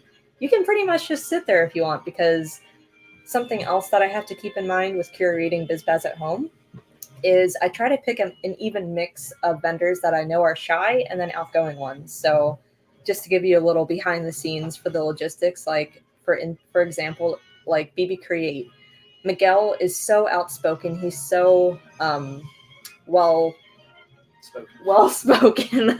Obviously, I'm not. I just said the same word twice. So sorry. But I try to pick people, like, I'll pick a few shy people that I'm like, okay, if they don't say a word during the live stream besides hello, I know that, like, so-and-so will kind of carry the flow. And then we are in charge. Like, we know how to carry a conversation for the most part, as far as, like, this interview kind of style. So we'll keep it going, too. If we notice no one gives a crap about the question we're answering or we're asking, we'll move on, you know? So I just really don't want you to be nervous, because I can say since starting BizBaz at home, every artist that gave me shit about the one-on-one has messaged me after being like, I'm so sorry, I was nervous about the one-on-one. Like, it was honestly so easy and like so fast, and I didn't feel weird at all in the spotlight. So I know you won't believe me though until you actually do it, because you're going to be like, oh yeah, right, it's terrifying, and I get it. But I promise it's not scary. For the one-on-one, I don't think you were here for the one-on-one, so you wouldn't even have known. But we have to break it up into 2 groups because the live stream software we use only allows us to have 10 people on the screen at once, and we technically have 11 because of me. So we have to break it up into 2 groups. We just do Group A and Group B. I typically just do it right down the middle alphabetically, but if you want to be with someone specific, like I know our first one, Sleeping Wolves are asked if she could be on the live stream with Maintaining Mediocrity. So you can ask that kind of stuff. I don't care. So they were on there together. And they're usually 30 minutes, but I book 45 minutes each in case we go over if we're on a hot topic. Like our first one-on-one, we went over, but it was within that blanket. So yeah, it's just 30 to 40 minutes. And then, you know, you can say as little or as much as you want. I think I use this example, but Lantern Pins, you know, she just introduced herself and kind of just like nodded and was like, yeah, and there's nothing wrong with that, but she's just a little more shy. So if you're like her, you can kind of just chill and let everybody else talk.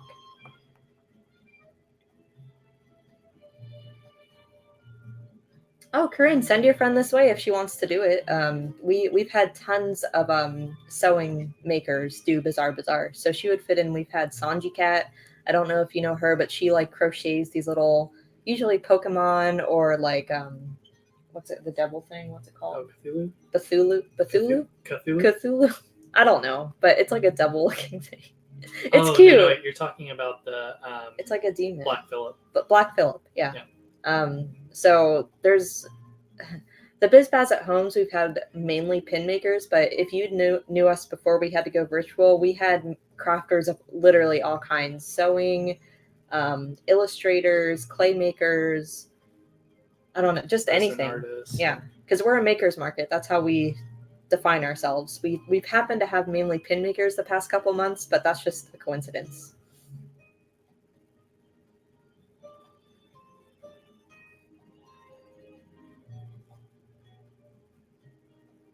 Oh, Corinne, that's a great way to say it.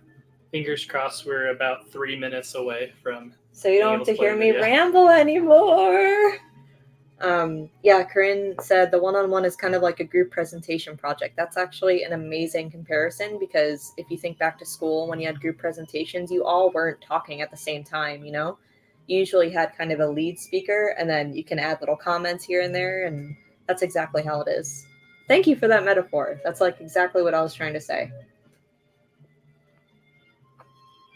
And yeah, everything we talk about typically is pin related and art related. So it's not like we're going to come up here unless you want to talk about something more serious. I'm not going to start the conversation with like, who are you voting for in November? Like, it's going to be, you know, how did you get started with pins? What's your favorite pin you made? How did you get over the biggest struggle you had when you started your business? I don't know. It's all business related though from our end.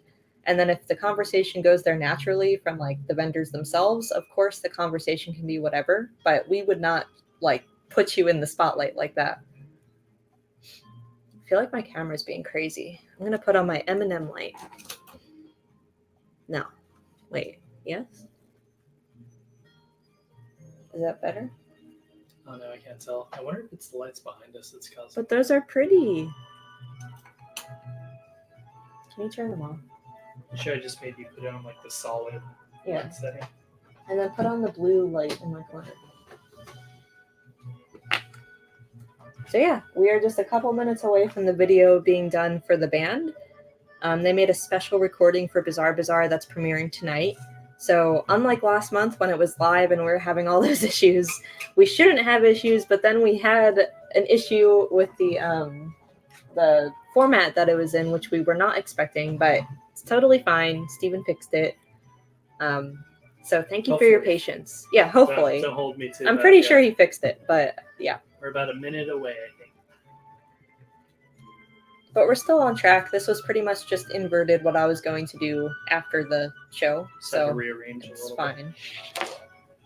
All we have left to do after the performance is just announce like winners. So we don't even have to do that on the stream. If nobody cares, I can just pick them and email them, but totally up to you all.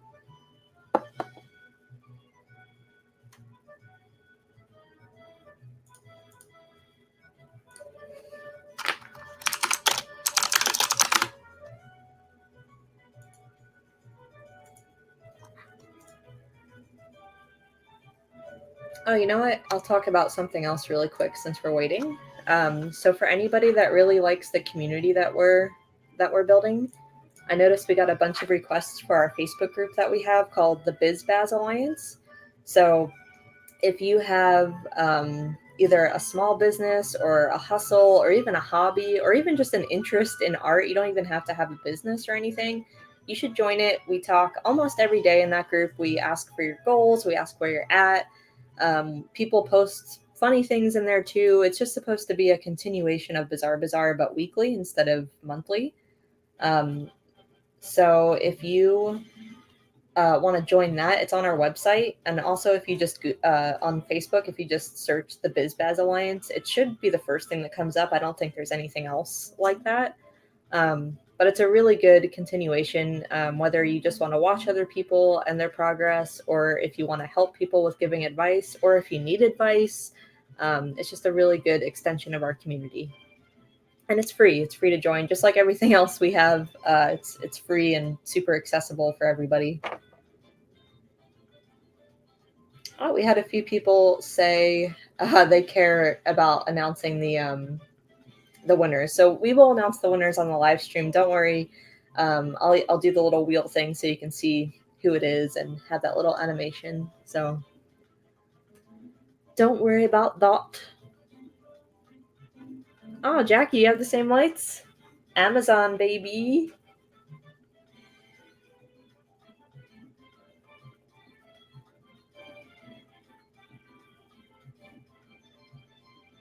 do I go to? Here. To movies, like where's that folder? I'm gonna find it. And then, why does that look weird? What you do to my computer? I don't know why it keeps trying to open Handbrake. There you go. Then maybe should be somewhere there. Down the side. Go to documents. Good. Just type in movies. See what comes up.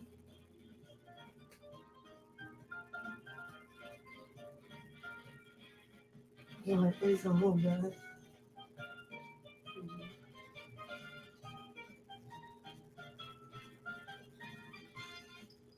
There we go.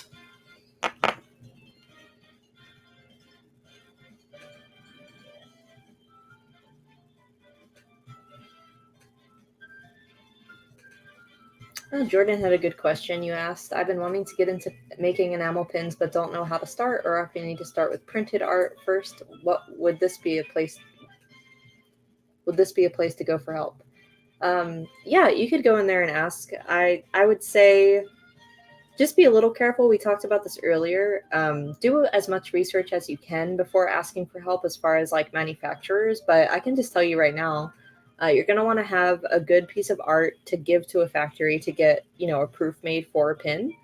And you just have to have a drawing to get started. So that's how we always start. Steven uses our iPad usually to design a pin, and then we send it to my contacts at our manufacturer. They convert that to a proof, and then, we go back and forth. We say yes or no, and then they make it a pin. So, but yeah, join the group and ask for advice for sure. All right, so let's see. So we're going to test this super, super quickly again. Hopefully it's working, and we can start the music.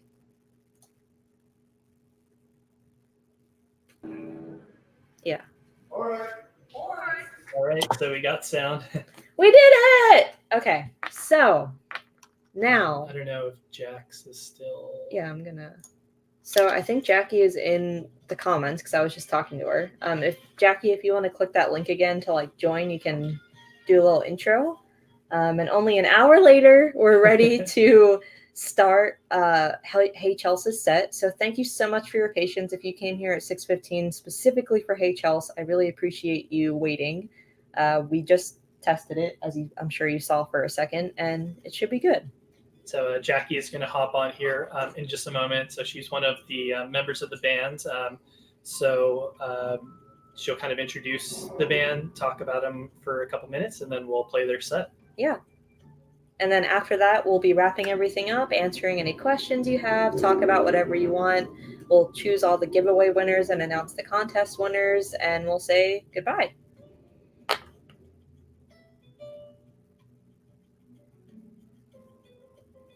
Jackie, I don't see you backstage.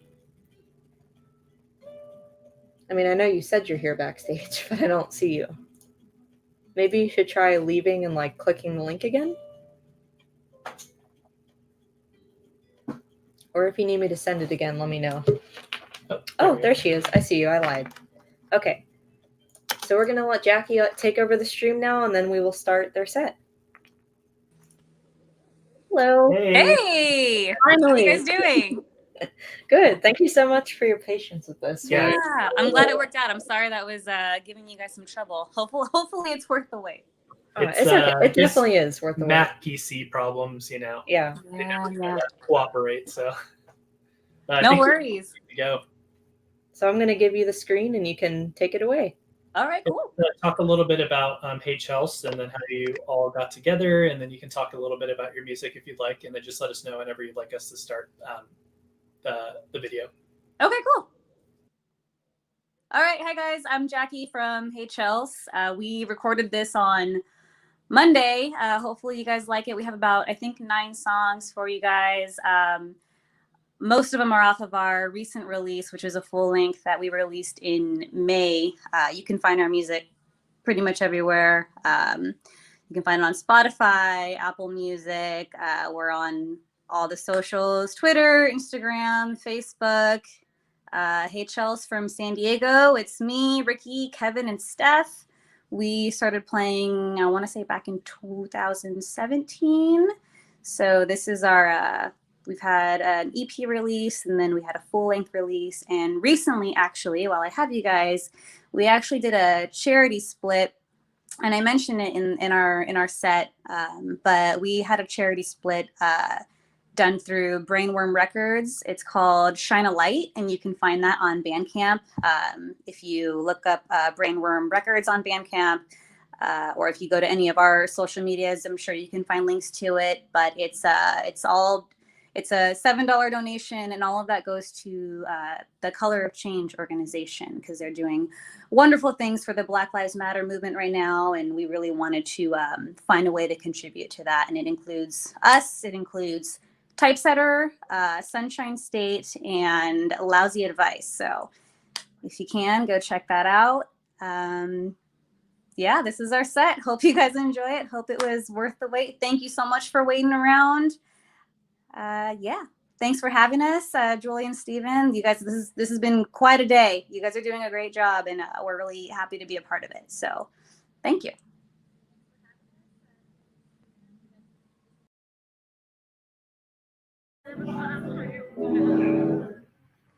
All right. Here we go. It's right. Can you see it?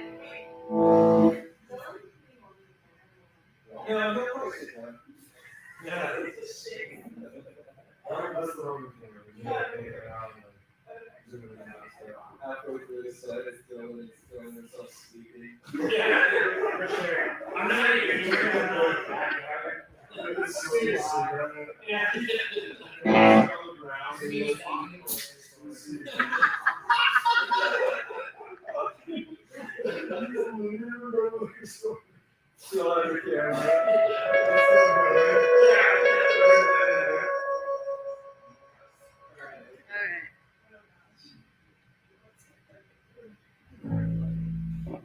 This and then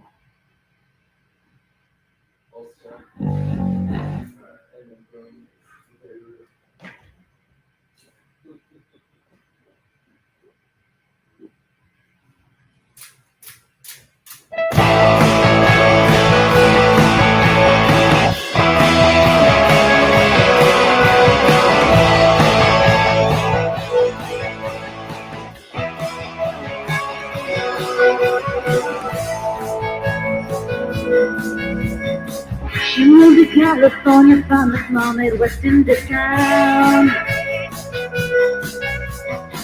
A final dresser and no thought she's really doing it now. Took 1 year just before she's crashing down, she hit the ground harder than ever before. Now, what's that sound? From Bollingwood, from Bollingwood, from Bollingwood. Hey, one just watch it go down. And talk shit.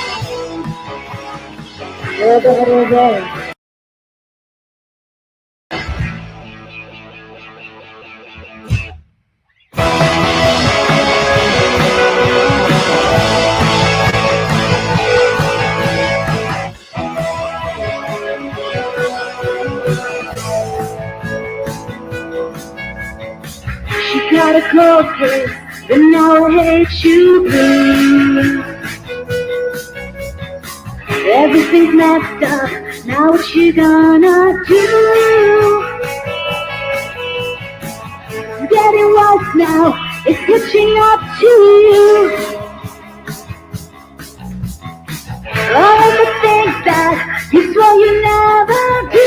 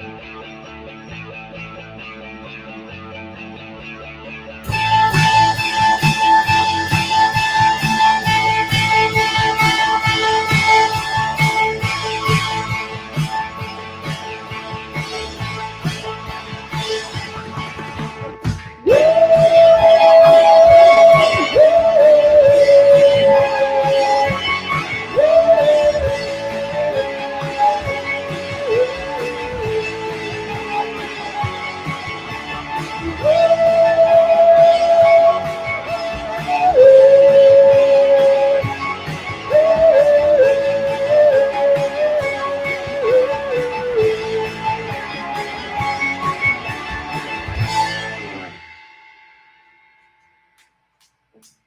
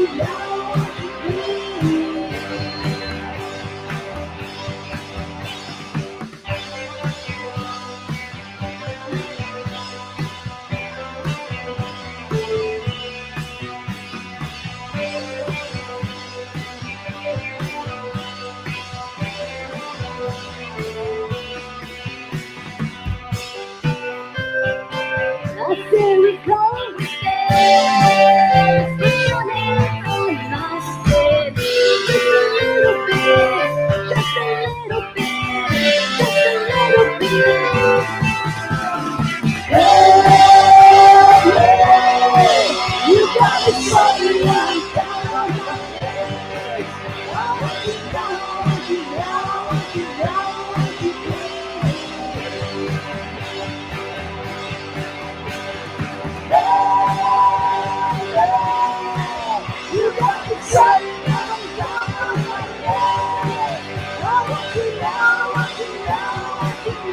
All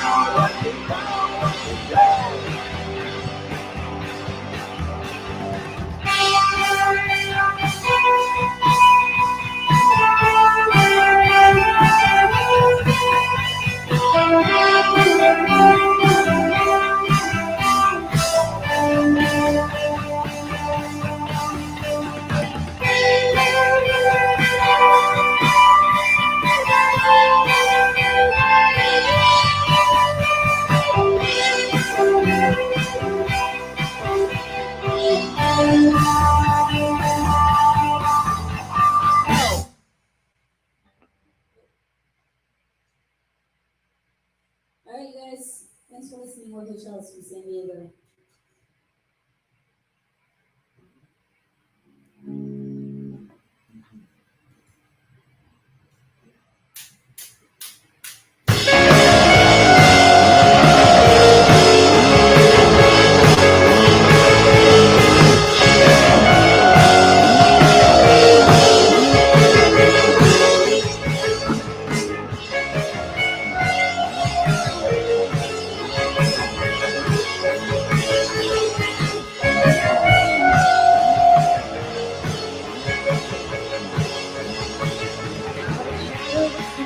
Seems a little bit off. Never checked it, just forget it all. Sincerity lost.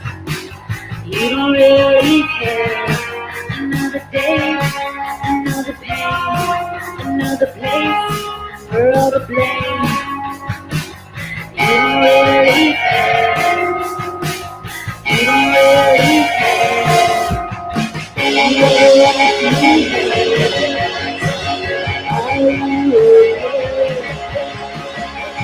don't really care.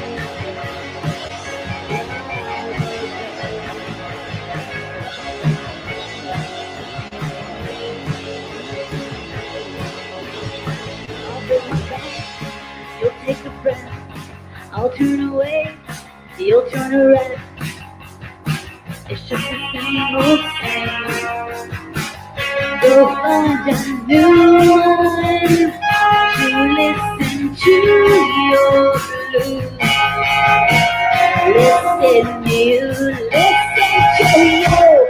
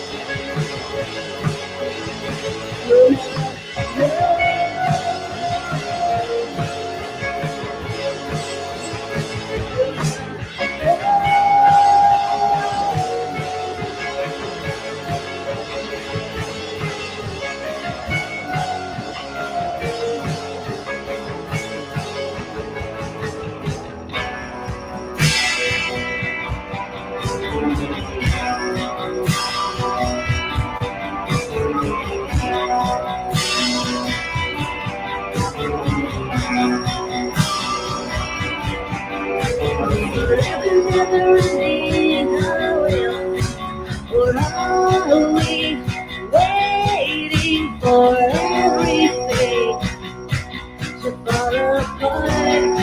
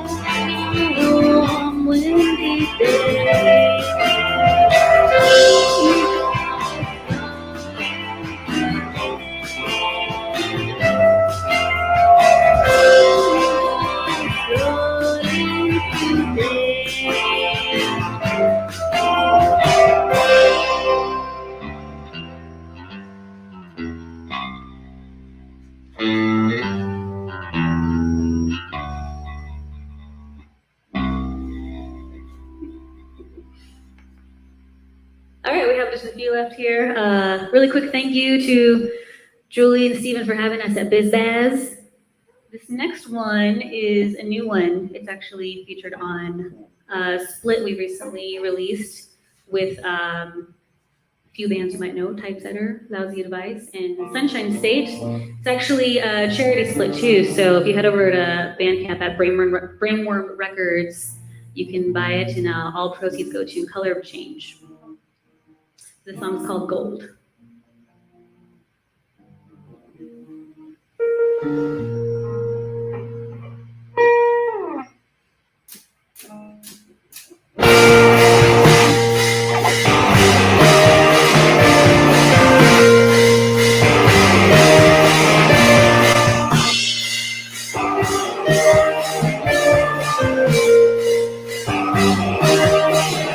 All these days of waiting, living the same. Sleepless nights and mornings, pain. Once again, here I am, not knowing where to start. Overwhelmed, bored as hell, out there, so far apart.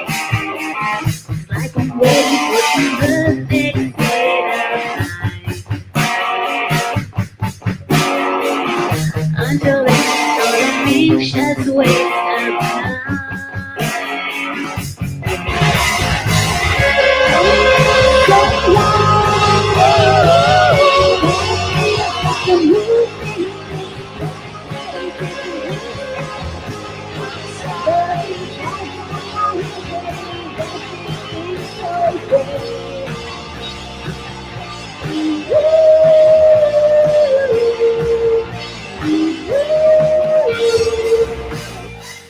place around this place before. I need something new, I need something cool. Once again, here I get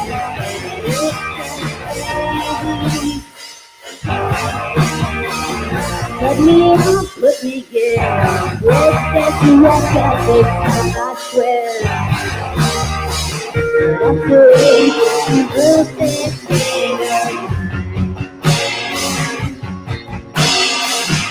I'm good, I'm anxious to waste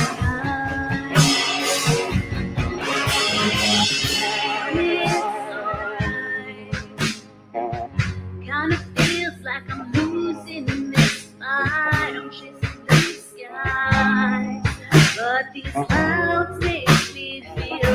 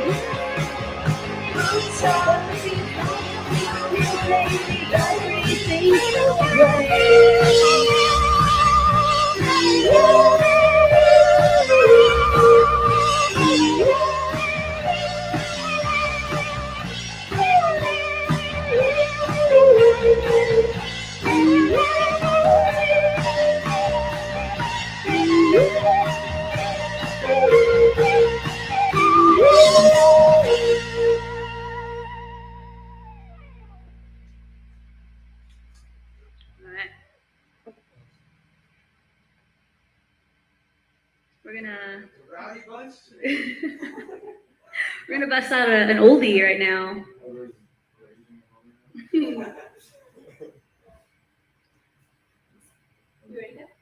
All right. This is off our first EP. This one's called "Take Me Anywhere."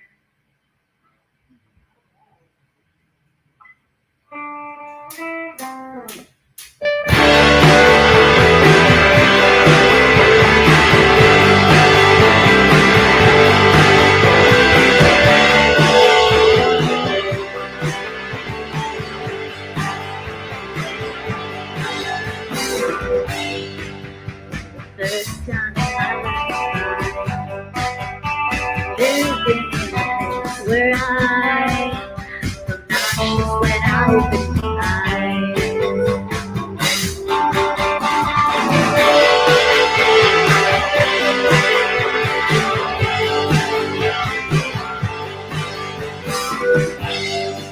Check out these families being torn apart. Kid without a job that's only trying to get by.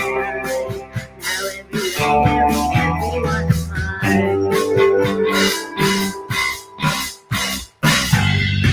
And we're just stuck in this place. Gotta find another setup this way. In the meantime, let's set up face on the moon. What the hell am I waking up to? Someone take me anywhere. Will someone take me anywhere? Just show me the way out of here. Will someone take me anywhere? Someone take me. Someone take me anywhere. Someone take me anywhere. Someone take me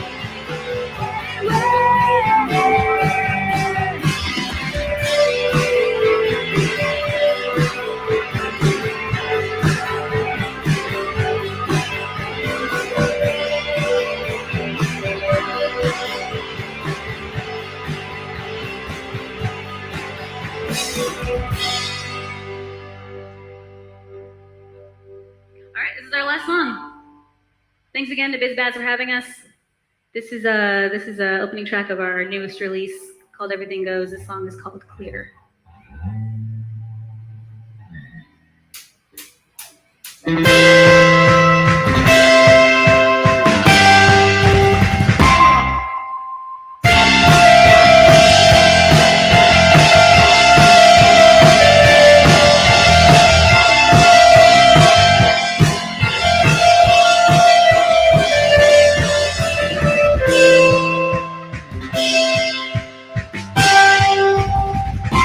Open up your eyes to see. It's no surprise to me what's happening here.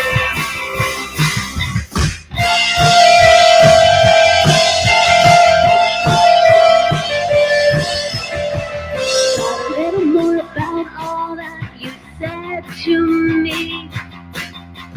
Waking myself up from this nightmare. So long, dear. It's been a real good time. Now I'm losing my mind. I think we're better off leaving all the pieces behind. I'll cut my losses and you'll cut the shit for once in your life. Hey, tell me what is it for?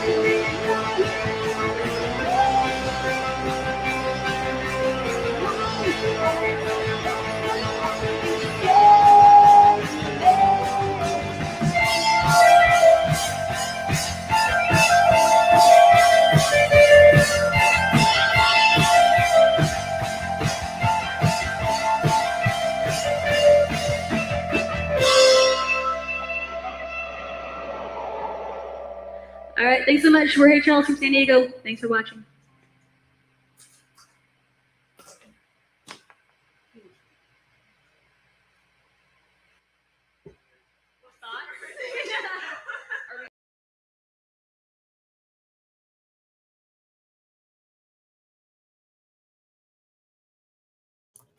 All right. Thank you so much, Hey Chels. That was so amazing. I love that. I felt like I was at a concert, and it was so much better than last month's stream with music. Because that band sucks. Not because of the music they played, but just the quality. So they were great. I hope you all dug that. I love the editing too. It was really cool. Yeah, great Very job, different. Ricky, Yeah. their bass player, is the one who put it together. Yeah, it looked really dope. It looked so professional, and the quality was amazing. I could hear everything, which is always a nice plus when you're listening to music.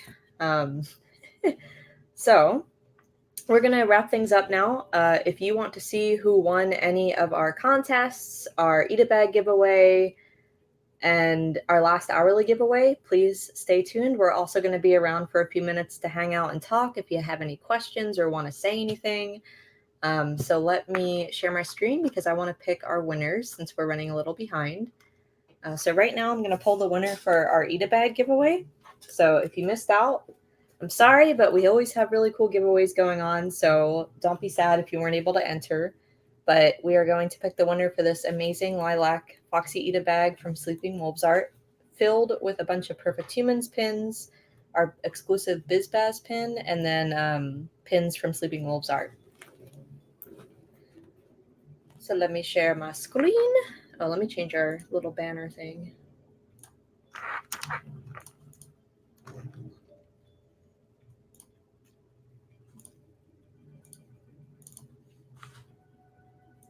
Okay.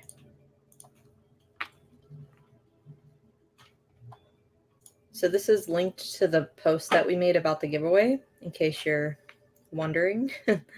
So here we go. And our winner is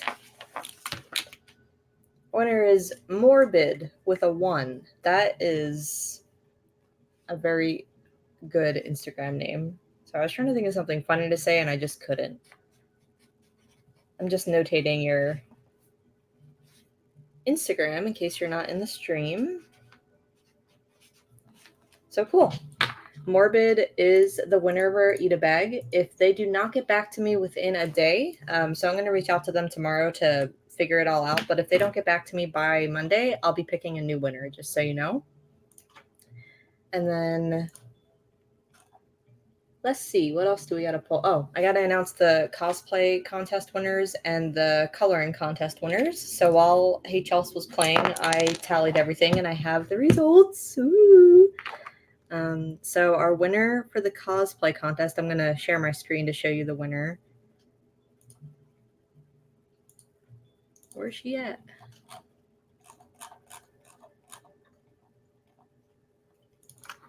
There we go. So I just want to thank everyone before I tell you. Thank you so much for entering all of our contests today. You all did amazing. It was super close with everybody that entered. And like we've said a few times today, if we could, we would love to choose you all as winners and send you all some money. But right now we can only pick one. So keep that in mind. Oh, wait, I have to do it with the special opening.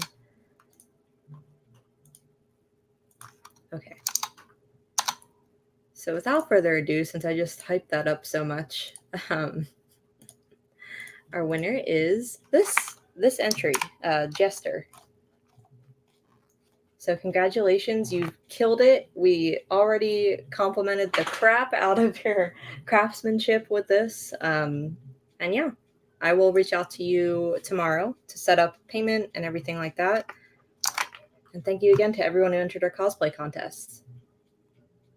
So now I'm going to tell you who won the coloring contest. Same thing, I'll do a little screen reveal to keep it really anticipating.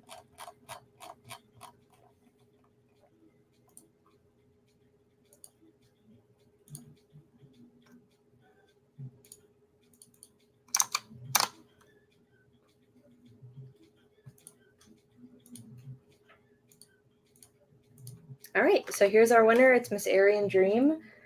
She won our coloring contest this month. Congratulations. I still really want this framed or something. Like, I love this print so much with the so good. Astrology in the sky. Is that how you say it? So that's our coloring contest winner. And then we're not done. We have a few more things. I believe we have to do one more hourly giveaway to wrap up the night. Oh, and the charity raffle winner. I knew it. I knew I was forgetting something. So our last hourly giveaway will be for our sticker and pin set for the exclusive design for this month. And we'll do what we always do, and I'll share my screen so you can see the spinny wheel pick someone.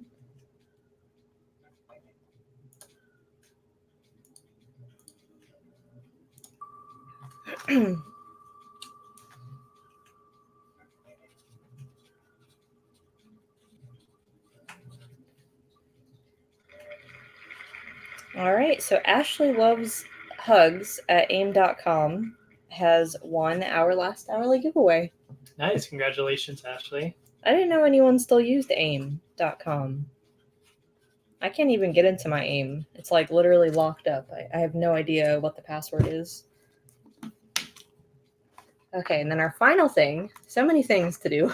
Our final thing is picking the charity raffle basket winner. So the last time I counted, I believe we're at $98 that we raised for Snapco. So thank you so much to everyone that was able to get a ticket. We are going to announce who won our huge basket filled with flair in just a minute. I just wanted to retouch on like what the organization is in case anybody is just tuning in. but Snapco is a great organization over in Atlanta that helps the Black trans community with their surgeries, food, shelter, all that kind of stuff. So we really wanted to support them this month, and we're able to send them now $98. So that's really cool. It's a good amount. I feel good about it. It feels good to be able to do that. So thank you again, and we're going to pick the winner now. So same thing, I'll share my screen.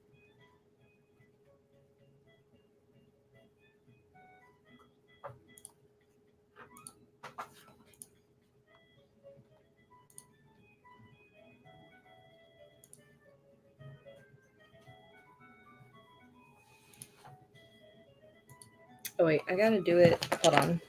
I have to do it on my phone. Because it's not everyone that got a ticket, it's people that just donated. Oh yeah. Sorry, this one will be boring for you to watch me to choose, but it's live. So just a sec.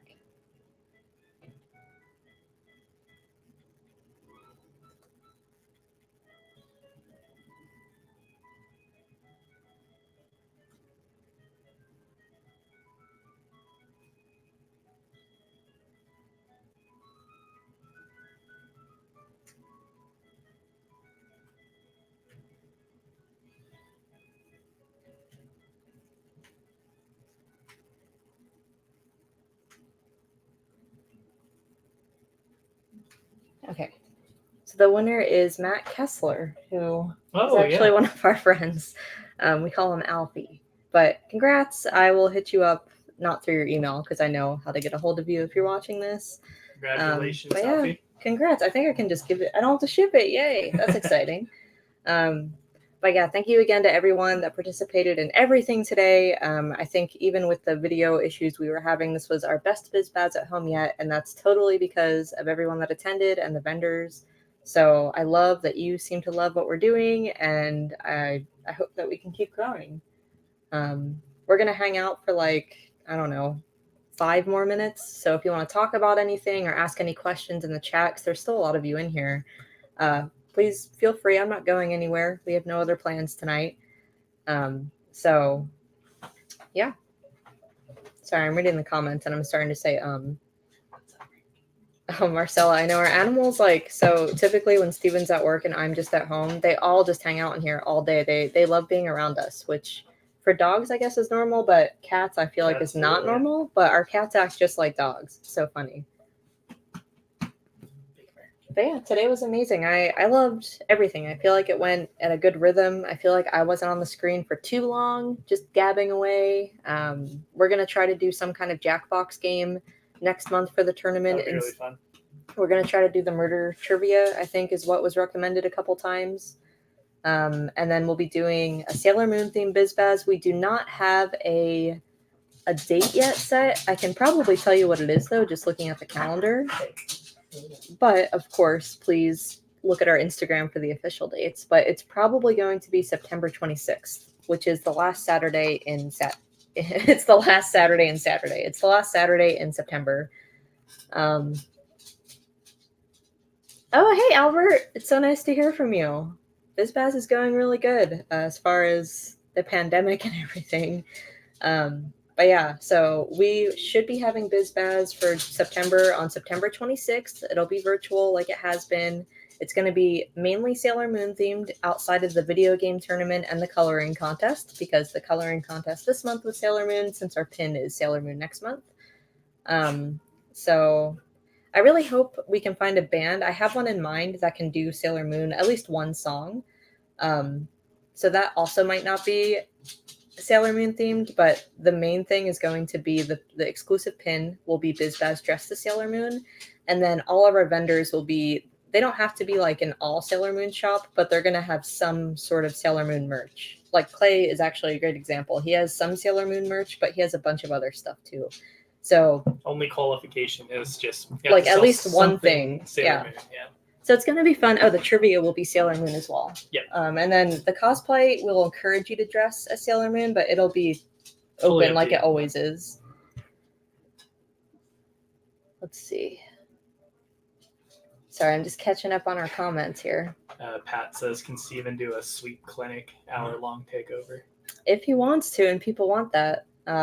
Oh, I am actually very interested in Ryan and possibly Pat, if you want, doing the cooking segment. I think that sounds really fun if you really want to do it. Totally welcome to do that for your takeover. Oh yeah, congrats, Ari. You won the coloring contest. So yay. That's like good karma because you tied for the Ghibli trivia and you gave your thing away, and then Sugar Cubed gave you something in return, and now you're winning the money back anyway. It's all karma. Yeah. Oh, I think I just answered your question, Paul. But most of our stuff next month will be Sailor Moon themed, but we don't want to polarize the event too much. So not everything will be Sailor Moon, but it'll be heavily Sailor Moon themed. But don't be nervous if you're not like a huge Mooney fan. The vendors won't only have Sailor Moon stuff, so you can shop and keep it versatile. And yeah, Steven is apparently over this, so... Are you tired now? Oh, someone asked were winners already announced. Yeah, we just announced all the winners for everything. So if you were one of the winners, we will hit you up through the email that you registered with. Unless you want to ask specifically about something right now. But our coloring contest winner was Miss Arian Dream, who commented a couple comments up. Our cosplay contest winner was Jester.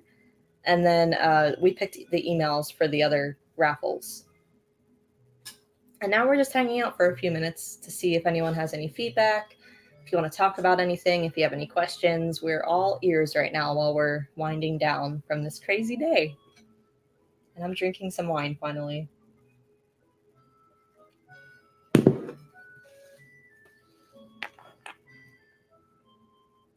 Oh, I'm going to say this one more time. I know I've said this like 3 times today, but I'm saying it one more time so no one forgets. If you were one of the 36 people that tried to enter any of our contests between last evening and today, please don't do that again next month. We have the same kind of contests every single month, so despite knowing what the theme or category is, you can enter. So for example, if you know you just want to do a trivia contest, or you know you want to sign up for the cosplay and you have one ready, just email us and get your spot reserved. All of the rules for how to enter are going to be on your e-ticket, and then I always post them on our story, on our feed, on our website. So there's a bunch of places you can go, and if you're still not sure, you can DM me after checking those places if it still isn't clear. But essentially, you just have to email us with your information, and that's how you sign up. Oh, Isabel had a great idea. Cutest pet contest next time. We actually might do that. That sounds really cute. That's going to be super hard to judge. I know. How do we pick a winner for that? But yeah, I think that would be really cool. We might try to do that next month. Yeah, that'd be cool. But we'll have to think on the logistics. I'm already like getting excited because that would be really fun. I feel like most people that come to BizBaz have a fur baby, so... Pet costume for Halloween. Oh my gosh. Oh my gosh. You're all freaking out about it now, so that means I feel like we have to do it. Okay, well, we'll try to incorporate that. Maybe we'll make it part of the cosplay contest, like back to back or something. I don't know. I have to think about it.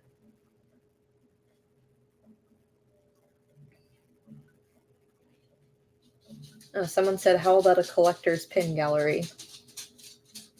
I'm not too sure what that means, but maybe you could come on the live stream and show your pins.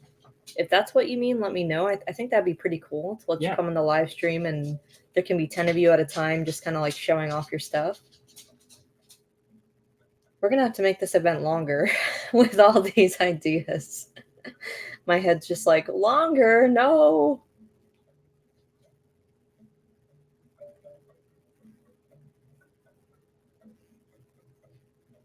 But yeah, if no one has anything else, I think we are going to take off. But we just wanted to thank you all so much again. This was such an amazing BizBaz at home.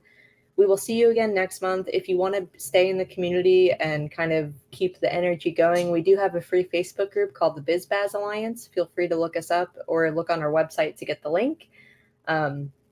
And you can join that. We talk almost daily in there. We pretty much just don't talk on the weekends because we need a break. But you can post in there anytime you want and make new friends and keep the connections going. So please join that.